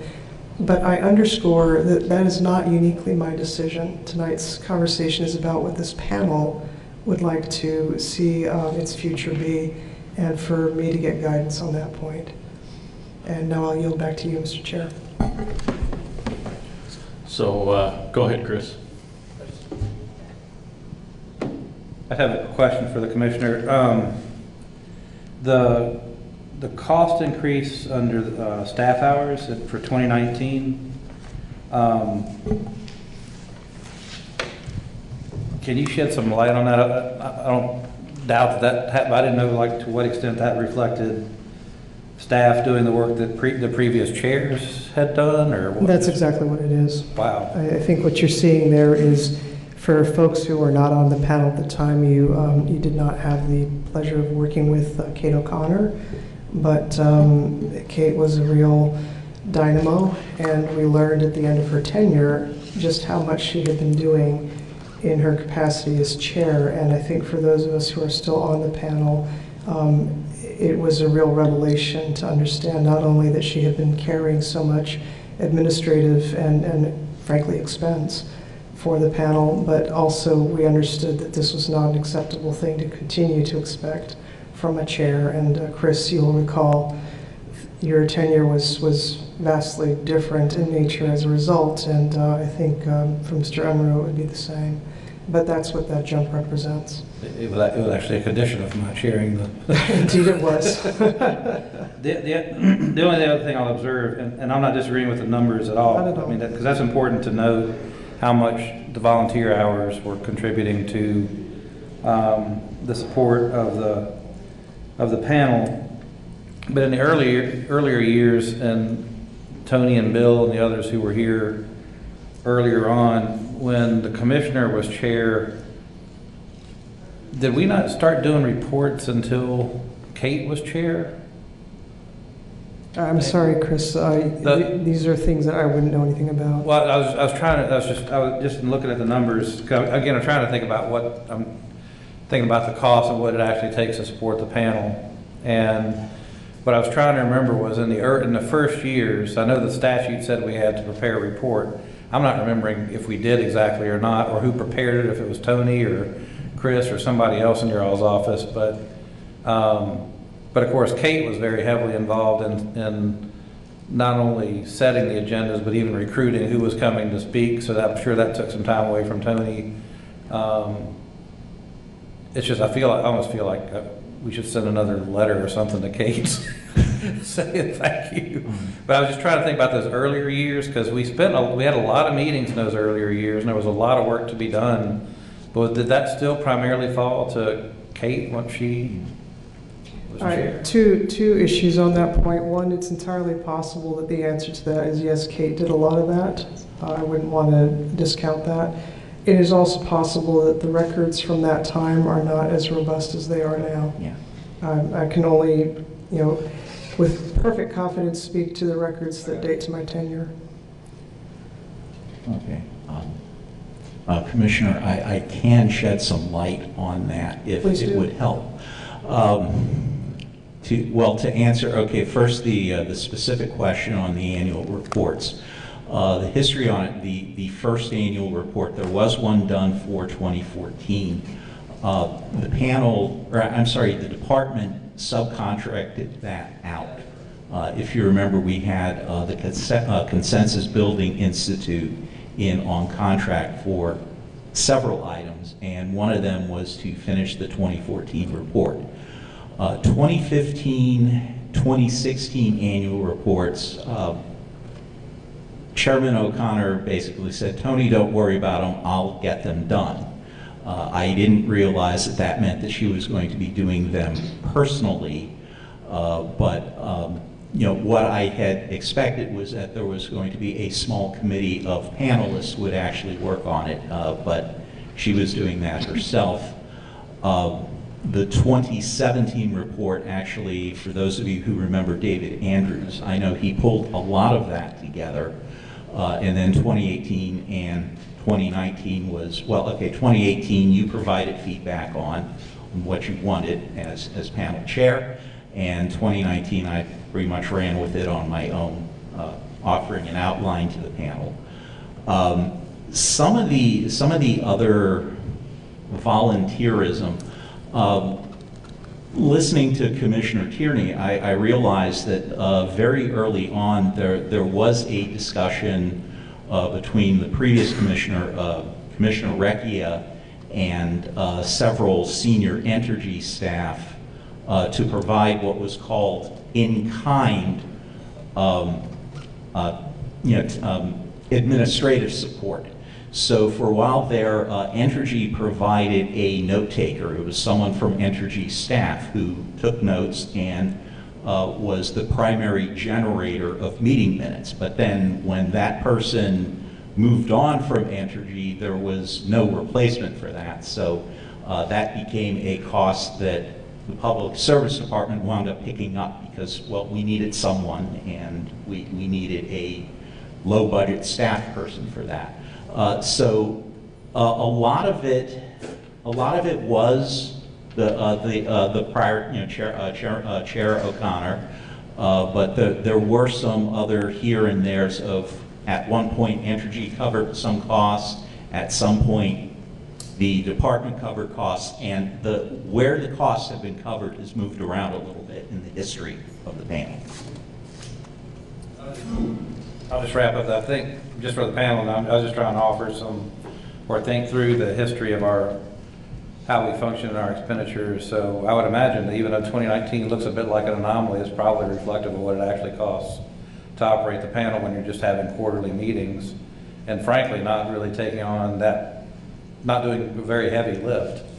So we're, from a budgeting standpoint or a time standpoint, however that translates into hours and effort, that's probably reflective of what it actually takes.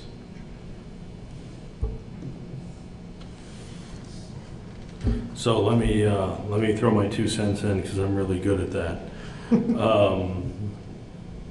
I think for us tonight, it's, if we decide to, I think it's a determination of a dollar amount, not necessarily how that dollar amount is spent. Representative Sebelian and Coffey have laid out a fairly good plan of how those dollars that they propose could be spent, and the ways that they can be most effectively used. But I think for us as a panel, we need to determine a dollar figure of what it takes to run this panel, because as we transition over the next several years, those particular positions that are laid out in Representative Sebelian and Coffey's proposal may change.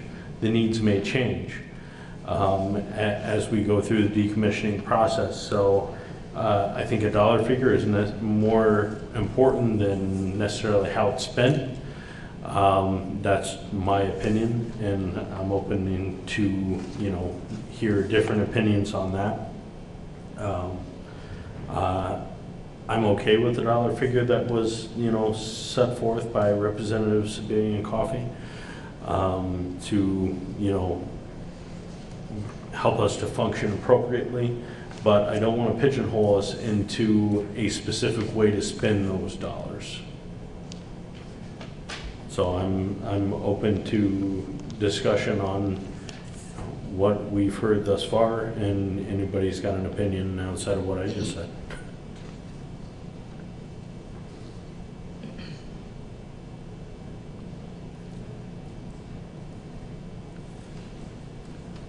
So I actually appreciated Chris's summary there, that the 2019 expenses as described at the bottom of page 2 of the Commissioner's prepared document is probably more likely the actual costs, as opposed to those costs that are itemized on the document from our representatives.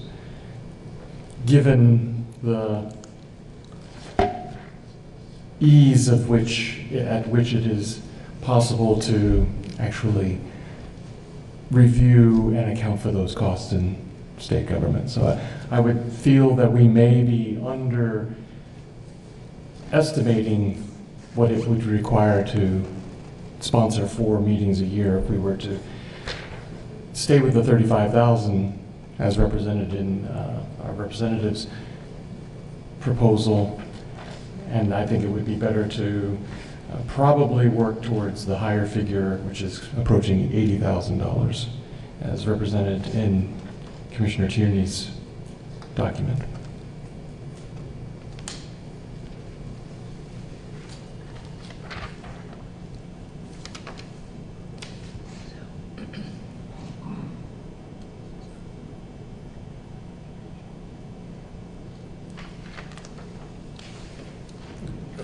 I know we're all sitting here contemplating everything that's going on. Representative Sabia, you got something to say? Well, I think I would most like to hear from other panelists if they have thoughts first. So I can wait.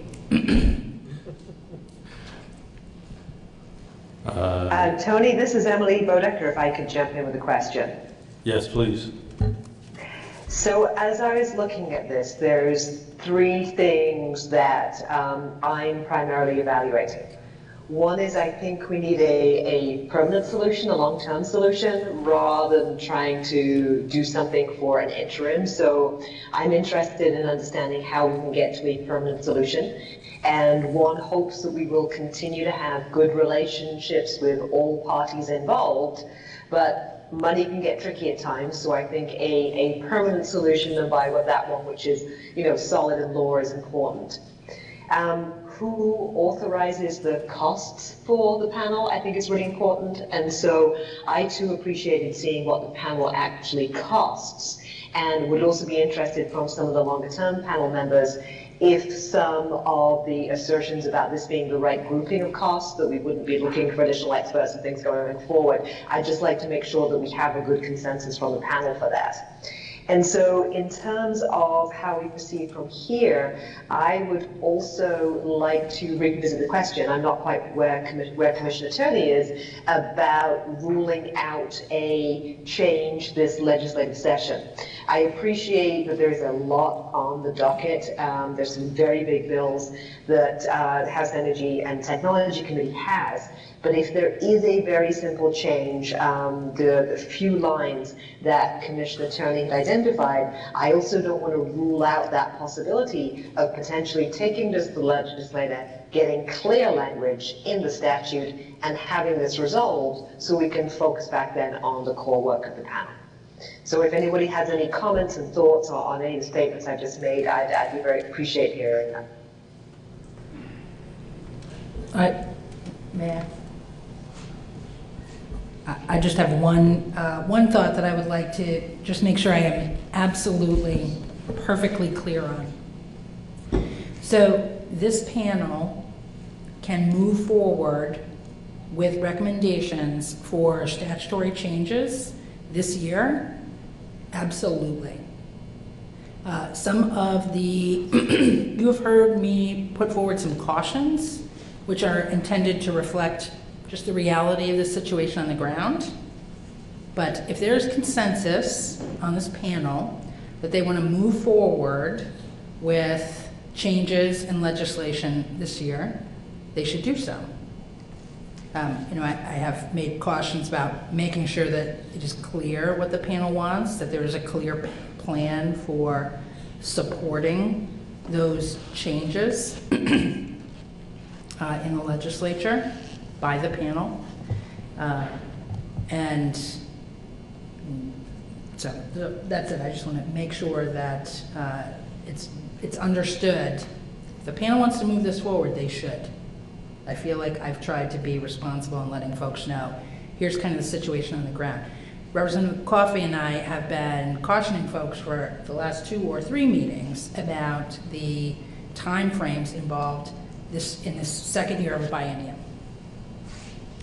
To the greatest extent possible, just to help inform and allow this committee, this panel, to have as much flexibility as possible. So,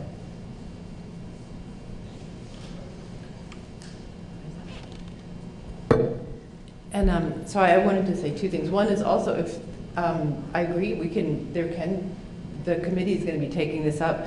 It does mean that it gets negotiated in that committee and in a money committee. And that the recommendations from this panel are not the only recommendations that might come to that committee. There can be other folks who might want to weigh in on that. But I think what I'd hope that we could figure out tonight is what are we really hoping for the support of this panel, and how can we get there? Because, I think I've heard a lot of different, this is really just throwing something, it doesn't need to be necessary. These recommendations that we have, this is a brainstorm really about, these are the kinds of things.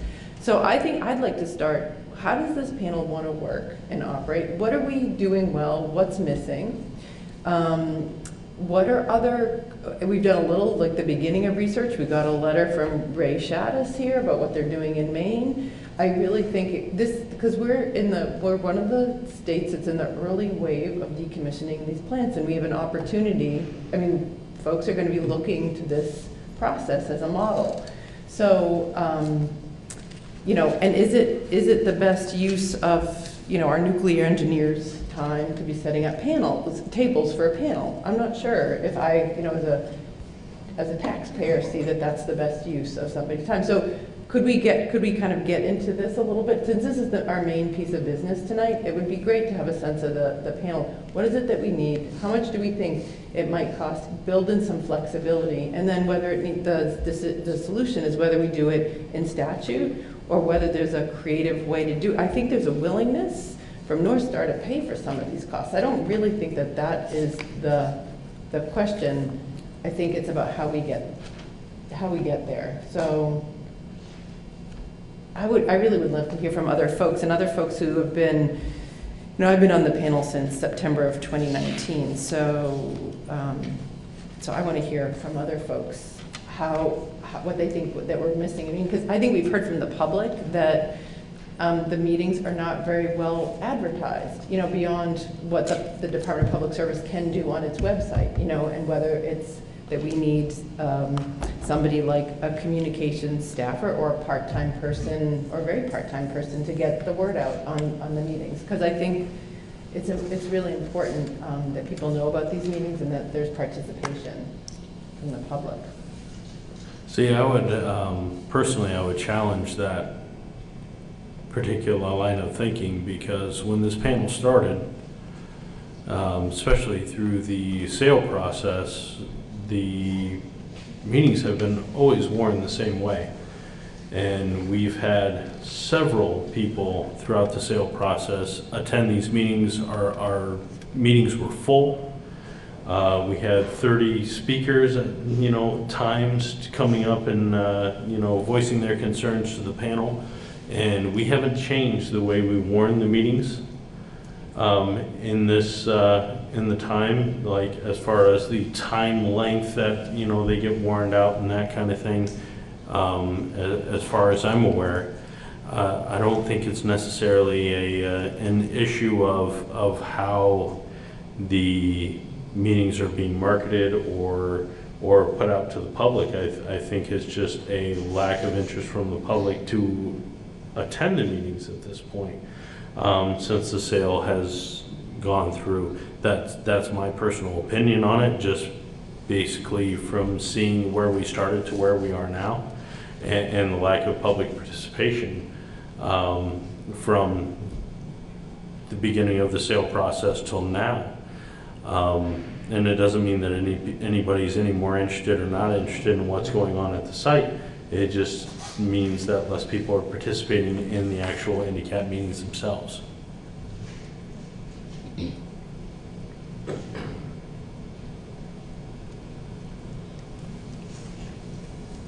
May I say something?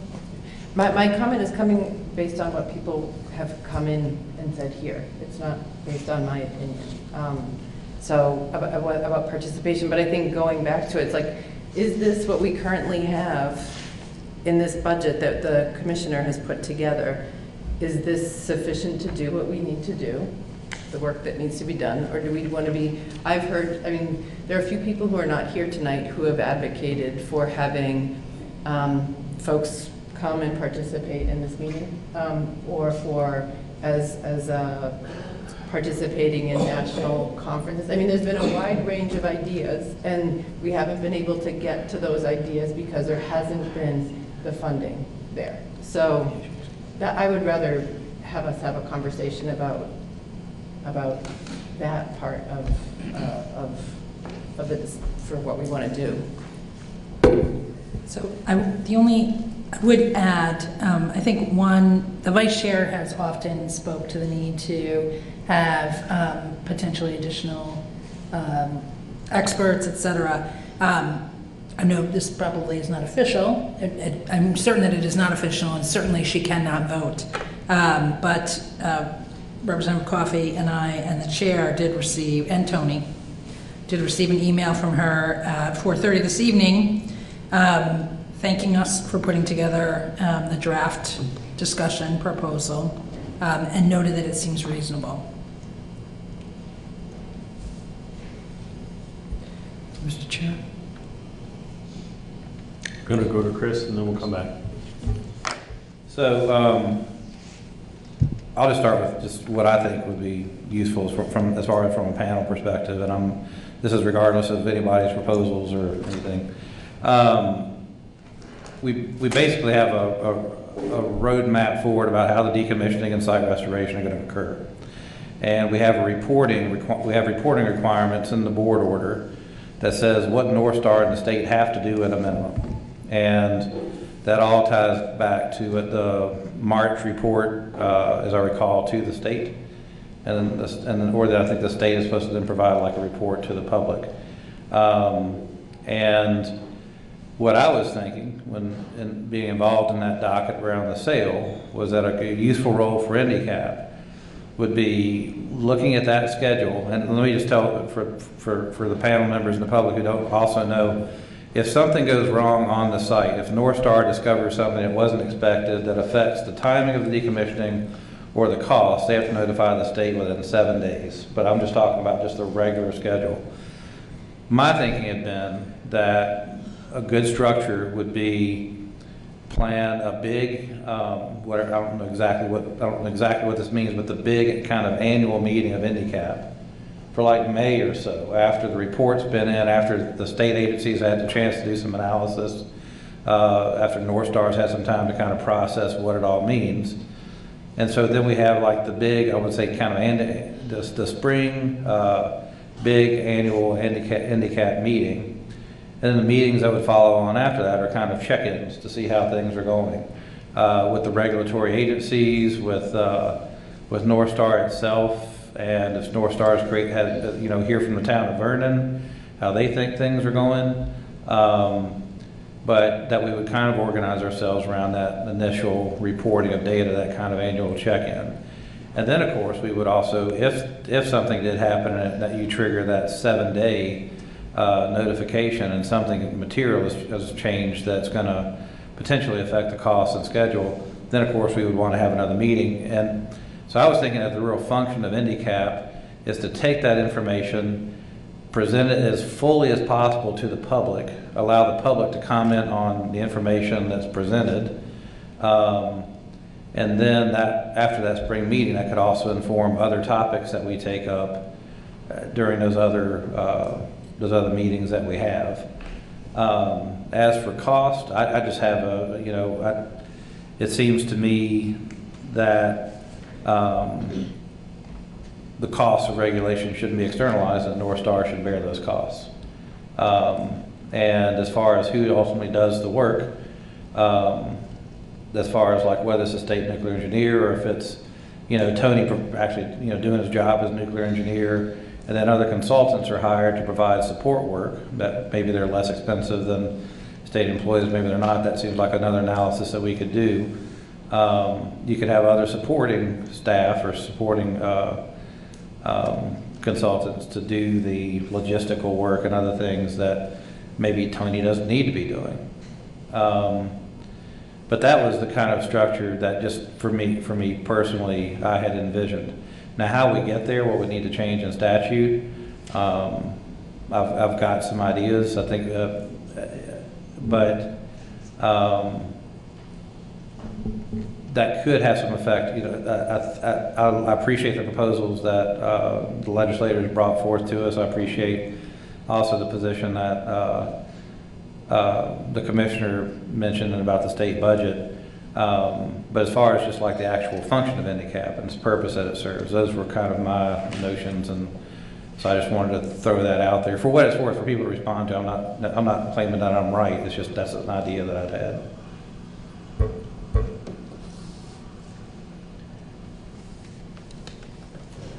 Thank you, Mr. Chair.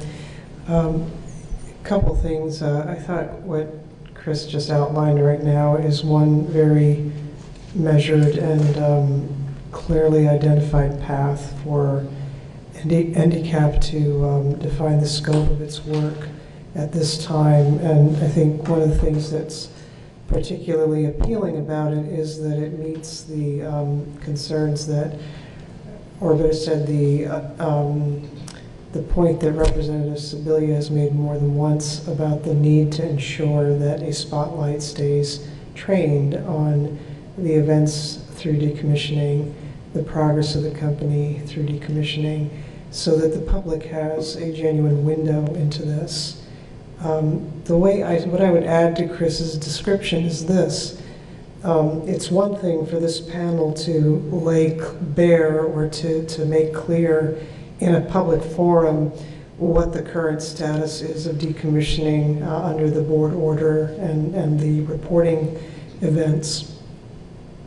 It's another thing to provide a place for the public, having digested those events, to come back and to tell us what its concerns are. That too is a part of handicap.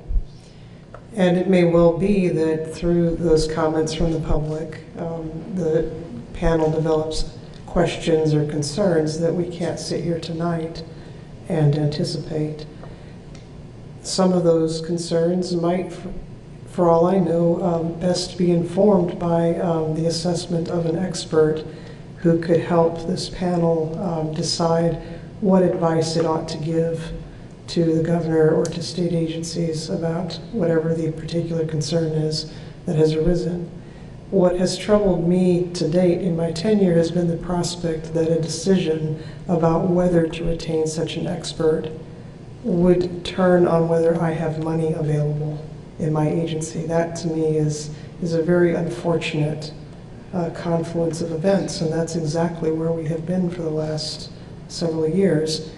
And to my mind, it's a statutory change that removes that unfortunate nexus so that this panel, should the need arise, is in a position to avail itself of its ability to get expert assistance as needed. Turning to the particulars about who sets up tables and the like, I don't especially like seeing my nuclear engineer employed in this fashion, but those are the resources available to my department, and those are the duties prescribed under the statute. And so unless a change is made, I have to make do with those resources, and it makes even less sense. Mr. Lashinsky actually lives in Connecticut and is down here. It might be less costly, I suppose, to dispatch somebody from my agency who doesn't have the same hourly rate, but I have to figure out who that person is and what work I'm going to remove from that person in order to send them down here in advance of meetings. I suppose another possibility would be to turn to North Star to say, North Star, under 1702, I hereby exercise my authority to have you assist the panel by taking over those logistical arrangements. Those are possibilities as well. But it seems to me that it's the larger picture I've been concerned about, which is how to make sure that this panel is not starved of resources because a state budget is constrained. And to that end, I think a statutory change is needed. Actually, make sure that panel member there gets his chance to speak. Yeah, exactly. I have,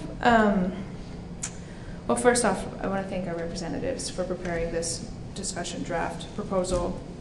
Getting the conversation queued up, it's helpful. I've been quiet over here just because I'm struggling with how much that I don't really know about really what the public needs. I don't know that there's a lot of consensus and agreement on this panel.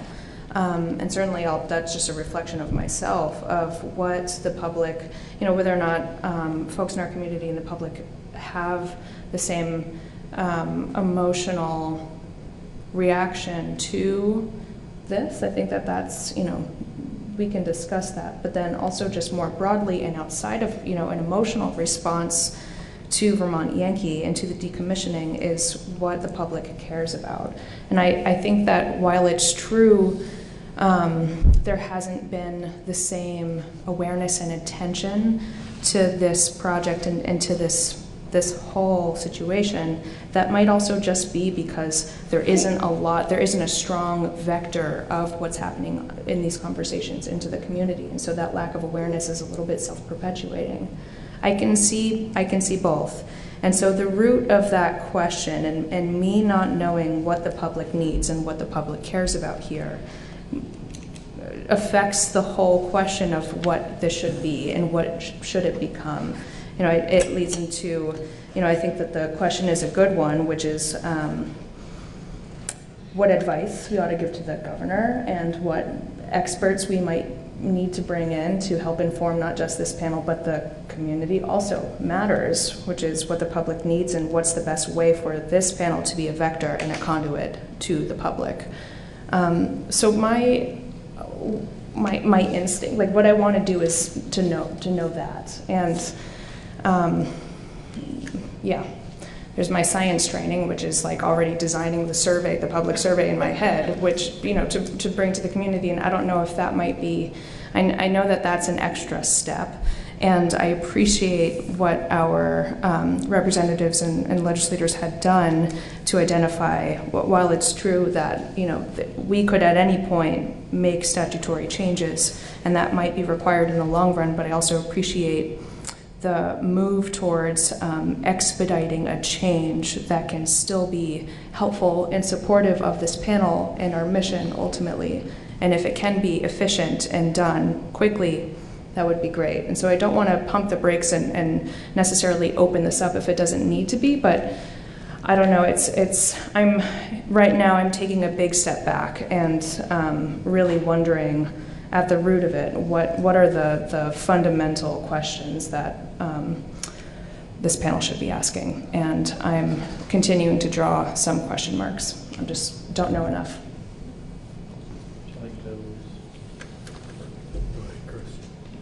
So and I may be wrong on this, others can weigh in, and Emily, I really appreciate your perspective on this, especially being new to it.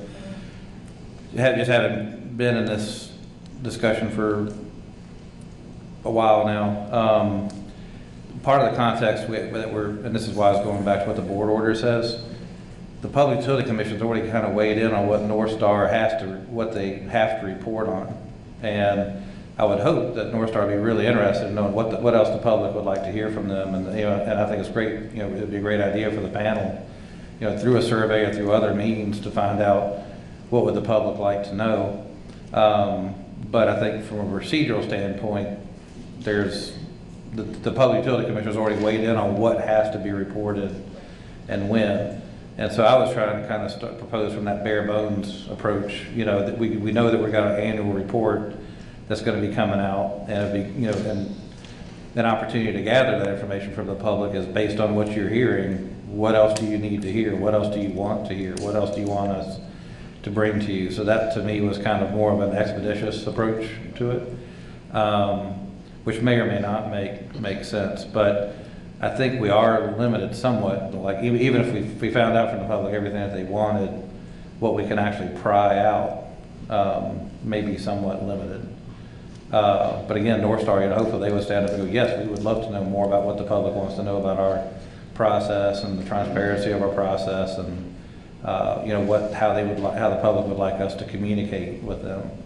But some of that's going to be voluntary on their part, which is fine, because they should have the opportunity to weigh in about what they, how they view this whole process too. But I just wanted to kind of weigh in with that constraint. That's why we were, the panel was involved, and maybe not as robustly as would have been desired, but and coming up with an advisory position on what to even communicate to the Public Utility Commission about what needs to be communicated to the public. But that ship in some respects is kind of sailed, but we can always build another ship. Well, to that point, Chris, I mean, North Star has, taken the steps to reach out in those respects through Mr. Hamilton doing some community engagement with stakeholders to find out, what the communities are interested in, the community stakeholders are interested in. So I think those steps have been taken by North Star to this point, even above and beyond what the PUC has asked of them in that respect. I think they're resounding gong, and I hate to keep coming back to this, is that the public in general is, after the sale, is not terribly interested. I think there is a good sect that is interested in what's going on, at the plant, but they don't show up to our meetings. They're the silent majority, let's just put it that way. They look from the background and, watch for our meeting minutes and that kind of thing and see what's going on, but they're not necessarily showing up to INDICAT meetings any longer. So I guess the emphasis for this panel is to be able to keep those type of people informed, because they're obviously not here. They haven't been attending for several meetings. They haven't been, expressing opinions and that kind of thing through our panel hearings. But they're there. And to be able to keep those folks informed is our job, whether they show up or not, to our panel hearings. And the question tonight is how do we effectively do that as a panel, and what resources do we need to be able to do that? Again, I'll state that, what Representative Savigny and Coffey have laid out seems to be effective in that manner, seems to fit some of the bills of some of the questions that have been asked by the public that does attend. How do we more effectively communicate our meeting dates? Further out, how do we effectively communicate what we're going to be talking about, and how do we get the community involved in that respect? Because really, in the end, that's what our INDICAP is for. We are a conduit to the public that is interested in what's going on in the decommissioning, and even those that aren't interested in what's going on in the decommissioning, because at some point they could become interested and be able to look back and see the work that the panel's done and be able to come up to speed in that respect. I don't know that we're going to have an answer to our question tonight, but I will yield the floor to Mr. Irwin to listen to his comments. So this is my 15th year of involvement with either the nuclear decommission, or I can't even remember what it was called before, the nuclear VSNAP, Vermont State Nuclear Advisory Panel. Thank you.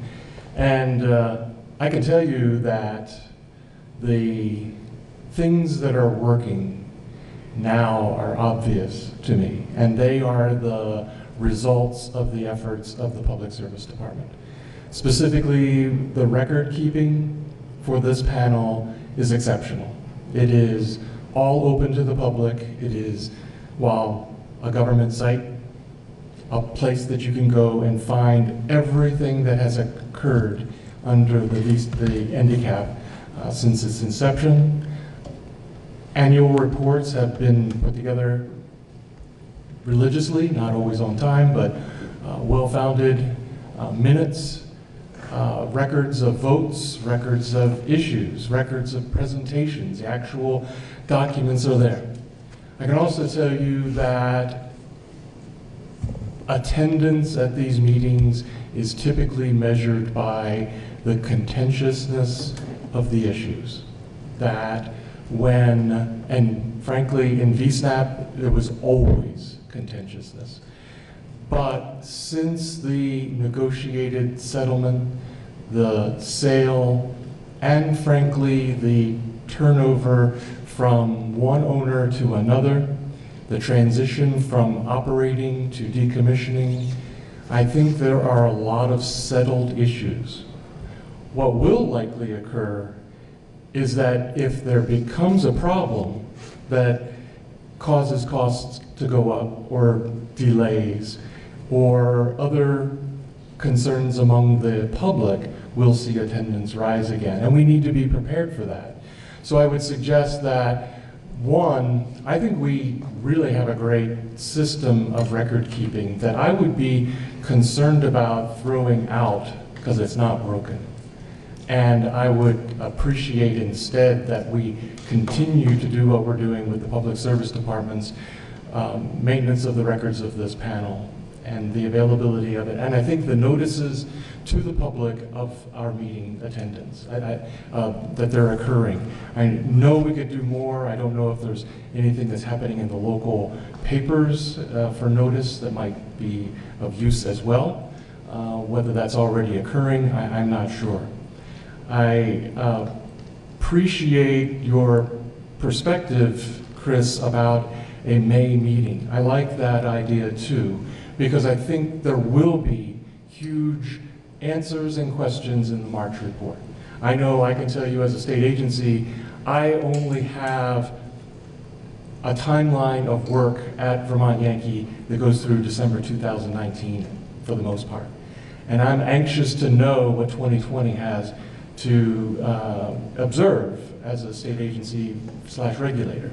And so I think there will be a lot to discuss then. And I do believe that the meetings in between those May kickoffs, if you want to call it that, are helpful to have each of the agencies and other stakeholders report on the status as we go from year to year. I do think that we are on a time table that has a certain end date, and that the sooner we act, the more likely we're going to benefit from a decision that we make. That if we wait another year for the next legislative session, we will be much further down this road that is rapidly moving. I can tell you, as someone who was at the site today, seeing what's occurred in just the last month, we are seeing rapid changes. We will see even more rapid changes in the coming months of 2020. There will be dramatic changes at that site, and we need to be able to accommodate those kinds of changes that might occur and interest that's likely to be generated in the public as they hear about these things. So I would again think of any sort of monetary figure or budget that might be associated with this to have some flexibility for where there were these kinds of dynamics and we needed to accommodate those. So I would say that, again, I like the estimations that were created by the Public Service Department because I know the care with which they were obtained, and I would put onto that some sort of language or a buffer or something to accommodate where there's likely going to be fluctuations over the course of time.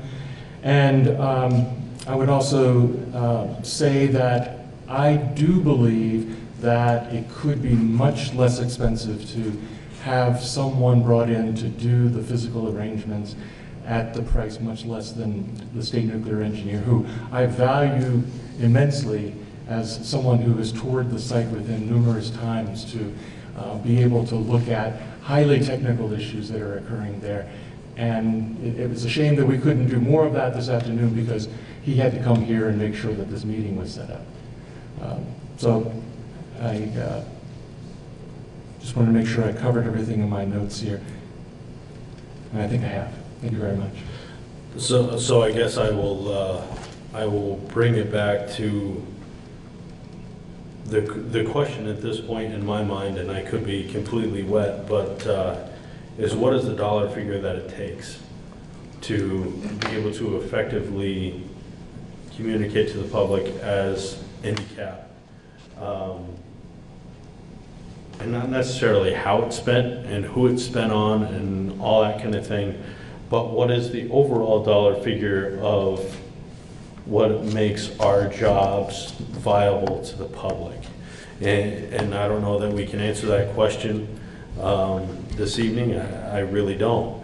But that's what it boils down to, how the dollars get spent in the end, whether they're, because it has to be fluid, whether it be a specialist that we need 6 months from now, or whether it's a specialist that we need 2 weeks from now. In the end, it's a dollar figure. It's not necessarily how we spend it immediately. I don't think we can put forth a proposal that says this is how we're going to spend all these dollars every single year going forward for the next 5 years, because as certain needs arise, we need to be able to flow those dollars to those needs, in my opinion. So I think a dollar figure needs to be reached, whether it be this evening or a different time. God, I hope it's this evening, because I don't want to do this again, honestly. But I think we have a very good start with what the Public Service Department has put in front of us, what Representative Sabirian Coffee has put in front of us, to be able to determine that dollar figure. And again, everything falls back on you, Commissioner Taryn, how those dollars get spent. So I think it behooves us to determine that dollar figure this evening, and your department from there determines whether it's Mr. Lashinsky's time to set up tables or whether it's somebody else's time to set up tables. That's not in the purview of the handicap panel. That's in your purview of how those dollars are spent. What we're trying to determine tonight as a panel is what do we need as a panel to be able to effectively communicate to the outside world that wants to participate in this process. So I'm concerned about the notion of, I'm concerned about a few things. I think, I'm not sure if the commissioner was explicit, but I think the notion of putting together an MOU outside of, with North Star for the support of this panel, I don't think is something that she would support. We probably should hear from her as to whether or not it is. That is correct. I would not support that. Right. And so that then becomes the place where we get a little sticky in statute. And so if we put in a dollar amount in statute, that's just going to be, I mean, it's fine. We can do that. We can try that. I think that there will be, we have to figure out, is that a tax? Is that a fee? Are there other businesses that would be assessed that kind of tax or fee? So if we're trying to put something like that in statute, and so if we're just putting in place, if we're just shifting who pays, that may be simpler. And although I think it still would have to go to, as Representative Coffey has said, it still would have to go to probably Ways and Means and Appropriations Committee. And I would expect, as I mentioned at the last hearing, that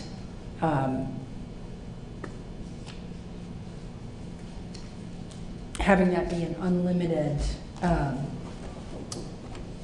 prospect in statute will probably get some resistance from North Star. And as we've heard the commissioner say this evening, it has been limited. It has been limited. It's not limited in statute, but right now it's limited by the state budget.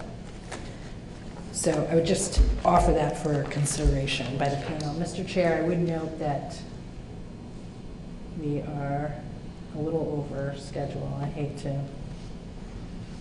just in case you wanted to Could I make a hear from suggestion? Mr. Leach. If you will put this forward as a motion, I will second it, please.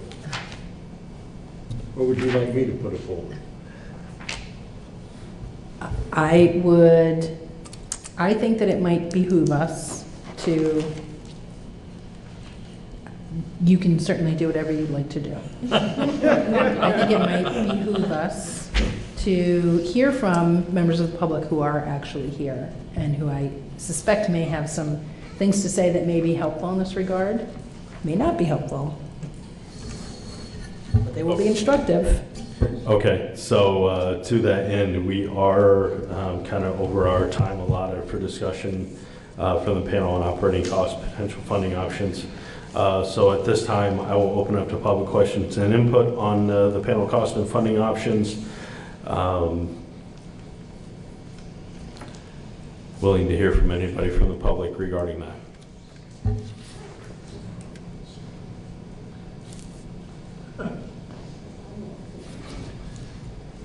It looks like you're being coerced. Come on up.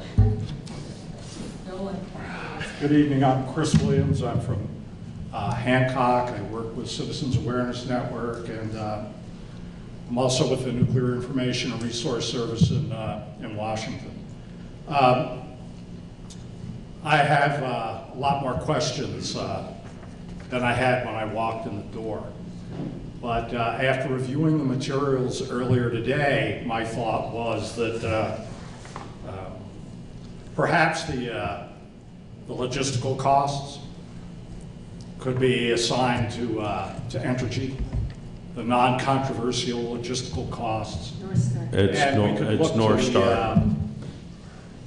The department to provide funding for the expert staff time as well as outside experts if they become necessary. And somebody said it earlier, a lot's been said tonight. If you run into a cost overrun scenario where North Star might be saying one thing, it might be useful to have somebody to review what North Star is saying with regard to a particular cost overrun. Additionally, of course, if there are discoveries of both radiological or non-radiological contaminants on the site that are going to raise costs and have not been included in previous site characterizations, that might require an expert. But to take the non-controversial, just nuts and bolts costs of having the meetings and keeping the records properly, and sound, notice, and assign those to North Star if possible. And then look to the department for experts. That's what I would recommend. So I look forward to listening to the conversation tonight and ongoing, and hope that in the future there's less talk about money and more talk about what's going on the site. Thank you. Thank you. Any additional public comments?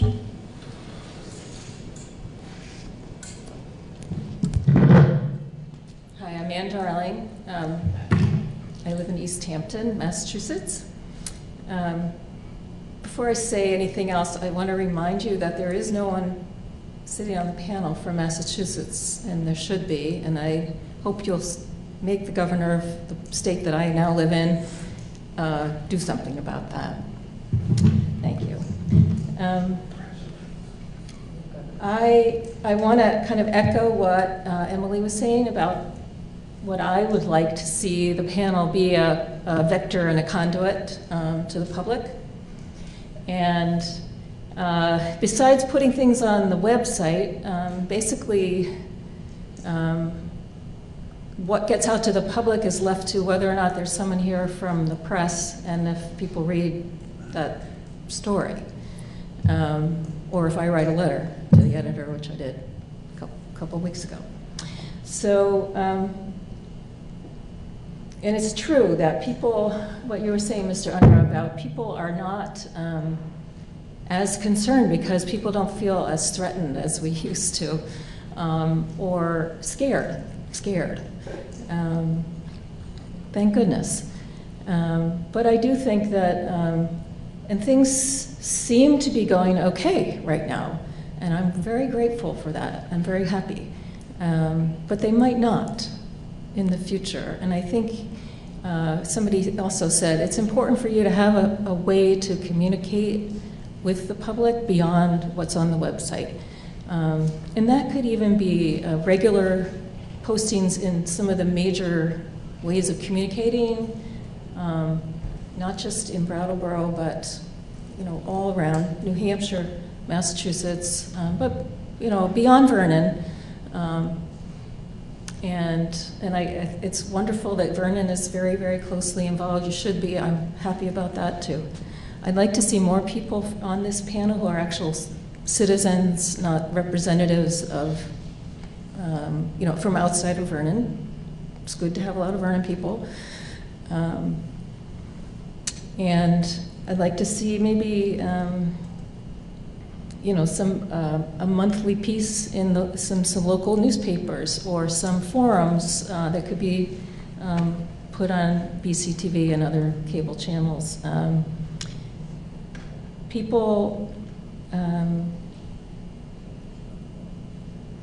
think people need to know, and you said it yourself, Mr. Unruh, that it's your responsibility to keep people informed whether they're here or not. So how much you do of that is partially a question of money. But I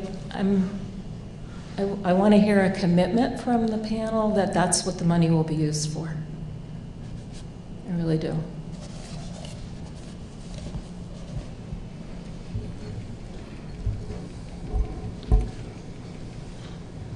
Hi, good evening.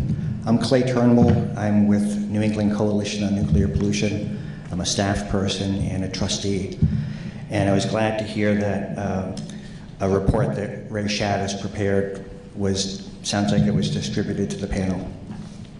I just wanted to highlight a couple of lines from it.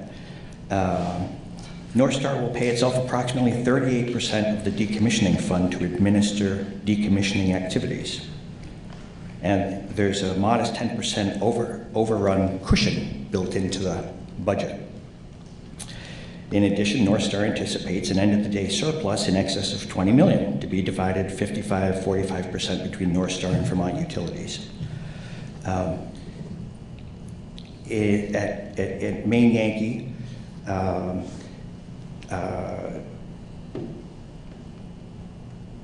we can get a rough idea of the kinds of monies that Maine Yankee spent on its cap by looking at a short list of the kinds of educative activities that Maine Yankee sponsored.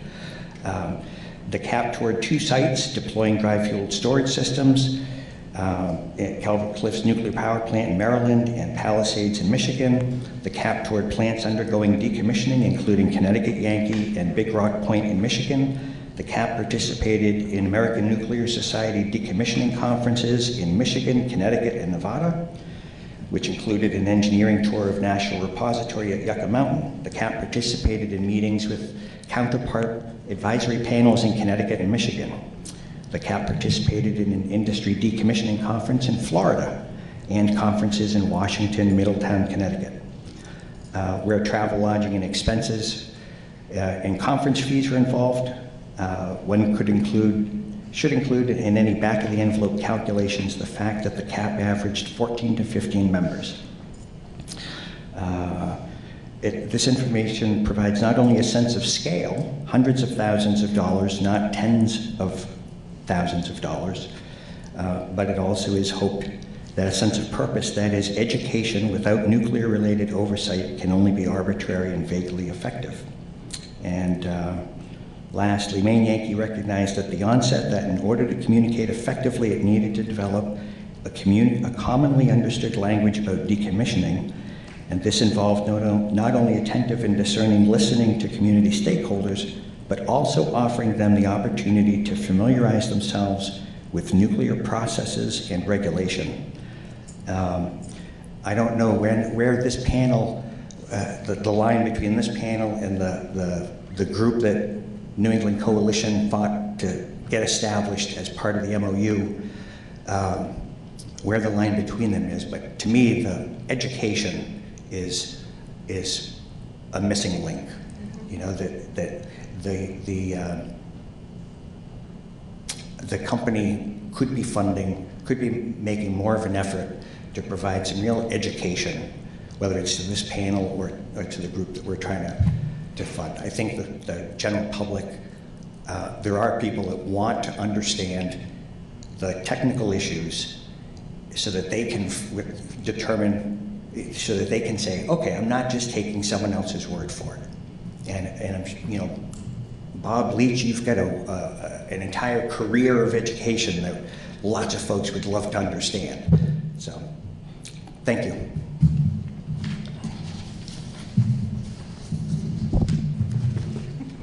Mr. Chair. Yes. I think we're at that place in the evening where we would be contemplating a break. And before we did that, I frankly am unsure of how to proceed here. I brought sufficient copies of a draft statutory amendment that I would be happy to distribute to folks so they can look at what my thoughts have been about what we might do. I've heard the conversation tonight about the $35,000 figure. I've heard Dr. Irwin's comments about a higher figure. It occurs to me that this language that I've put together could be, again, modified to accommodate some sort of cap. I just don't know where and how to prompt that discussion. But I wanted you to make you aware of that as an option for tonight. I do have that material here if it would be of interest to the panel members. I think that makes two of us that I'm not exactly sure where to go from here based on the discussion that we've had both from the public sector and from the panel itself. So I will say that we are going to go to a 5-minute break, and if you'd like to distribute those materials that you have during that 5-minute break, you are welcome to do so. We will reconvene this meeting at 7:35.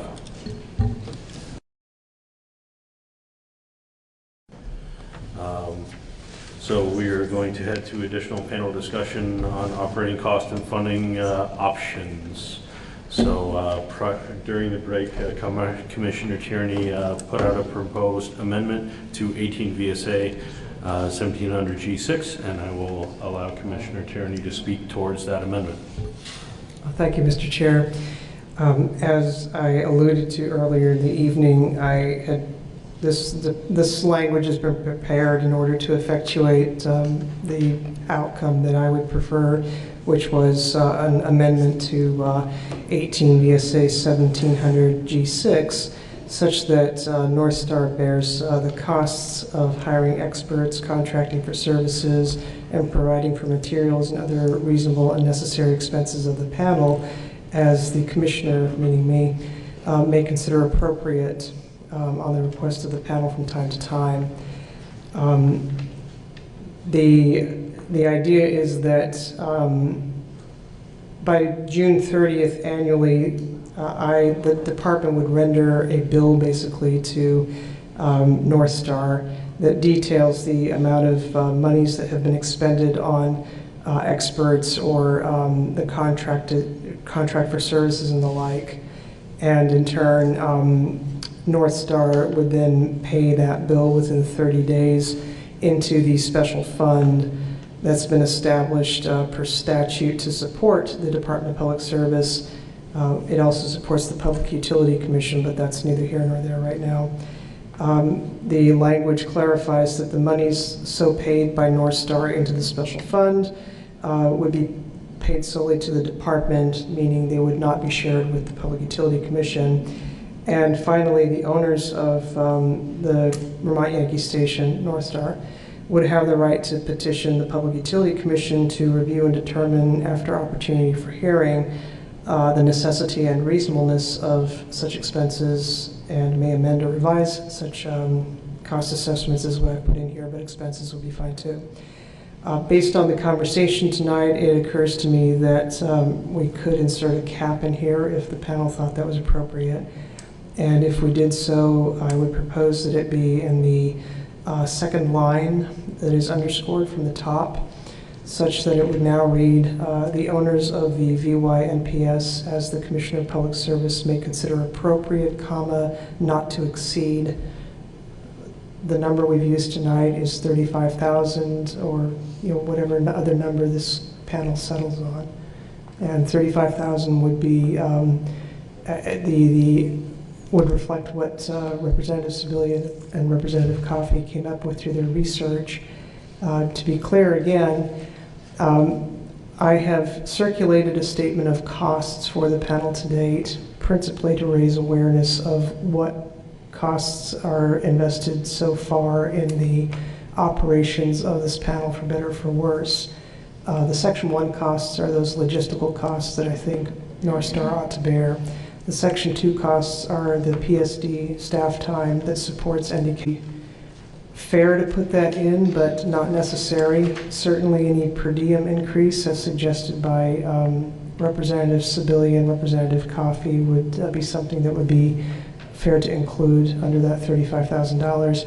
I do agree with Mr. Unruh that there's no need to specify what the $35,000 is expended on, because with the way I've put the language into the statute, I think it's pretty clear that it is supposed to go, the $35,000 would go toward hiring experts, contracting for services, and providing materials, and other reasonable necessary expenses of the panel. So the Section 2 costs and Section 3 costs are not costs that I regard as fitting into that or being included in that language. Are there questions from the panel? Go ahead, Laura. So I have a couple of questions. When would this end? Yeah, I think that's a really good question, and that's something that I was just discussing with counsel for North Star. It's a very logical question to be asking, but interestingly, it prompts a larger existential question for this panel. If you'll note, as we sit here tonight, NDCAP has no shelf life. So I don't think that it would be necessary for us to put an end date on here. I can certainly understand if there are folks who feel a need for that, but what you're really raising is the larger question of how long should NDCAP exist? I would say this would go on for however long NDCAP exists. So I would suggest a termination of, at the time that partial license termination happens. Because at the time, I feel that NDCAP no longer has a value. I hate to say that, but it no longer has a substantial value, I guess, after the partial license termination. Mr. Chair? Go ahead. If I may add one point to that, there's also the site restoration part of this process that is exclusive to the Public Utility Commission jurisdiction. And it would seem to me that if there's going to be a termination date, that it should also include that. So it's not just partial license termination by the NRC, but also when site restoration has been achieved to the satisfaction of the Public Utility Commission, in my opinion. Go ahead, Chris. Just briefly, I would agree with that. And another thing that, and not to draw out the conversation, I think it's something that could be figured out later on, but I believe, and Clay, maybe you know, or maybe the folk with North Star know, I think both the Yankee Row cap and the main Yankee caps still meet once a year or have some kind of annual something. And so those continue to exist. Now, I'm not saying whether or not it should, but it'd be worth talking to those communities about, is there utility once it's just the ISFC left on the site, is there value? And maybe that's not the Nuclear Decommissioning Citizens Advisory Panel, maybe that's something else, but just wanted to put that out there.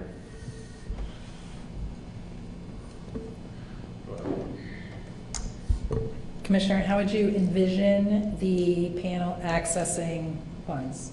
So you've spoken to the fact that we've had a push down because there haven't been funds available from the department. So would you see that changing with this language, with this cap in there, and how would you envision the panel doing that? Yeah, no, those are also really good questions. And so, yes, if the funds were available and they were the responsibility of the company, I would expect them to then be available to this panel. The mechanism that presently exists is that at the end of the day, the panel makes its request to the commissioner for funds for these activities. That's the existing statute. And I use my best judgment as to whether to make those funds available. And what I have proposed here is that that would continue. That mechanism would continue. And so experts have, again, that has not been something that's been available. Precisely. And that's the genesis of my concern, is that they've not been available. Not only has, well, Chris will speak to this in a moment, I think, but I will loosely say, to date, on my watch, none have been requested beyond what Chris asked for in the sale docket, or it's a backstory I'm happy to go into, but the bottom line is we've not had any such requests, but I think it's fair to say that I have sent every signal possible saying there's no point in making a request because I don't have money. And that's just not good enough, in my opinion, which is why I've been so concerned about this issue. And I'm hearing that that might remain the same. It's entirely possible. Because the cost, the $35,000 is... If we wanted to take that out of my budget today, that's a non-starter. Because $35,000 is more than what you are putting forth your agency spends on handicap right now. That would be additional to what I already put in, that's correct.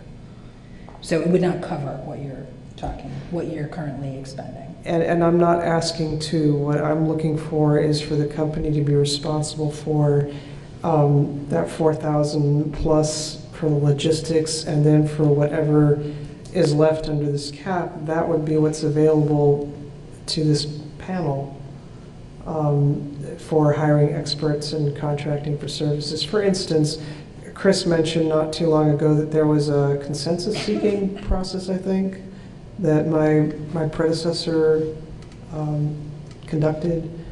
You and Dr. Irwin might know about this, or Corey, I don't know if you do too. Yeah. Judging by these figures, the cost of that, there doesn't appear to be a record of it at the department. But it's that kind of facilitation process, for instance, or educational initiatives or the like. Those are things that open up if there's money available to be charged to the company. Can I mention just one brief thing that may have to provide a little context too, which is when IndyCap was first started, and actually in docket and Public Utility Commission dockets before that, there was a concern about like when IndyCap was first created, it was envisioned that decommissioning wouldn't start for 60 years or so, and so there was real concern about the company funding that because it would be coming out of the decommissioning trust, which would then decrease the amount of funds available for decommissioning. So now we have a more discrete timeline, but I would say that it would be just in case anybody has any concerns about suddenly if North Star is bearing the bill, that suddenly folk are going to go crazy and want to spend all kinds of money. Well, we all have a vested interest in being very, very thoughtful about how those funds are used, because I think it's still coming out of the decommissioning trust. I think that'd be the likely source of funds, because that's the source of funds they have to use. So I don't know that that's exactly the case, but just in case folk remember those old arguments from back in the day about concerns about where the funding for a panel would come from, now at least we know approximately how many years we're looking at and what kind of budget we're probably looking at. So I have additional questions. Looking at the final line here, I'm not sure that it may be a typo or it may be a punctuation issue. The owners of Vermont Yankee may petition the Public Utility Commission to review and determine, after opportunity for a hearing, the necessity and reasonableness of such expenses, and may amend or revise such cost assessments.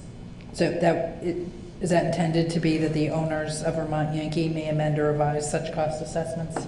No, it's for the Public Utility Commission. And so I read that as... Yep, I can see why you read it that way.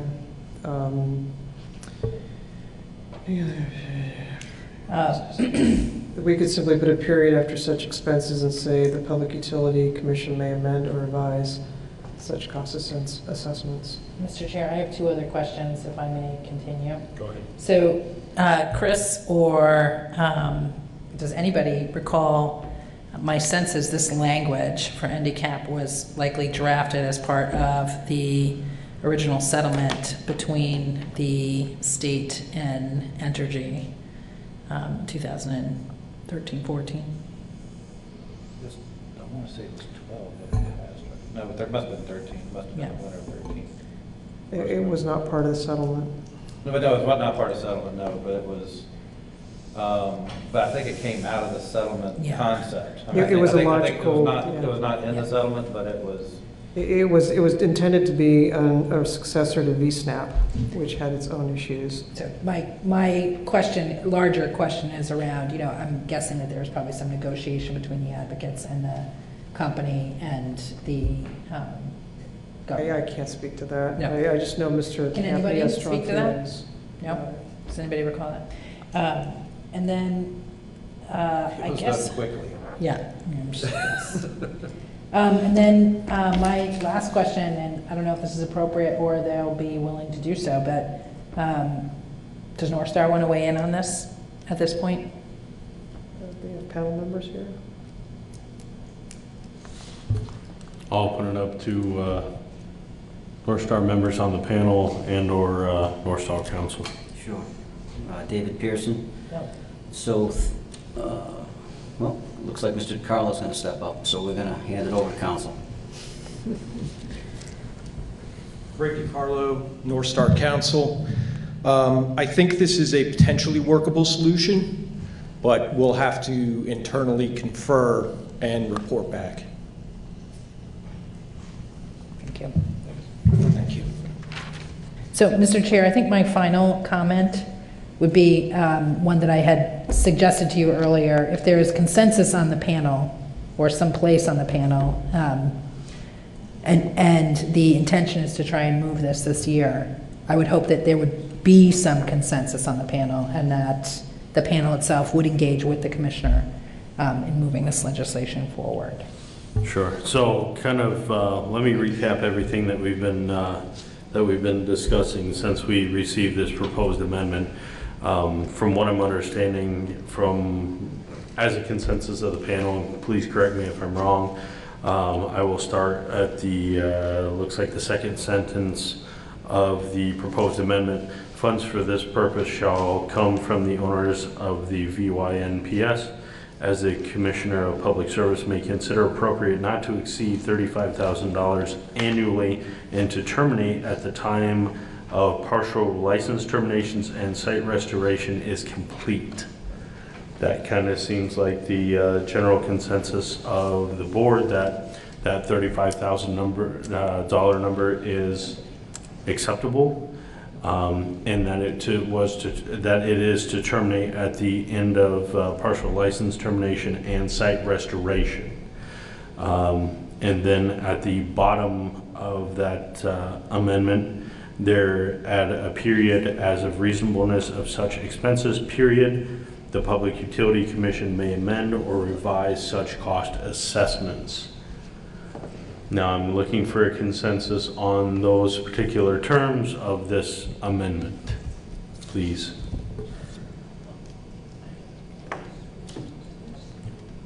Go ahead, sir. Chair, I just had a question of the Commissioner before getting to your amendment, if that's okay. Sure. Just for clarification, Commissioner, you're saying that this fund, if this funding were to become available, it would not go to pay for the costs of Department of Public Service staff. That's correct. So I'm wondering, so in effect, it does bring greater capacity and to this work that we're doing here, so which I think is a very good thing. And I'm wondering if we can clarify some of the language, because I also heard that there were a couple of things that the public, or if we could add a word like public engagement education in there, to the list of things that could be considered, so as to expand upon the possibilities that currently exist. So you're talking, let's look at the 1, 2, 3, fourth line down in the underlined portion. Right, so service to hire experts, comma. Contract for services, comma, and provide for materials and other reasonable and necessary expenses for the panel. If the rest of this panel were to agree, I just think it would be good to add some language around, because we've been talking about whether it's attending a conference or doing some broader public engagement in some way, right? I've heard that tonight. So I'm not always the best at wordsmithing. Okay, so service to hire experts, public engagement and education, contract for services, and providing materials and other, would that be satisfactory? I'd like some specificity. Contract for services, cover expenses associated with public engagement, or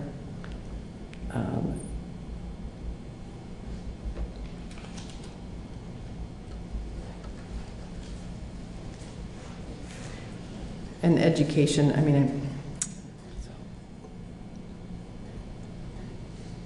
May I ask as a point of clarification? I understand what you're driving at, Representative Coffey. In my opinion,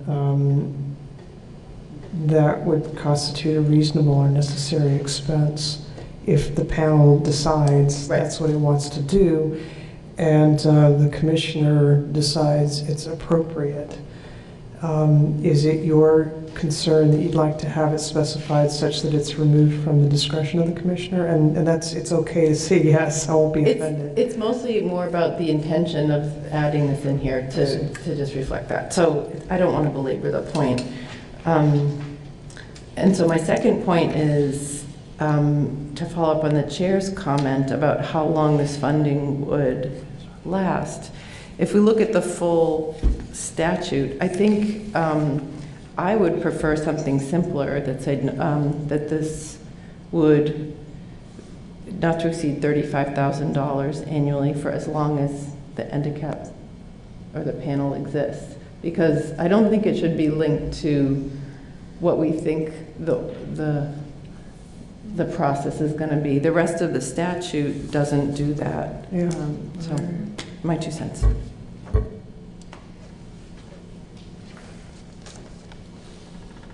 So let's tackle that portion of it, because the public engagement and education is easy enough to add into that wording. Let's look at the termination of this actual agreement, what the panel feels is necessary. I mean, we can feel it's necessary that we exist for the rest of our lives and get, involvement in this as long as the spent fuel sits on the ISFSI pad, which, if that's what the panel wants to do, that's what the panel wants to do. But at that point, North Star is no longer, in my estimation, is no longer on the site, no longer responsible for the site, because they probably turned it over at that point to some other entity. So how do we, as a panel, charge a company that's no longer in existence in the state of Vermont to fund a panel that we decide, we're just going to continue this because we have this money, because we still have spent fuel on the pad? That would be my only concern. It seems to be fairly open-ended in that respect. Mr. Chair? If I may. I appreciate the sentiment that you're expressing. I really do. This has been an exercise in people of good faith trying to set reasonable expectations and reasonable limits. My memory and others on the panel and in the end counsel to the agency may be able to correct me, is that North Star has acquired this site. So when decommissioning is complete, they don't simply turn it over to somebody else. It is their property. They may not have boots on the ground anymore doing decommissioning activity, but they do still own it. So I take your point, though, that we really are getting at the existential question of how long do we expect handicap to continue to exist. And the legislature, at least in prior iterations of this statute, has not specified an end date. I suppose I have sympathy for the simplicity that Representative Coffey has pointed to. But I suppose we could add some, I don't know, I would defer to my legislative colleagues. Is there sunset language that could be put in, or I really don't know. I guess to your point, Commissioner Tierney, yes, they will still own the property after decommissioning is done, termination of the license, partial termination of the licensing, and site restoration happens. But what is it to say that, you know, they don't turn the property over to a developer, to the town of Vernon, whatever the case may be, and at that point, whomever that is, the developer, the town of Vernon, Wyndham Regional Commission, BDCC, now owns the property, and we are continuing to ask North Star to fund a panel when they have no skin in the game at that point. Well, just because we want to continue a panel because we still have radioactive material that sits on the ISFSI, but maybe they're out of the game at that point. I take your point, though. I would note the language points to the owners of the station. So that could potentially, this $35,000 could potentially become the problem of whoever acquires the site. That's correct. Yeah, the town of Vernon as an example. And that's a problem. I completely see your point. Yeah. I think Chris had a question. Well, I was just going to. Which I will clarify, because there was mention from the public that as of yesterday, I have no tie to the town of Vernon. I am no longer a selectman in the town of Vernon. I have no, there is no tie for the town of Vernon with me any longer, with the exception of maintaining the office of Deputy Emergency Administrator. So I am not, I'm speaking in generalized terms at this point. So I was just going to say, I'm looking at, I don't have the enabling statute in front of me, but I've got the our charter in front of me.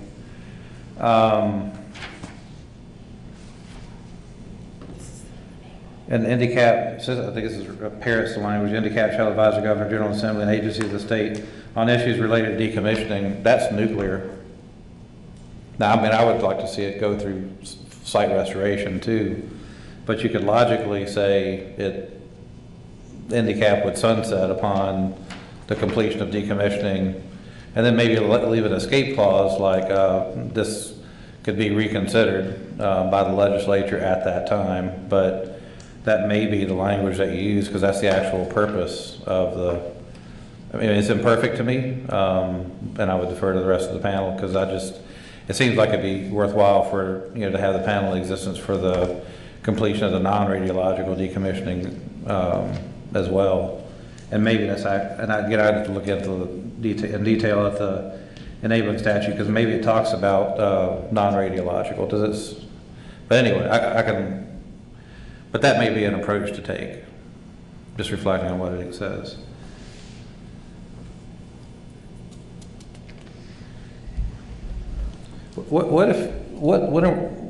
I'm just forgetting, I'm not remembering from the last meeting.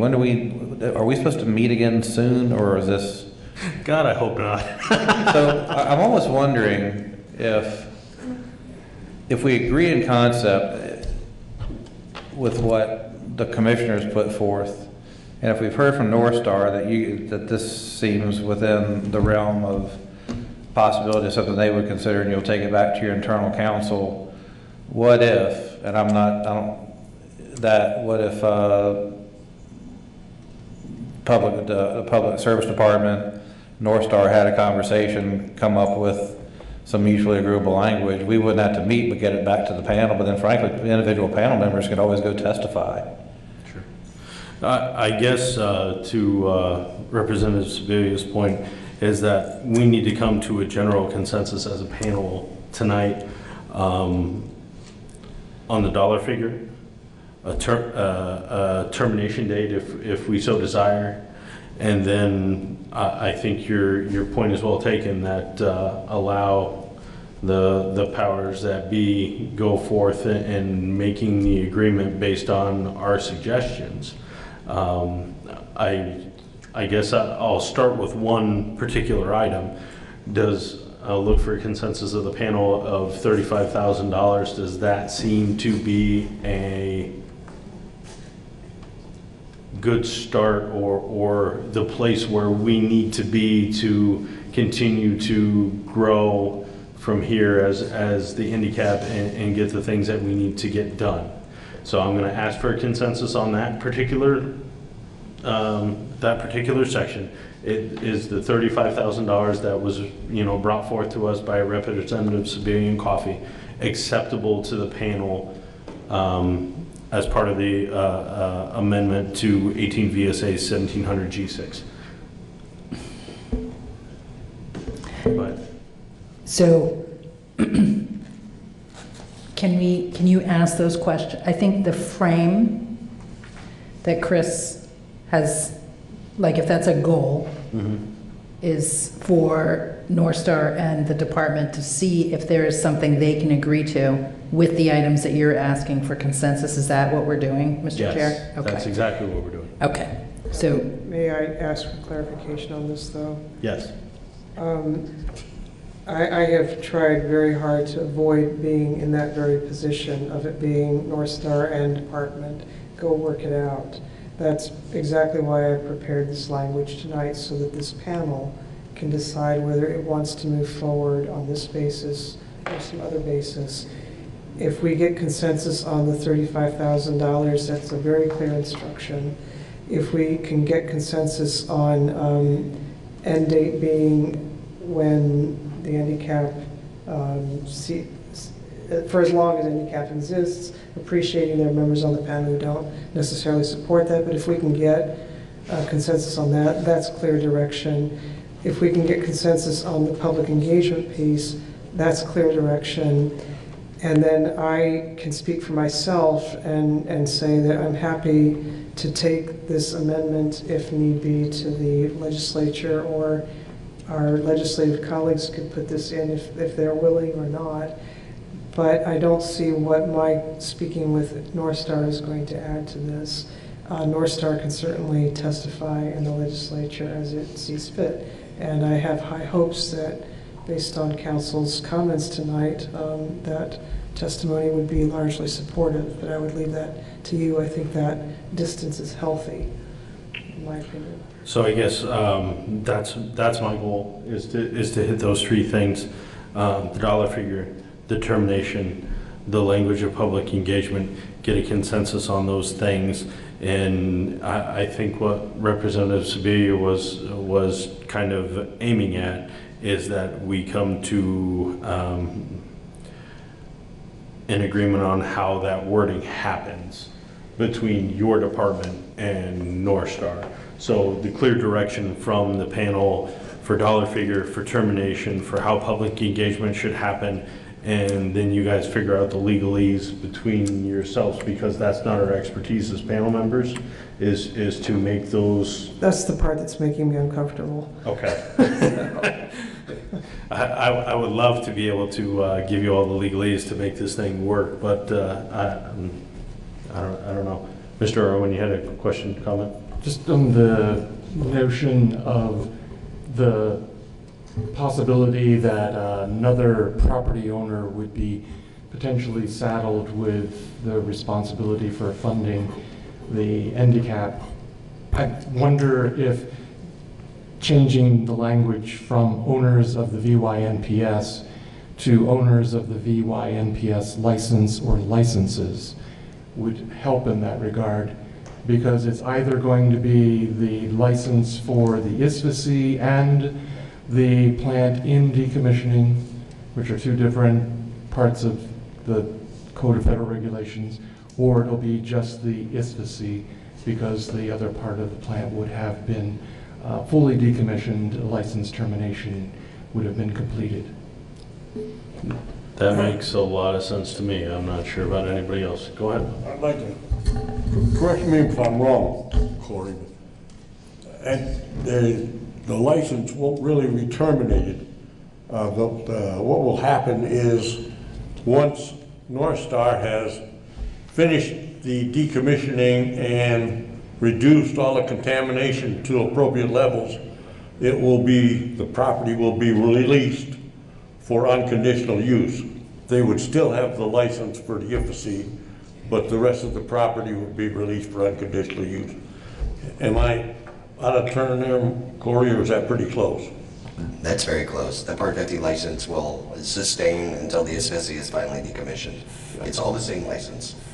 But the general terms for which you're describing, I'm sure language could be developed that would satisfy what we're talking about. And I think that's Mr. Irwin's intent, is that whomever the property goes to, that the onus still stays on North Star as a licensee of the ISFAC or whatever, still exists. Is that correct, Mr. Irwin? Yes, that is correct. The license is really the key to the problem. All right. Mr. Chair, I've had a suggestion from my council, the wonders of technology. If we had a three-way involvement here, where Ledge Council were involved as well in these discussions, that would make the department more comfortable, so that the legalese piece that you're talking about would be worked out between Ledge Council, North Star, and the department. That gives me some comfort. And I'm completely okay with that. So let me circle back to where I started. Sorry. No, that's perfectly fine. We're working through it. So as a panel, I would like to get a consensus on the dollar figure of $35,000 annually is acceptable to us to be able to move our work forward. And just give me a yes or no. Please start with you, Chris. Yes. Yes. Yes. Yes. Yes. Yes. Yes. Yes. Abstain. Abstain. On the phone? Yes. Yes. Okay. So we have a majority agreements on the dollar figure of $35,000 annually. Let's go to the easy part, the public engagement side of it. So adding the language, again, fourth line down in the underline, service to hire experts, public engagement and education, contracts for services and provide materials and other reasonable and necessary expenses of the panel. Noting that obviously this is how the money gets spent is completely up to the public service department. Adding simple language such as in public engagement and education. Is everyone happy with that, or general consensus? Chris? Yes. Yes. Yes. Yes. Yes. Yes. Yes. Yes. Abstain. Abstain. Okay. So we have that. Oh yeah, sorry, on the phone? Yes. Yes. Okay. So you have a majority agreement adding simple language regarding public engagement and education to the list of things that will become necessary of the panel. So to the hard thing, termination. We heard a couple of different options regarding the owners of the VYNPS license or licenses is an option for us. That seems to make the most sense to me at this point. So let's get a general consensus of, does that make the most sense as a termination, standard? You can say that. So, let's see, funds for the purpose shall come from the owners of the VYNPS license holder. Is that correct, Mr. Irwin? Yes, and I've been corrected by Corey that it is just one license, Yeah. so it doesn't have to consider multiple licenses. So that would be the termination, the terminology used in that first sentence. So whomever is the license holder for the property is responsible for going forward. Mr. Chair, Yes. may I interrupt our process? Yes. So I need a moment to actually process the negotiation aspect that has been put out here. And it seems that we're going to do all of that like very publicly. So I'm wondering if we could get the department's counsel to come and we could ask maybe some questions just about process.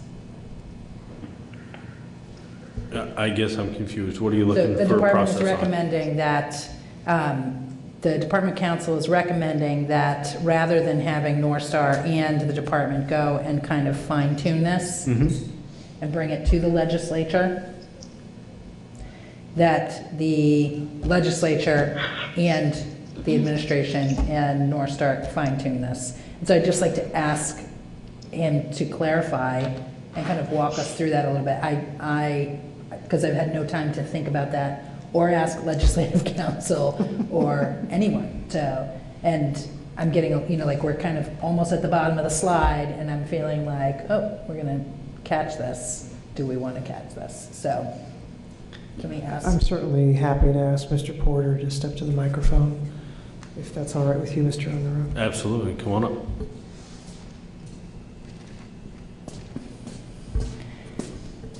Thank you. Jim? Almost made it out of here cleanly. Yeah. Well, and I have to pick up a soccer kid. Okay. I have to leave in 20 minutes at the most. My question is, I want to understand the difference that you see between the department and North Star fine-tuning this, and the department and the legislature and North Star fine-tuning this, and what assurances you'd like to give me that Ledge Council will see those same. So what was in my mind when this came up was the commissioner seemed to have some reservations about the department and North Star going off in a room and drafting the consensus of what you vote on tonight. And I guess my thought would be to have a lawyer from Ledge Council, since we are talking about a bill or a bill amendment, and we've done this in the past with other parties, just sit down with Ledge Council sort of as an intermediary, another party to be there, and we could just both talk with them, was my thought. Okay, but I want to just make sure that we're all aware that whatever agreement we might put forward, we'll have to go through the whole legislative process. Any of the folks in the audience, in the public, anybody in the legislature that would like can engage in this process. And any legislator can access Ledge Council and work to. Oh, right, and to be clear, what I was only going as far as coming up with a draft of a bill that we would submit to the committee. And frequently, Ledge Council has little fixes that help with drafting as well. Just that I think we would then come back and share with the committee, not necessarily at a meeting, but. Okay, great. That answers my questions, and I am comfortable now. Thank you.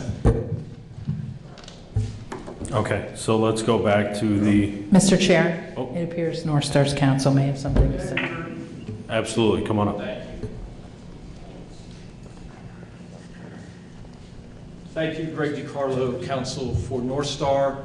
I just want to clarify that my earlier comments were premised on termination at partial license termination, not later. Any questions about that? You're aware that's not, there's no such thing as a partial license termination. It's a release of property for unconditional use. It's semantics, but words are kind of important sometimes. It's the shrinking of the license from its current size down to the ISPC only is what I'm referring to. We can work on the proper language, but that's what we're looking at as a potential workable solution. If I could be heard on that point. Go ahead, Commissioner. I think we've gotten to the place where the committee itself has to decide what it wants to do. And then that conversation that Mr. DiCarlo is teeing up is one worth having, and exactly why I would want the antiseptic of Ledge Council being present. Because at the end of the day, we're talking about a piece of legislation that we will put into the hopper of the committee process. And at that time, I would expect North Star to, if we can't come to closure on the point, you show up and testify to that effect. But that shouldn't foreclose this committee from deciding tonight on what it wants to put forward by way of proposal. And I expect, I could be wrong, that we're going to need to have 2 consensus votes. One's going to be on this termination that's tied to license termination and site restoration, and the other to the proposal from Representative Coffey that the obligation simply be coextensive with as long as handicap exists. Okay, I'm gonna abstain from weighing in on this last piece because I don't feel like I have enough information. So I guess, Chris, there's a couple different options on the table right now, and I'm just going to be looking for the board, and obviously, you know, feel free to abstain if you feel the same as Representative Sibilia, that you don't have the proper information to make a decision. So we have essentially 2 different proposals on the table as far as timeline goes. One from Mr. Irwin about license holders, and that, you know, this is kind of perpetual to license holders to the end of handicap, and 2 to the partial license termination and restoration would be the second option to put an end to this particular agreement. So I guess I'm looking to you to see which one you lean towards to get a general consensus from the handicap panel. So we'll start with you. So I have to start with a question, because what I originally thought was terminate handicap upon the, because just looking at what, I mean, at some level I'd like to change the statute to say site restoration. It's actually in our name, because I was trying to figure out, was the intent of the statute nuclear decommissioning versus, you know, decommissioning and site restoration, but it's actually in our name, the Nuclear Decommissioning Citizens Advisory Panel. So what I was proposing was that the handicap would sunset with the completion of the nuclear decommissioning, which I think goes back to what you were saying, is basically the license is the partial release, and then all that's left is the ISFC. And then I'd also suggest that potential language would be at that point the legislature could take up whether or not to continue, handicap should continue once it's just the ISFC on the site. I know that sounds real complicated, but I think what I was, and I'm kind of looking down at Bill to see what he would suggest, because he's more of actually the expert on this question. Well, I don't know if I'm an expert for sure, that would be debatable, but the language that is in the 2-page presentation by Representative Sibilia and Coffey, number 3, time horizon of North Star funding obligation, the language that's described here, where does that come from? Is that in NRC regulations? Because as Mr. DiCarlo just explained it, actually that is what I was describing. It does not eliminate the burden on the license holder of the ISFC. It just has narrowed it down to release of the rest of the site for the decommissioning purposes, which is everything but the SVC. So I'm actually more comfortable with the original language as presented in the item number 3, time horizon and North Star funding obligation, than I was when this discussion started. May I ask a clarifying point, Mr. Unruh? Yes. So, Dr. Irwin, if I understand you correctly, if we were to insert the phrase North Star's funding obligation to support handicap activities shall terminate upon North Star's submission to the NRC of its partial license termination application, that would make you comfortable? Yes. Okay. I guess I'd put that out for comment to the rest of the panel. I could agree to that too. I would be comfortable with that too. Okay. Chris, you good with that? Yes. Laura, you're abstaining, or are you good? No, I mean, that's clear enough. Okay. Sarah? Yep. Yes? Yep. Bob? Yeah. Okay. Yes. Commissioner? Yes, I'm sorry. That's okay. Yes. Yep. North Star representatives? Abstain. Abstain. On the phone? I'm good with that. Yes. Okay. We now have a clear directive from this panel to the Public Service Department, and from my understanding is that we are looking for the Public Service Department, the Ledge Council, and North Star Council to get together and make the legalese work. Is that my understanding, panel? Chris? Yes, and then the idea, I think, is we wouldn't meet to discuss it again, but whatever's negotiated would come back to the panel so that we can, individually if we like, or whatever, or however we want to communicate it individually, communicate that to committee. May I ask how exactly that is done? I'm hearing no further meeting, but come back to panel. I just meant like Tony would send us, this is the language they agreed to. And each individual, so there would be no hit return all. Unless folk want to meet again, I just don't know that we're gonna, I don't know that this panel is the best way, and I'm also being mindful of the public input, so the public needs to see what it says too. I just don't know that we're going to need to be in the business of wordsmithing legislative language. So I think what we're agreeing to is the concept that's been presented here, so we're agreeing to the concept, and then the answer, frankly, may come back, hey, Public Service Department in a meeting with North Star, with Ledge Council present, we couldn't come to an agreement, but at least we know that we agreed to the concept that was presented by the commissioner. So are you looking for, once the wording is acceptable to our parties, what are you looking for the handicap to do, in your opinion, from there? Well, I'd like to be clear what handicap would like to have happen if North Star and the department don't come to an agreement. Then we start all over again. So, well, that's, so that. Agreed to this concept that was handed out So, by the commissioner. that's right. So that's an option. So one option is the commissioner handed out language. We've made a number of different suggestions. And what I'm hearing is North Star come back with any fine tunes with the department and work with the legislative council to work that through.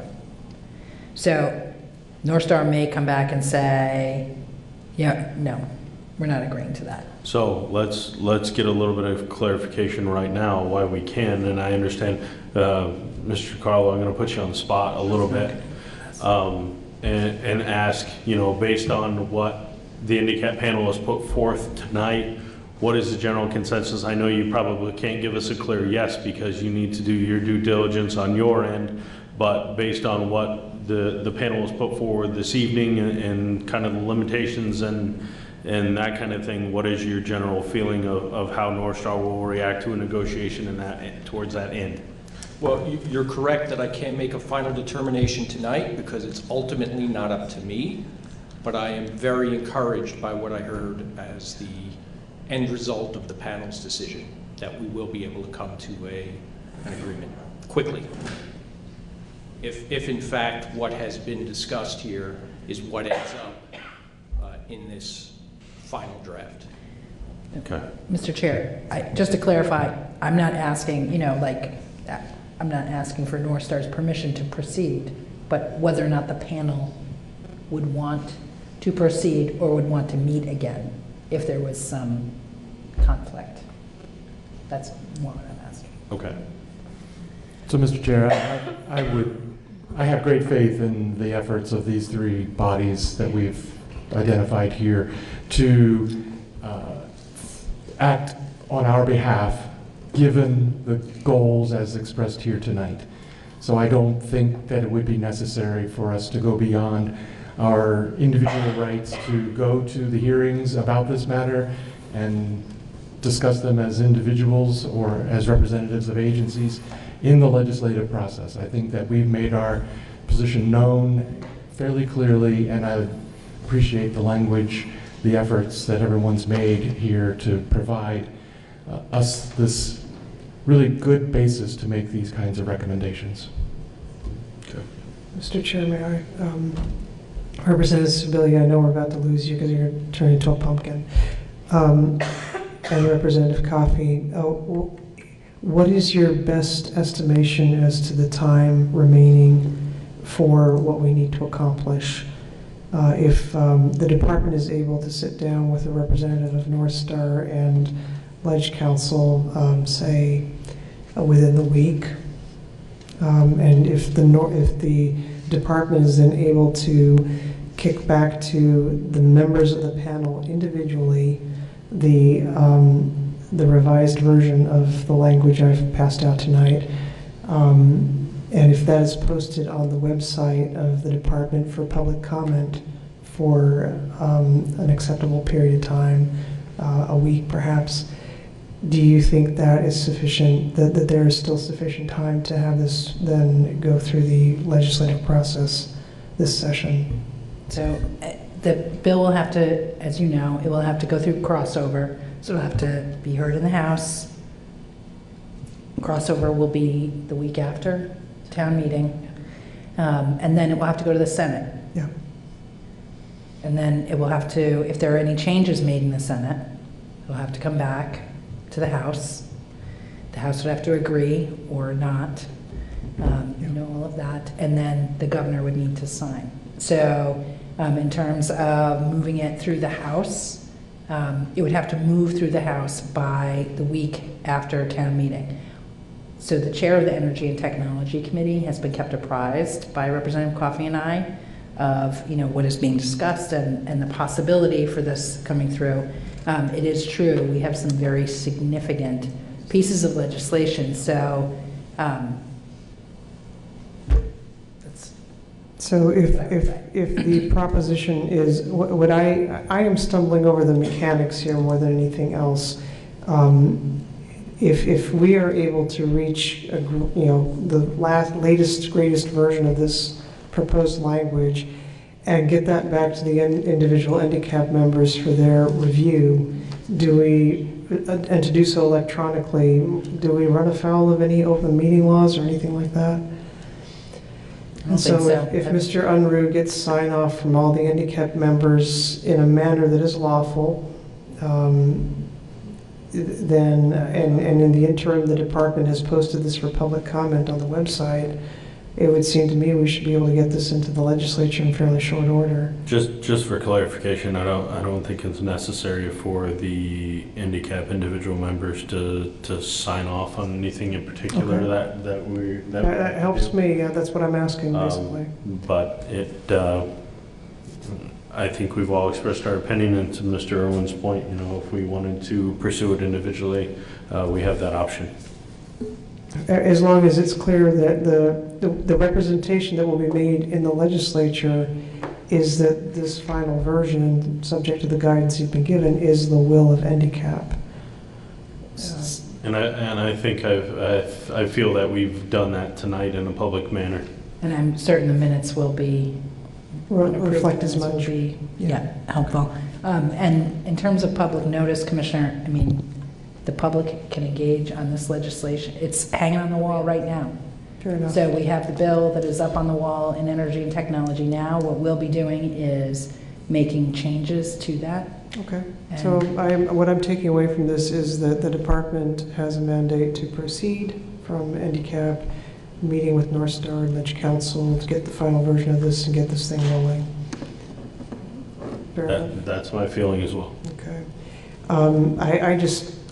I feel I'm moved by the spirit to comment that I feel this has been a very productive meeting tonight, and I thank my colleagues for their patience and persistence. Absolutely.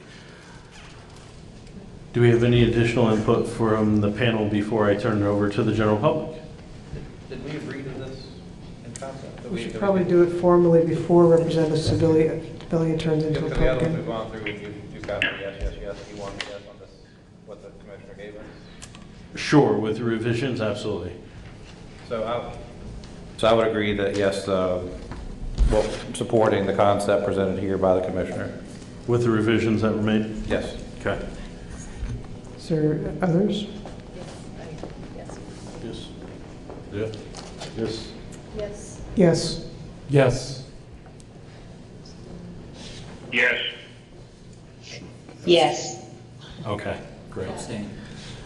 All right, so we have a direction, we have a means to an end, and I will open it up to general public comment to the panel. Seeing none, we are adjourned.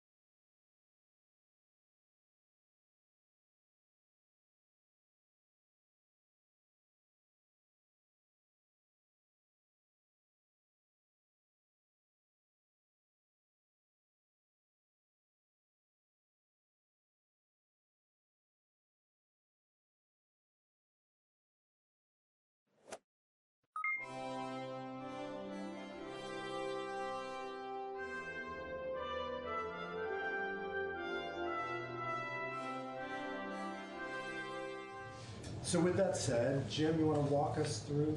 Sure. I think we walked through this once before, but just quickly so that we cue it up for people around. Sure. Yep. Okay.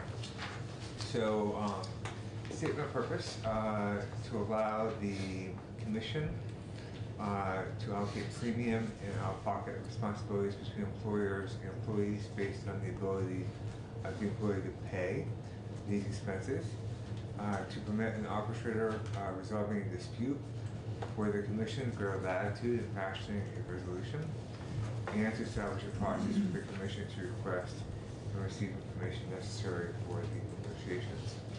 So, section 1 on page 2 makes a change on the release time as a new G. Let's read. A school district that employs a member of the commission who represents school employees shall grant the commission member time off as necessary for the member to attend meetings of the commission. And then section 2 in the duties of the commission on page 3, line 6, talking about the premium responsibility. It says the premium responsibility percentages for each plan tier, that reads, may differ among participating employees to reflect an employee's ability to pay based on the amount of the employee's salary. And then likewise, on line 12 to 13, we're talking about out-of-pocket expenses. So it says the amount of school employees' out-of-pocket expenses for which the school employer and the school employee shall be responsible, which may take into account an employee's ability to pay based upon the amount of the employee's salary. Same thing. And then lastly, on this next page, we struck out the language at the very top that has read the school employers and school employees' responsibility for out-of-pocket expenses for each plan tier should be the same. So that's not true anymore. Section 3 deals with negotiation, and adds language that says, on or before November 1 of the year prior to commencement of bargaining, the commission shall request from the parties the negotiation data and information that it anticipates needing for the negotiation in a common format, and on or before February 1 of the year of bargaining, the parties shall submit to the commission the information requested. And then section 4 deals with dispute resolution. It changes the standard by which the arbitrator makes a decision. Line 6 reads the arbitrator or arbitrators shall select one of the last best offers in its entirety without amendment. That says, new language, provided, however, that if the arbitrator or arbitrators determine that the last best offers submitted by both parties are unreasonable and likely to produce undesirable results, or to have a long-lasting negative impact on the parties' collective bargaining relationship, then the arbitrator or arbitrators may either A, select the recommendations made by the fact finder in their entirety, B, select among the following on an issue-by-issue basis: 1, the last best offer of the reps of the school employees, and 2, the last best offer of reps of the school employers.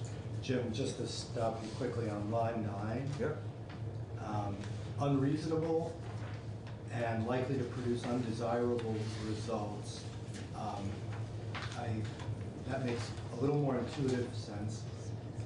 To have a long-lasting negative impact on the parties' collective bargaining relationship. I'm just thinking, I've almost never seen a collective bargaining situation where both sides weren't predicting that if the other side doesn't go with this, it's really gonna destroy our relationship. I mean, that kind of rhetoric is very common at the end. So it seems like in almost any situation, that phrasing could be invoked if the arbitrator wanted to. Is there a more specific reading of that is a term of art somehow? I'm not sure about that. This language, I believe, is lifted from either the municipal statute for labor relations or the state employees So this standard, I think, is in law already. Okay. But I have to check with Damien on that. If you wouldn't mind, and also if you would query Damien on to what extent that, or we could have him come in and testify, in his experience of those two triggers, how often is the second one invoked as opposed to the first? Yeah. Because like I say, it's so common, it's almost, you remember the times when that wasn't the case, when people weren't saying it was destroying the fabric of the relationship. Yeah. Okay, keep going. Okay, lastly, section 5, duties of school employers. It adds a duty, line 9, to provide the commission with timely information as requested by the commission in the fulfillment of its duties. Just a quick question for NEA. Colin, wasn't there a commonly agreed upon switch to the timeline that both parties were behind? Yes. Am I remembering that right? You're referring to the July 1st versus January 1st to so it aligns with IRS rules relating to HSAs and HRAs. Correct. I don't see that language here. Since there was agreement and it was in part of the arbitrator's decision, regardless of which proposal the arbitrator decided. No need to make a statutory fix. Okay, good. That was our belief. All right. Any other questions for Jim on the draft? Thank you, Jim. Mr. Odell. Yes. Please join us. So, as I said, this draft was produced with a good deal of input from NEA. So you're first on the list to respond to it. The other thing is I want to make it clear that the original legislation was produced with a plan from Nicole Mace and then the NEA's plan, and we put them together. So if you have language suggested from school boards or from other parties, feel free to offer that to us at some point. So we're not exclusively dealing with the language that's here, at least theoretically. Perfect. And so what's in the document actually is a bit detailed and does offer some language. So I think it might make sense to just read through it, if that's okay with you. And if you have questions, please let me know. For starters, thank you very much for letting me come today and testify with you. My name is Neil Odell. I'm the president of the Vermont School Boards Association Board of Directors.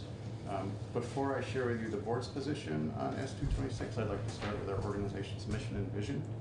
The Vermont School Boards Association envisions a state where every student has access to and is engaged in a world-class education, where local boards provide student-focused oversight of education systems, and where educators, families, and communities are engaged partners, ensuring that the futures of all Vermont children are driven by their aspirations, not bound by their circumstances. Our mission?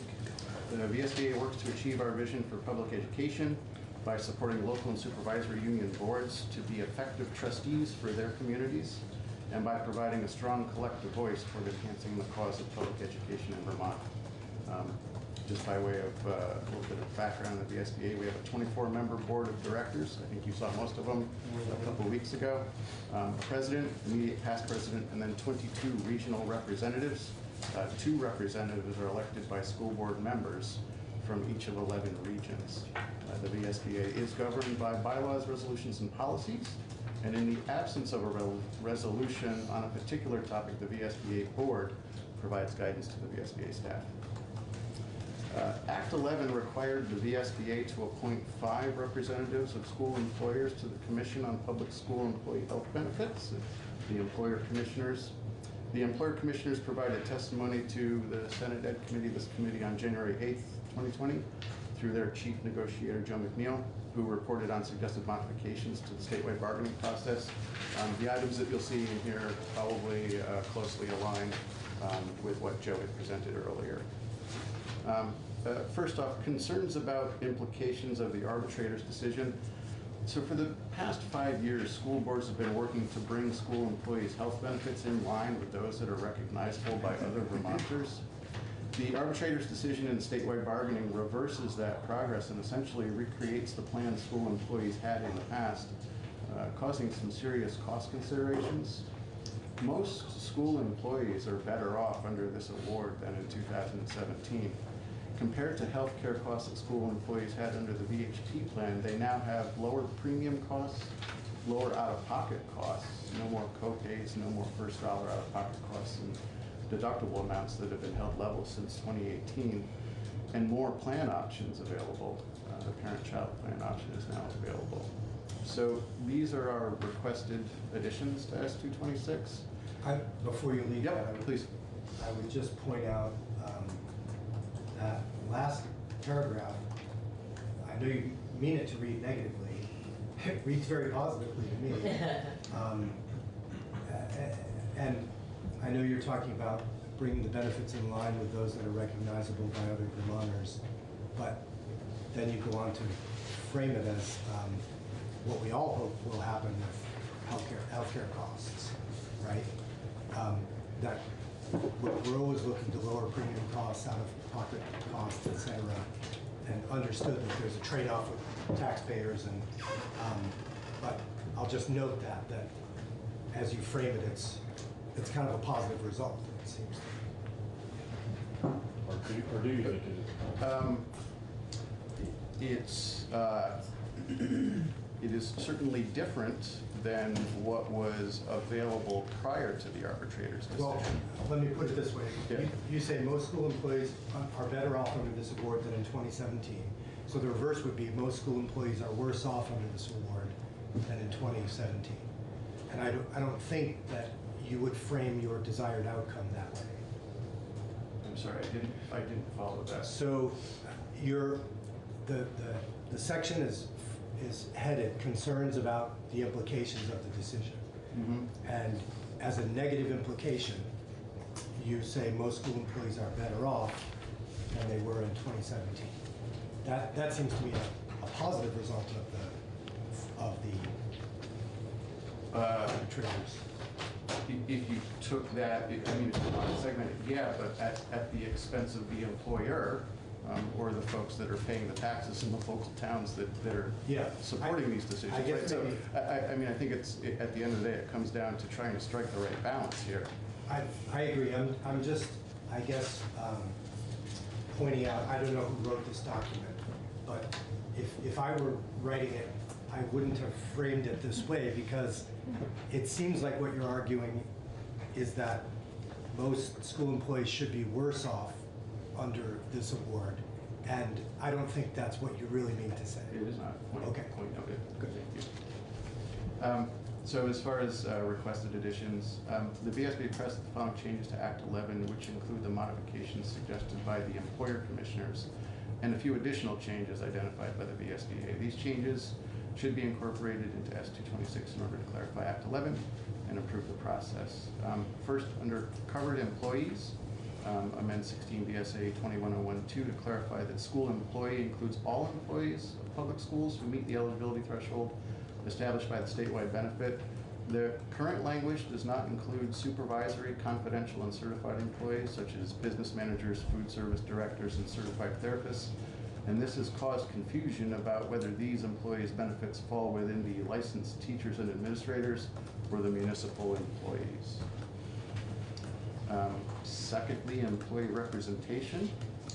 We would like to amend 16 VSA 2102(2A) to read, 4 members appointed by the labor organization representing the greatest number of teachers, administrators, and municipal employees in this state, provided that at least one of the members shall be a licensed administrator.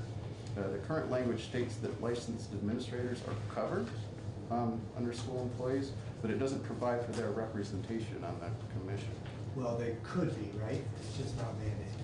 Correct. Yeah. Regarding alternates, we'd like to clarify that commission alternates should not be permitted unless both parties agree to include them in the ground rules for the negotiation. Question. Yes. So, to be blunt, I thought that NEA started off on a bad foot with bringing so many people into the room. I thought that muddied the waters, it created friction unnecessarily. A basic point they had, I thought, was well taken, which is that, as with a jury or with an understudy of a Broadway show, you want to have a replacement or two up on what's happened. So is it the idea that there were 5 alternates in the room, or would school boards object to having 1 or 2 alternates? I don't know that there would necessarily, so I'm not one of the commissioners. I don't know whether or not they would find that favorable, but I think at the very least they would like the ability to establish that in the ground rules. Yeah. You know, those 5 additional folks showed up with no, advanced notice or even consideration by the employer bargainers. Yeah. Okay, so so you'd prefer that be bargainable? Yeah, at least let's have it in the ground rules, right? Yes. Okay.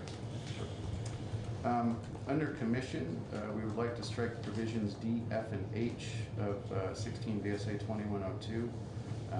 D states that members of the commission may be removed only for cause, and that the commission shall adopt rules pursuant to 3 VSA Chapter 25 to define the basis and process for removal.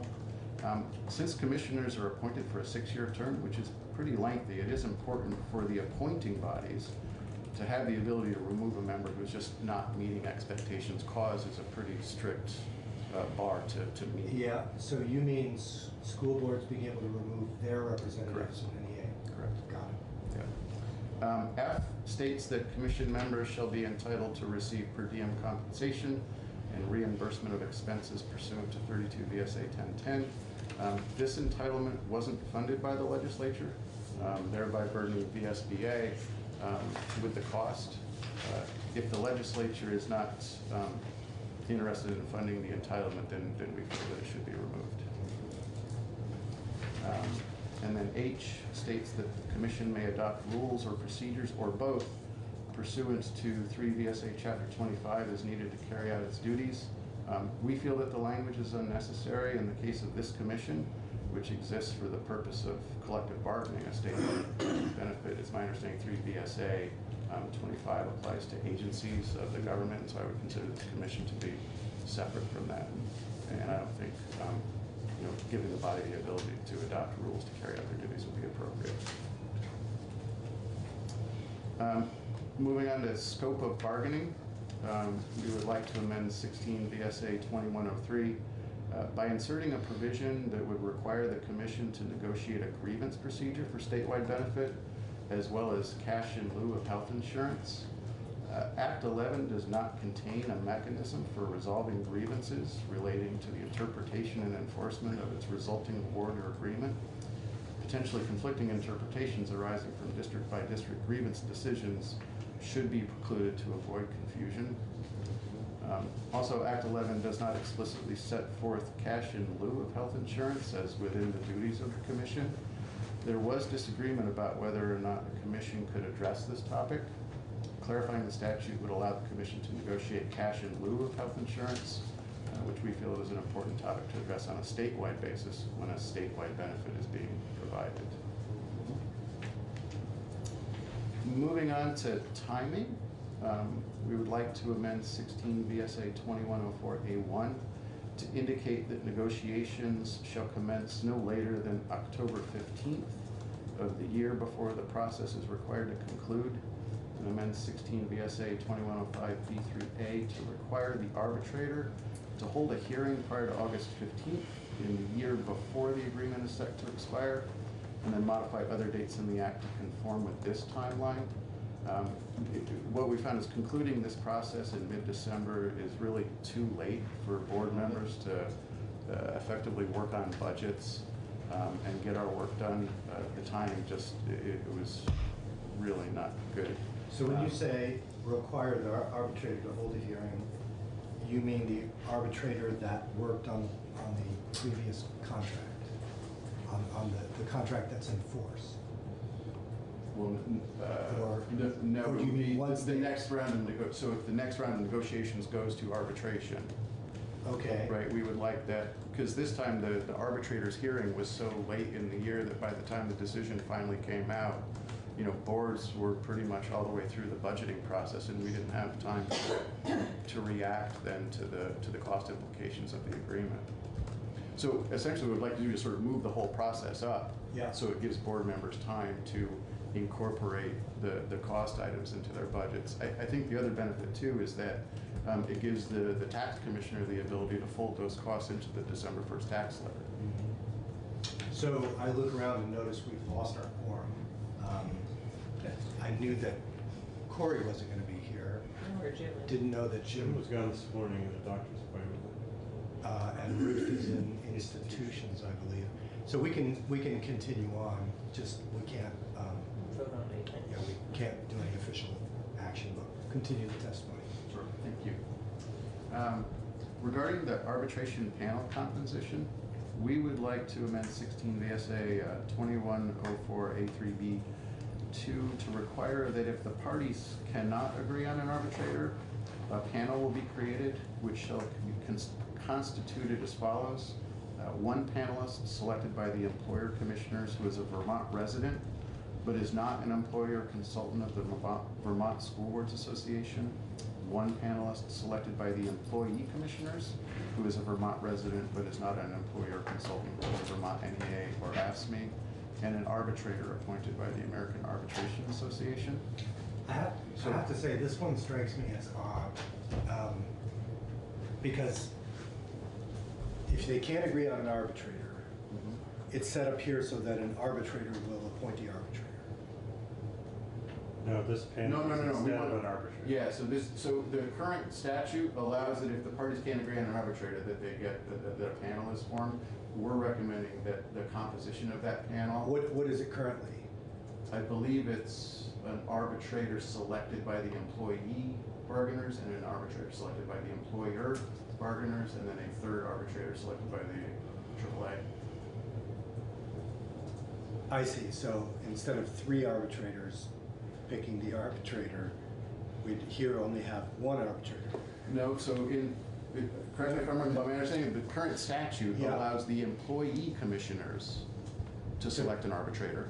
And then the employer commissioners to select an arbitrator. And then the third one, I believe, is selected by the American Arbitration Association. Right, but that's what I mean is, and if it's in the statute now, I take responsibility for it. It seems somewhat absurd to, if we can't agree on an arbitrator, to then have 3 arbitrators agree on an arbitrator. Although in this scenario, one would consider these panelists, I guess, and not necessarily. I think the important aspect of this is that they be employees, be residents of the state of Vermont.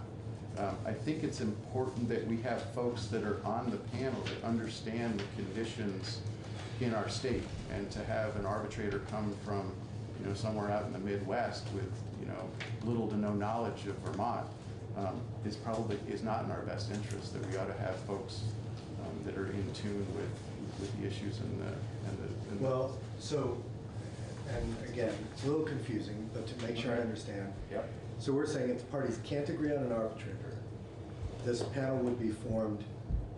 Two of the arbitrators would be Vermont residents who are on this panel, panelists. And then the other one would be not necessarily a Vermont resident.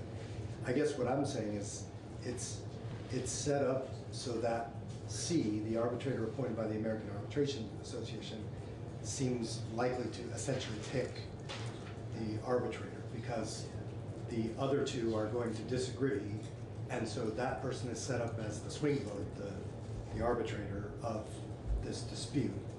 So it doesn't really accomplish what you want in that the arbitrator who's going to make the decision practically isn't a Vermont resident still. Does that make sense? Well, it does, but I think I think that there are various ways that you could, what we don't address here is the procedure of how that panel would operate. And I think that there are a couple of sort of commonly used scenarios where the panelists could be part of the hearing, could provide input, but it's still the arbitrator at the end that makes that final decision.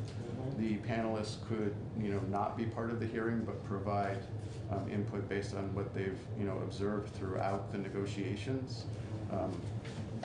But I think the difference here is the panel concept exists in current statute. I think the only change, as I'm reading it here, is that we would like them to be a Vermont resident. Yeah, I got it. When we talked about this before, I think the concern was that Vermont had such a small pool of arbitrators.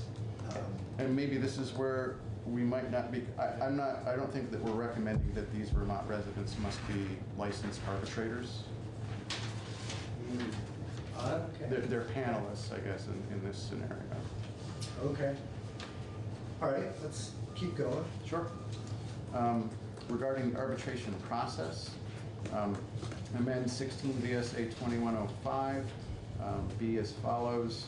The representatives of school employees and the representatives of school employers shall submit to the arbitrator or arbitrators their last best offer on all issues remaining in dispute prior to the arbitration hearing. The arbitrator or arbitrators shall select one of the last best offers submitted by the parties prior to the arbitration hearing in its entirety without amendment. The parties shall not be permitted to modify their last best offers post-hearing, which is the scenario that we ran into on this round. I think that was not good practice. I tend to think that makes sense. I'm curious to hear what NEA says about it, but okay. Next, in reaching a decision, the arbitrator or arbitrators shall give weight to the evidence, documents, written material, and arguments presented, as well as the following factors: the actuarial value of the health benefits for the full term of the award proposed by each party as compared to health plans available through Vermont Health Connect, and the percentage increase in education spending that is likely to occur under either party's proposal for the full term of the award as compared to overall economic growth for the state of Vermont. The arbitrator or arbitrators shall issue their decision within 30 days after the hearing. The decision shall include a full cost estimate for the full term of the award for each of the last best offers submitted by the parties and a full explication of the basis for the decision. The cost estimate shall include a breakdown of costs borne by employers and costs borne by employees.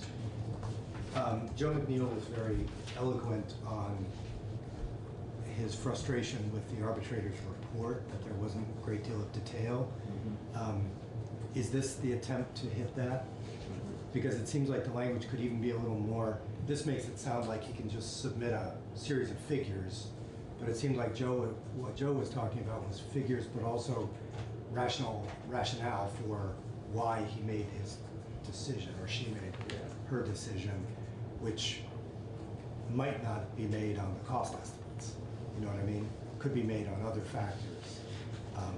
It could be.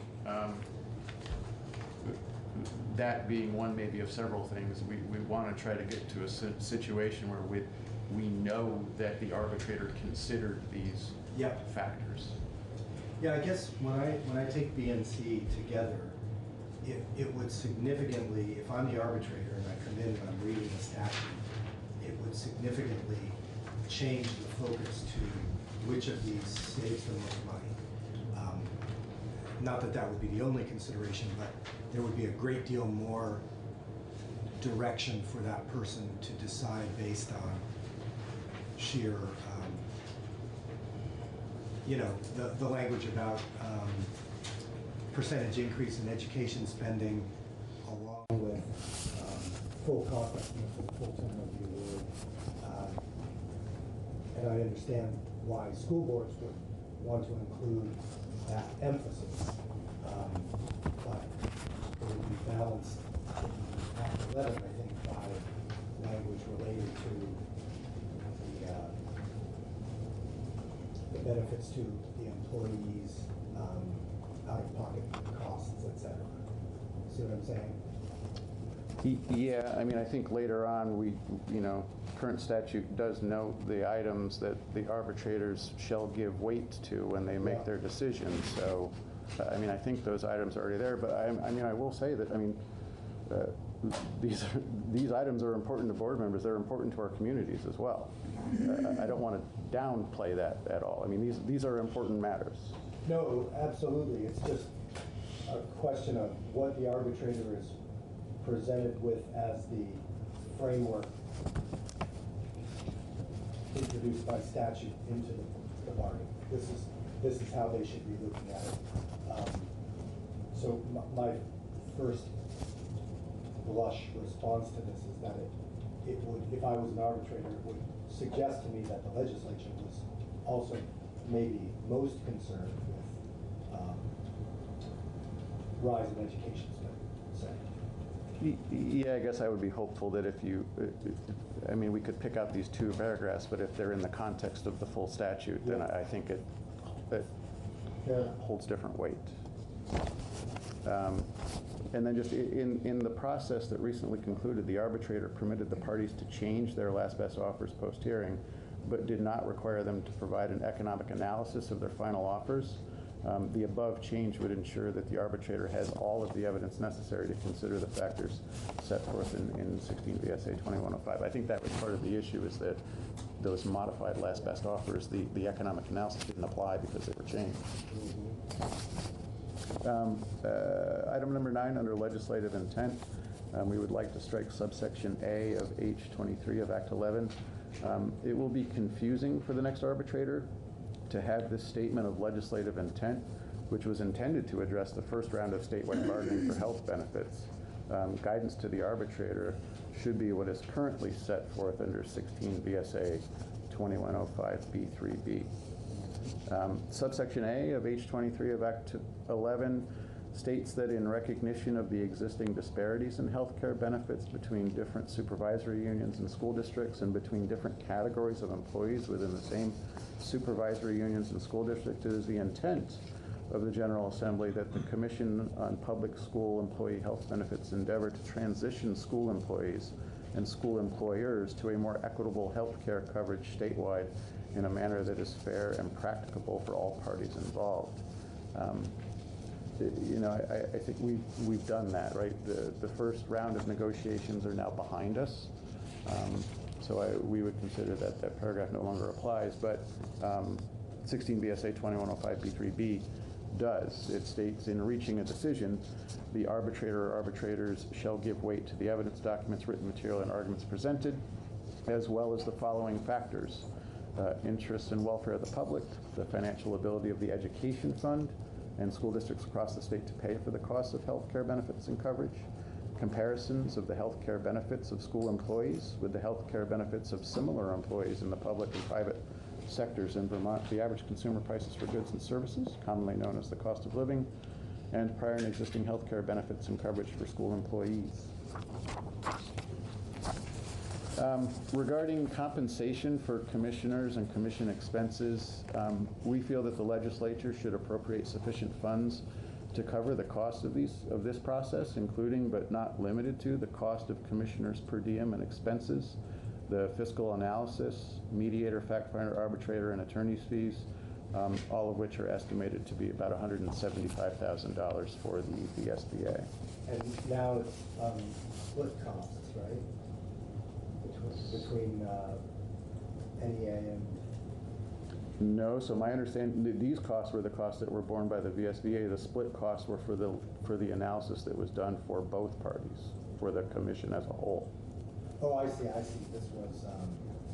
This was for the employer commissioners.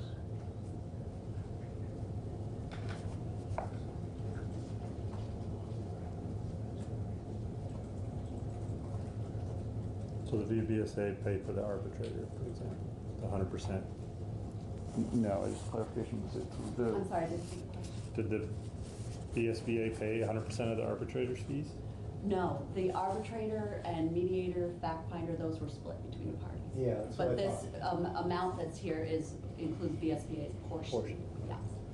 Right, but in the current statute, it calls on them to split those, right? Not per diem, but arbitrator, etc. Yes. Yes. Sorry. Yes. Yes. Okay. I think we're not likely to be able to change that, just from my discussions with Jane Kitchell. But I do know that Nicole Mays contacted me about her diems, and I did forward something to Jane Kitchell about that, and she seemed as though that was something that they were open to. Mm-hmm. So the 175,000, which would become 350 with NEA's side, mm-hmm. I don't think the state would be likely to pick up. But understood mm-hmm. that we would like that. It's a cost, and our organization is relatively small. Yeah. And then finally, feedback on 226 as it was introduced. In Section 1, the VSBA is not opposed to the proposed change, which requires a school district that employs a member of the commission to grant the commission member time off to attend meetings. But we do want to note that there are associated costs to the school district employers, including and not limited to substitute pay to cover those teachers that are not, going to be at the school at that time.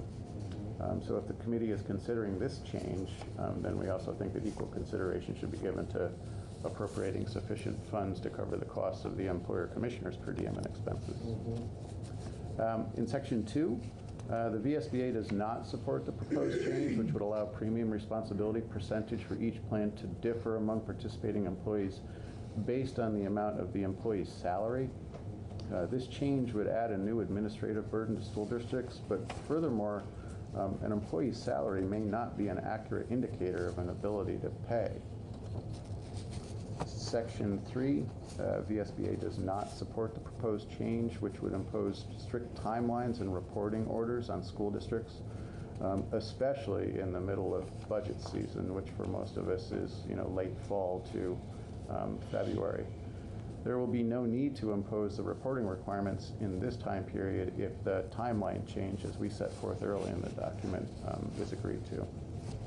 And then finally, in Section 4, VSBA does not support the proposed changes allowing the arbitrators to select the recommendations of the fact finder or select among the last best offers, which both discourage settlement and make the process less predictable. Rather, VSBA supports adding an arbitration panel as recommended in 7 above. Having Vermonters on the panel will ensure that the reward reflects the best interests of Vermont.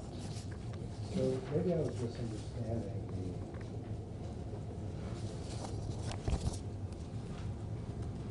Is it the panel question again? Yeah, maybe I was. I'm wondering if I can take a look. Can we look at the existing statute and the language there regarding the panel? I don't know if we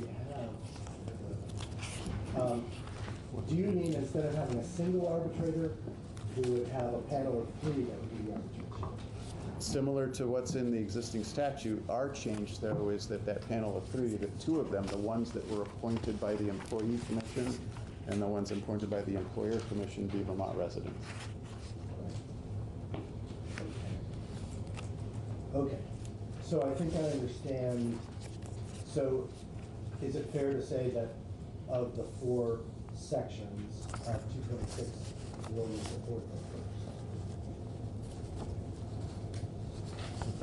first? With the caveat that it's a cost to local schools to be able to allow those folks out of the building, and quite frankly, my job as a school board member is to ensure that I've got the best teachers in front of my kids every day, and this commission was a time-intensive effort, and so that would have an impact on my local schools. Here you say, if the committee's considering this change, we should also consider covering the cost of the DM and expenses. Under expenses, you're including substitute pay? Because that's not typically how we think of expenses. No, I think I'm considering in the context of what we had proposed earlier in this document about the legislature covering per diem expenses. I see. I have a very hard time seeing the Appropriations Committee agreeing to anything except per diem and expenses. Certainly not substitute teacher costs or mediator costs, arbitrator costs. I don't want to speak for them, but I feel that I know them well enough. If substitute pay was not at issue, if the draft called for the state to pick up per diem and expenses alone, as traditionally understood, are you then in agreement with Section 1? I'd want to give that some consideration before committing to that. All right, well, I appreciate that. Senator Perchler. On the Section 3 on the timelines, is the concern the dates? Like if the dates were different, would there be a chance that the SBA would support it? Or is it just the requirement that they submit the data the problem? No, I think if we're looking at a timeline that allows us to get all of this done in time for school board budgeting, then some of the dates previously are less of an issue for us because they don't fall within our typical budget cycle where we're really crunched for resources and our business managers are flat out trying to get budgets done. So if it was like you proposed, August or September. Yeah. Hi, Jeff Francis. No, I don't. To the contrary. Jeffrey Francis, Vermont Superintendents Association. I corresponded with Senator Perchler because the first thing I did when I was invited to testify was check in with him with regard to provisions of 226 to understand the basis for the provisions. And the reason that I did that was the theme in Neil Odell's testimony.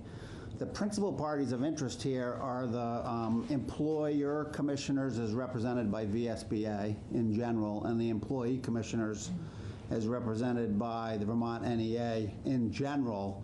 So in terms of the Superintendents Association, I wasn't sure how to formulate a perspective, and may be wrong about this, but I think that if I gave any testimony in the lead up to the passage of this new collective bargaining construct, it was on a very, very limited basis because it was mostly the VSBA and Vermont NEA.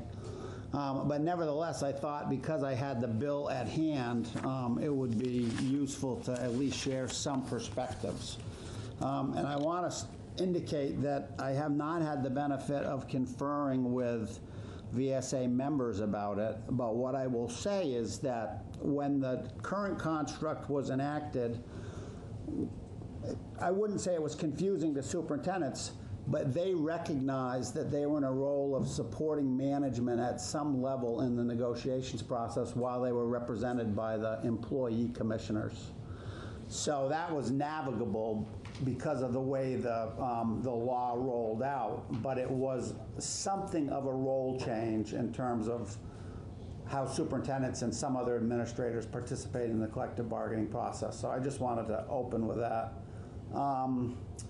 The reason that I communicated with Senator Perchler was because I thought it was a simple, relatively straightforward bill, 6 pages, 4 provisions. I think that the testimony from the VSBA indicates that there's actually more complexities to that. And I understand and appreciate your comment that you'd like to get consensus on any changes as those changes are made. Whether that is achievable or not, and whether or not that's conditional to moving the bill forward remains to be seen, but I respected the fact that you said that, if that is in fact what you said. With the caveat that, as we did with Act 11, there was one issue that the Education Committee thought was crucial. Right. And that was the rebalancing of DEI. So we went ahead without consensus on that piece, but everything else had consensus. It might be that we take one of the VSBA's items that the NEA can agree to and we move forward with that because it seems common sense. We can't agree with their view of it, or vice versa. We might move ahead with an NEA proposal that seems non-controversial to us, but that the VSBA has indicated. Sure, I understand that. Okay, so that's helpful. Thank you. So, given my ability to participate in this, I've focused really in 3 specific areas. So the first area that I was interested in had to do with a section in the provision 2, which talked about premium responsibility percentages differing in order to reflect an employee's ability to pay. This is page 3. Right. And when I asked Senator Perchlik about that, and I have not had a chance to circle back with him, I'm sorry he's not here, he sent me a confusing response. And let me read to you what he wrote back to me, and I'd do it whether it's here or not. He said, allocating premium and out-of-pocket payments based on the ability of the employee to pay. My understanding is that this was expressly allowed in the last negotiations, but not going forward. I wanted to allow this option to be considered in future negotiations, as I thought it was a fair component of the prior negotiations. That's contrary to my recollection, because I thought it was not allowed in the last negotiations. I think it is allowed. I think, Jim? I have to go back to the... As I remember... So Jeff Annan from Vermont VA, actually, under session law, it's permissible to have 2 different premium out-of-pocket expenses for licensed employees and a different one for unlicensed employees. That stops after Right. It's only for the first contract. And that was actually the language around that was the last change that we made, which was Nicole Mace suggestion, and it was meant to be a one-time thing. NEA, before we passed Act 11, indicated that they would like it to go forward. School boards indicated that they wanted it from the get-go to be one uniform thing. The compromise, I think, was to have it be 2 steps. First contract was allowed, second contract wasn't allowed. My memory is slightly different. Okay. My memory is that it was, the session law provision was an understanding and appreciation by all sides. Okay. That there was the teachers, licensed personnel were much closer together versus the unlicensed folks. The disparity in what they had for health insurance and how they pay for it was very different across the board. So we needed to acknowledge that, and that's why we allowed for the separation. We came in last year seeking to do what we're doing now. Nicole said it's too early. We shouldn't make the changes. Let's go through one round of bargaining, and that's what we're back here, as we said we would be. So my memory is we understood the differences and just thought it was necessary to address that one time only in session law. But there was no appreciation for what I will call income sensitivity going forward. It was all appreciation for the immediacy of the differences. But now here there's a acknowledged attempt to try to make it going forward. Yeah. So I'd say 2 things about that. The first thing I would say is to the extent that I was privy to any of that, I've forgotten it, and I don't believe I was privy to any of it. And secondly, the description that Jeff Fannin just gave in terms of the explanation, I would say is not consistent with the answer that I got from Senator Perchlik, where he says, my understanding is that this was expressly allowed in the last negotiations, but not going forward. I think the potential for misunderstanding or confusion based on that rather complex explanation is not consistent with what even his understanding may be. So I think that would be worthwhile checking in on. Yeah. But let's assume that that was something that you wanted to pursue. And I think that if you did want to pursue it, I'd have 2 categories of interest. One is, should you pursue it? And secondly, if you were inclined to pursue it, I would make some preliminary points. And these are what I would say. One is that ability to pay has a variety of definitions or considerations that could extend from individual outcome to household outcome to individual participant circumstance to wealth versus income. So the reason that tax structures are complex is because you try to have tax structures that are reflective of, for example, progressivity or some other basis. And when you think about ability to pay, it's more than salary. I would say in nearly every case. The other thing that I would say is that if you go down that road, it's important to keep in mind that folks, I think, will respond, particularly outside within every employee compensation relationship. I came up with my own term here, and the term is the law of desiring to remain whole.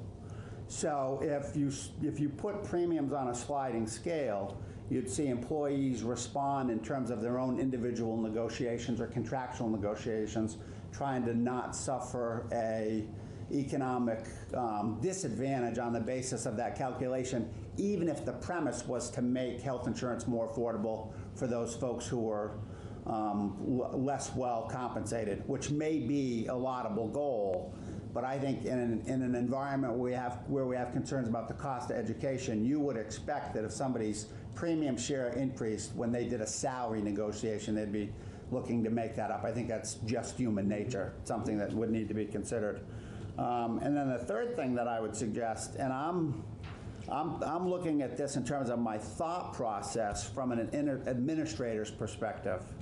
So what occurred to me immediately is that most administrators are on a 260-day contract, and many teachers are on a 190-day contract. So there's a multiplier differential.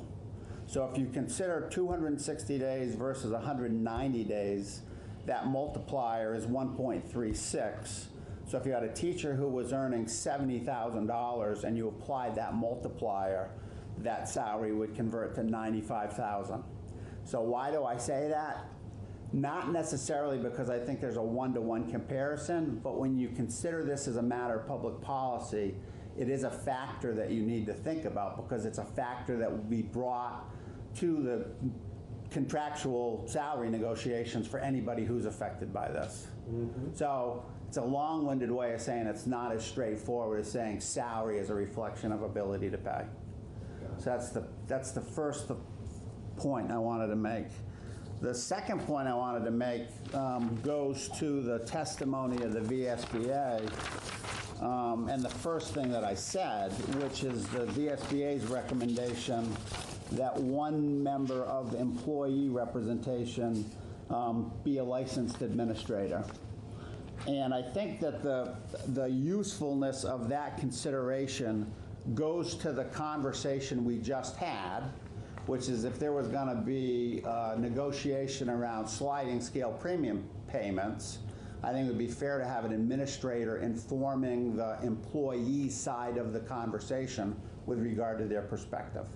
And that would be reflective of the fact that folks would maintain as a class, I think, that administrators are generally higher compensated in terms of straight dollar amounts, even if you leave out that factor that I just talked about.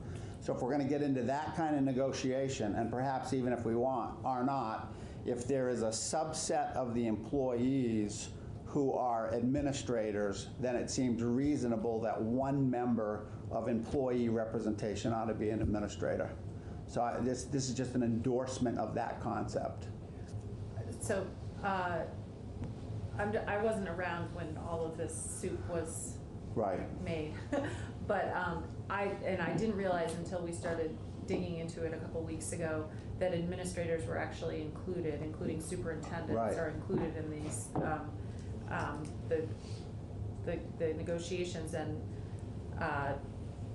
I find that odd in and of itself that superintendents are included, because as a former school board member, we negotiated the contract with our own superintendent, the school board and the superintendent, and that included his health insurance. And I find it odd that they would have it as part of this, and it also puts the superintendents in this awkward position of having to be on both sides, because in negotiations for salary back at the district level, then he or she's going to be working with the school board to negotiate salary after. Anyway, it seems to me like this structure is awkward for superintendents.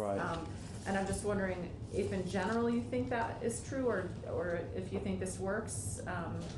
To be honest with you, I've not thought about whether it works or not. I've actually derived a fair amount of pleasure and gratification from the fact that I haven't been involved in this process the way they all have. but I see your point. I think that if that's a question that's gonna get raised at any level, it is the proverbial, loose thread on a ball of yarn. Yeah. Because the minute you talk about superintendents, there's also legitimacy to talking about other central office administrators. Absolutely, I understand. You know what I mean? I understand that, but the superintendent is the one person where the school board themselves is actually negotiating with it. The superintendent Closed session, doing the whole do we want to keep this guy and how much do we pay? Right. I agree, it's awkward as set up. It seems to me that this proposal from VSBA really heightens the awkwardness. Yeah, exactly. Because it's saying that now you have to have that person beyond the bargaining team, and then they have two masters, and they're one of five.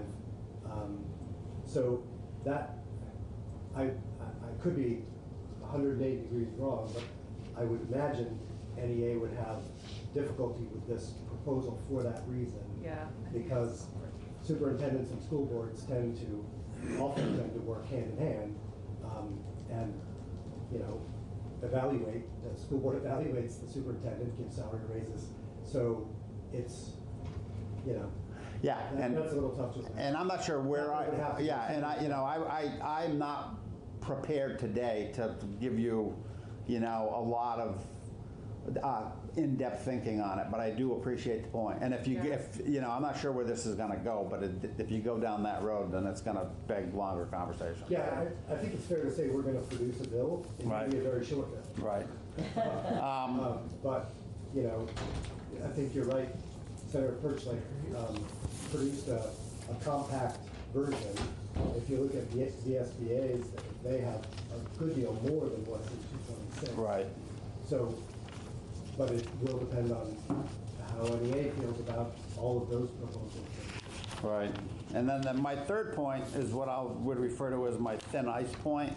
And I often get out on thin ice and then wish I hadn't, but I always go there. And I'm going to do it here. And it has to do with the conversation, which I had not thought about at all, with regard to the VSBA's suggestion around compensation for commissioners and commission expenses and the $175,000 in costs that they were contemplating. And I know a little bit about both organizations, the NEA and the VSBA. To the extent that the cost of operating the employer side of the commission is derived from VSBA's budget, I watched the controversy around VSBA in terms of some tough positions they took with former public policy in the state, Act 46 and others. And I don't know that the relative catchment for the respective organizations, NEA and the School Board Association, and their ability to generate revenues for these kinds of activities is evenly matched.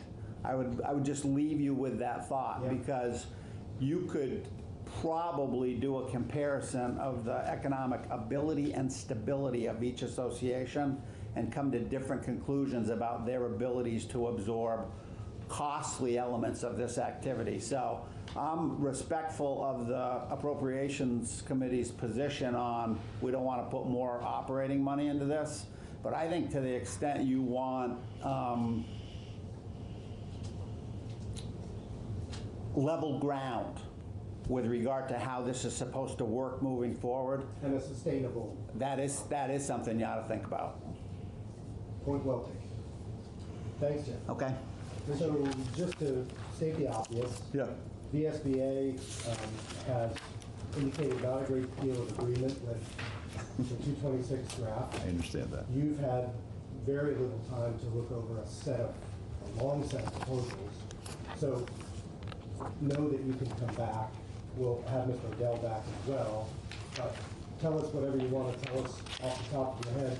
What things seem to you starters from the get-go and non-starters? Okay. So I have some written testimony that I'll hand out now.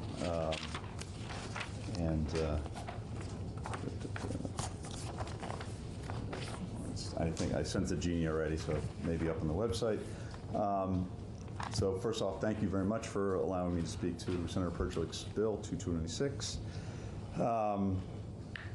As you know, I'm Jeff Fannin from the Vermont Indiana Executive Director.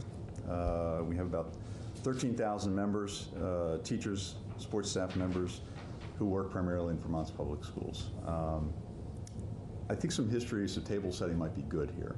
If we go back in time, and the chair was here, but I don't think anybody else was. In 2017, the governor came out with a proposal to do statewide bargaining. Said it was what we should do. The VSBA, the superintendents, all supported that at the time. We did not. Had some concerns about how it was rolled out, and in fact, we said at the time, it's not collective bargaining. You bargain with your employer, not with the state who is not your employer. And as well, the governor's proposal that VSBA and VSA supported was it dictated the terms of the agreement right at the start. So there was no agreement from us on that. However, during the second year of the biennium, in 2018, we thought that we should relook at this, and we did. And we worked through to come to Act 11, which actually passed in the special session. And did work with Nicole Mace from the VSBA on that. We did not have uniform agreement on all things. I know that Nicole and I went upstairs to talk about the timeline. We were very concerned about the timeline originally in the bill. We both agreed that that was way too tight. What's in there is essentially what we thought we could get and live with, and the committee was willing to live with, and that's where we are now on the timeline. It is not perfect, and in hindsight, I'm sure it can be improved. So on that timeline thing, maybe we're pretty close to agreement.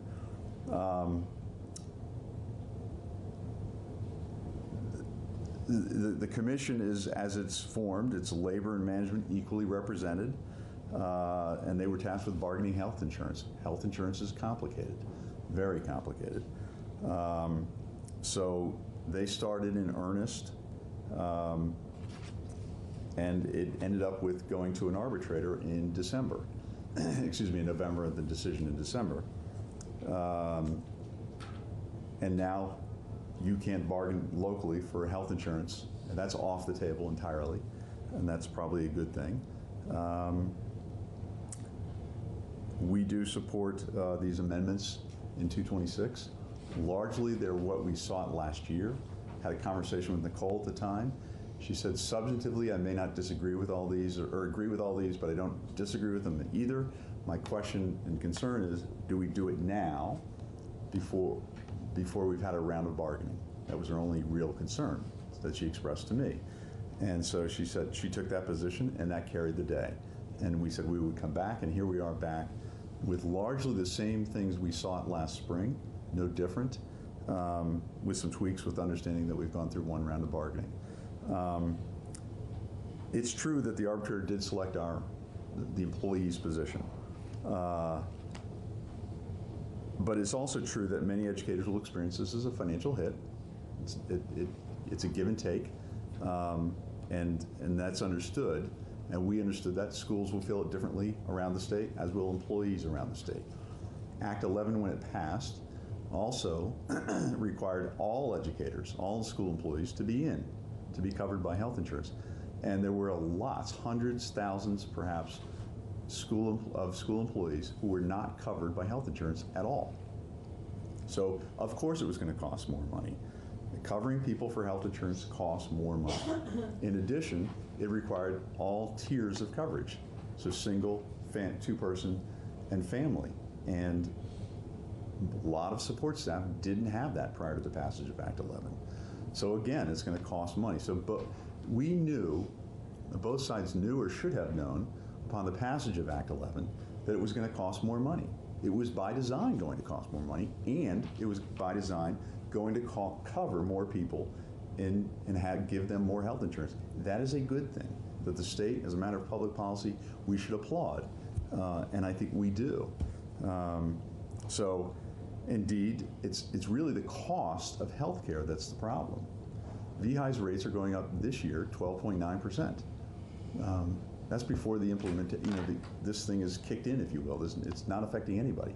The cost of health care is the issue here, and that's the concern. So I'll just dig into some of the the bill issues, Section 2 would address the disparity in the educator's ability to pay. We do that in a lot of places around the state. We do it with Act 60, for example. We have income sensitized people. 2/3 of the people pay for their education expense, their tax, based on their ability to pay. So we do it now in Act 60. This would just apply that essentially to health insurance for school employees. There's a wide disparity between what a school custodian or some other support staff person is paid at $20,000 a year, and a superintendent who makes $150,000 a year.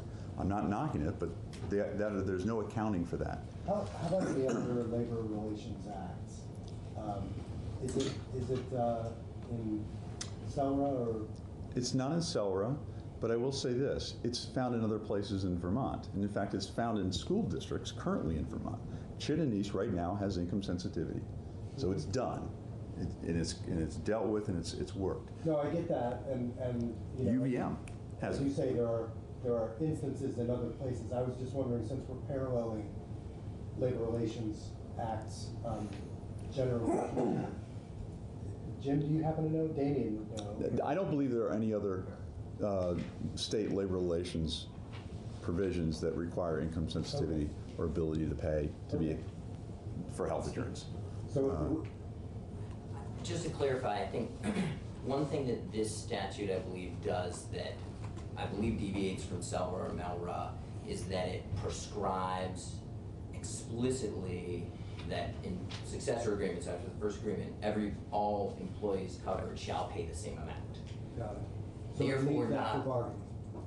Right. In the others. Right. Yeah. So in the others, it doesn't prohibit putting a proposal on the table that could fashion some other type of remedy. So, how would the two sides feel about that? Right now it says that they shall be the same. You're arguing that it should explicitly allow for different. How about if we just made it subject to bargaining? Yeah, I mean, that's what we're essentially seeking is the ability to put that proposal on the table. Yeah. Right now, the way the law is written, we can't do that. Thoughts on that? Initial reaction is not in favor, but I can certainly take it back to membership and see if there's some flexibility there. Yeah, I mean, I always think about it as you don't have to change your mind, but it's a chip that you now have if there's something else you want more.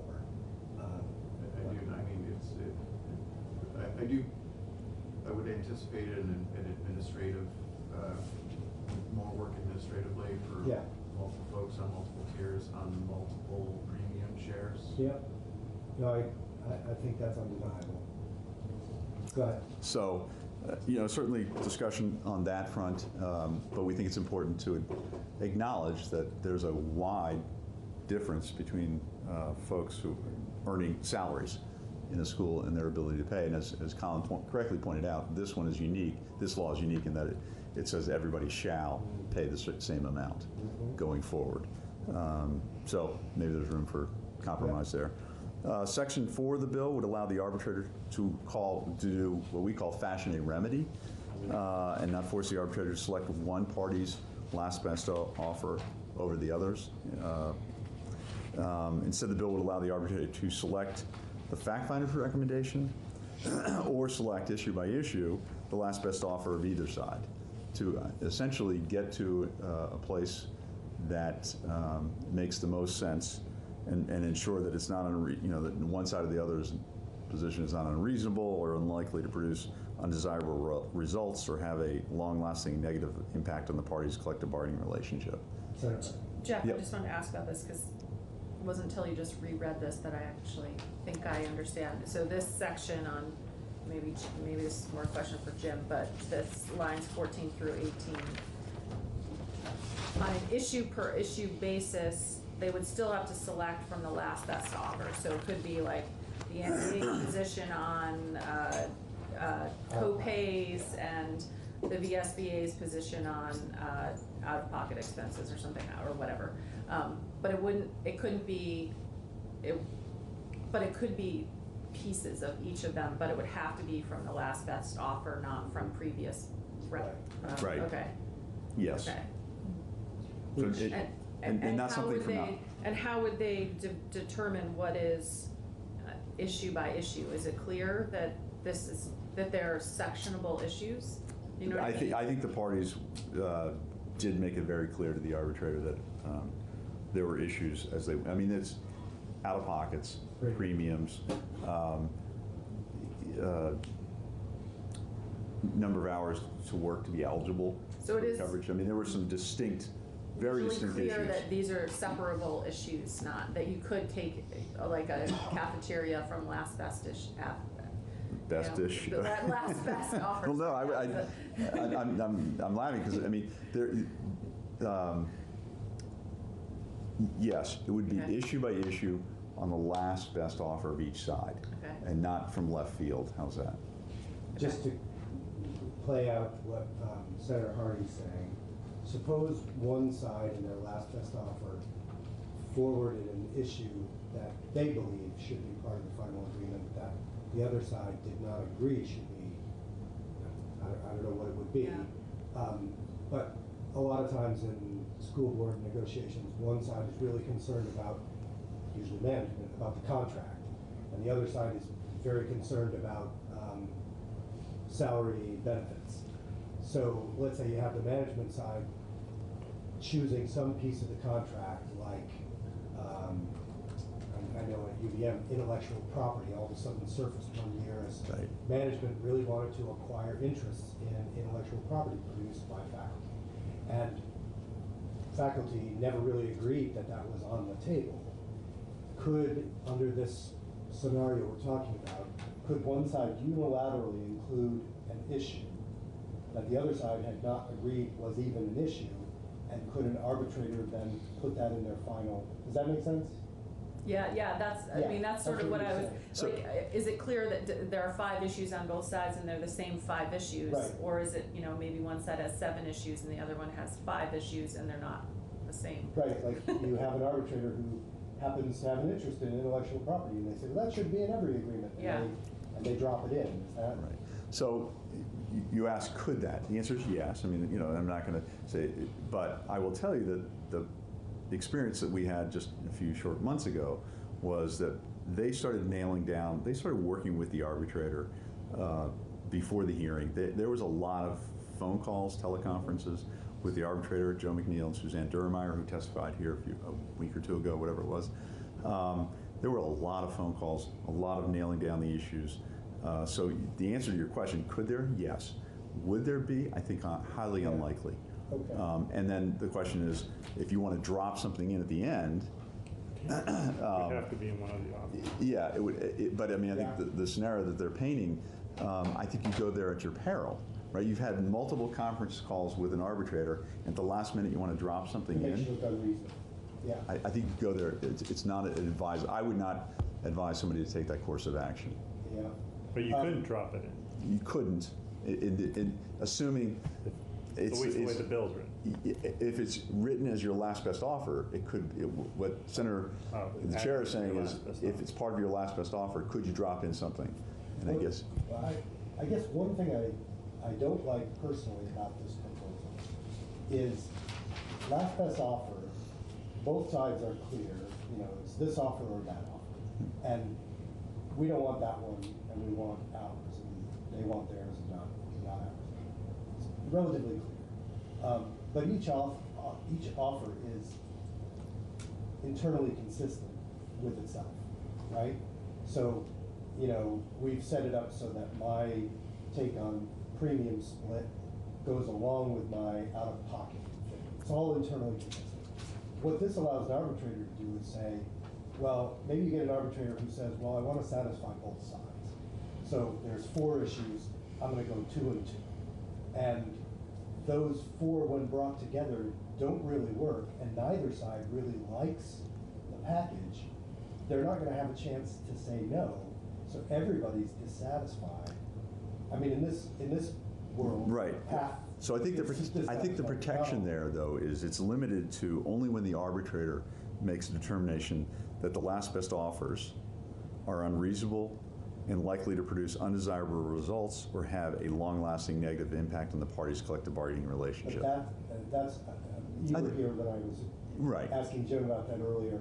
That trigger seems to me so hair. Well, such a hair trigger. so it's currently in Cellar. No, I get it. It's just,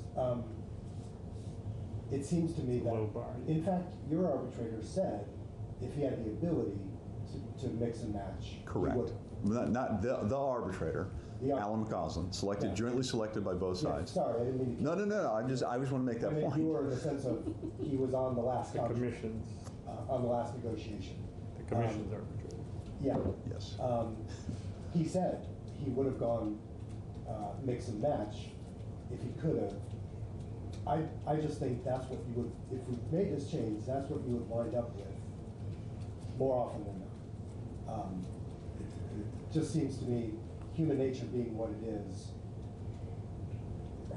it's hard for me to believe that they wouldn't mix and match.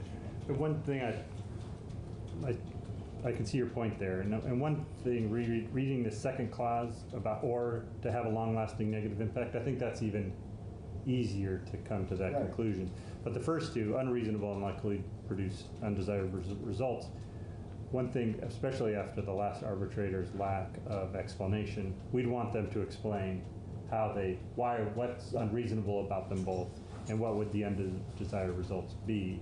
I think if we forced the arbitrator to really define or explain their thought process, then it's less likely they would. And they're getting a fairly big payday. In return, they should produce a work product more elaborate than what we got out of this last one. Well, The law against lame arbitrators. Well, I think that part of the challenge faced by Alan McCausland was he was under a tight time frame. Yeah. Right, and so he was obligated by statute and had told the parties in advance, I'm going to get this thing done by the time frame this law has set out for me. He was very well versed in the law, had read it extensively, and so he kept true to that, but understanding that he was up against a hard deadline. I think he did the analysis that he thought necessary to get the decision by the time required. I mean, I think that's, he was up against that. Would you be opposed to requiring the arbitrator to give more explanation of decisions? All of them, or specifically like this? Instead of them just saying they were unreasonable, saying they were unreasonable with an explanation. I'm not opposed to having the arbitrator explain his or her decision, and I think it's a good thing as a general matter, but understanding that there are time frames that were really strict, and he was adhering to those statutory timelines. And so and so we should adjust the timeline. Certainly, that maybe that's that would give both sides some more time or something like that. I don't know that more time necessarily is necessary, I'll be honest with you, but.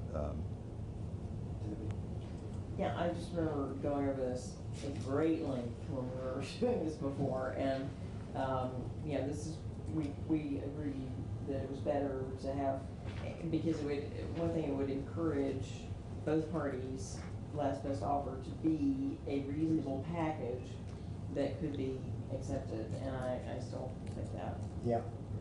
No, I have to say that's my default position, and we're not all the way through the argument on it, but so Jeff, I'm wondering, this is a long proposal from the SBA. Yes.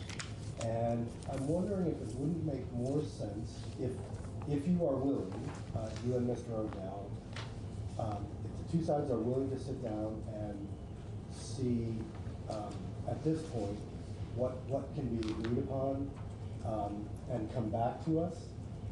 If Mr. Odell was pretty clear that most everything in 226 he didn't like. It may be that you feel the same way about their suggestions, in which case I would have you both back in and encourage you both to be more flexible, to get more of what you want by giving more to the other side. So rather than do that, why don't we just cut to the chase and have the two of you, if you're willing to, or designees, certainly willing to sit down with the VSBA. Yeah. Y'all are good at negotiation, Yeah, right? we can do this. Does that sound Just need an arbitrator. doable, Mr. Odette? Explain himself. Okay. Non-lane one. And then, it may be that you come up with, I mean, right now, I think you indicated possible agreement with one provision. Maybe you come back with three, and NEA can go along with three of yours. That's, especially if there are things like timeline and other kind of structural things, that would be very helpful. And then the committee can start from that point of agreement, and maybe we do wind up with a thing or two that don't have both of you on board. Can I just add to that request that, Yeah. and this for Jeff as well, because it's really gnawing at me, this whole superintendent thing. Yeah. And what you all think of that from both sides and what you think of that, if you could think about it more. 'Cause it Can I- just- Rather not get Oh, into really? It just who's seems covered weird by to me. if we start pulling apart who's bargaining, in other words, pulling the bargaining unit apart, it's gonna get It's us. totally fair. It just Yeah. seems odd to me that superintendents were included in this to begin with. They are management. And So here, may I respond to that? I mean, I think that's a fair point. They are management. And so on VHI's board, VSBA appoints 3 members to the VHI board. In fact, they appointed 3 management folks, a school business manager, who just recently resigned, I think, and 2 superintendents, represent VSBA on the VHI board. Certainly VSBA could have appointed a superintendent or other administrator to this bargaining commission to represent management's position, if you will. There was no prohibition from that in the law. They could have done it, and maybe that's what they're seeking now. And you could have done it. We could have appointed anybody, that's right. Yeah, so what I said before was, it seems to me what points up the awkwardness or doubles the awkwardness is this proposal actually to make sure that there's somebody in the incredibly awkward position of negotiating from that double mastery position. So, Right, and so, I mean, I think also, Jeff Francis said he was not involved in the bargaining, which is true, but his superintendents were very much. I mean, I heard things from superintendents about bargaining. They knew things that we didn't know from their side, and so, people are people. yeah. And the superintendents were, in fact, involved in bargaining from the management's perspective and side of the equation, and that's okay. And I just think that's where they probably should be, is on the management side of the ledger. It seems awkward to me. And I mean, for both sides. And I feel for superintendents being put in the awkward position and you guys and school board members being put in the awkward position. Well, actually, Jeff was having a great time. He wasn't doing anything. Because I was staying out of it entirely. Skating So on we were ice. sending out updates to our members, and we sent it all to the principals and superintendents. Yeah. I just want to weigh in, J. Nichols, Vermont Principals Association. We don't have anybody on that committee over there, and we're put in an awkward position just as much as superintendents are. 'Cause we're on Yeah. the management side, we're the ones that actually execute the contracts on a day-to-day basis for teachers. All of our members were teachers before, and I know principals do not feel well represented in it, so. And the whole thought of the sliding scale thing is a real thorn. We're having enough trouble getting people to apply for principalships and superintendencies. Every one of our members used to be, or was a teacher at one point in time, so that's something that needs to be kept in mind. Yeah, well, it's a good point. If we stipulated that you had to have a licensed administrator, Exactly. it would be one or the other, or Assistant would be principal, Yeah. correcting the coordinator, there's a lot of other So- positions. Yeah. I'd like to make 2 last points, and I address it here and maybe more completely in my written testimony, but I do think that sections 3 and 5 are about data. Data is enormously important when we're talking about health insurance. We just need it in a timely fashion so the parties can use it in a manner that helps both sides. Nicole and I sat down. We had a joint contract with a person to collect the data. The data came in drips and drabs and in different formats, and it wasn't satisfactory for anybody. So data collection is paramount. We have to know, what people have in order to bargain on their behalf, whether they're a superintendent or custodian. It's really important, and it was I think a sore spot for both sides. And like I say, Nicole and I, we jointly contracted for a person to collect the data. so that we wouldn't get any bias in that data. We wanted clean data for both sides, and I would say it was less than perfect, and that would be an understatement. And lastly, I conclude with, just because we're bargaining at the statewide level for health insurance for school employees, it's not healthcare reform. And that's really the issue we're talking about here, the underlying issues. Healthcare is expensive and growing all the time. So, you know, I say to the VSBA and to the superintendents and the principals, welcome. We've been fighting for 2 decades or more for healthcare reform. Please join us. We need you at the table, and I mean that sincerely. We could be a force for good. There's a bill up in the House Healthcare Committee about a prescription drug review board along the lines of what Maryland did. We need your support there, please. Prescription drugs, I heard it this morning, are a big driver for healthcare, and we need some help there from more groups and more folks, and welcome. Can I ask the 2 of you next Thursday? That gives you just 7 days. But could you come back next Thursday, the 2 of you, and give us an update on what proposals you have in common or reluctantly agree to? I think so. It'd have to be on the early, right, I assume you're going to be on the floor at 1-ish. Yes, so 1:30 Yeah, or so. I could do that. Okay. Mr. Adele, could you? I will need to check with my employer. All right. Sounds good. Perfect. And even if both of you can't come, as long as you have agreement and the understanding is that the other person is only going to present the areas of agreement, maybe Thursday would still work, or we could have, if